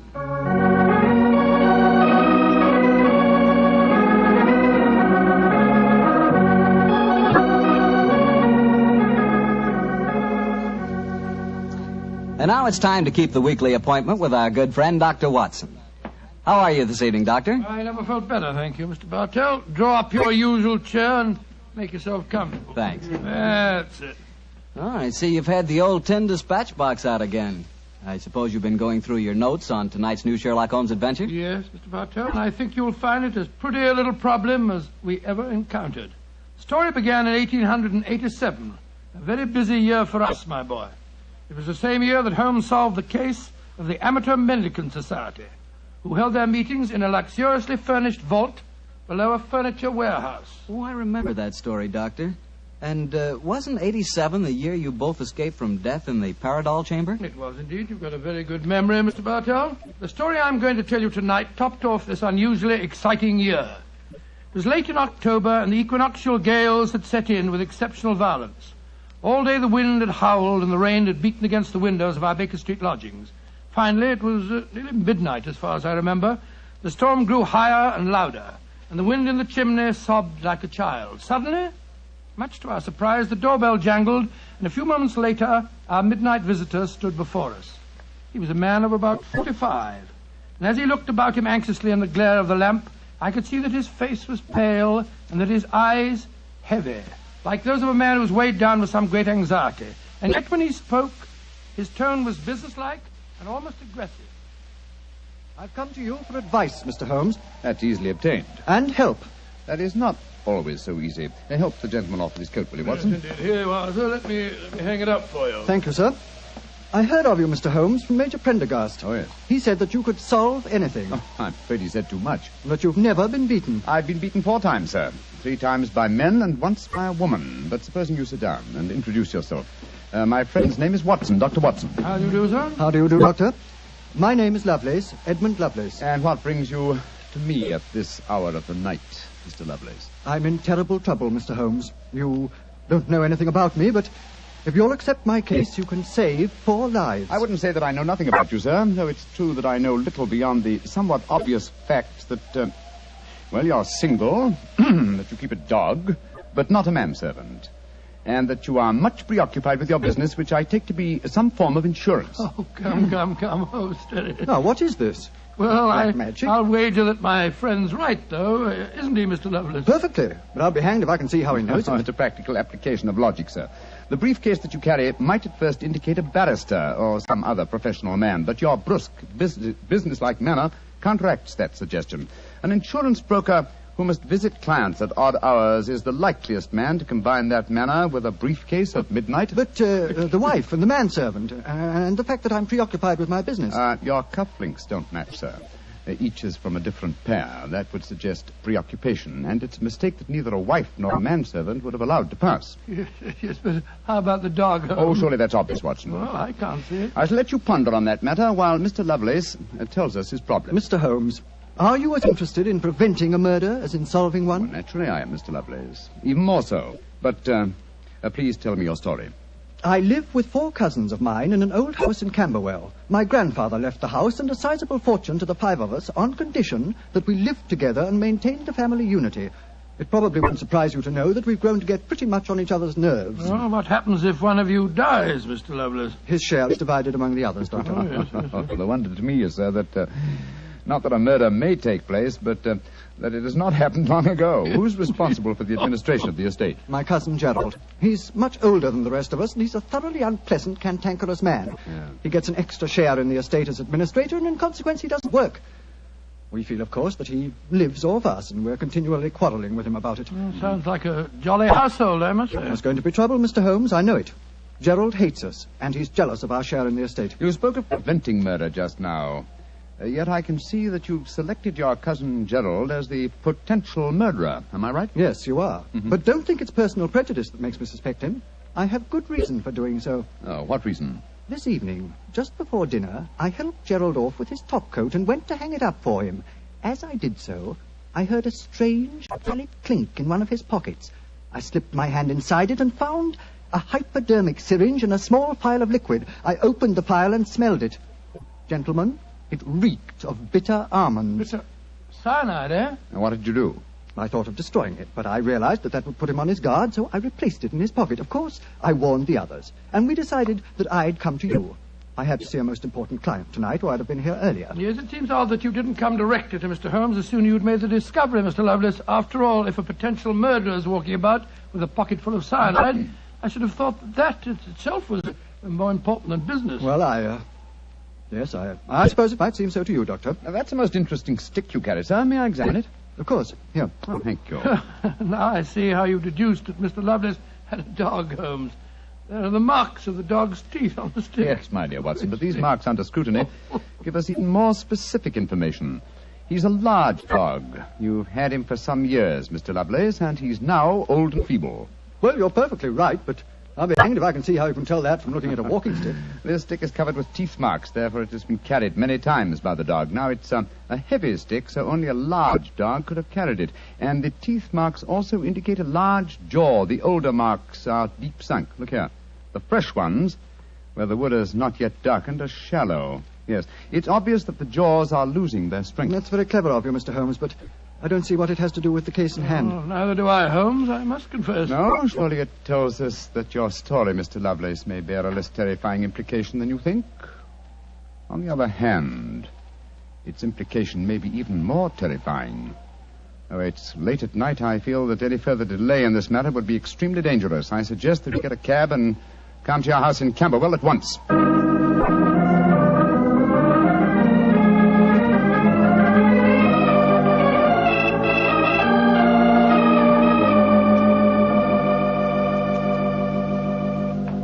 Alice, Randolph, I'm glad you're still up.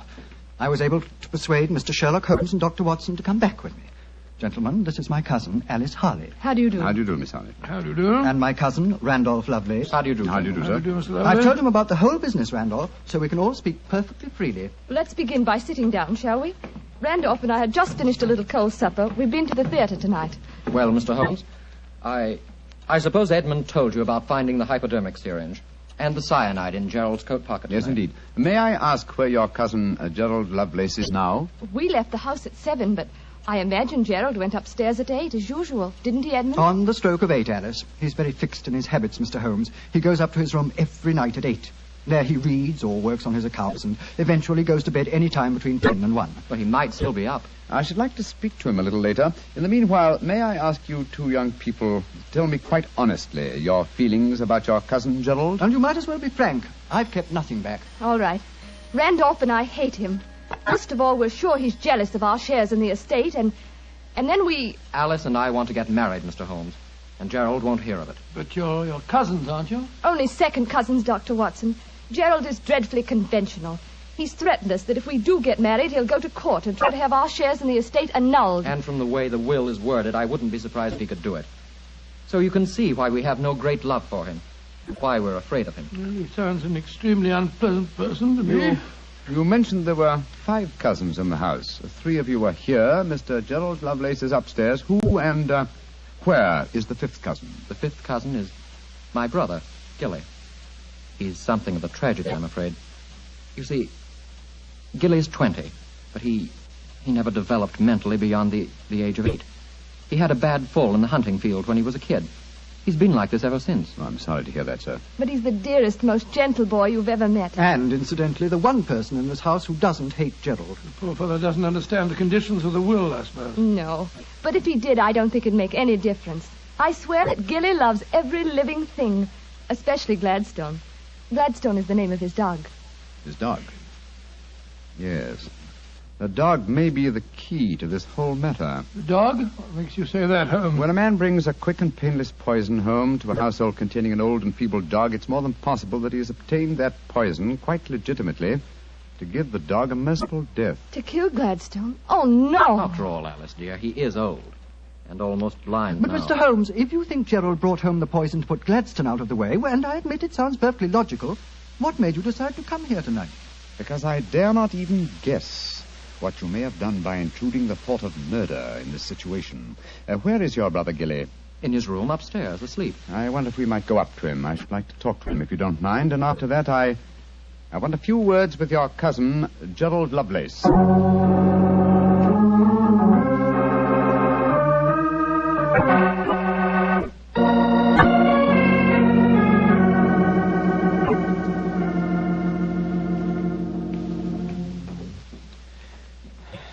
He's asleep, Mr. Holmes. Yes, with a dog in his arm. I'm afraid we'll have to waken him.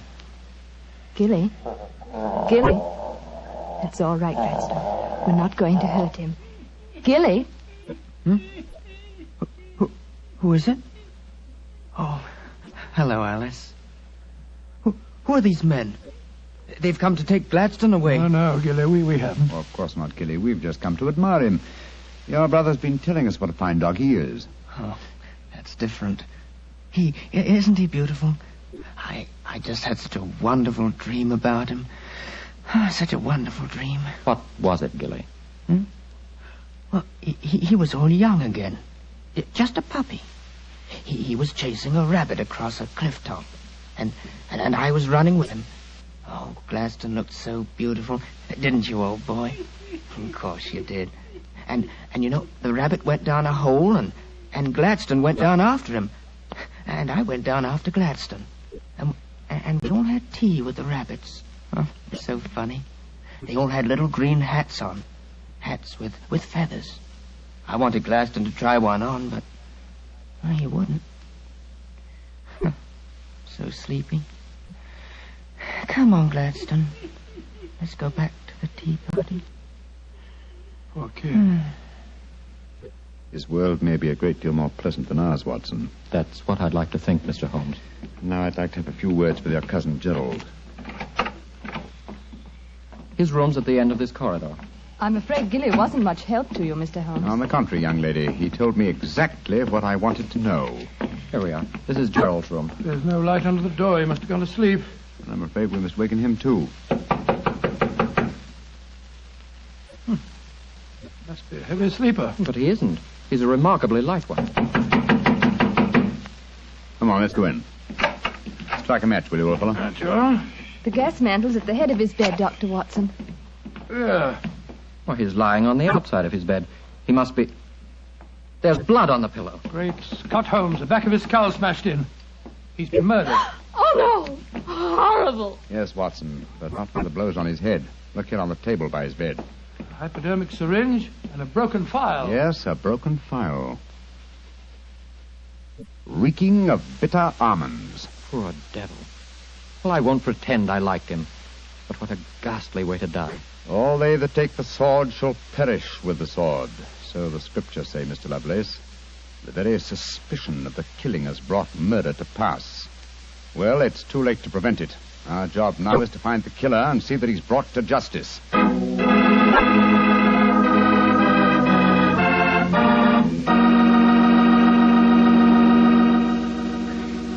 Dr. Watson will tell you the rest of his story in just a few seconds.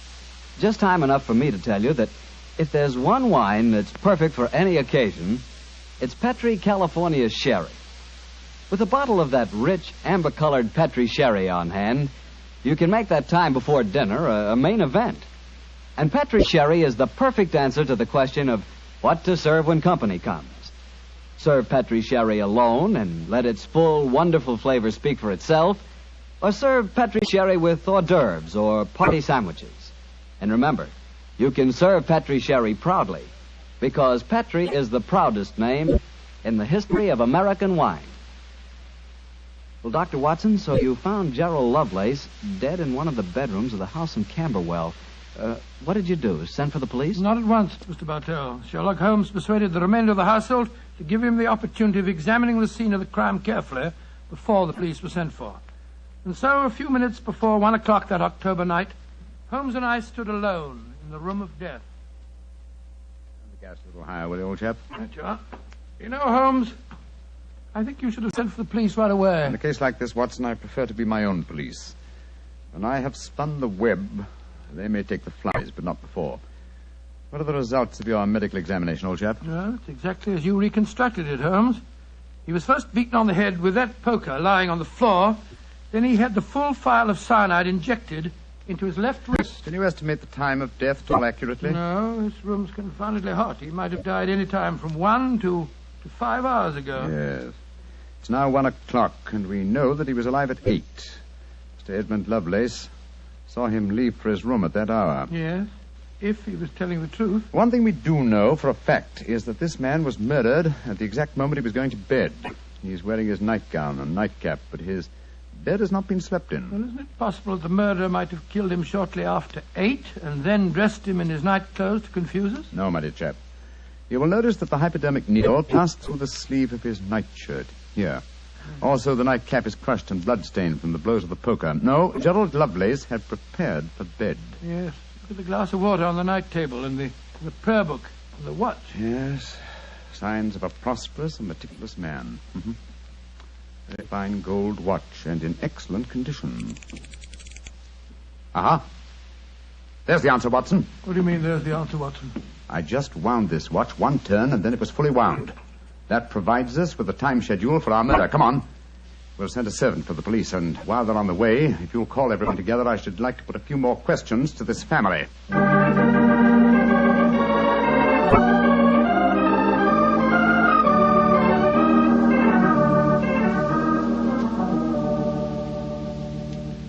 Before the police arrive, I should like to hear your statements again very carefully, if you don't mind. Mr. Edmund Lovelace, what were your exact movements tonight? I left here shortly before 10. From 10 o'clock until the time I came to Baker Street, I was with my client. His name and address, please. Derek Waterlow, 39 Onslow Square, South Kensington. Thank you. Make a note of these, will you, Watson? All right, you are, Holmes. You, Miss Harley, and you, Mr. Randolph Lovelace, went to the theater together. Can any independent witness testify as to your movements? Well, yes, Mr. Holmes.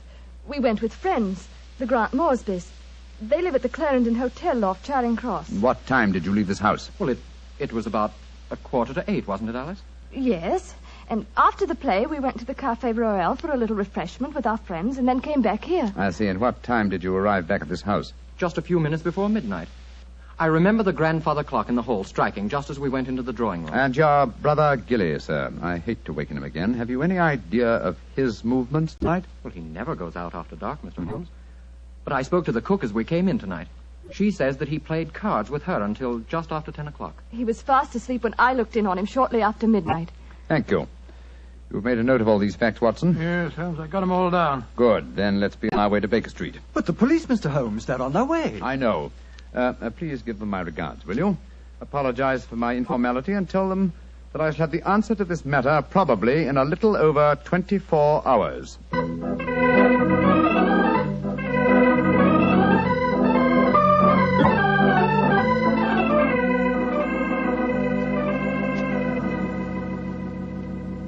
Holmes, here it is well after midnight. You haven't done a thing on the Camberwell case. No, but you have, old chap. You've checked on all the time alibis and found them valid. I'm much obliged to you. Yes, Inspector Lestrade was here tonight, you know, and he made some pretty caustic remarks, I can tell you. Oh, didn't you inform him that I'll have the answer to the problem before many hours have passed? Yes, I did, but you know, Lestrade, he wanted action. You shall have it. Is the watch still running? Yes, there's another thing. What'll Lestrade say when he finds that you took the dead man's watch? I've no idea. Oh, why did you take it anyway? You sound sleepy, old chap. Yes, I am confoundedly sleepy. Well, why don't you go to bed? What are you going to do? Continue my vigil with my pipe and the watch of a dead man.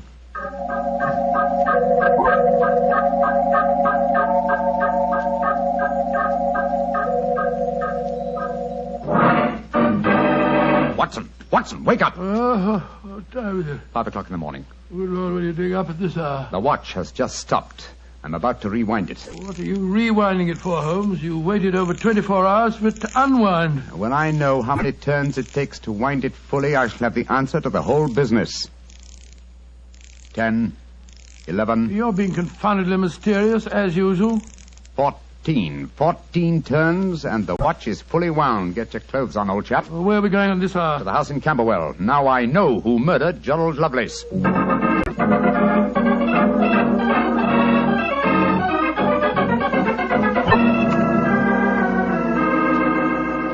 Mr. Edmund Lovelace, I'm glad you let us in. Please take us up to your young cousin's room at once. Gilly? What do you want with him? I'll explain in a moment. Please take us up to him. Oh, of course, but what brings you here at this hour of the morning? Mr. Holmes knows who murdered your cousin. Well, I'm glad to hear it. It's more than the police seem to know. They were here half the night cross-examining us. Here we are. I don't think we'll bother to knock.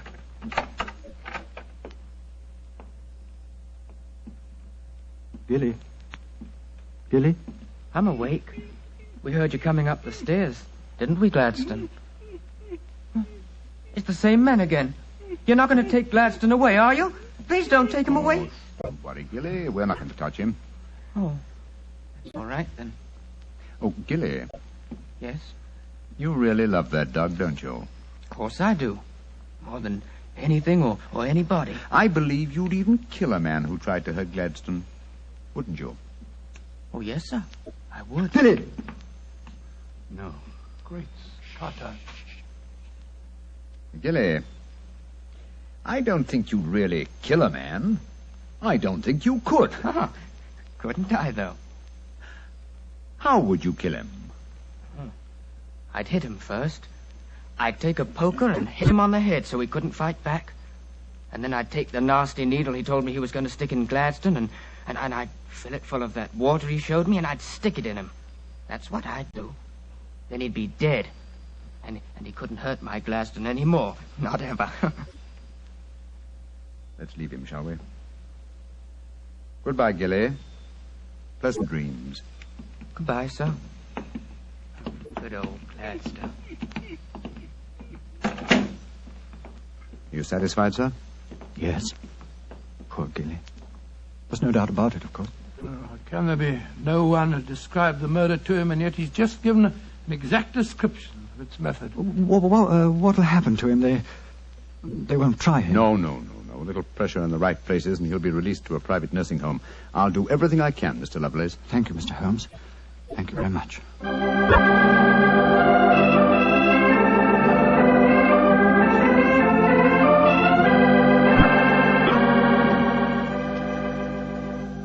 Well, Holmes, now that we're back in Baker Street and the whole depressing case is finished with, perhaps you'll tell me how you knew that Gilly had committed the murder. Well, consider the time schedules, old fellow. You checked the alibis of the other cousins and found them satisfactory. That meant that Alice Harley and Randolph Lovelace could have committed the crime only at midnight. Edmund only before 10. Gilly only around 11. You said that the time of death could have been at any of those hours. Yes, I did. So how did you pin it down to 11? The watch gave me the specific answer. When I picked it up, I unthinkingly wound it. Made one turn and was then fully wound. Now, when does a methodical, precise man like Gerald Lovelace wind his watch? Just as he's going to bed. Exactly, old fellow. So that it was obvious that he was killed precisely one watch stem turn before I wound his watch. Now I'm beginning to see daylight, Holmes.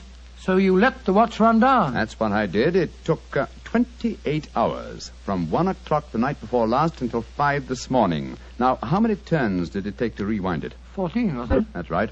Therefore, one turn of the watch stem equaled 2 hours, proving that Gerald Lovelace had been murdered 2 hours before 1 o'clock at 11 p.m. When Gilly was the only one who could have done it. You know, Holmes, I still find it hard to believe that boy was capable of such a ghastly crime. He seemed so gentle. Oh, he is.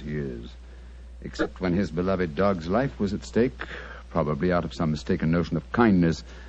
Gerald Lovelace warned the boy of his intentions regarding the dog. Oh, it's a sad business, Watson, a sad business. I hate to think of that boy spending the rest of his life in a mental home. I have one prayer for his future. What's that, Holmes? The dog Gladstone can't live very long. I pray that Gilly does not long outlive him.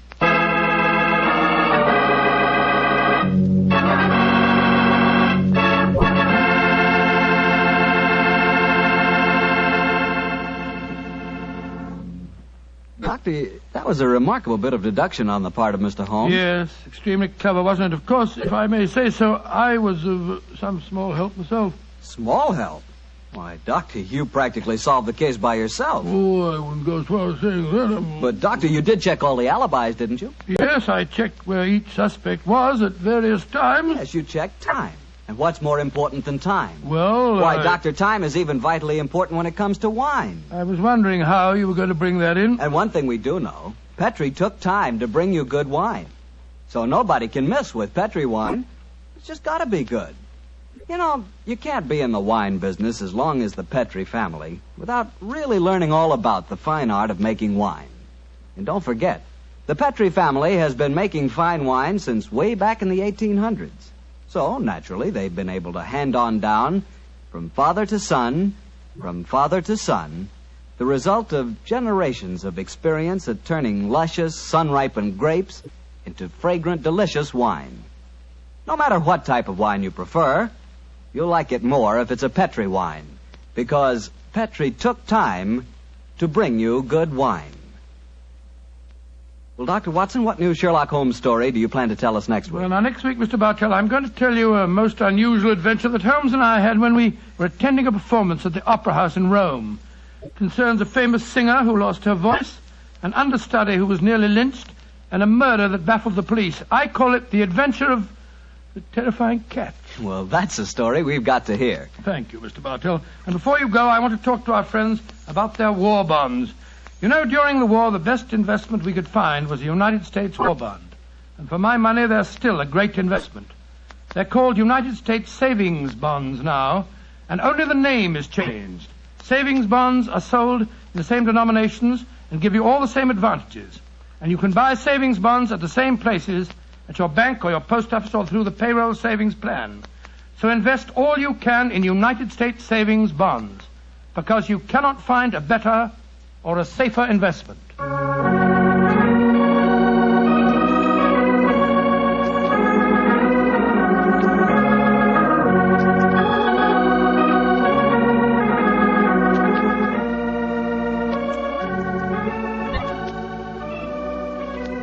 Tonight's Sherlock Holmes adventure was written by Dennis Green and Anthony Boucher and was suggested by an incident in the Sir Arthur Conan Doyle story, The 5 Orange Pips. Music is by Dean Fostler. Mr. Rathbone appears through the courtesy of Metro-Goldwyn-Mayer, and Mr. Bruce through the courtesy of Universal Pictures, where they are now starring in the Sherlock Holmes series. The Petrie Wine Company of San Francisco, California, invites you to tune in again next week, same time, same station. Sherlock Holmes comes to you from our Hollywood studios.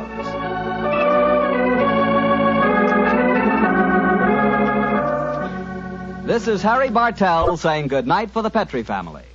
Listen every Monday on most of these same stations at 8 o'clock to Michael Shayne, followed immediately by Sherlock Holmes. This is the Mutual Broadcasting. I only caught a glimpse of her at the moment, but she was a lovely woman with a face that a man might die for. So says Sherlock Holmes in one of the most popular of the Conan Doyle adventures, A Scandal in Bohemia.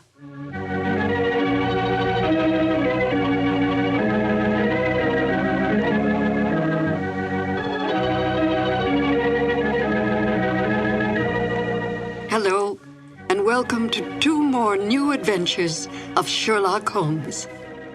My name is Peggy Weber, and I had, as a young actress, the good fortune to perform with Basil Rathbone and Nigel Bruce on some of their Sherlock Holmes radio broadcasts. To Sherlock Holmes, Irene Adler was the woman. A great deal has been made of this over the years in many a pastiche, and even in some recent feature films, implying that Holmes was in love with Miss Adler. But we must not lose sight of the true nature of Sherlock Holmes. As Dr. Watson writes, Holmes was a man to whom all emotions, particularly that of love, were abhorrent to his cold, precise, but admirably balanced mind. It would not be in Holmes' nature to be in love with such a woman. We must also bear in mind that outward signs of love in the Victorian era were suppressed. Women were considered second-class citizens, creatures who stood behind their men, bred and raised their children, and stood by silently and supportively.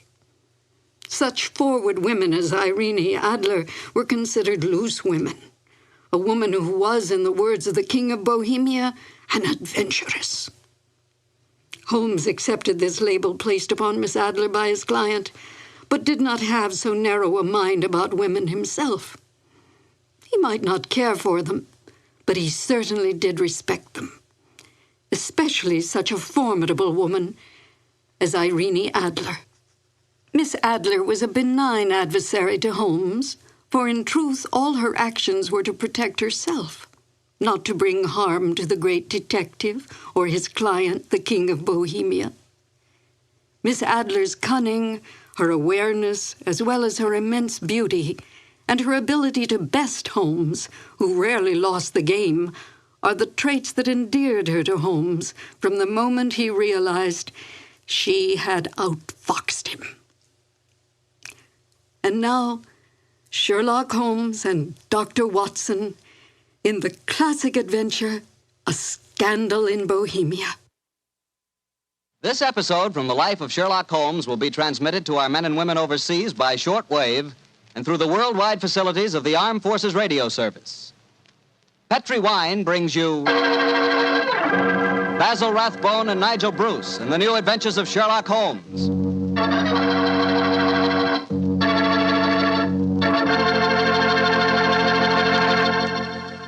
The Petri family, the family that took time to bring you good wine, invite you to listen to Dr. Watson tell us another exciting adventure he shared with his old friend, that master detective, Sherlock Holmes. And you know something? I had an adventure tonight I wish you could have shared with me. I had a steak about, an inch and a half thick, tender, juicy, and with it I had a glass of Petri California Burgundy. Now there's a combination, steak and Petri Burgundy. That Petri Burgundy's a perfect mealtime wine. It's a rich red wine that's hearty and full of flavor. Flavor that comes right from the heart of the grape. And don't think that Petri Burgundy is only good with steak. It'll make a hamburger sandwich taste like a feast, too. Try Petri Burgundy with any meat or meat dish. It's just wonderful. And serve it proudly, too, because after all, the name Petri is the proudest name in the history of American wines.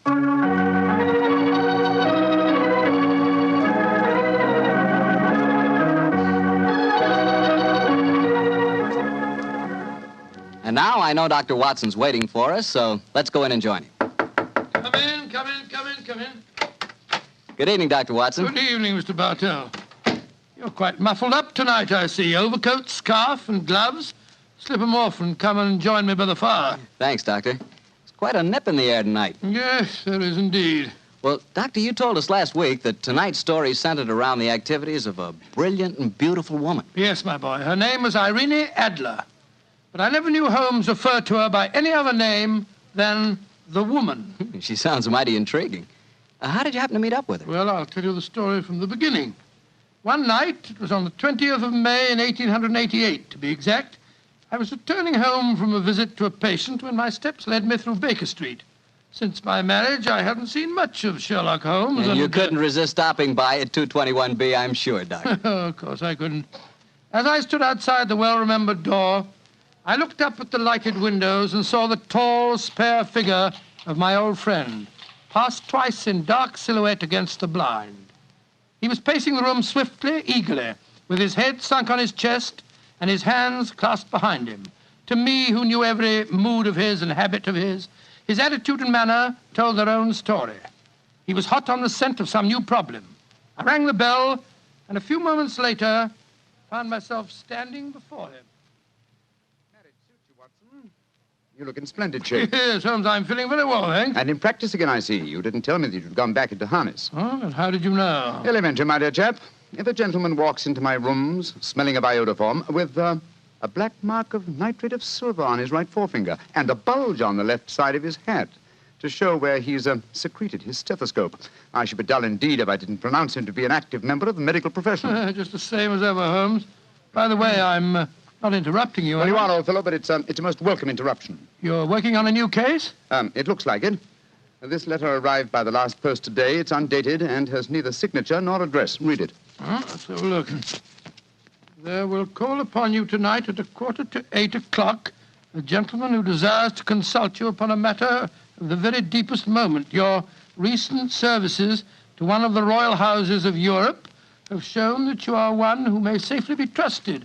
This account of you we have from all quarters received. Be in your chamber, then, at that hour, and do not take it amiss if your visitor wears a mask. Great Scott, it's all very mysterious. What do you imagine it means? Look carefully at the note, old fellow.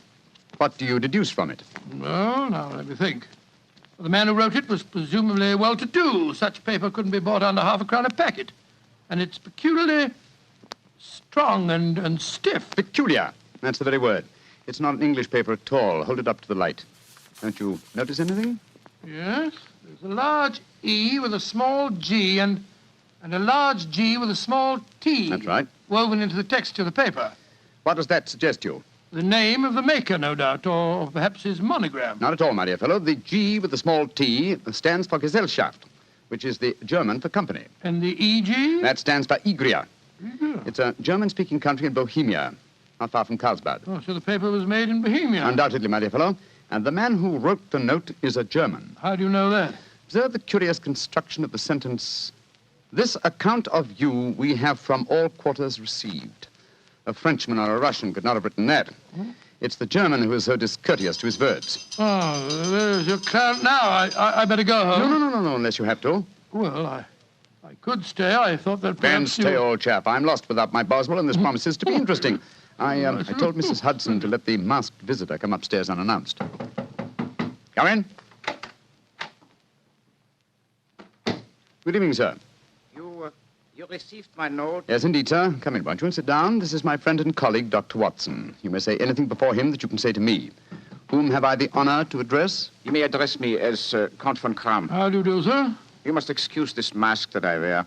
The august person who employs me wishes his agent to be unknown to you, and I may confess at once that the title by which I have just called myself is not exactly my own. I'm well aware of that fact, sir. You see, Mr. Holmes, the matter I am about to discuss implicates the great house of Ormstein, hereditary kings of Bohemia. That has not escaped me either, sir. In fact, if you will state your case, I shall be the better able to advise you. Your Majesty. How did you... Yes.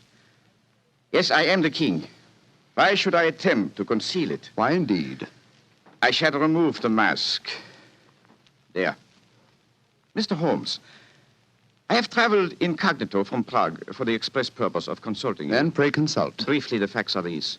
Some 5 years ago, during a visit to Warsaw, I made the acquaintance of the well-known adventuress Irene Adler. Irene Adler? We know of her, Your Majesty. Look her up in the index for me, will you, Watson? It's right beside you on the desk there. I imagined that the name would not be unfamiliar to you. Here we are. Abrahams, Acton Green, Hatchet Murders, Adler. Splendid, old fellow. Hand me the file, will you? Yeah. Thank you.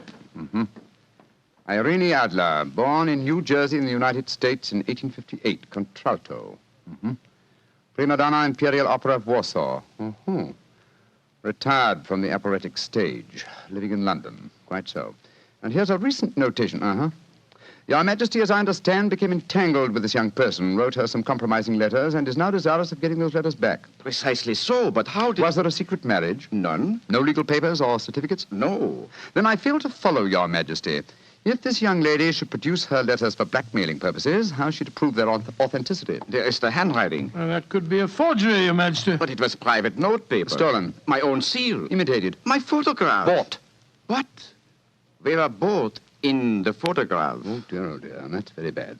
Your Majesty has indeed committed an indiscretion. Did you inscribe the photograph, Your Majesty? Yes, Dr. Watson, I'm afraid I did. Precious me. Mr. Holmes, it must be recovered. Perhaps if you were to pay enough, the photograph might be bought. She refuses to sell. Stolen, then. 5 attempts have been made. Twice burglars in my pay ransacked her house. Once we diverted her luggage when she traveled. Twice she has been waylaid. There has been no result. Oh, dear. It's quite a pretty little problem. It is a deadly serious one to me. Your Majesty, what does Miss Adler intend to do with the photograph? To ruin me. Oh, how? Well, I'm about to be married to the second daughter of the King of Scandinavia. She is the soul of delicacy. A shadow of a doubt as to my conduct would bring the matter to an end. And Irene Adler threatens to send the photograph to your fiancé, I suppose. Yes, and she will do it. Rather than let me marry another woman, there are no lengths to which she would not go. Are you sure that she's not already sent it, Your Majesty? I am sure. Now, why, Your Majesty? She said that she would send it on the day my betrothal is publicly announced. That day will be next Monday. Splendid. Then we have still 3 days yet. Your Majesty will, of course, stay in London for the present. Certainly. You will find me at the Langham Hotel, registered as Count von Kram. Just 2 questions before you leave, sir. What are they? Is the photograph large or small? Quite large. And it was in a heavy frame. I see. And what is Miss Irene Adler's London address? Brioni Lodge, Serpentine Avenue, St. John's Wood. Thank you, Your Majesty. Good night, and I trust we shall soon have some good news for you. I am placing all my hopes in you, Mr. Holmes. Good night. Good night, Dr. Watson. Good night, Your Majesty. Fascinating problem, Holmes. I wish I could help you with it. You can, my dear chap. Huh? I shall be glad of your company. Oh, splendid. What's our first move, Holmes? Well, a good night's rest, I think. We'll meet here at 10 o'clock tomorrow morning. And then? Then, my dear fellow, we will see what we can find out about Miss Irene Adler, late of the Warsaw Imperial Opera Company and at present residing at Briony Lodge, Serpentine Avenue, St. John's Wood.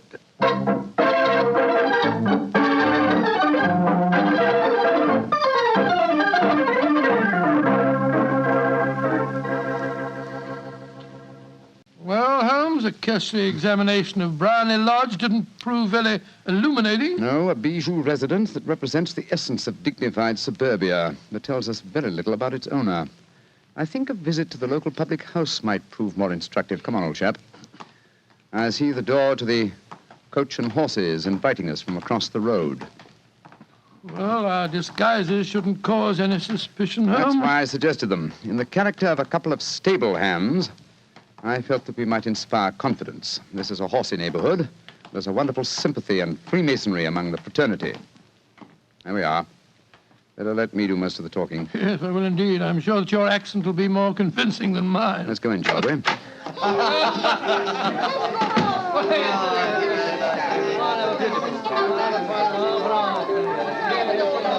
Well, what'll it be, mateys? Half of Old Mile, please. How about you, Charlie? All of the same? Yeah. 2 halves of Old and Mild.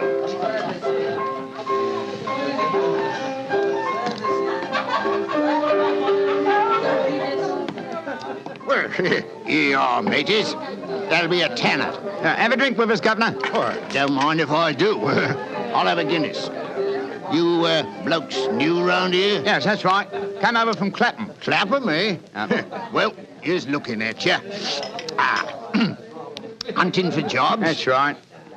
We was told that Miss Adler across at Briony Lodge needed a new coachman and a groom. Well, it's the first I've heard of it. It might be true. Have you been over there to ask? No, not yet. We thought we'd find out something about the old girl first. She ain't no old girl, matey. She's the prettiest young thing you ever saw under a bonnet, and that's a fact. You know her, Governor? Why, of course I know her. Used to drive her carriage, I did. Afore I came to work here. Oh, what's she like? Oh, nice little lady, as you'll find, chum. Work hard? No. She lives quiet like. Goes out singing at concerts once in a while. The rest of the time, it's money for jam.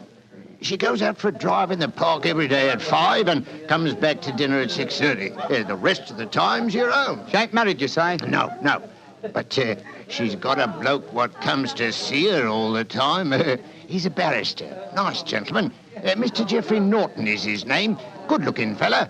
Wouldn't be surprised to see him get spliced. Sounds like a cushy job to me. Come on, Charlie. Let's get over to the house and see what's what. Much obliged to you, chum. Well, good luck, mateys, and thanks for the Guinness.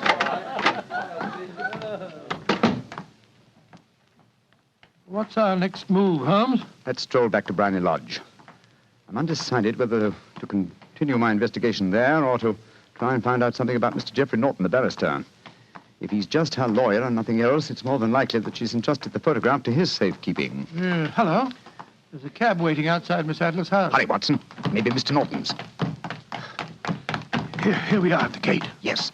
Here comes a man hurrying down the pathway. Quick. Flatten yourself behind this post. Listen. Where to now, Mr. Norton? Drive like the devil. First to Gross and Hankey's in Regent Street, and then to the Church of St. Monica in the Edgware Road. Half a sovereign if you do it in 20 minutes. Right, you are, Mr. Norton. Up in. Try and signal the cab, Watson. We must follow him. Well, here comes one. Oh, no, it isn't. It's a private carriage. Miss Adler's, no doubt. Here she comes down the pathway. Back behind the post again, Watson. Where to, Miss Adler? The Church of St. Monica's, John, and half a sovereign if you reach it in 20 minutes. The game's afoot, Watson. Quick. We must get a cab and follow them. Here comes a hansom. Hi, cabby, cabby! Here.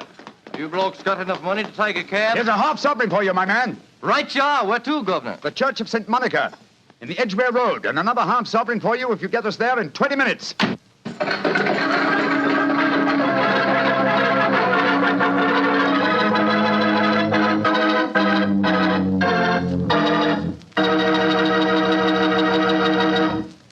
We'll hear the rest of Dr. Watson's story in just a second, but let me tell you something. If you're going to have chicken for dinner tomorrow night, or any night, don't forget to serve that chicken with Petri California Sauterne. Believe me, Petri Sauterne is just about the last word in white wines. It's beautifully golden in color, it's delicate and intriguing in flavor, and it's just, well, you taste it and see for yourself. If you want a delicious white wine, you certainly want a Petri Sauterne. Well, Doctor, once again, you broke off your story at the most exciting point. Did you and Sherlock Holmes reach that church inside the 20 minutes? Yes, Mr. Bartell, we did, but the other carriages were there before us. Holmes went into the church after telling me to guard the outside. I must have waited for 10 minutes or more before Mr. Geoffrey Norton and Miss Adler came out, spoke a few words to each other, and then left in their separate conveyances. A moment later, Holmes, still dressed as a stable hand, came striding out of the church and down the steps towards me. He was obviously very excited. Watson. Have they left? Yes, in separate cabs. I overheard him say that he was going back to his office. And she said, I shall drive out in the park at 5 this evening. Splendid, old fellow. Then come on. We can return to Baker Street. What happened inside the church, Holmes? They were married. Married? Of course. The ceremony would have been illegal if it had been performed after noon. That accounted for their wild dash to the church. Jump into the cab. Where to now, Governor? 221B Baker Street. Oh, so they got married, eh? Yes, and it may amuse you to know that I acted as witness at the ceremony. Oh, you did? But how did that happen? Their own witness had failed to appear, and I was dragged into the breach. The bride gave me this sovereign as a memento. I think I'll wear it on my watch chain in memory of the occasion. What an amazing situation. Things begin to look better for the king, don't they? Yes. Now that she's Mrs. Norton, the chances are that she won't want to expose His Majesty after all. I hope so, Watson, I hope so. But we can't afford to take any chances. I think the time is ripe for us to come to closer grips with the lady.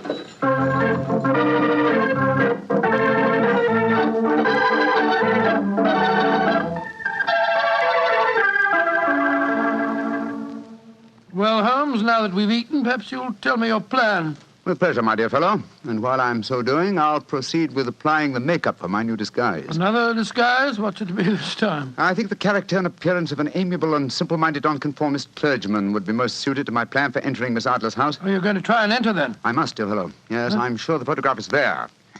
Miss Adler, or rather Mrs. Norton, will return from her drive in the park at 6:30. We must be at Blarney Lodge to meet her. And what then? You must leave that to me. I've already made my arrangements. There is only one point on which I must insist. You must not interfere, come what may. You understand? I'm to remain neutral. Yes, there will be some small unpleasantness. Don't join in it. It will end in my being conveyed into the house. As soon as I'm able to, I shall open one of the windows. You're to watch from the outside. When I raise my hand, you will throw an object which I shall give you through the window and at the same time cry, fire. Follow me? Entirely, but what am I to throw? Oh, it's nothing very formidable. Here it is. Huh, looks like a great big cigar. What is it? Just an ordinary plumber's smoke rocket, fitted with a cap at each end to make it self-lighting. Your task is confined to throwing it through the window. When you raise the cry, fire, it will be taken up by quite a number of people. We'll then walk to the end of the street, and I'll rejoin you in 10 minutes. I hope I've made myself clear. Perfectly. Good. And now, old fellow, as soon as I've donned my clerical attire, let's be on our way. There's no time to be lost.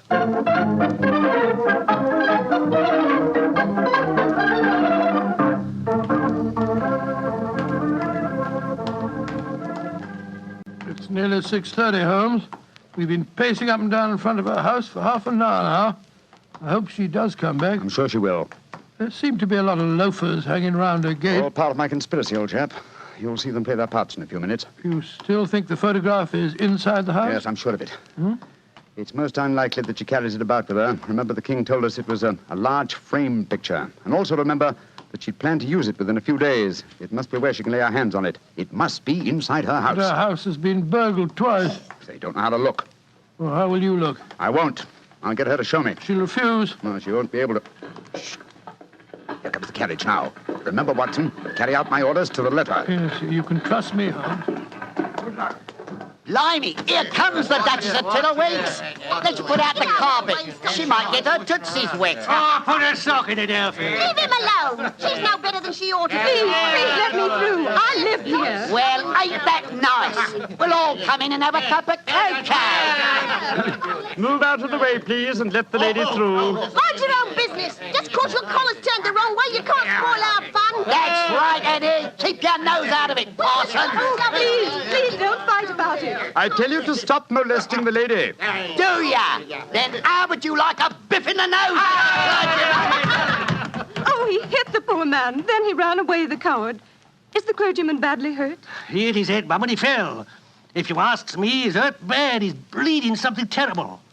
Can we bring him in, Mum? He can't lie here in the street. Why, of course. Bring him in. Right you are, Mum. Here, Bert. Right out. Give us a hand. Anyway. Coo, poor fella. Do you see what happened to him, mister? Yes, I saw, my good woman. A very convincing demonstration. What you mean? Weren't you paid by a certain gentleman for this performance? Oh, you knows about it, too. Yeah, you must be a friend of Mr. Sherlock Holmes. Yes, I am. Nice gentleman. He give us $5 bob apiece for tonight's work. It ain't through yet, though. We got to start yelling fire when somebody tells us. I'm that somebody, my dear lady. There's Mr. Holmes now. He's inside the house. Yes, he's opening a window. Now he's raising his hand. That's my signal. Now to throw the rocket. There we are. Fire!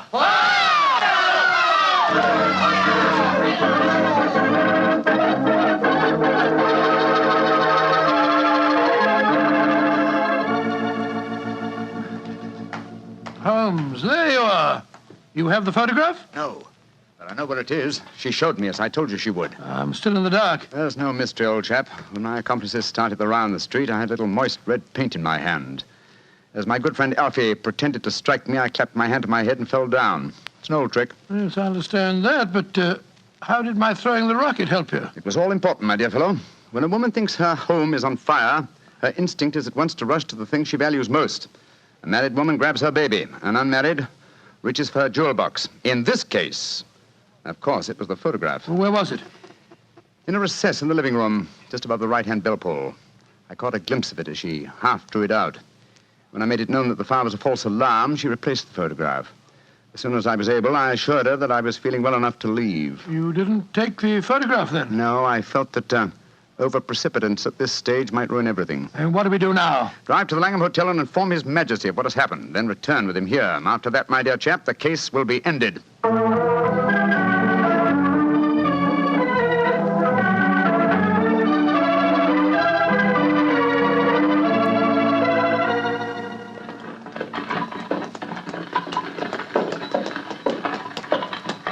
This is Blarney Lodge now, Your Majesty. Yes, I'm all impatience.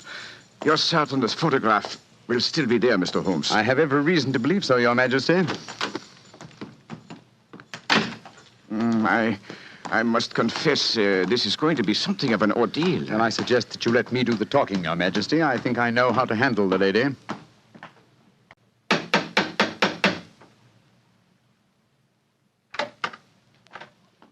Mr. Sherlock Holmes, I believe. Yes. I am Mr. Holmes. How did you know? My mistress told me that you would be likely to call.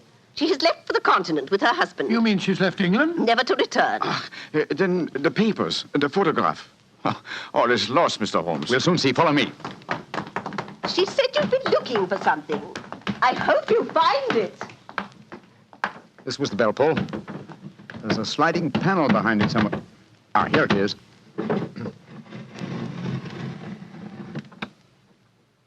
Is the photograph there, Mr. Holmes? There is a photograph, but it's a photograph of the lady alone. Here's a letter, and it's addressed to me. What's it say, Holmes? My dear Mr. Sherlock Holmes, you really did it very well. Until after the fire alarm, I had no suspicion. But then, when I realized how I had betrayed myself, I began to think. I'd been warned that if the king employed an agent, it would certainly be you. May I congratulate you on your disguise as the dear old clergyman? Great Scott, you was far more clever than you thought, Holmes. Yeah, go on. What else does it say? Let me see. My husband and I both thought that the best recourse was flight. So you will find the nest empty. As to the photograph of the king and yourself, His Majesty may rest in peace. Thank goodness for that. I love and am loved by a better man than he. I leave another photograph, however, that he might care to possess. And I remain, dear Mr. Sherlock Holmes, very truly yours, Irene Norton, née Adler. What a woman, Watson. What a woman. What a magnificent woman. She fooled me completely. But, I'm sorry, Your Majesty. I've been unable to bring your business to a more successful conclusion. On the contrary, my dear sir, nothing could be more successful. I know that Irene's word is inviolate. The incriminating photograph is now as safe as if it were in the fire. I'm glad to hear Your Majesty say so. I am immensely indebted to you. Now, pray tell me in what way I can reward you. This beryl ring that I wear, I should be proud Your Majesty has something that I should value even more highly. You have but to name it. This photograph. Irene's photograph? But certainly. However, you must let me give you something more substantial. Oh, no, Your Majesty. This is something I shall treasure all my life. This and a golden sovereign I received from the lady's hand. They will remind me that I was once tricked by a woman. A woman that I shall never forget.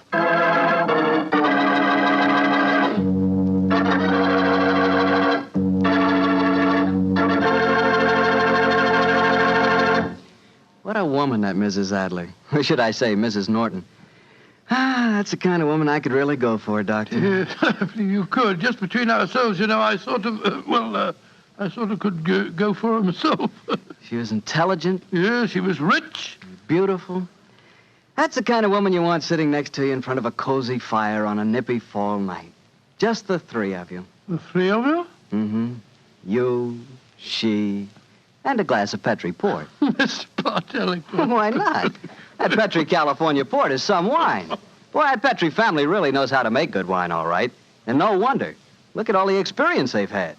Ever since they started the Petri business way back in the 1800s, the Petri family has handed down from father to son, the art of selecting perfect sun-ripened California grapes and making them into clear, fragrant, delicious wine.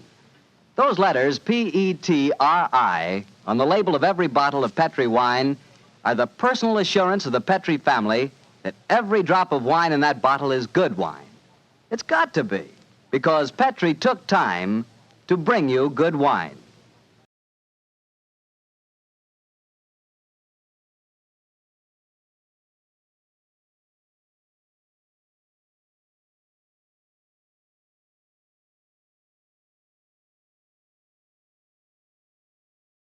This episode from the life of Sherlock Holmes will be transmitted to our men and women overseas by shortwave and through the worldwide facilities of the Armed Forces Radio Service. Petri Wine brings you Basil Rathbone and Nigel Bruce in the new adventures of Sherlock Holmes.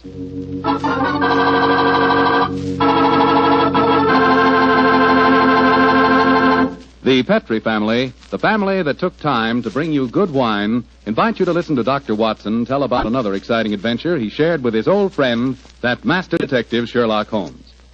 I suppose your dinner is well over by now, so now's the perfect time to get out a bottle of that swell Petri California port.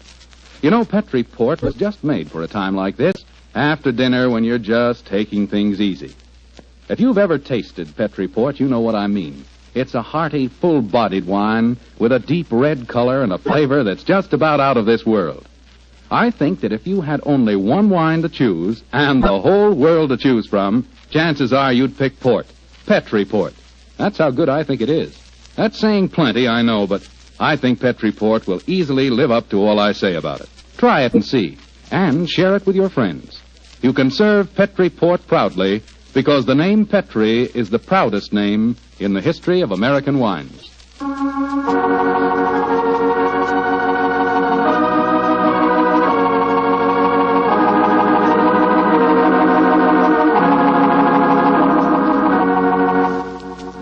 And now let's visit our old friend, Dr. Watson. I'm out here on the patio, Mr. Foreman. Come on out and join me. Admiring the sunset, eh, Doctor? Yes, my boy. It's a particularly beautiful one. Where are the puppies this evening?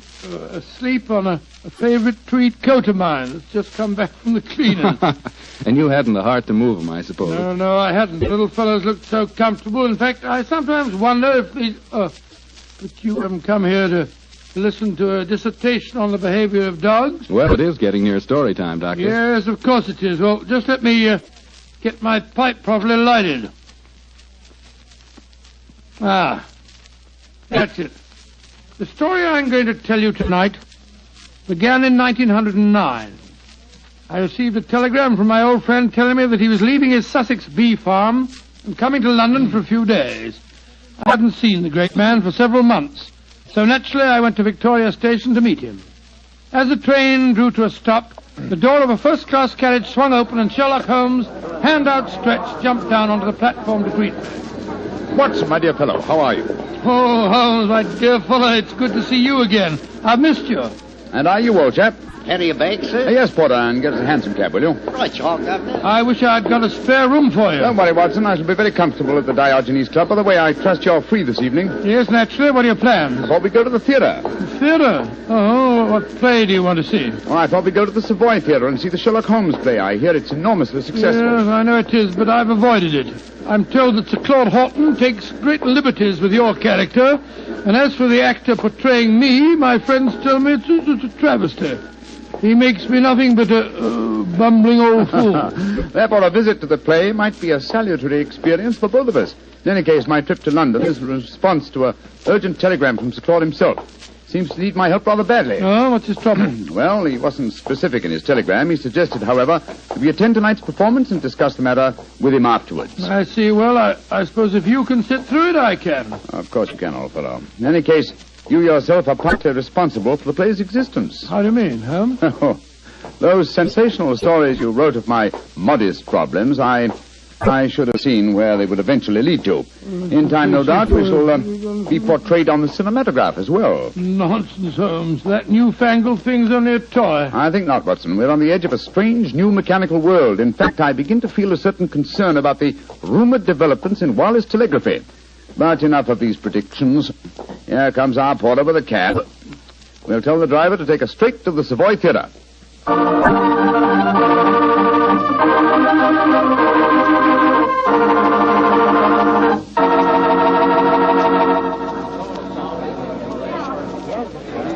Just look at that line of people at the box office, Holmes. Very flattering, old chap. Well, possibly, but I hope it doesn't mean that we've got to wait our turn and... Excuse me, gentlemen. You're Mr. Sherlock Holmes and Dr. Watson, aren't you? Yes. I thought I couldn't be mistaken. My name is Frank Ferris. How do you do, Mr. Ferris? I'm glad to meet you, sir. Sir Claude has a box reserved for you. He asked me to see that you're quite comfortable. Consider it of him. Will you follow me, please? Thank you. Neither of you has seen the play before, I understand. No, Mr. Ferris, we haven't. I imagine it'll be a strange experience seeing yourselves portrayed on the stage. By the way, I'm playing the part of an old friend of yours, Professor Moriarty. Oh, indeed. I'm looking forward to a very entertaining evening. I presume that you escape our clutches, as usual? Yes, I do, Mr. Holmes. And I've done it nightly now for 137 performances. A record that I'm sure Professor Moriarty himself would envy. Had it not been for his memorable demise at the Rackenback Falls. Here we are, gentlemen. This is the box reserved for you. And now, if you'll excuse me, I'll go back to my dressing room. Oh, I nearly forgot, Mr. Holmes. Sir Claude asked me to give you this note. Thank you. No, not at all. Well, I'll see you later. Very nice fellow for an actor. Don't be a snob, Watson. Well, what does the Claude note say?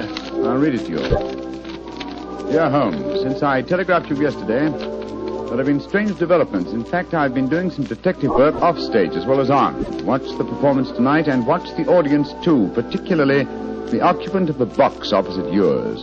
Please come to my dressing room as soon as the last curtain has fallen. He's being very mysterious, and the box opposite ours is empty. No. Look, Watson, look. Someone has just entered. Confound it, the house lights are going out. The first act's beginning, Holmes. The first act, yes. Well, sit back and relax, old fellow. Let's see what they've done to us.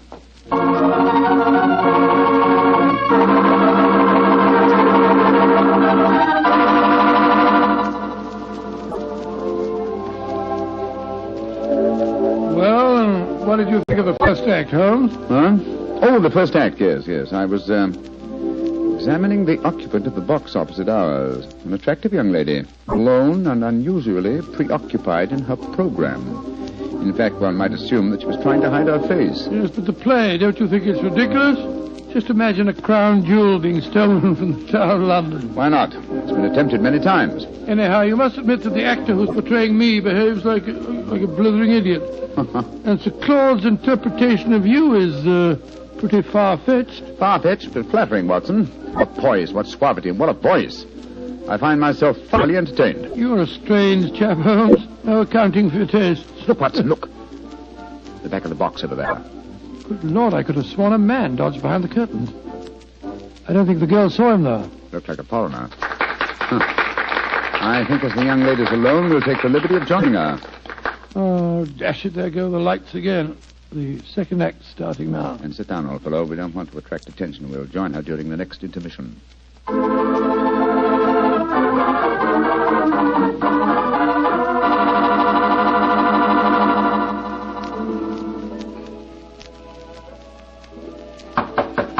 Yes, who is it? Who are you? What do you want with me? My name is Sherlock Holmes, and this is my colleague, Dr. Watson. How do you do, young lady? I hope you'll forgive this intrusion, but Sir Claude requested that I keep an eye on you during the play tonight. Please come in and sit down, won't you? Thank you. Oh, this is very kind of you. You must forgive my abruptness just now. But I've just been watching Sherlock Holmes and Dr. Watson being impersonated on the stage. It's rather startling to have the real couple walk into my bar. Yes, I quite understand. By the way, just before the curtain went up on the second act, I thought I noticed a man come into the back of this box and then disappear again. Were you aware of his presence? No, I didn't see him. But I know who it is. He's been following me for weeks now. Perhaps you'd like to tell us about it, Miss... Henshaw. Alicia Henshaw. Yes, I would. As a matter of fact, that's why I'm here tonight. Sir Claude Horton's an old friend of my father's. I went to ask his advice. He did some investigating himself for a few days, and then he found himself a little out of his depth, so he decided to telegraph for you, Mr. Holmes. We were going to meet in his dressing room after the performance tonight. Splendid. And now, Miss Henshaw, what is your story? It's a strange one, Mr. Holmes, though I didn't realize just how strange until I first saw this play a few nights ago. You see, my story concerns a stolen ruby. Good Lord, and tonight's play revolves around the same thing. Exactly. I might as well tell you how it all started. My brother's an officer in the British Army stationed in Egypt. Early this year, he saved the life of a very important native personage in some uprising in Cairo and was rewarded with a magnificent ruby. This jewel he sent to my Uncle Timothy and me. We're the last of the Henshaws, you see. Did your brother tell you the name of this personage? He didn't know it, Mr. Holmes. Apparently, the whole affair was hushed up. I see. Please continue. Well, the trouble began shortly after Uncle Timothy and I received the ruby. A description of it was published in the papers, and a few days later a message came to us from an Egyptian, Muhammad Ali, laying claim to the stone as one stolen from his family years ago. He sent an expert to our house who examined the ruby under a lens, Mr. Holmes, and then tapped it with a hammer. It fell to pieces. It was a fraud. Gracious me, an amazing thing. I'm sure that's not the end of the story, Miss Henshaw. Oh, no, Mr. Holmes. I wrote and told my brother what had happened. He became very suspicious and suggested that I investigate the credentials of the expert that examined the stone. I think I can finish the story for you. The supposed expert was a jewel thief who substituted a paste ruby for the real one, destroyed the imitation, and walked off with the treasure. It's an old trick. Of course, you haven't been able to find any trace of the supposed expert. Well, that's the funny part of it, Mr. Holmes. Uncle Timothy and I gave a description to the police, but it was a very vague one, I'm afraid. All the time, Uncle said the man reminded him of a colleague of his many years ago at the university, a professor of mathematics. He couldn't think of his name, but when we first saw the play a few nights ago, he was reminded of it. The name was Moriarty. Moriarty? But Moriarty's dead. Miss Henshaw, you say you have been shadowed for some weeks. Yes, by an Egyptian. They've stolen the ruby, Mr. Holmes. Why don't they leave me alone? That, Miss Henshaw, represents a very fascinating problem, and one that I shall be most happy to help you solve. Oh, thank you so much, Mr. Oh, Holmes. there go the lights again. The last act. Yes, the last act of this little play, but not, I fear, of Miss Henshaw's problems. Let's meet after the act in Sir Claude's dressing room, shall we?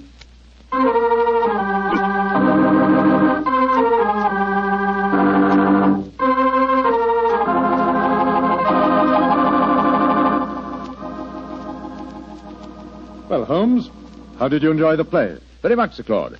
May I introduce my old friend, Dr. Watson? How do you do, Sir Claude? How are you, Doctor? I see you've already made the acquaintance of Miss Henshaw, and she, no doubt, has told you her troubles, eh? Yes, Sir Claude. And Mr. Holmes has promised to help me. Splendid. Tell me, Watson, how did you like the play? It was very interesting, Sir Claude. Not quite accurate, of course. Well, you have to allow us a little dramatic license, you know. What did you think of Rodney, the man who was portraying you, Doctor? Well, since you mention it, I think the fellow needs to study diction. He mumbles so much I couldn't understand a word he said. Oh, come now, old fellow. I think there are times when you're a little hard to understand yourself. Oh, rubbish. Sir Claude, I hope you'll meet us at the Diogenes Club, and then we can go out and have some supper. Excellent idea. I'll join you there after I've taken off my makeup. Splendid. I think I should be going home now, Sir Claude. I gave my address to Mr. Holmes so he knows where to get in touch with me. Very well, Miss Henshaw, and don't worry. I shall give your problem my undivided attention. I'll take you to your cab, my dear. Oh, there's no need to, Sir Claude. Nonsense, I insist. Goodbye. I'll be back in a moment. Right, Miss Henshaw? Good night, good night. Strange business, Holmes. What do you make of it all? Very little as yet, but it's a fascinating problem. Sir Claude really seems to have identified himself with the character of Sherlock Holmes. He gave me the impression that he feels quite capable of solving the case by himself. Oh, hello. Claude hasn't left, has he? Oh, no, Mr. Ferris. He's coming back in a moment. How'd you like the play, gentlemen? Very much. Your own performance as Moriarty was most convincing. Yes, indeed, sir. Congratulations. A couple of times there, I had a strange feeling that you really were Moriarty. Well, that's very flattering, Doctor. Oh, hello. Well, it sounds as if there's some trouble at the stage door. Excuse me. Come on, Watson, let's follow him. Right. Hello, it's Sir Claude. He seems upset about something. Yes. What's happened, Sir Claude? Oh, there you are, Holmes. I'd just seen Miss Henshaw off in her cab when a foreign-looking fellow came out of a doorway and got into another cab. I heard him tell the driver to follow her. I tried to stop him, but he got away. Must be the same man that we saw in our box during the play. Sir Claude, we have her address. I think we'll drive there at once and see that she's arrived safely. We'll join you later at the Diogenes Club.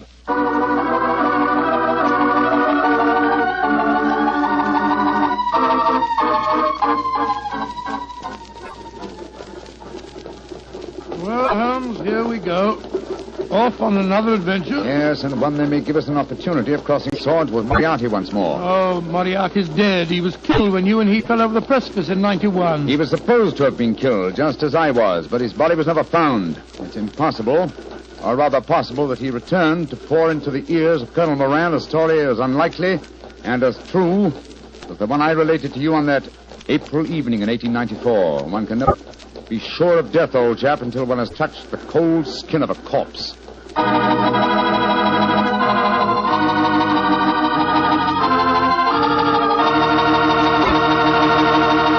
Dr. Watson's story will continue in just a few seconds. Hardly time for me to tell you about a really great Petri wine. Petri California Muscatel. Did you ever walk through a vineyard early in the morning and pick a big, juicy muscat grape right off the vine? If you've ever done that, then you know what to expect when you taste Petri Muscatel. Petri Muscatel is the color of golden sunshine with a flavor to match. Serve Petri Muscatel after dinner some evening, or serve it any time friends drop in. It's a wonderful way to express your hospitality with a wonderful wine, a Petri wine.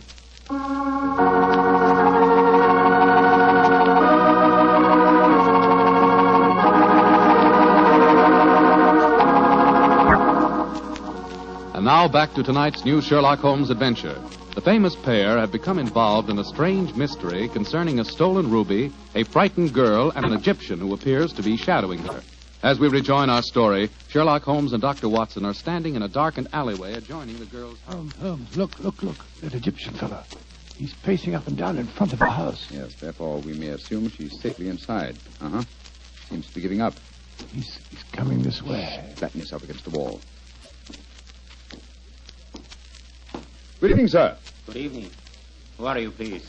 We are friends of Miss Hanshaw, and we're very curious to know why you've been following her. I'm sorry that I cannot answer your question, sir. Now, look here, my man. You're talking to Mr. Sherlock Holmes. You are Mr. Sherlock Holmes? I'm greatly honored to meet you, sir. All my life I have known of you. All my life I have admired you. Then in that case, perhaps you'll answer my questions. Why have you been following Miss Hanshaw? Because it is my duty. What do you mean, your duty? Perhaps I should have said my destiny, Mr. Holmes. For 2 generations now, the family of Arabi, of which I am a humble member, have dedicated their lives to finding the stolen treasure of Asyut. What on earth's all that got to do with Miss Hanshaw? The treasure of Asyut is a giant ruby. It was stolen many years ago from the family of Muhammad Ali. A few months ago, Miss Hanshaw received a mysterious ruby. I have found out many things, Mr. Holmes. I have many sources of information. Then I must regard you in the light of a rival detective in this case. I hardly call myself a detective, Mr. Holmes. My life is dedicated to only one problem. Miss Hanshaw now says the jewel was stolen from her. I do not believe it. That is why I watch her. If I am wrong this time, and I do not think I am wrong, then my quest must go on. Always it will go on. Permit me to wish you the best of luck, sir. Thank you, Mr. Holmes. Good night, gentlemen. Good night. Sure we shall meet again. Oh, why did you let him go, Holmes? Why not? He's frightening Miss Hanshaw. But not molesting her, old chap. In fact, it might be a good thing if someone is keeping an eye on her. In the meanwhile, Watson, let's see if we can find a cab and get back to the Diogenes Club. I don't want to keep Claude waiting. Cora,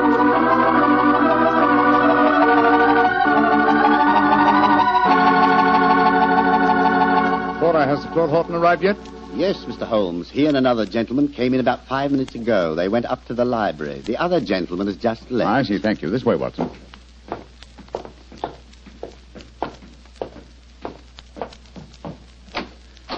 I'm sorry, Sir Claude, to have kept you waiting. We took a little longer, but... Sir Claude! Great heavens, what's the matter with him? Holmes, I found the answer. Too late. It's... No, sir. Don't try and stand up. You're ill. What are you trying to tell me? The ruby. Moriarty. The answer's in the book. In the book. Sir Claude! Holmes! He's been stabbed. He's dead. Just as he was trying to give me a message. He was muttering something about the ruby and Moriarty.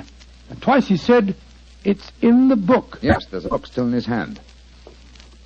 It's a copy of the Tales of Edgar Allan Poe. His thumb's marking the page. It's the story of the purloined letter. Thank you, Sir Claude. You delivered your message. Come on, Watson. If we want to catch a murderer and a thief, we must go back to the Savoy Theatre as quickly as we can.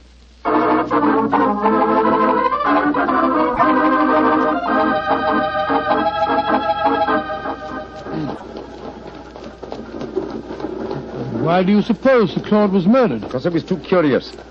Been investigating the problem of the stolen ruby and I found out something. Something he promised to tell me at supper, you remember? And so he was killed by a man who came with him to the club tonight.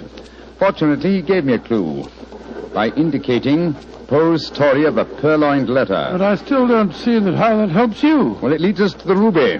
The premise of Poe's story is that the most obvious hiding place is the safest. Now, what physical object was most prominent on the stage in tonight's play? By Jove. A ruby. Exactly. How better can you hide a stolen ruby than by exhibiting it night after night as a stolen ruby before the eyes of thousands? Well, you mean you expect to find it in the property room backstage? Precisely. That and a murderer. Wait for us, Terry. Come on, Watson. You have your revolver, old chap? Yes, I do. Well, keep it handy. Our visit may not be unexpected. Unlocked. That's good. Come on. Look, Holmes, look. The doorkeeper. He's slumped over his desk. He's been given chloroform. We'll take the liberty of borrowing his lantern. It's an eerie atmosphere about a dark and empty theatre, isn't there, Holmes? Now, where would the stage properties be kept, I wonder? Hold the lantern a little higher, will you, old fellow? Yeah. That's it. Aha, look over there. A large cabinet. And it's marked Property Department. And it's unlocked. Oh, this is frighteningly easy. Let's look out for a trap. Now, let's see. Look. There's a ruby lying on that tray. Hold it up under the lantern, Watson. Exactly. It's as I thought. This is no paste stage property. It's a genuine ruby. In the light of this lantern, it's very hard to... Down, Watson, quick! He nearly got us. Smashed our lantern. Yes, he's got an air rifle, a powerful one, too, confound it. There's no flash to indicate where he's firing from. Of course, he's baited his trap so neatly that he knows exactly where we are. I'm going to take a shot at him. I can't see anything, but at least it'll let him know we're armed. Now, move your position quickly, Watson. Just missed me, Holmes. This is hopeless shooting in the dark. Yes. I've got to switch the stage lights on. Keep him occupied, old fellow, will you? While I try to find the light switches. I've got him. But he can still shoot, confound it. Yes, well, I found the light switch. Keep your eyes skinned, Watson. I'm turning it on. There he is, Holmes. Up in that box. Getting away. After him, Watson. You can jump over the footlights into the box.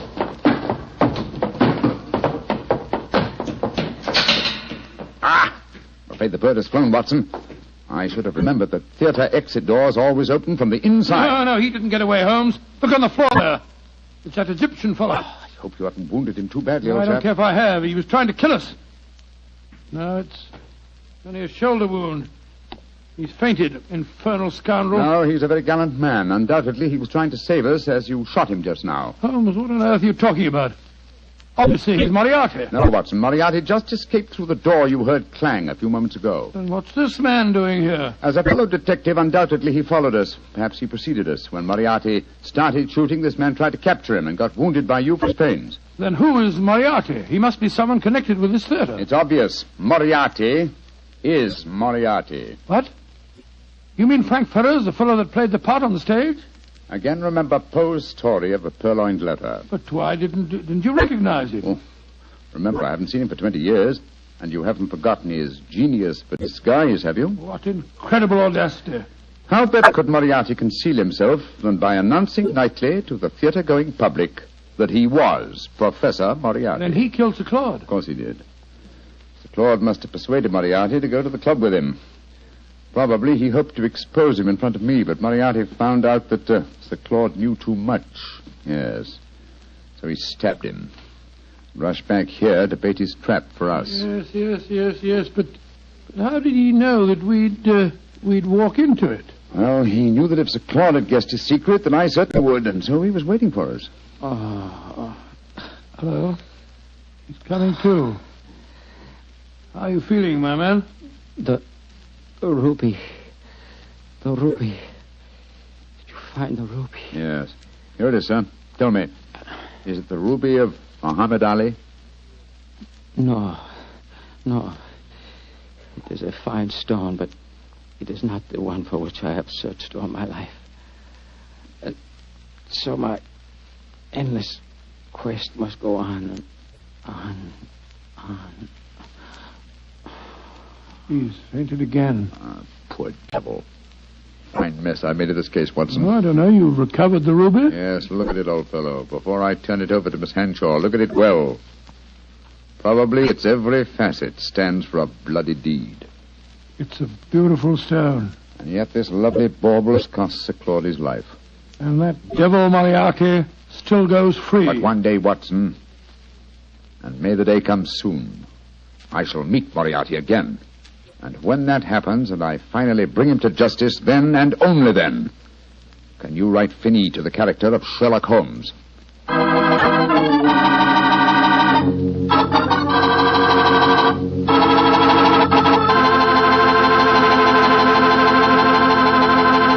Well, Well, Doctor, that was kind of an exciting story. Tell me, did the Egyptian recover from his bullet wound? Yes, indeed he did, and rather quickly, too, Mr. Foreman. I felt very badly about shooting him, but of course I couldn't help it. Of course not. But, you know, if I had to shoot someone accidentally, I wish it could have been the actor who portrayed me on the stage.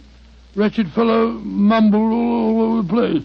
Oh, don't worry about that. After all, you did recover the ruby. Yes, and a beautiful stone it was. The color of, the color of a fine glass of port when the light shines through it. By a fine port, I take it you're talking about a Petri port? Is there any other kind? Well, all kidding aside, Doctor, Petri port, like all Petri wines, is good wine. And I can tell you why very simply. Petri took time to bring you good wine. You see, the Petri family has been making wine for a good many generations, since way back in the 1800s. And because the Petri business has always been family-owned, everything the family has ever learned about the art of making wine, they've been able to hand down from father to son. From father to son.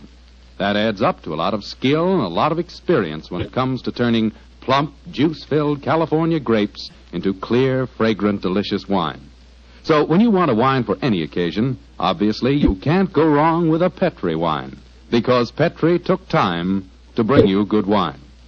And now, Dr. Watson, what story do you have lined up for us next week? Now let me see. Next week, Mr. Foreman, I'm going to tell you a most unusual adventure that occurred to Sherlock Holmes and me early in the last World War.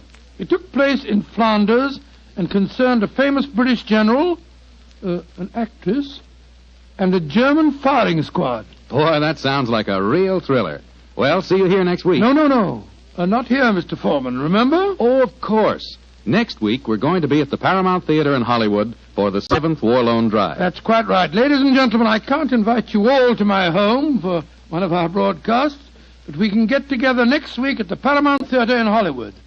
You can get a free ticket for our broadcast by buying a war bond.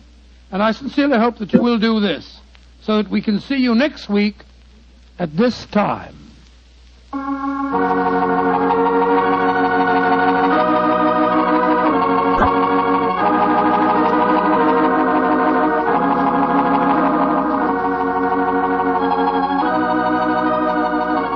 Tonight's Sherlock Holmes adventure is written by Dennis Green and Anthony Boucher and is based on an incident in the Sir Arthur Conan Doyle story, The Adventure of the Second Stain. Mr. Rathbone appears through the courtesy of Metro-Goldwyn-Mayer and Mr. Bruce through the courtesy of Universal Pictures, where they are now starring in the Sherlock Holmes series.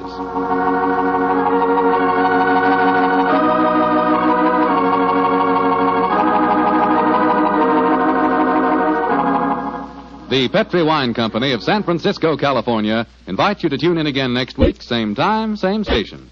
Oh, the Petri family took the time to bring you such good wine. So when you eat and when you cook, remember Petri wine. To make good food taste better, remember... Petri.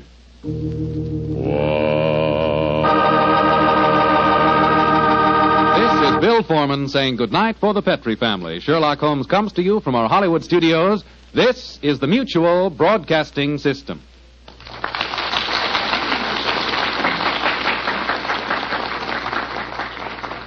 On a cold and foggy day in May of 1886, a young doctor named Arthur Conan Doyle set aside his medical practice for the afternoon, took pen in hand, and began to write a mystery novel.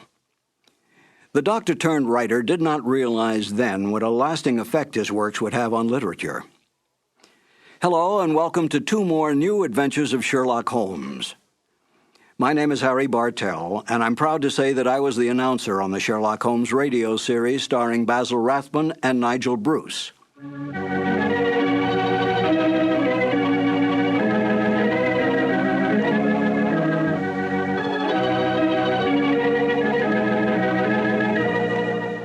There are more true facts available about the real life of Sir Arthur Conan Doyle than all the fictitious conjectures on the written life of Sherlock Holmes. Yet it was Conan Doyle's great detective that brought the author worldwide fame. This saddened Conan Doyle, for he was really a romantic writer who wanted desperately to be recognized through his well-written historical romance novels. But it was not to be. The first short story to appear, A Scandal in Bohemia, was what made the name of Sherlock Holmes a household word. After writing but 6 short stories, Conan Doyle tired of the great detective. He wanted out.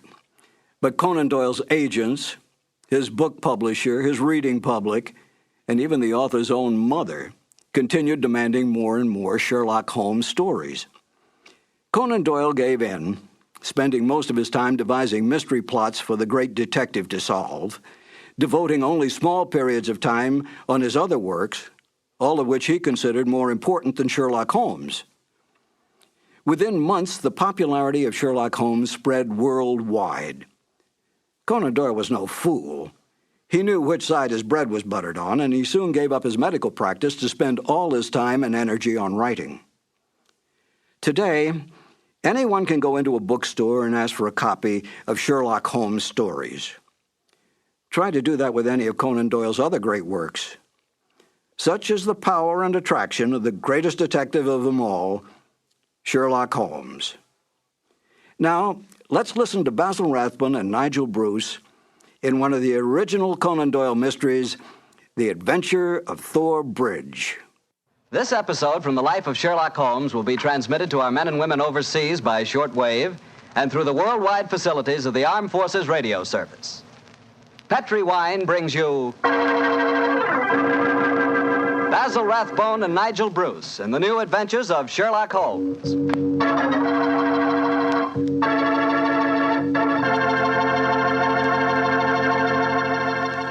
The Petri family, the family that took time to bring you good wine, invites you to listen to Dr. Watson tell us another exciting adventure he shared with his old friend, that master detective, Sherlock Holmes.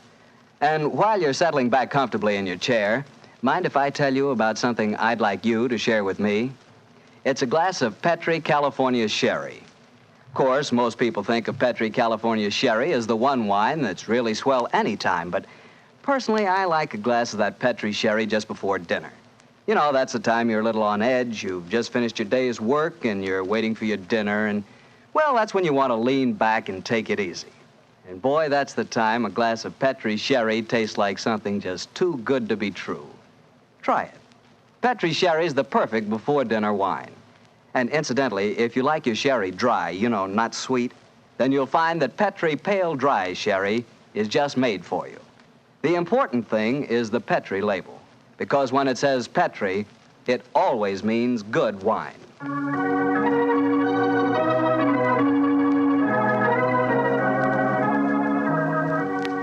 And now for our weekly visit with our good friend and host, Dr. Watson. Good evening, Doctor. Good evening, Mr. Bartell. You're a bit late. I've been keeping some dinner hot for you. Here, pull up your chair and join me. That's very nice of you. Thanks, Doctor. Are you all set with tonight's story? Yes, my boy, I'm all set, as you call it. As a matter of fact, I was going over my notes on the case just before you arrived. Last week, you hinted that a beautiful girl figured prominently in your adventure. That's quite right, Mr. Bartell. An extremely beautiful girl. In fact, I often used to say to Sherlock Holmes that if I'd been a little younger at the time, I might... Oh, well, you haven't come here to listen to my personal reminiscences. You want to hear the story that I called The Problem of Tor Bridge. That's what you promised us, Doctor. How did it begin? On a windy morning in October, in the 1890s it was. As I was dressing, I observed how the last remaining leaves were being whirled away from the solitary plane tree which graced the yard behind our Baker Street house.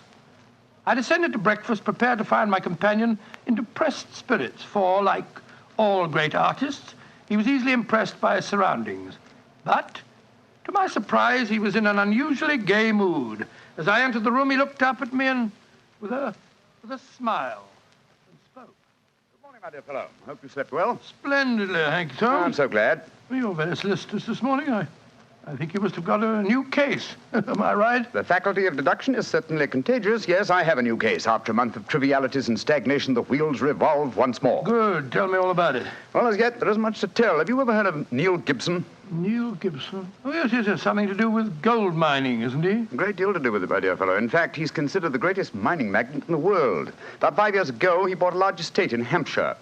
Perhaps you've read of the tragic death of his wife. Oh, yes, of course, I remember the case now. She was murdered by a jealous governess who was in her employ, wasn't she? That point will be decided when the lady in question, Grace Dunbar, I believe her name is, comes up for trial at the forthcoming Winchester Assizes. In any case, it's hard for me to see what I can do for my client at this late date. Your client? Oh, yes, I forgot I hadn't told you. I'm getting into your involved habit of telling a story backwards. Better read this letter. Came this morning. Oh, let's have a look. Dear Mr. Sherlock Holmes, Miss Dunbar is innocent. I can't see the finest woman in the world go to her death without doing everything possible to save her. I shall call on you at 10:30 tomorrow morning to discuss the matter. Yours faithfully, Neil Gibson. Good gracious me. There you have it, Watson. That is the gentleman I await. Do you know anything about his dead wife? Only what I've been reading in the papers. Apparently she was past her prime, which was the more unfortunate as this Miss Dunbar, who superintended the education of the two young children, is reputed to be a very attractive young lady. The eternal triangle, eh? Well, where did the murder take place? On Gibson's estate in Hampshire. His wife was found in the grounds nearly half a mile from the manor house, late at night, clad in her dinner dress, with a shawl over her shoulders, and a revolver bullet through her brain. Any weapon found near her? No, there were no clues found at the scene of the crime. What made them suspect the governess? Well, in the first place, there was some very incriminating evidence.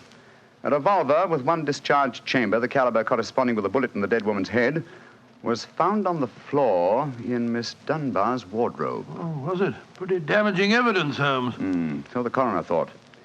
And to make the case even blacker against Miss Dunbar, the dead woman had a note on her making an appointment at that very spot.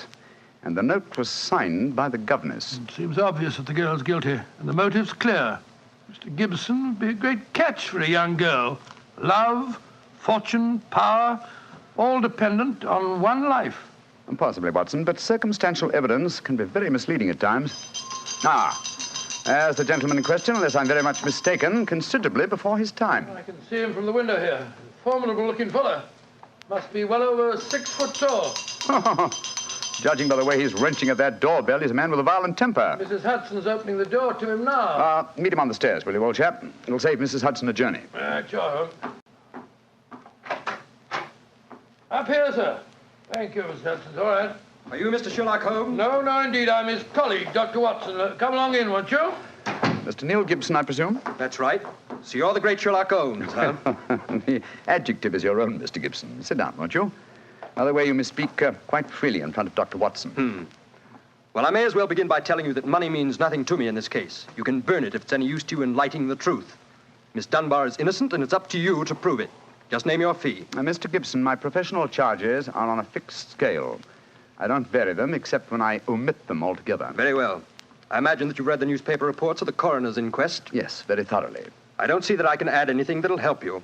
But if there are any questions you'd like to ask, I'll answer them. Thank you. First, what were the exact relations between you and Miss Dunbar? I suppose you're within your rights in asking such a question, Mr. Holmes? We will agree to suppose so, shall we? Then I can assure you that my relations with Miss Dunbar were always those of an employer towards a young lady with whom he never conversed or even saw, except in the company of his children. Oh. Rather a busy man, Mr. Gibson, and I've no time or taste for aimless conversation. I wish you good morning. What the devil do you mean by this, Mr. Holmes? My dear sir, the case is difficult enough without your giving me false information. Meaning that I lie, sir? I was trying to express it as delicately as possible, but if you insist on the word, I won't contradict you. Why, you confounded... Don't be noisy, Mr. Gibson. Please don't be noisy. I find that after breakfast, even the smallest argument is unsettling. I suggest that a stroll in the morning air and a little quiet thought will be greatly to your advantage. I suppose I can't make you take the case, but you've done yourself no good this morning, Mr. Holmes. I've broken stronger men than you. No man ever crossed me and was the better for it. Good morning, Mr. Gibson. You've a great deal yet to learn. On my soul, Holmes, you were unusually severe with him. I dislike liars, Watson, and I cannot tolerate arrogance, particularly when it's coupled with great wealth. Well, how did you know about his relations with the governor? I didn't. It was pure bluff. Bluff? It certainly worked. Think he'll come back? Oh, of course he will. He needs my help too badly. He'll probably change his mind before he's halfway down the stairs. Come in. Mr. Gibson. Just saying to Dr. Watson that I was certain you'd be back. I've been thinking it over, Mr. Holmes, and I feel that perhaps I was hasty in taking your remarks amiss. Just the same, I can assure you that the relations between Miss Dunbar and me really don't affect this case. Surely that is for me to decide, Mr. Gibson. You see, Mr. Gibson, my friend is like a doctor. He wants every symptom before he can give his diagnosis. Fire away, Mr. Holmes. What is it you want to know? The truth. I can give it to you in very few words. To begin with, I met my wife when I was gold mining in Brazil. Your wife was Brazilian by birth, wasn't she, sir? Yes, Doctor, and very beautiful. Well, to make a long story short, I fell in love and married her and brought her to England. After a few years, I realized that we had nothing, absolutely nothing in common. And then I suppose this young governess, Miss Dunbar, arrived on the scene. That's right, Mr. Holmes. Well, the story should be obvious to you from there. You fell in love with this girl, I suppose, sir? Who could help it? Did you suggest marriage to her? Yes, though I knew that my wife would never divorce me. I see. Then you made an utterly insincere proposition to her. Now, look here, Mr. Holmes. I came to you on a question of evidence, not of morals. I'm not asking for your criticism. It's only the young lady's sake that forces me to touch your case at all. Now, tell me, sir, what is your own opinion as to Miss Dunbar's guilt? It's very black against her, I can't deny that. One explanation of the tragedy did come into my head, Mr. Holmes. I give it to you for what it's worth. Pray continue, Mr. Gibson. My wife was bitterly jealous. She was half crazy with hatred. She might have planned to murder Miss Dunbar, or we'll say to threaten the girl with a revolver and so frighten her into leaving us. There might have been a struggle in which the gun exploded and gone off and shot my wife, who was holding it. Well, that possibility has already occurred to me.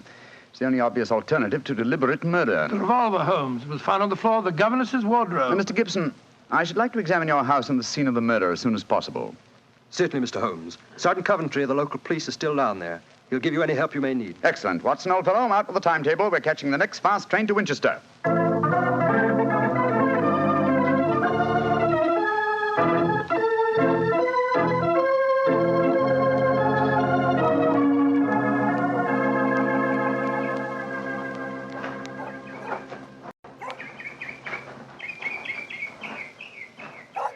So if I have to have someone else on the case, I'd rather have you, Mr. Holmes.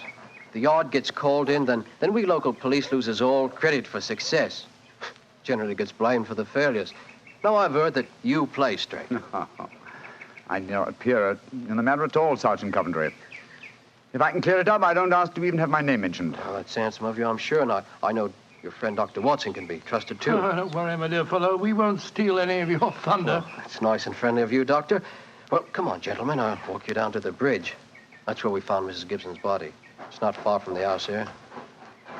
Well, I must say, Mr. Gibson has a beautiful estate. It must be 60 or 70 acres. Oh, nearly twice that, Doctor. The woods back of the house there belongs to him, too. Mr. Holmes. Yes, Sergeant? There's a question I'd like to ask you. A question I wouldn't ask anyone else. Then please ask it. Don't you think there might be a case against Mr. Gibson himself, sir? I've been considering that possibility. That there Miss Dunbar's a bit of all right. If you ask me, he wanted his wife out of the way, and the pistol she was shot with was his pistol, you know. Oh, was that fact proven? Yes, Doctor. It was one of a pair that he had. One of a pair? Where's the other? Well, Mr. Gibson has a lot of firearms. We never quite matched that particular pistol, but the box was made for two. Well, if it was one of a pair, surely you'd be able to match it. Well, we have them all laid out at the house if you want to look them over. And we'll do that later. This, I presume, is Tor Bridge. That's right, sir. Found Mrs. Gibson's body lying right here at the approach to the bridge. I see. I gathered from the newspaper reports that the shot was fired at very close quarters. Yes, sir, very close. Near the right temple, wasn't it? Just behind it, sir. How did the body lie, Sergeant? Oh, on its back, Doctor. No trace of a struggle, no marks, no weapon. The note from Miss Dunbar was clutched in her left hand. Clutched, you say? Yes, sir. We could hardly open the fingers to get at it. That's of greatest importance. It excludes the idea that anyone could have placed the note there after death in order to furnish a false clue. What did the note say, Sergeant? Little enough, Doctor. It just said, I will be at Tor Bridge at 9 o'clock, and it was signed Grace Dunbar. Did Miss Dunbar admit writing it? Oh, yes, sir. What was her explanation? She wouldn't say nothing. Said she was saving her defense for the trial. Yes, it seems odd that Mrs. Gibson was still clutching that note. Seems perfectly natural to me. Oh, come now, old fellow. Argue the thing out logically. If the letter is genuine, it was certainly received sometime before the tragedy, say an hour or two. Why then was the dead woman still clasping it in her left hand? Why should she carry it so carefully?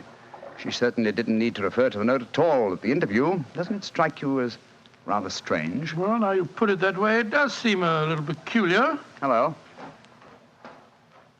Did you notice this, Sergeant? Oh, you mean that chip out of that stone on the underside of the parapet of the bridge, sir? Yes, I noticed it. Didn't think nothing of it, though.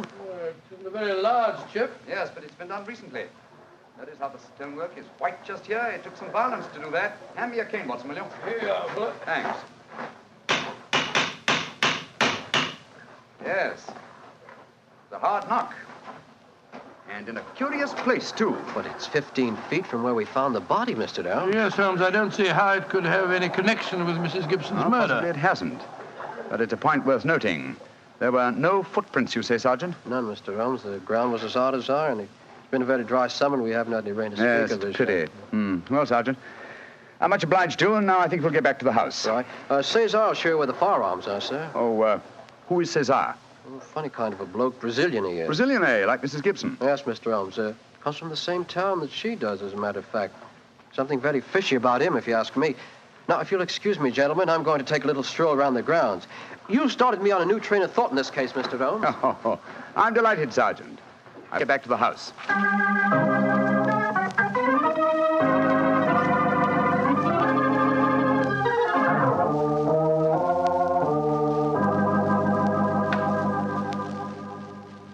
I see. And these are all the firearms in Mr. Gibson's possession, eh, Cesar? Except for the revolver that is missing from the case. Yes, so I say I see him. I've never seen such a collection of guns and revolvers in my life. Mr. Gibson had many enemies, senor. He always sleep with a loaded pistol beside his bed. She's a man of great violence. There have been times when all of us were afraid of him. Did you ever witness physical violence towards Mrs. Gibson? No, senor. I cannot say that I have. But I have heard him say many terrible things to her. She would taunt her in front of we servants. I have heard him do it many times. Thank you, Cesar. That will be all. Muito bem, senor. You know, Holmes, I still think the case against Miss Dunbar looks very black. I should agree with you if it were not for one fact. The finding of the revolver in her wardrobe. On the soul, Holmes, that seems to me the strongest evidence of all. I think not, old chap. Huh? We must look for consistency. Where there is a want of it, we must suspect deception. I don't quite follow you. Suppose for a moment that we visualize you in the character of a woman who in cold, premeditated fashion is about to murder a rival. You've planned it. A note has been written. The victim has come. You have a weapon. The crime is well done. It has been workmanlike and complete. You mean to tell me that after carrying out so crafty a crime, you'd be so stupid as to forget to fling the incriminating revolver to the bottom of the stream? Or perhaps in the dense reeds that border it? Would you carefully carry it home and put it in the first place that would be searched? Your wardrobe? Well, perhaps in the excitement of the moment, one... No, my dear chap, I won't admit that's even possible. When a crime is coolly premeditated, then the means of covering it are coolly premeditated also. Well, then if Miss Dunbar didn't shoot Mrs. Gibson, who the devil did? I hope I can give you the answer to that question, Watson, when we've made one further visit. Oh, Lord. Where are we going now? To prison, old chap. Prison? Yes, we're going to Winchester Prison to call on Miss Dunbar. I'm certain that the key to this strange mystery lies in her hands.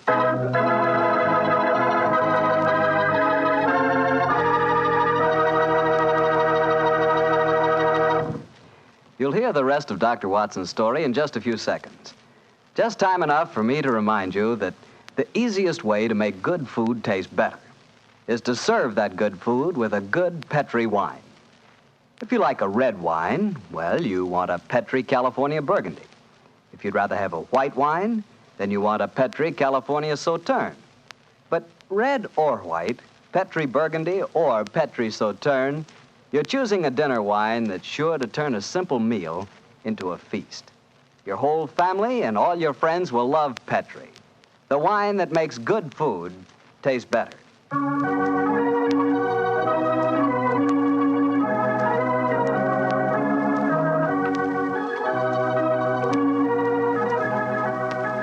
And now back to Dr. Watson and tonight's Sherlock Holmes adventure, The Problem of Tor Bridge. Well, Doctor, did you go to Winchester Prison and see Miss Dunbar? We did, Mr. Bartell. An hour later, found the two of us sitting in a dank and gloomy cell, talking to one of the most beautiful girls that I've ever seen. Her bright, flashing eyes and her air of quiet confidence seemed sadly out of place in such a setting. Holmes spoke to her quietly, soothingly.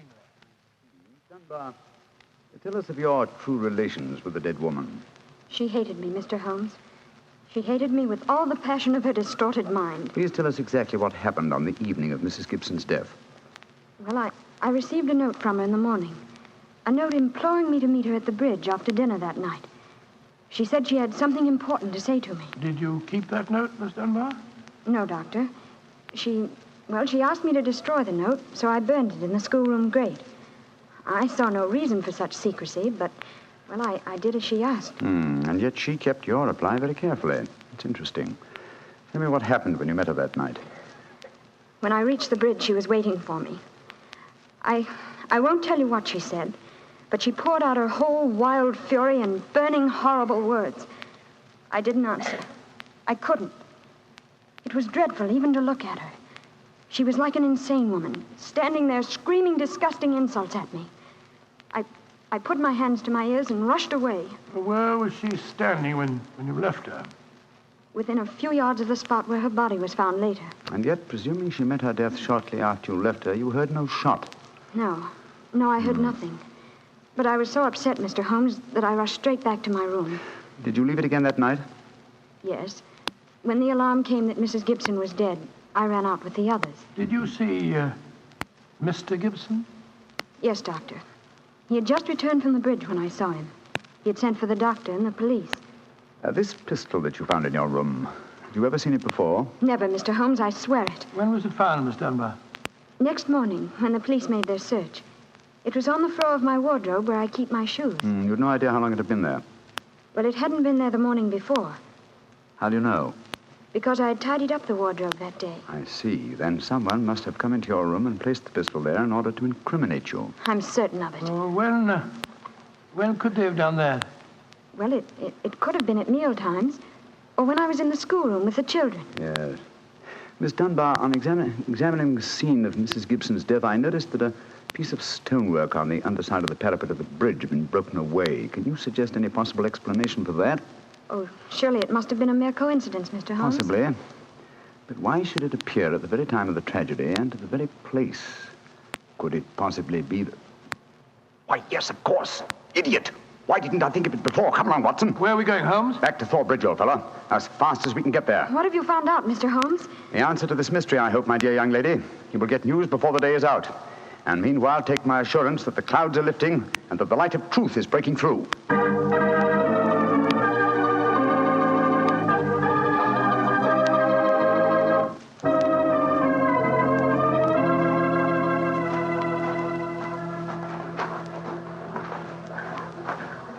Well, Mr. Holmes, you're soon back here. What have you found out? Soon in a few moments. You got my message? Oh, yes, sir. Here you are. Ball of twine. What you wanted for, I can't imagine.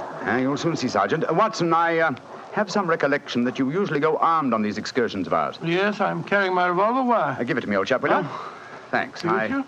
I believe your revolver may have a very intimate connection with the mystery we're investigating. You're joking. Now, Watson, I'm very serious. We have a test to make. If the test is successful, Miss Dunbar will be free before nightfall, and the test will depend on the conduct of this revolver of yours. Yes, I'll take the precaution of unloading it. There we are. Now, Sergeant, ball of twine, please. Wish I knew what you was up to, sir. I tie one end of the twine like this to the handle of the revolver. So. Sergeant, see if you can find me a heavy stone, will you? Oh, right, yes, sir. Holmes, what are you doing? Trying to reconstruct the killing of Mrs. Gibson. But you've seen me miss the mark before, Watson. I have an instinct for such things, and yet it has sometimes played me false. It seemed a certainty when it first flashed across my mind in Miss Dunbar's cell. But one drawback of an active mind is that one can always conceive alternative explanations which would make our scent a false one. And yet, oh well, we can but try. Here's a nice stone, Mr. Holmes. Thank you, Sergeant. Yes, now, sir. I tie the other end of the twine to the stone. Wait a minute. Like that. Splendid. Sergeant, will you please take this stone and stretch the twine across the parapet of the bridge there, so that the stone will swing just clear of the water on the other side of the bridge. Right, yes, sir. I'll stand on the spot where Mrs. Gibson's body was found. That's it, Sergeant. Over the parapet.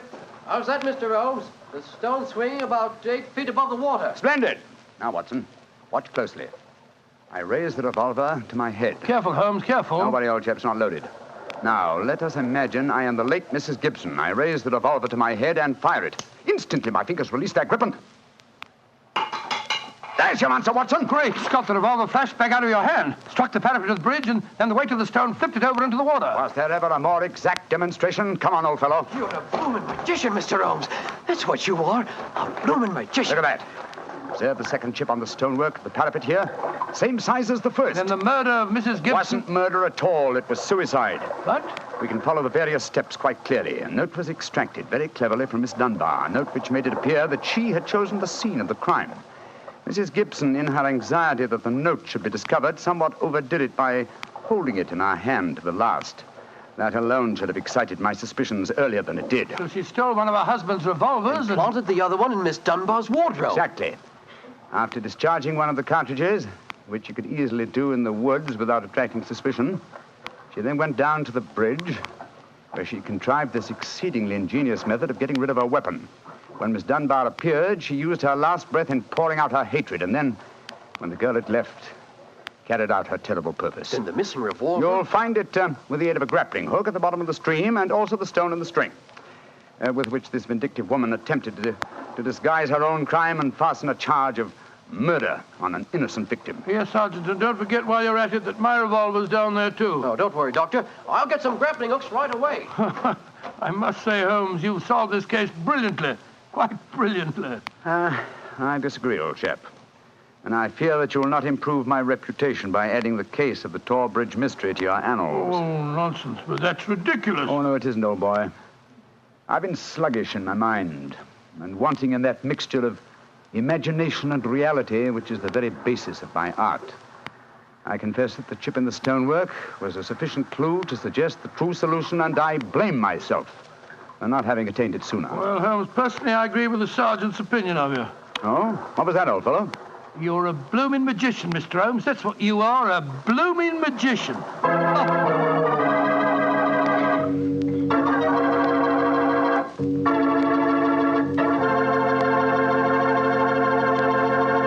Well, Doctor, Holmes really was a magician. That is, if you did find Mrs. Gibson's revolver and your own in the stream. Oh, we found them all right. You don't think I'd tell you the story otherwise, do you? What do you take me for, anyway? Well, now that you ask, I'll tell you. I take you for a very charming gentleman, a wonderful storyteller, and a fine host. Oh, that's very nice. Really, Well, you are a gentleman of the old school. Oh, and you do tell a fine story. You flatter me, you... And you are a perfect host. That meal we had tonight was wonderful. Oh, it was, eh? And, that wine, what kind was it? It was Petri wine, and you know it. And I should have known that you were leading up to something. Mr. Bartell, you should be ashamed of yourself. You will do anything to get a chance to talk about Petri wine. Oh, I can't say I don't blame you. Well, honestly, Doctor, I meant everything I said. But you don't really want me to stop talking about Petri wine, do you? After all, it's worth talking about, isn't it? What other wine is made with the loving care that goes into Petri wine? Don't forget, Petri wine is made by the Petri family. Winemaking is their business. Why, they've been making wine for generations, handing down from father to son, all their skill and knowledge and experience. You can be sure the Petri family really knows plenty about the fine art of turning luscious grapes into delicious wine. That's why, whether you want a wine for before dinner, with dinner, or for any time, you can't go wrong with a Petri wine, because Petri took time to bring you good wine.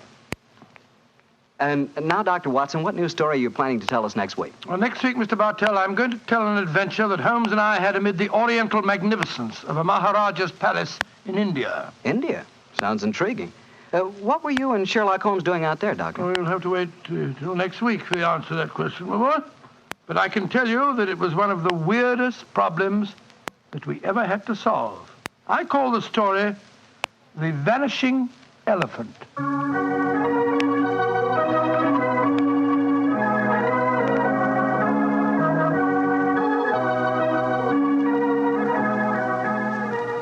Tonight's Sherlock Holmes adventure is written by Dennis Green and Anthony Boucher and is adapted from the Sir Arthur Conan Doyle story, The Problem of Tor Bridge. Mr. Rathbone appears through the courtesy of Metro-Goldwyn-Mayer and Mr. Bruce through the courtesy of Universal Pictures, where they are now starring in the Sherlock Holmes series.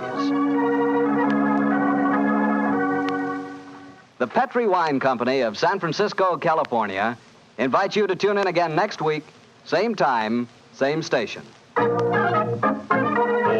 Petri family took the time to bring you such good wine. So when you eat and when you cook, remember Petri wine. To make good food taste better, remember... Petri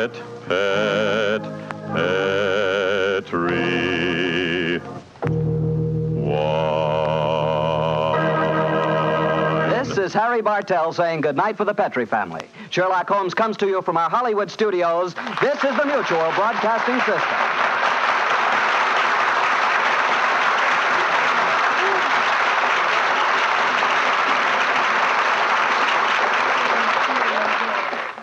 Of course, many of you are already familiar with this intriguing mystery story, but this is the first time in over 40 years that Basil Rathbone and Nigel Bruce have had the pleasure of once again entertaining you with Sir Arthur Conan Doyle's original story, The Adventure of Thor Bridge. This is Harry Bartell. I'll be right back with more notes on Sir Arthur Conan Doyle and another new adventure of Sherlock Holmes. In The Eyes of Mr. Layton, the story fairly drips with atmosphere, especially with Dr. Watson's vivid descriptions of the foul alleyways and dark and dangerous smoke-filled opium dens of Limehouse. It is some of the best of dramatic radio's way with the listener's imagination. Basil Rathbone has always been underestimated as a fine character actor. Although he was more than happy to be a leading man in films and on the stage, it is such disguised characters as those he portrays in The Eyes of Mr. Layton that gave people a chance to see his true range as an actor. It was Rathbone's intense desire to stretch his acting ability in other areas that made him decide to leave the series, much to the dismay of Nigel Bruce. Nigel Bruce was extremely easygoing and a great fun-loving prankster, quite beloved by all who knew him. He adapted easily to any role he played, and especially loved the part of Dr. Watson, even though he himself knew that the good doctor was not at all like the person he portrayed in the Sherlock Holmes films or the radio series. It doesn't seem to matter, for Bruce's interpretation of Dr. Watson has been accepted and embraced by the public. It's interesting to note that Rathbone, by his very nature, was not unlike Sherlock Holmes. Rathbone's clipped tones and natural logic added to the picture of Holmes, and Bruce's casualness and his loyalty to Rathbone was much like Dr. Watson's attitude to Holmes. At the end of the 1945 radio season, Basil Rathbone was offered a very lucrative 7-year contract to continue as the great detective. He turned down the offer, and when Rathbone left the series, Bruce went on for only one more season as Dr. Watson to a Sherlock Holmes portrayed by Tom Conway. But it wasn't the same, and Bruce graciously bowed out of the series after that.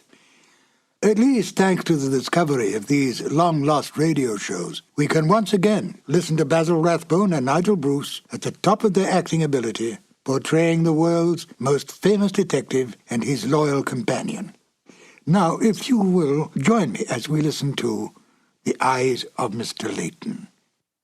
This episode from the life of Sherlock Holmes will be transmitted to our men and women overseas by shortwave and through the worldwide facilities of the Armed Forces Radio Service. Petri Wine brings you Basil Rathbone and Nigel Bruce in the new adventures of Sherlock Holmes.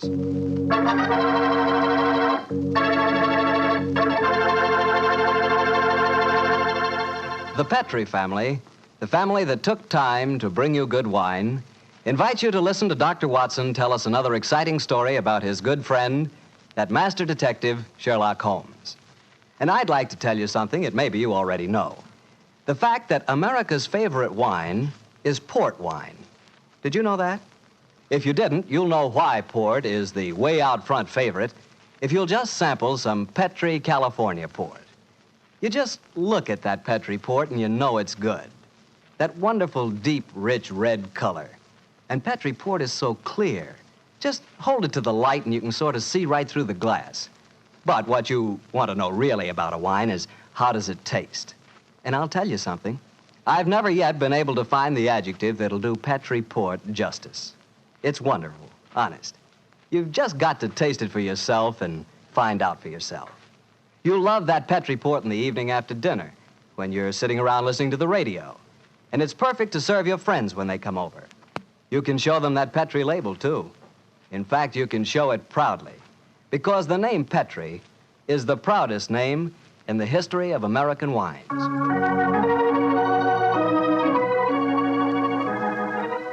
And now for our weekly doctor's visit. Let's see. No, Mr. Bartell. Don't say let's see if he's expecting us. You know I always expect you at this time on Monday evenings, my boy. So draw up your usual chair and settle down. Thanks, Doctor. That's it. All alone this evening, Doctor? Where are the puppies? Out on the patio. They had a most unfortunate encounter with a dead seal on the beach this afternoon. In consequence, they're a little malodorous, shall we say. In that case, Doctor, perhaps we'd better change the subject.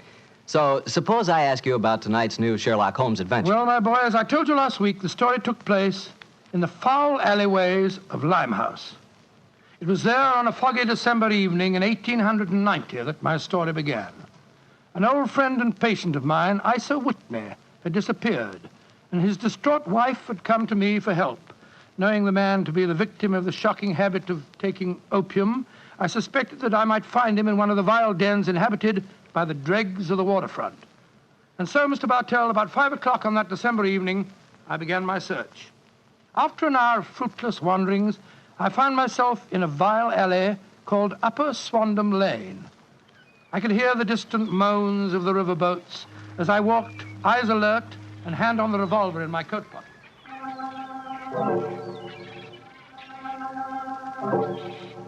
Suddenly, I saw a steep flight of steps leading down to a black gap, like the mouth of a cave. I walked down them.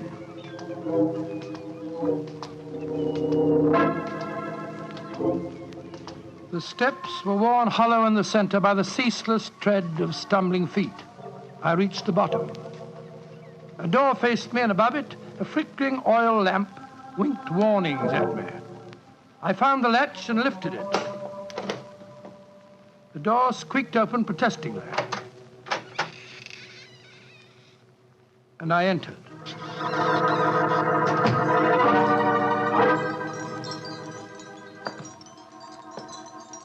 There was a tinkle of Chinese wind bells as I walked towards a long, low room. A strange sight met my eyes. Through the gloom, thick and heavy with the brown opium smoke, I saw that the room was terraced with wooden berths, like the forecastle of an emigrant ship. Out of the shadows, there glimmered little red circles of light, now bright, now faint, as the burning poison waxed or waned in the metal pipes. Bodies lay in strange, fantastic poses. Bowed shoulders, bent knees, heads thrown back. The attendant came up to me with a pipe and beckoned me to an empty berth. I haven't come here to smoke your filthy drug. I'm looking for a friend, Mr. Isa Whitney. No, Mr. Whitney here. Oh, I'm going to search the place. You must not disturb the priest. I'm carrying a revolver, so you'd better not argue with me, my good man. Out of the way. I searched that filthy den, but found no trace of my missing friend. As I was leaving in despair, a long, shaking hand reached out and plucked at my sleeve. I turned, and there, sprawled in a berth, was the wreckage of a man, his gaunt face yellow and twitching, his clothes filthy and ragged, and the pupil of his eyes like pinpoints. He spoke to me in a thin, quavering voice. For heaven's sake, get me out of here. Now, look here, my man. Don't say you won't help me, Governor. Ain't you got an heart? Please help me, Governor. Take me out of here. Strike me pink, I'm going balmy, I tell you. Oh, what must you expect if you indulge in this filthy habit? Take me out of here, Governor. I'll go straight this time. Cross me out, I will. Oh, very well. Come along with me. I suppose it's my duty to help you. Ah, bless you, Governor. Here you are. Here, now, give me your arm. You cannot take him away. He owe me money. That's a bleeding lie. I paid him when I come in, I did. He cannot go with you, mister. You remember what I said about my revolver, you blackguard? If I have any more trouble with you, I'll fetch the police. Come along. He owe me money. He owe me money. Infernal scoundrel, owe me money. You tell him all proper, Governor. That off you didn't.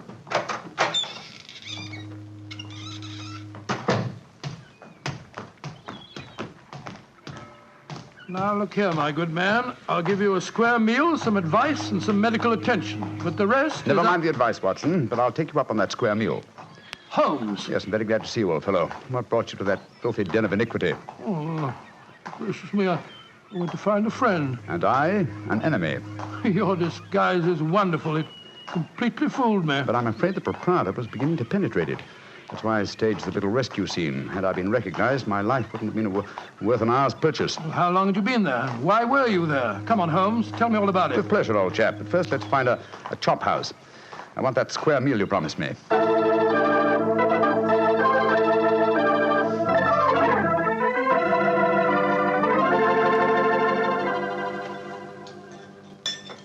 An excellent meal, Watson. Yes, they're surprisingly good for such a shoddy-looking place. Well, Holmes, now perhaps you'll tell me what you were doing in that opium den. I've already told you my story. I'm shadowing a most unusual criminal. A man who haunts the opium dens. Yet I know that he himself is not an addict. Well, I don't see anything very criminal about that. He might be looking for a thrill, or perhaps he's one of those writer fellows or something. But this man pretends to be an addict. I watched him closely. He fakes his smoking, and grease paint has enabled him to simulate the characteristic pallor of a drug victim. He even affects the typical mannerism of nose scratching, but it's his eyes that give him away. The pupils are wide open, I suppose. Exactly, old fellow. Whereas, if he were really addicted to the drug, they would, as you know, be contracted. I myself always treat my eyes with a special kind of drop on the occasion when, I have to enter these dens. Why does a man haunt an opium den in order not to smoke? That, my dear Watson, is the problem that I intend to solve. Well, perhaps the fellow's a policeman or a private detective like yourself, Holmes. I've already checked on those possibilities. No, Watson, I believe there is only one answer. I believe the man is planning a murder. A murder? It's a tempting setting for a murder. Your victim is an addict, drugged and helpless. Your witnesses are in an equal state of befuddlement. The proprietor is anxious to cover up the crime because of the police. But you... Yes, Holmes. Now, the question is, who is the intended victim? That, my dear Watson, is why I've been shadowing this man. Unfortunately, he was not present in the den we just left, but I intend to continue my search. Holmes, can I help you? My wife's away, you know. You know, it's a long time since we were on a case together. I shall be delighted, my dear chap. I've missed you sadly during the past few months. And are you, Holmes? What's the next move? Back to Baker Street, old fellow. My disguise is wearing thin, and I must contrive a new one.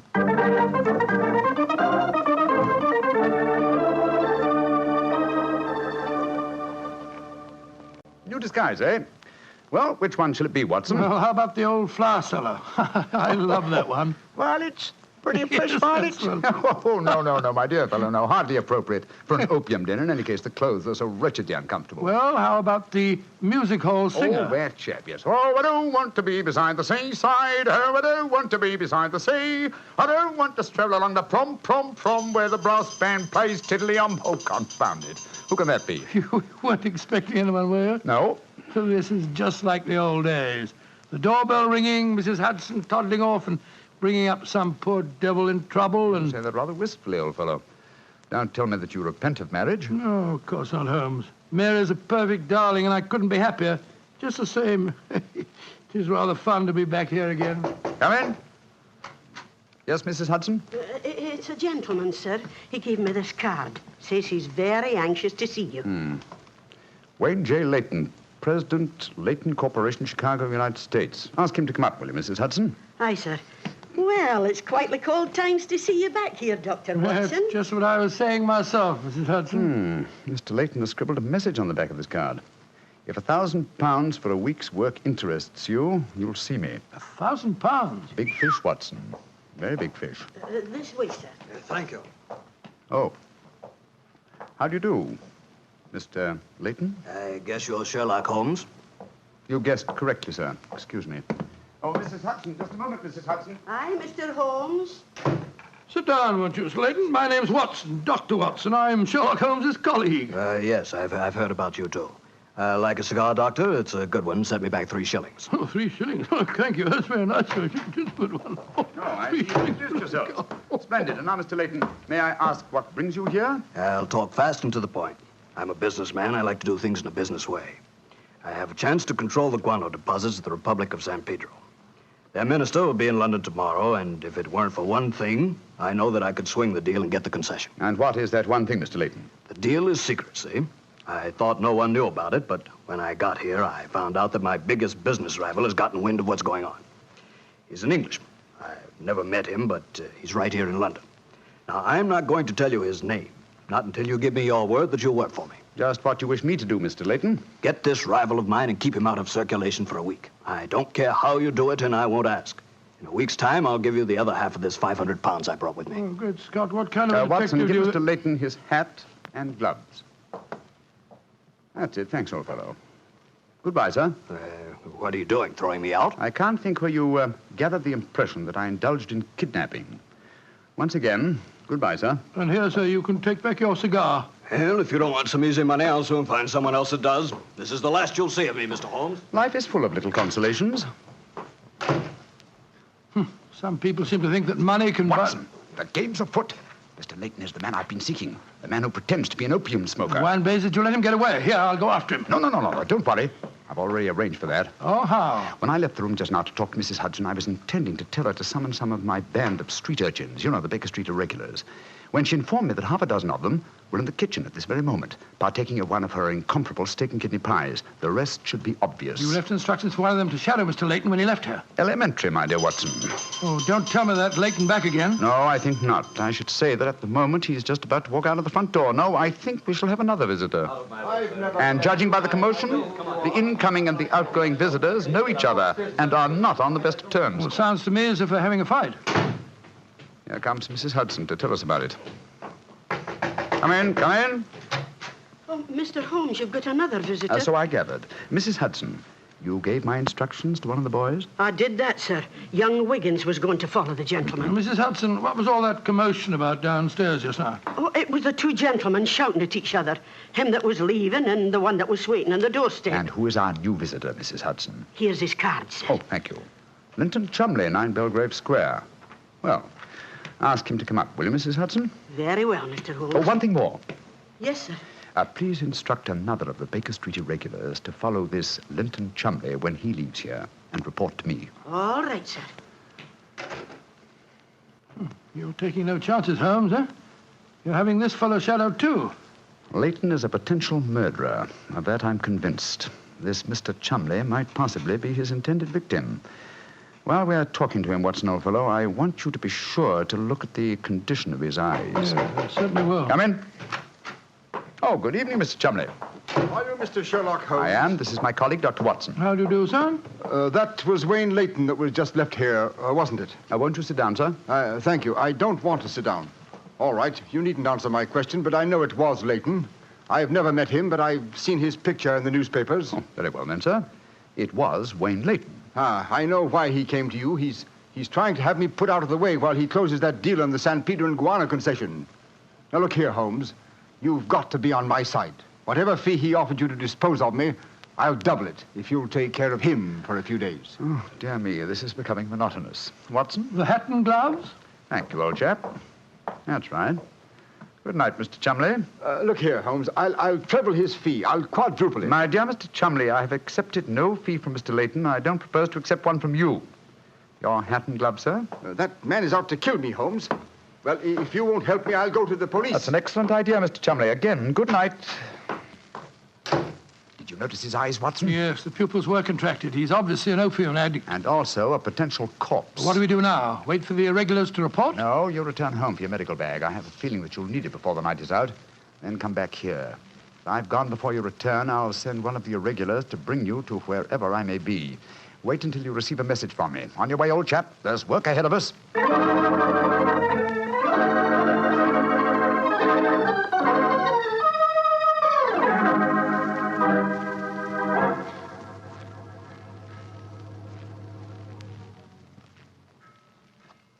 Wiggins, you're certain that this is the place that Mr. Holmes told you to bring me to? Oh, yes, Dr. Watson. The corner of Swanham Line and Brixell Street, Mr. Holmes said. Yeah, well, this is the spot, all right. I don't see any sign of him. Hello? This old woman coming towards us. So that's the disguise he chose. Oh, spare me a few coppers, will you, mister? My feet hurt something awful, and I ain't had a bite of food all day. No, you don't, Holmes. You can't fool me this time. As a matter of fact, your makeup isn't very convincing. You hardly look like a woman, and nobody's nose could be quite as red as that. Don't look like a woman, don't I? My nose is too red, is it? I'll take that. No, steady, look here. Making fun of a poor old woman who's plight I made her. I'm sorry, madam. I didn't mean to insult you. Well, matey, she gave you a bit of what for, all right, didn't she? Box your ears. No mistake about it. You mind your own business. And anyhow, why aren't you aboard your ship at this time of night? Because I'm not a sailor, Watson. It's Mr. Holmes. Great heavens, Holmes. I wish you wouldn't confuse me like this. I'd never recognized you. My dear Watson, when you're able to recognize me, it will indeed be the beginning of the end. When your eagle eye penetrates my disguise, I shall realize that my retirement is imminent. But enough of this. See that house opposite? You mean the ramshackle place with the broken tiled roof? Yes, I gave the irregulars instructions to let me know at once if our two quarries ever enter the same house at the one time. They're inside there now, and I'm going in after them. Be careful, Holmes. I better come along with you. Can't I come too, Mr. Holmes? No, certainly not. Both keep watch outside.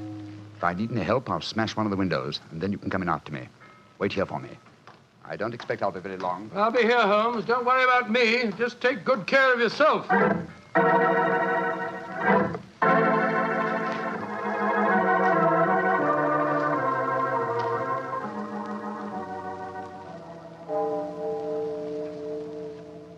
It's 1 o'clock, Doctor. Yes, I know, Wiggins.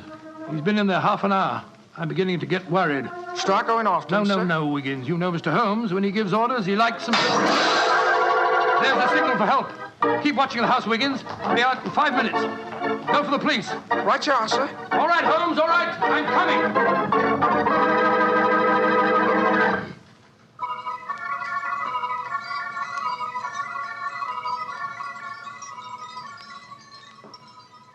You have searched my house from basement to attic.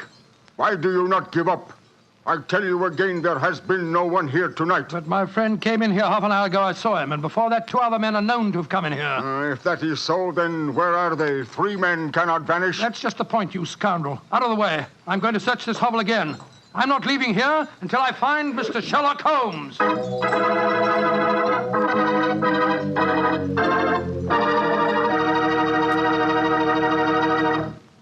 You'll hear the rest of Dr. Watson's story in just a second. And if you don't mind, I'll take that second to say just one word to the ladies. And that word is muscatel.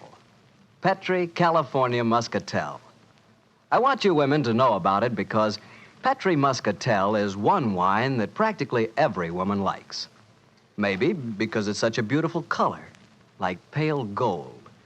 But I guess really because Petri Muscatel brings you the wonderful flavor of luscious, sun-ripened muscat grapes. And that's a flavor.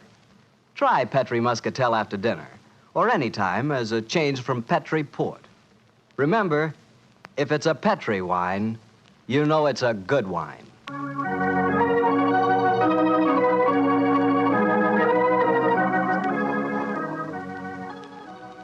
And now back to Dr. Watson and tonight's story, The Eyes of Mr. Layton. Well, what happened next, Doctor? When you searched the house for the second time, did you find any trace of Sherlock Holmes or the 2 rival businessmen? No, Mr. Bartell, I'm afraid I didn't. What did you do? I told Wiggins to report the matter to the nearest police station and then rattle back to Baker Street in a hansom cab as fast as I could. When I arrived at the old familiar doorstep, I wrenched at the bell in a frenzy of anxiety. Finally, the door opened, and there stood Mrs. Hudson. Dr. Watson, what is it, sir? Why, you're as white as a ghost. Mr. Holmes, is he here? Aye, sir, came in half an hour ago. He was dressed as a sailor and was half carrying some drunken friend of his. Oh, thank heavens he's safe. I'll go up. All right, sir.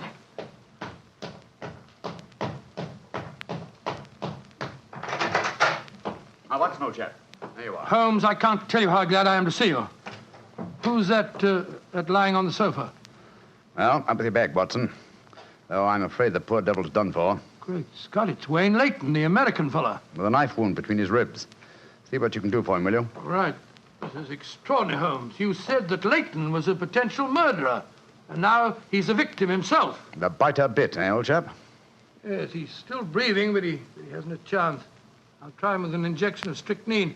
Holmes, how did you get his body out of the house? I searched the place from top to bottom. I I found no trace of any of you. When I went in, I found the stabbing had already taken place. The proprietor then bribed me, or rather the broken-down sailor he took me for, to smuggle the body out through the secret stairway leading to the wharves at the back of the house. Well, there's no trace of Chumley there? No, he must have left before me by the same exit. Well, then you smashed the window and bolted. Yes, I knew that I could count on you to hold the fort while I was getting the body away.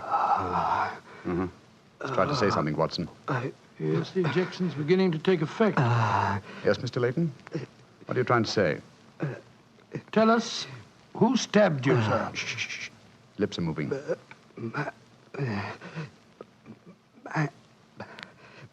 Mandalay.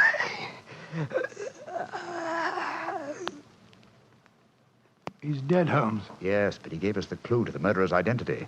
How? And the word he mumbled just before he died. Well, sounded to me as if he said Mandalay. Precisely, old fellow. Never did a corpse give us a clearer instruction as to our next and final move. And that is? Back to Limehouse, Watson. Back to Limehouse.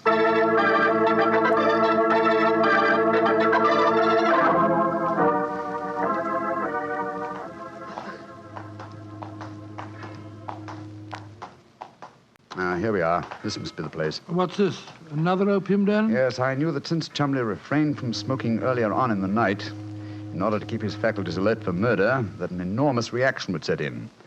You'd have to find a den at once, and beyond question a different one from that in which the murder was committed. But how do you know that he's inside here? Well, just before you returned to Baker Street tonight, I had a message from one of my irregulars. He tracked him here after he escaped from the scene of the stabbing. That was a couple of hours ago. He might have slipped away again. No, Watson, tonight he came to drown his senses with a wretched drug. He'll be here. Come on.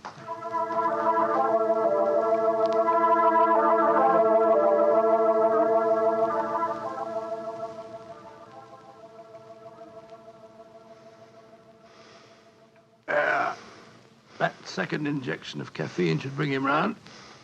He's heavily drugged, but I think it'll work. Surprising what a £5 note will do, isn't it? Yes, the proprietor let us bring Chumley into this private room and Look, he's coming too. Who are you? What do you want? You remember me, sir? I'm Sherlock Holmes. Oh, yes, I remember you. You're in serious trouble, Mr. Chumley. Very serious trouble. Trouble? What trouble? Wayne Layton didn't die. Oh. He's badly wounded, but he's going to live. He's at Baker Street now. He wants to go to the police and give evidence. You've got to get me out of this, Holmes. I'll pay you anything. 10,000, 20,000. Why did you stab Layton? He was in my way. I wanted the San Pedro concession. I meant to kill him. But we can fix it up now, can't we, Holmes? We can fix it up now. Yes, we can fix it beautifully, sir. As neat a murder confession as ever I listened to, Holmes. Exactly. Come along, Mr. Chumley. I think some night air will be good for you. We'll take you for a nice drive to Scotland Yard.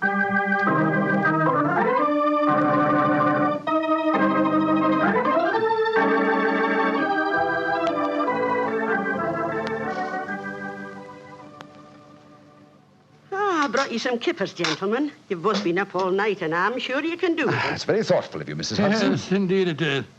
What is Mrs. Watson going to say when she finds you've been out all night? Oh, don't you worry about that, Mrs. Hudson. She's very understanding. It's lucky for you that she is.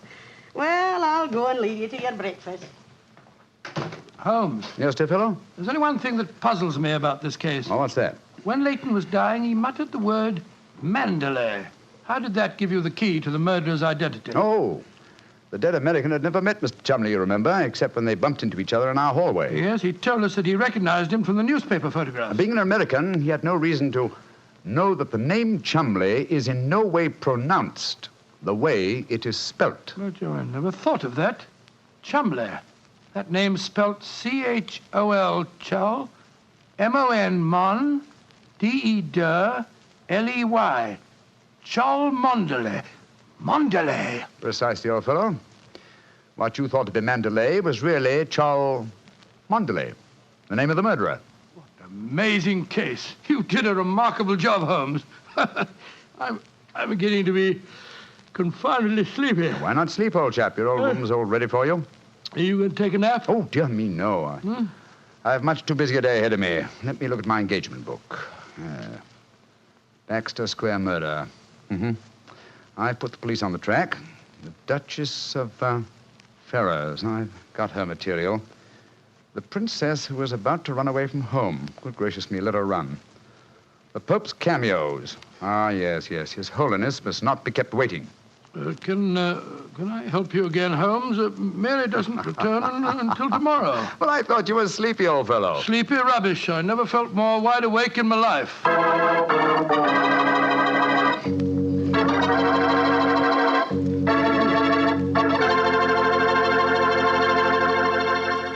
That was a swell story, Doctor. I'm glad you enjoyed it. And it was really funny when you mistook that old lady for Holmes and she slapped your face. It wasn't very funny at all.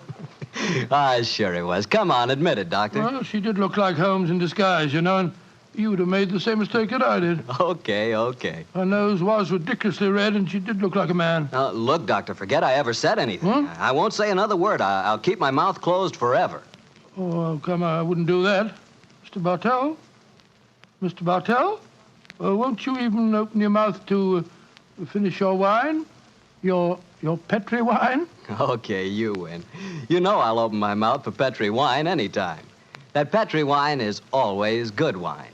And for good reason, too. The Petri family has always owned and operated the Petri business. They've been making fine wines for 3 generations, since way back in the 1800s. That adds up to a lot of experience. Experience handed on down from father to son, from father to son. The Petri family really knows how to turn luscious California grapes into fragrant, delicious wine. And that's why, no matter what kind of wine you want, I'm sure you'll like it better if it's a Petri wine. Because Petri took time to bring you good wine. And now, Dr. Watson, what story are you going to tell us next week? Well, now, next week, Mr. Bartell, I'm going to tell you a most unusual adventure that Holmes and I had in the heart of the English countryside. It concerns a corpse, a missing revolver, and a beautiful girl who was frightened of her own shadow.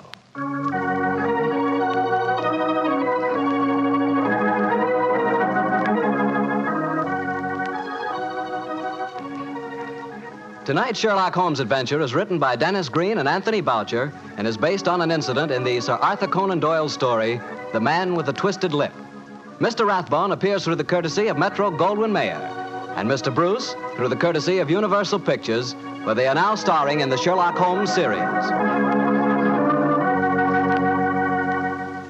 The Petri Wine Company of San Francisco, California, invites you to tune in again next week, same time, same station.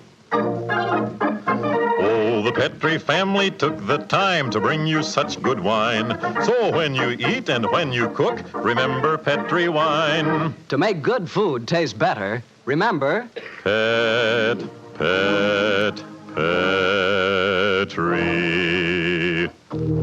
wine. This is Harry Bartell saying good night for the Petri family. Sherlock Holmes comes to you from our Hollywood studios. This is the Mutual Broadcasting System.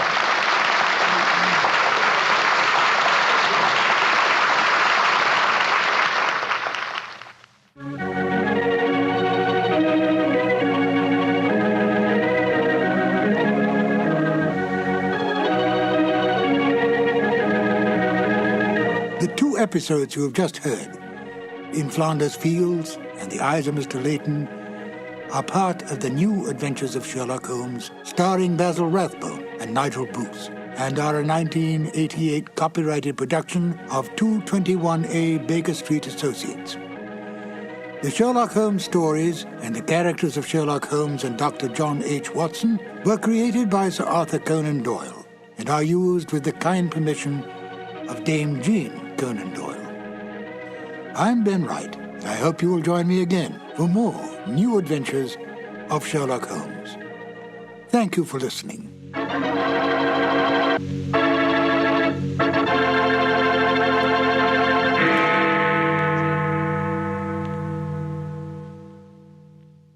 Sherlock Holmes considered himself as the only unofficial consulting detective, and rightly so. In point of fact, Holmes worked outside the law. If he'd been a policeman working for Scotland Yard, he would certainly not have had the freedom that allowed him to use his unorthodox methods. This both pleased the police and frustrated them. Pleased them because he almost invariably let such men as Inspector Lestrade and Inspector Gregson take the public recognition for a case that he had solved. Frustrated them because he could literally work on a case using his own specialized abilities while they had to stay within prescribed limits.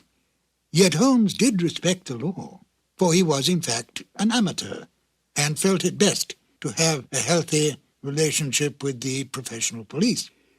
This encouraged such men as Lestrade and Gregson to bring various unsolved crimes to him for his solution. His freedom outside the restraints of the law allowed him to assume many roles in disguise and to work with Watson as his accomplice. Excellent examples of this kind of work can be found in such original stories as A Scandal in Bohemia, The Man with the Twisted Lip, and The Illustrious Client, to name but a few.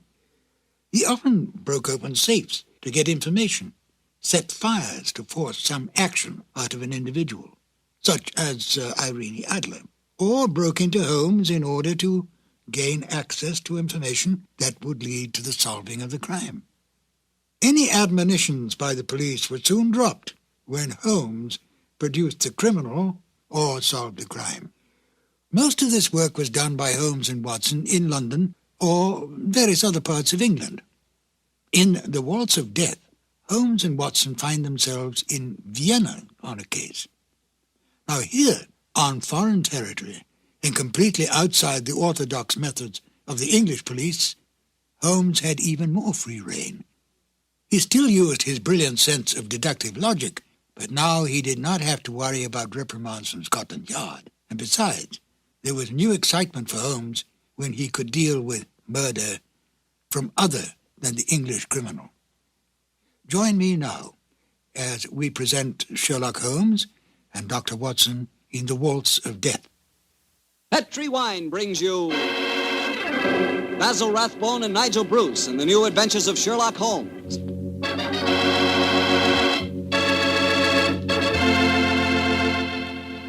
The Petri family, the family that took time to bring you good wine, invite you to listen to Dr. Watson as he tells you another exciting adventure he shared with his old friend, that master detective, Sherlock Holmes. And as for me, well, I'm going to tell you about a swell idea.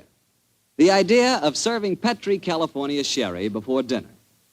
Tomorrow night, just before dinner, instead of that last-minute rush, take it easy. Pour yourself a glass of Petri sherry. Now, if you'll do that just once, I wouldn't have to say another word about Petri sherry. You'd be a customer for life. Because Petri sherry is good wine with a capital good. Judge that Petri sherry any way you like. By its beautiful amber color, its heart-of-the-grape aroma, or by the best test of all, its flavor. Petri sherry is delicious. And you have a choice of two kinds, Petri regular and Petri pale dry sherry. If you're not sure which you'll like better, try them both. Don't buy one, buy two. But remember, always buy Petri.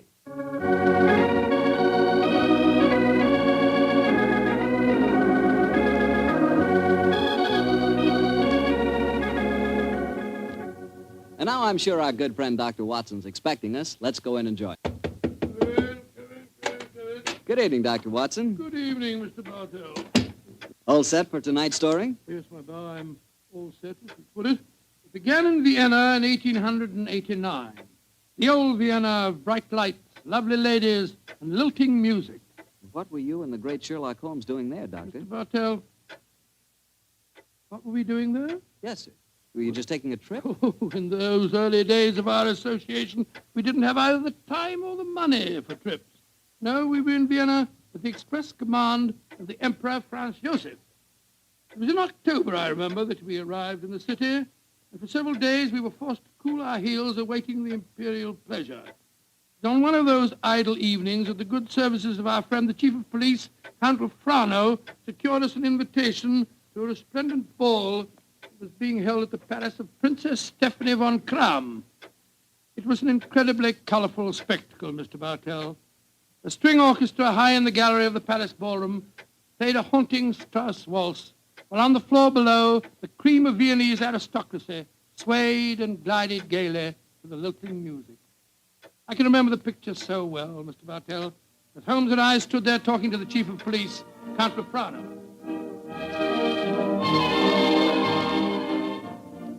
A colorful scene, is it not, gentlemen? By George, yes, Count Refrano. It must be a real holiday for you and Mr. Holmes. What makes you say that, Watson? Well, it's hard to think of the criminal world when one looks at such a gathering. And yet Count Profano knows as well as I do that the criminal is not confined to class or environment. Indeed, no, Mr. Holmes. I can assure you that every guest here tonight has been scrutinized as he entered. Yes, I imagine that many plainclothes men are present in this room now, aren't they, Count Refrano? Oh, yes. We take no chances. I suppose you can't afford to. There's enough jewelry being worn here tonight for a king's ransom, I should say.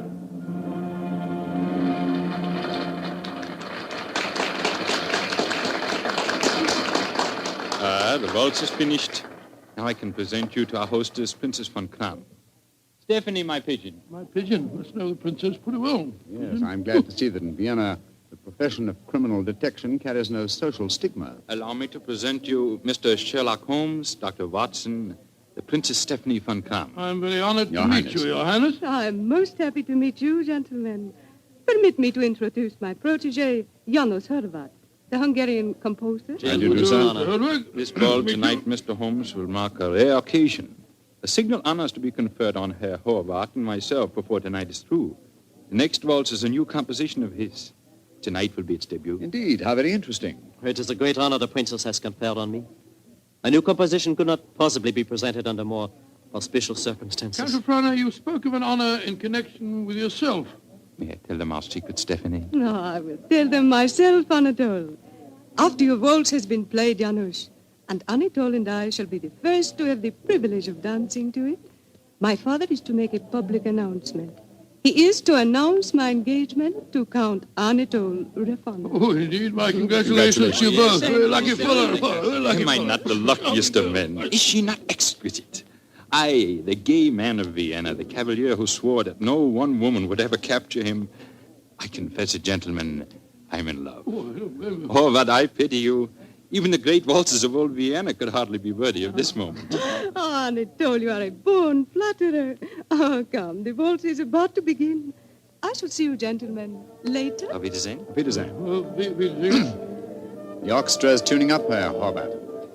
I imagine this is a great moment for you. A very frightening one, I assure you, my friend.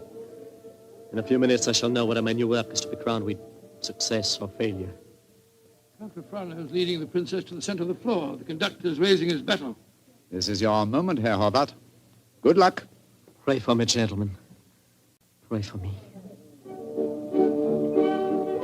There they go, the princess and Count Refrano. They're starting the waltz. Ah, they make a striking pair, don't they? Here come the other couples out on the floor. Charming. Quite charming. It reminds me of... Great Scott, that was a revolver shot. It's the princess. She's been shot. Come on, Watson. Out of the way, please. Out of the way. Count Refrano, what happened? Stephanie, Dr. Watson, see what you can do for her. Count Refrano, there's nothing I can do, I'm afraid. She was shot through the brain. She died instantly. Stephanie is dead. Stop that devilish music! Lock all the doors! There's a murderer to be found!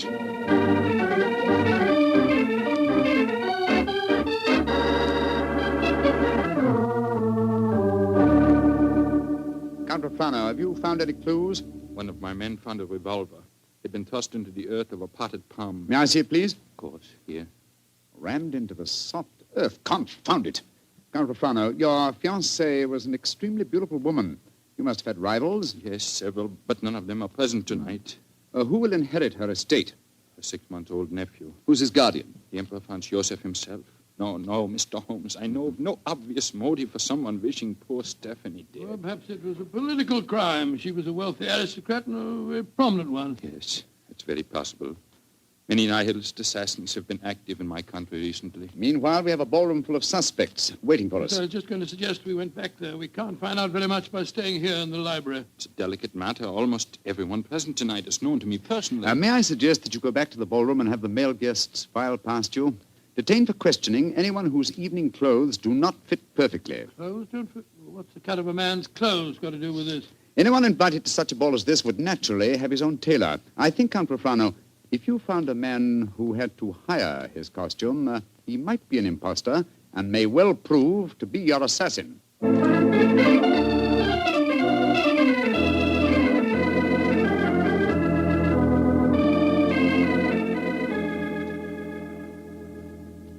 Mr. Holmes, your plan has not been effective so far. You find one Englishman who is unusually badly dressed, and what do we discover? He's an English milord whose luggage was lost on the train. Yes, and the second suspect proved to be a perfectly respectable Viennese doctor whose nasty little child had taken a last-minute snip at his tail coat with a pair of scissors. And the third was poor Horvath, the composer, who cannot yet afford a good dress suit, eh? Well, Count Rufano, why not have the next suspect shown in? Yes, of course. Schober, bring in the next man. Ja, Herr Count. Kommen Sie herein, bitte. Ein bitte, what a frightful-looking fellow. Your name, please. My name is Gruning. What do you wish with me? Gruning? Your name was not on the list of invitations. One moment, please. Let me see your right hand, Herr Gruning. You have no right to touch me. Where did you get these fresh earth stains? Your right thumb is pitted and the nail is full of dirt. What does that poor policeman... Not a short while ago, you tried to hide your revolver by ramming it into an earth-filled flower pot. Give me that revolver, please, Count Rufano. It will be easy to compare the samples of earth. It will not be necessary. Wait, well, you admit that you murdered the princess tonight, then? Certainly, I admit it. Why did you kill her? She was an aristocrat. She was an oppressor of the poor. I'm glad I killed her. One day, I and my party will kill all of you filthy aristocrats. Count Rufano, put down that revolver. Shoot him like the dark he is. No, Count Rufano. Even you can't take the law into your own hands. Why do you not shoot me? I'm not afraid to die. Have him taken away, Schober. Nehmt den Hund ins Gefängnis. Thank you for stopping my hand just now, Doctor. But when he spoke of Stephanie that way, I could have killed him just as he killed her. Very understandable impulse, sir, but one that would have ruined your life. My life? Now that she is dead, my life is empty. What right do love and beauty have to exist in a world that no longer holds Stephanie? She was all light and life, loveliness. And now... But I am hardly displaying my Viennese blood, am I? The murder is caught, thanks to you, Mr. Holmes, and my life, such as it is, must go on. Somehow. That's how the story began, Mr. Bartell. Began? It sounds like the end of a story to me, Doctor. Far from it, my boy. The next day, Holmes and I had our interview with His Imperial Majesty and learned the nature of the services expected of us. Services that required our leaving the city. And that's why, my boy, we were gone from Vienna for some weeks. We didn't know that during our absence, Herr Holbert's waltz, which had had such a tragic debut, was beginning to make a sort of morbid history. Yes, Herr Baron, the Horvath waltz. We have had many requests for it. Gladly, we will play it, Herr Baron.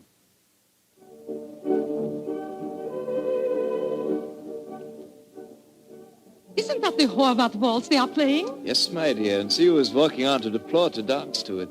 Leah Mollenstein, the actress. A beautiful creature. Are you trying to make me jealous, Hans? Gott in Himmel, it's Leah Mollenstein! She's been shot!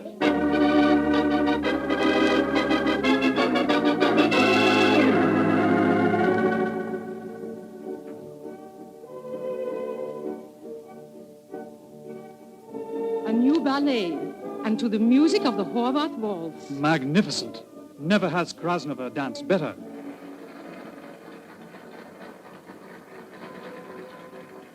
Have you ever seen such exquisite pirouettes?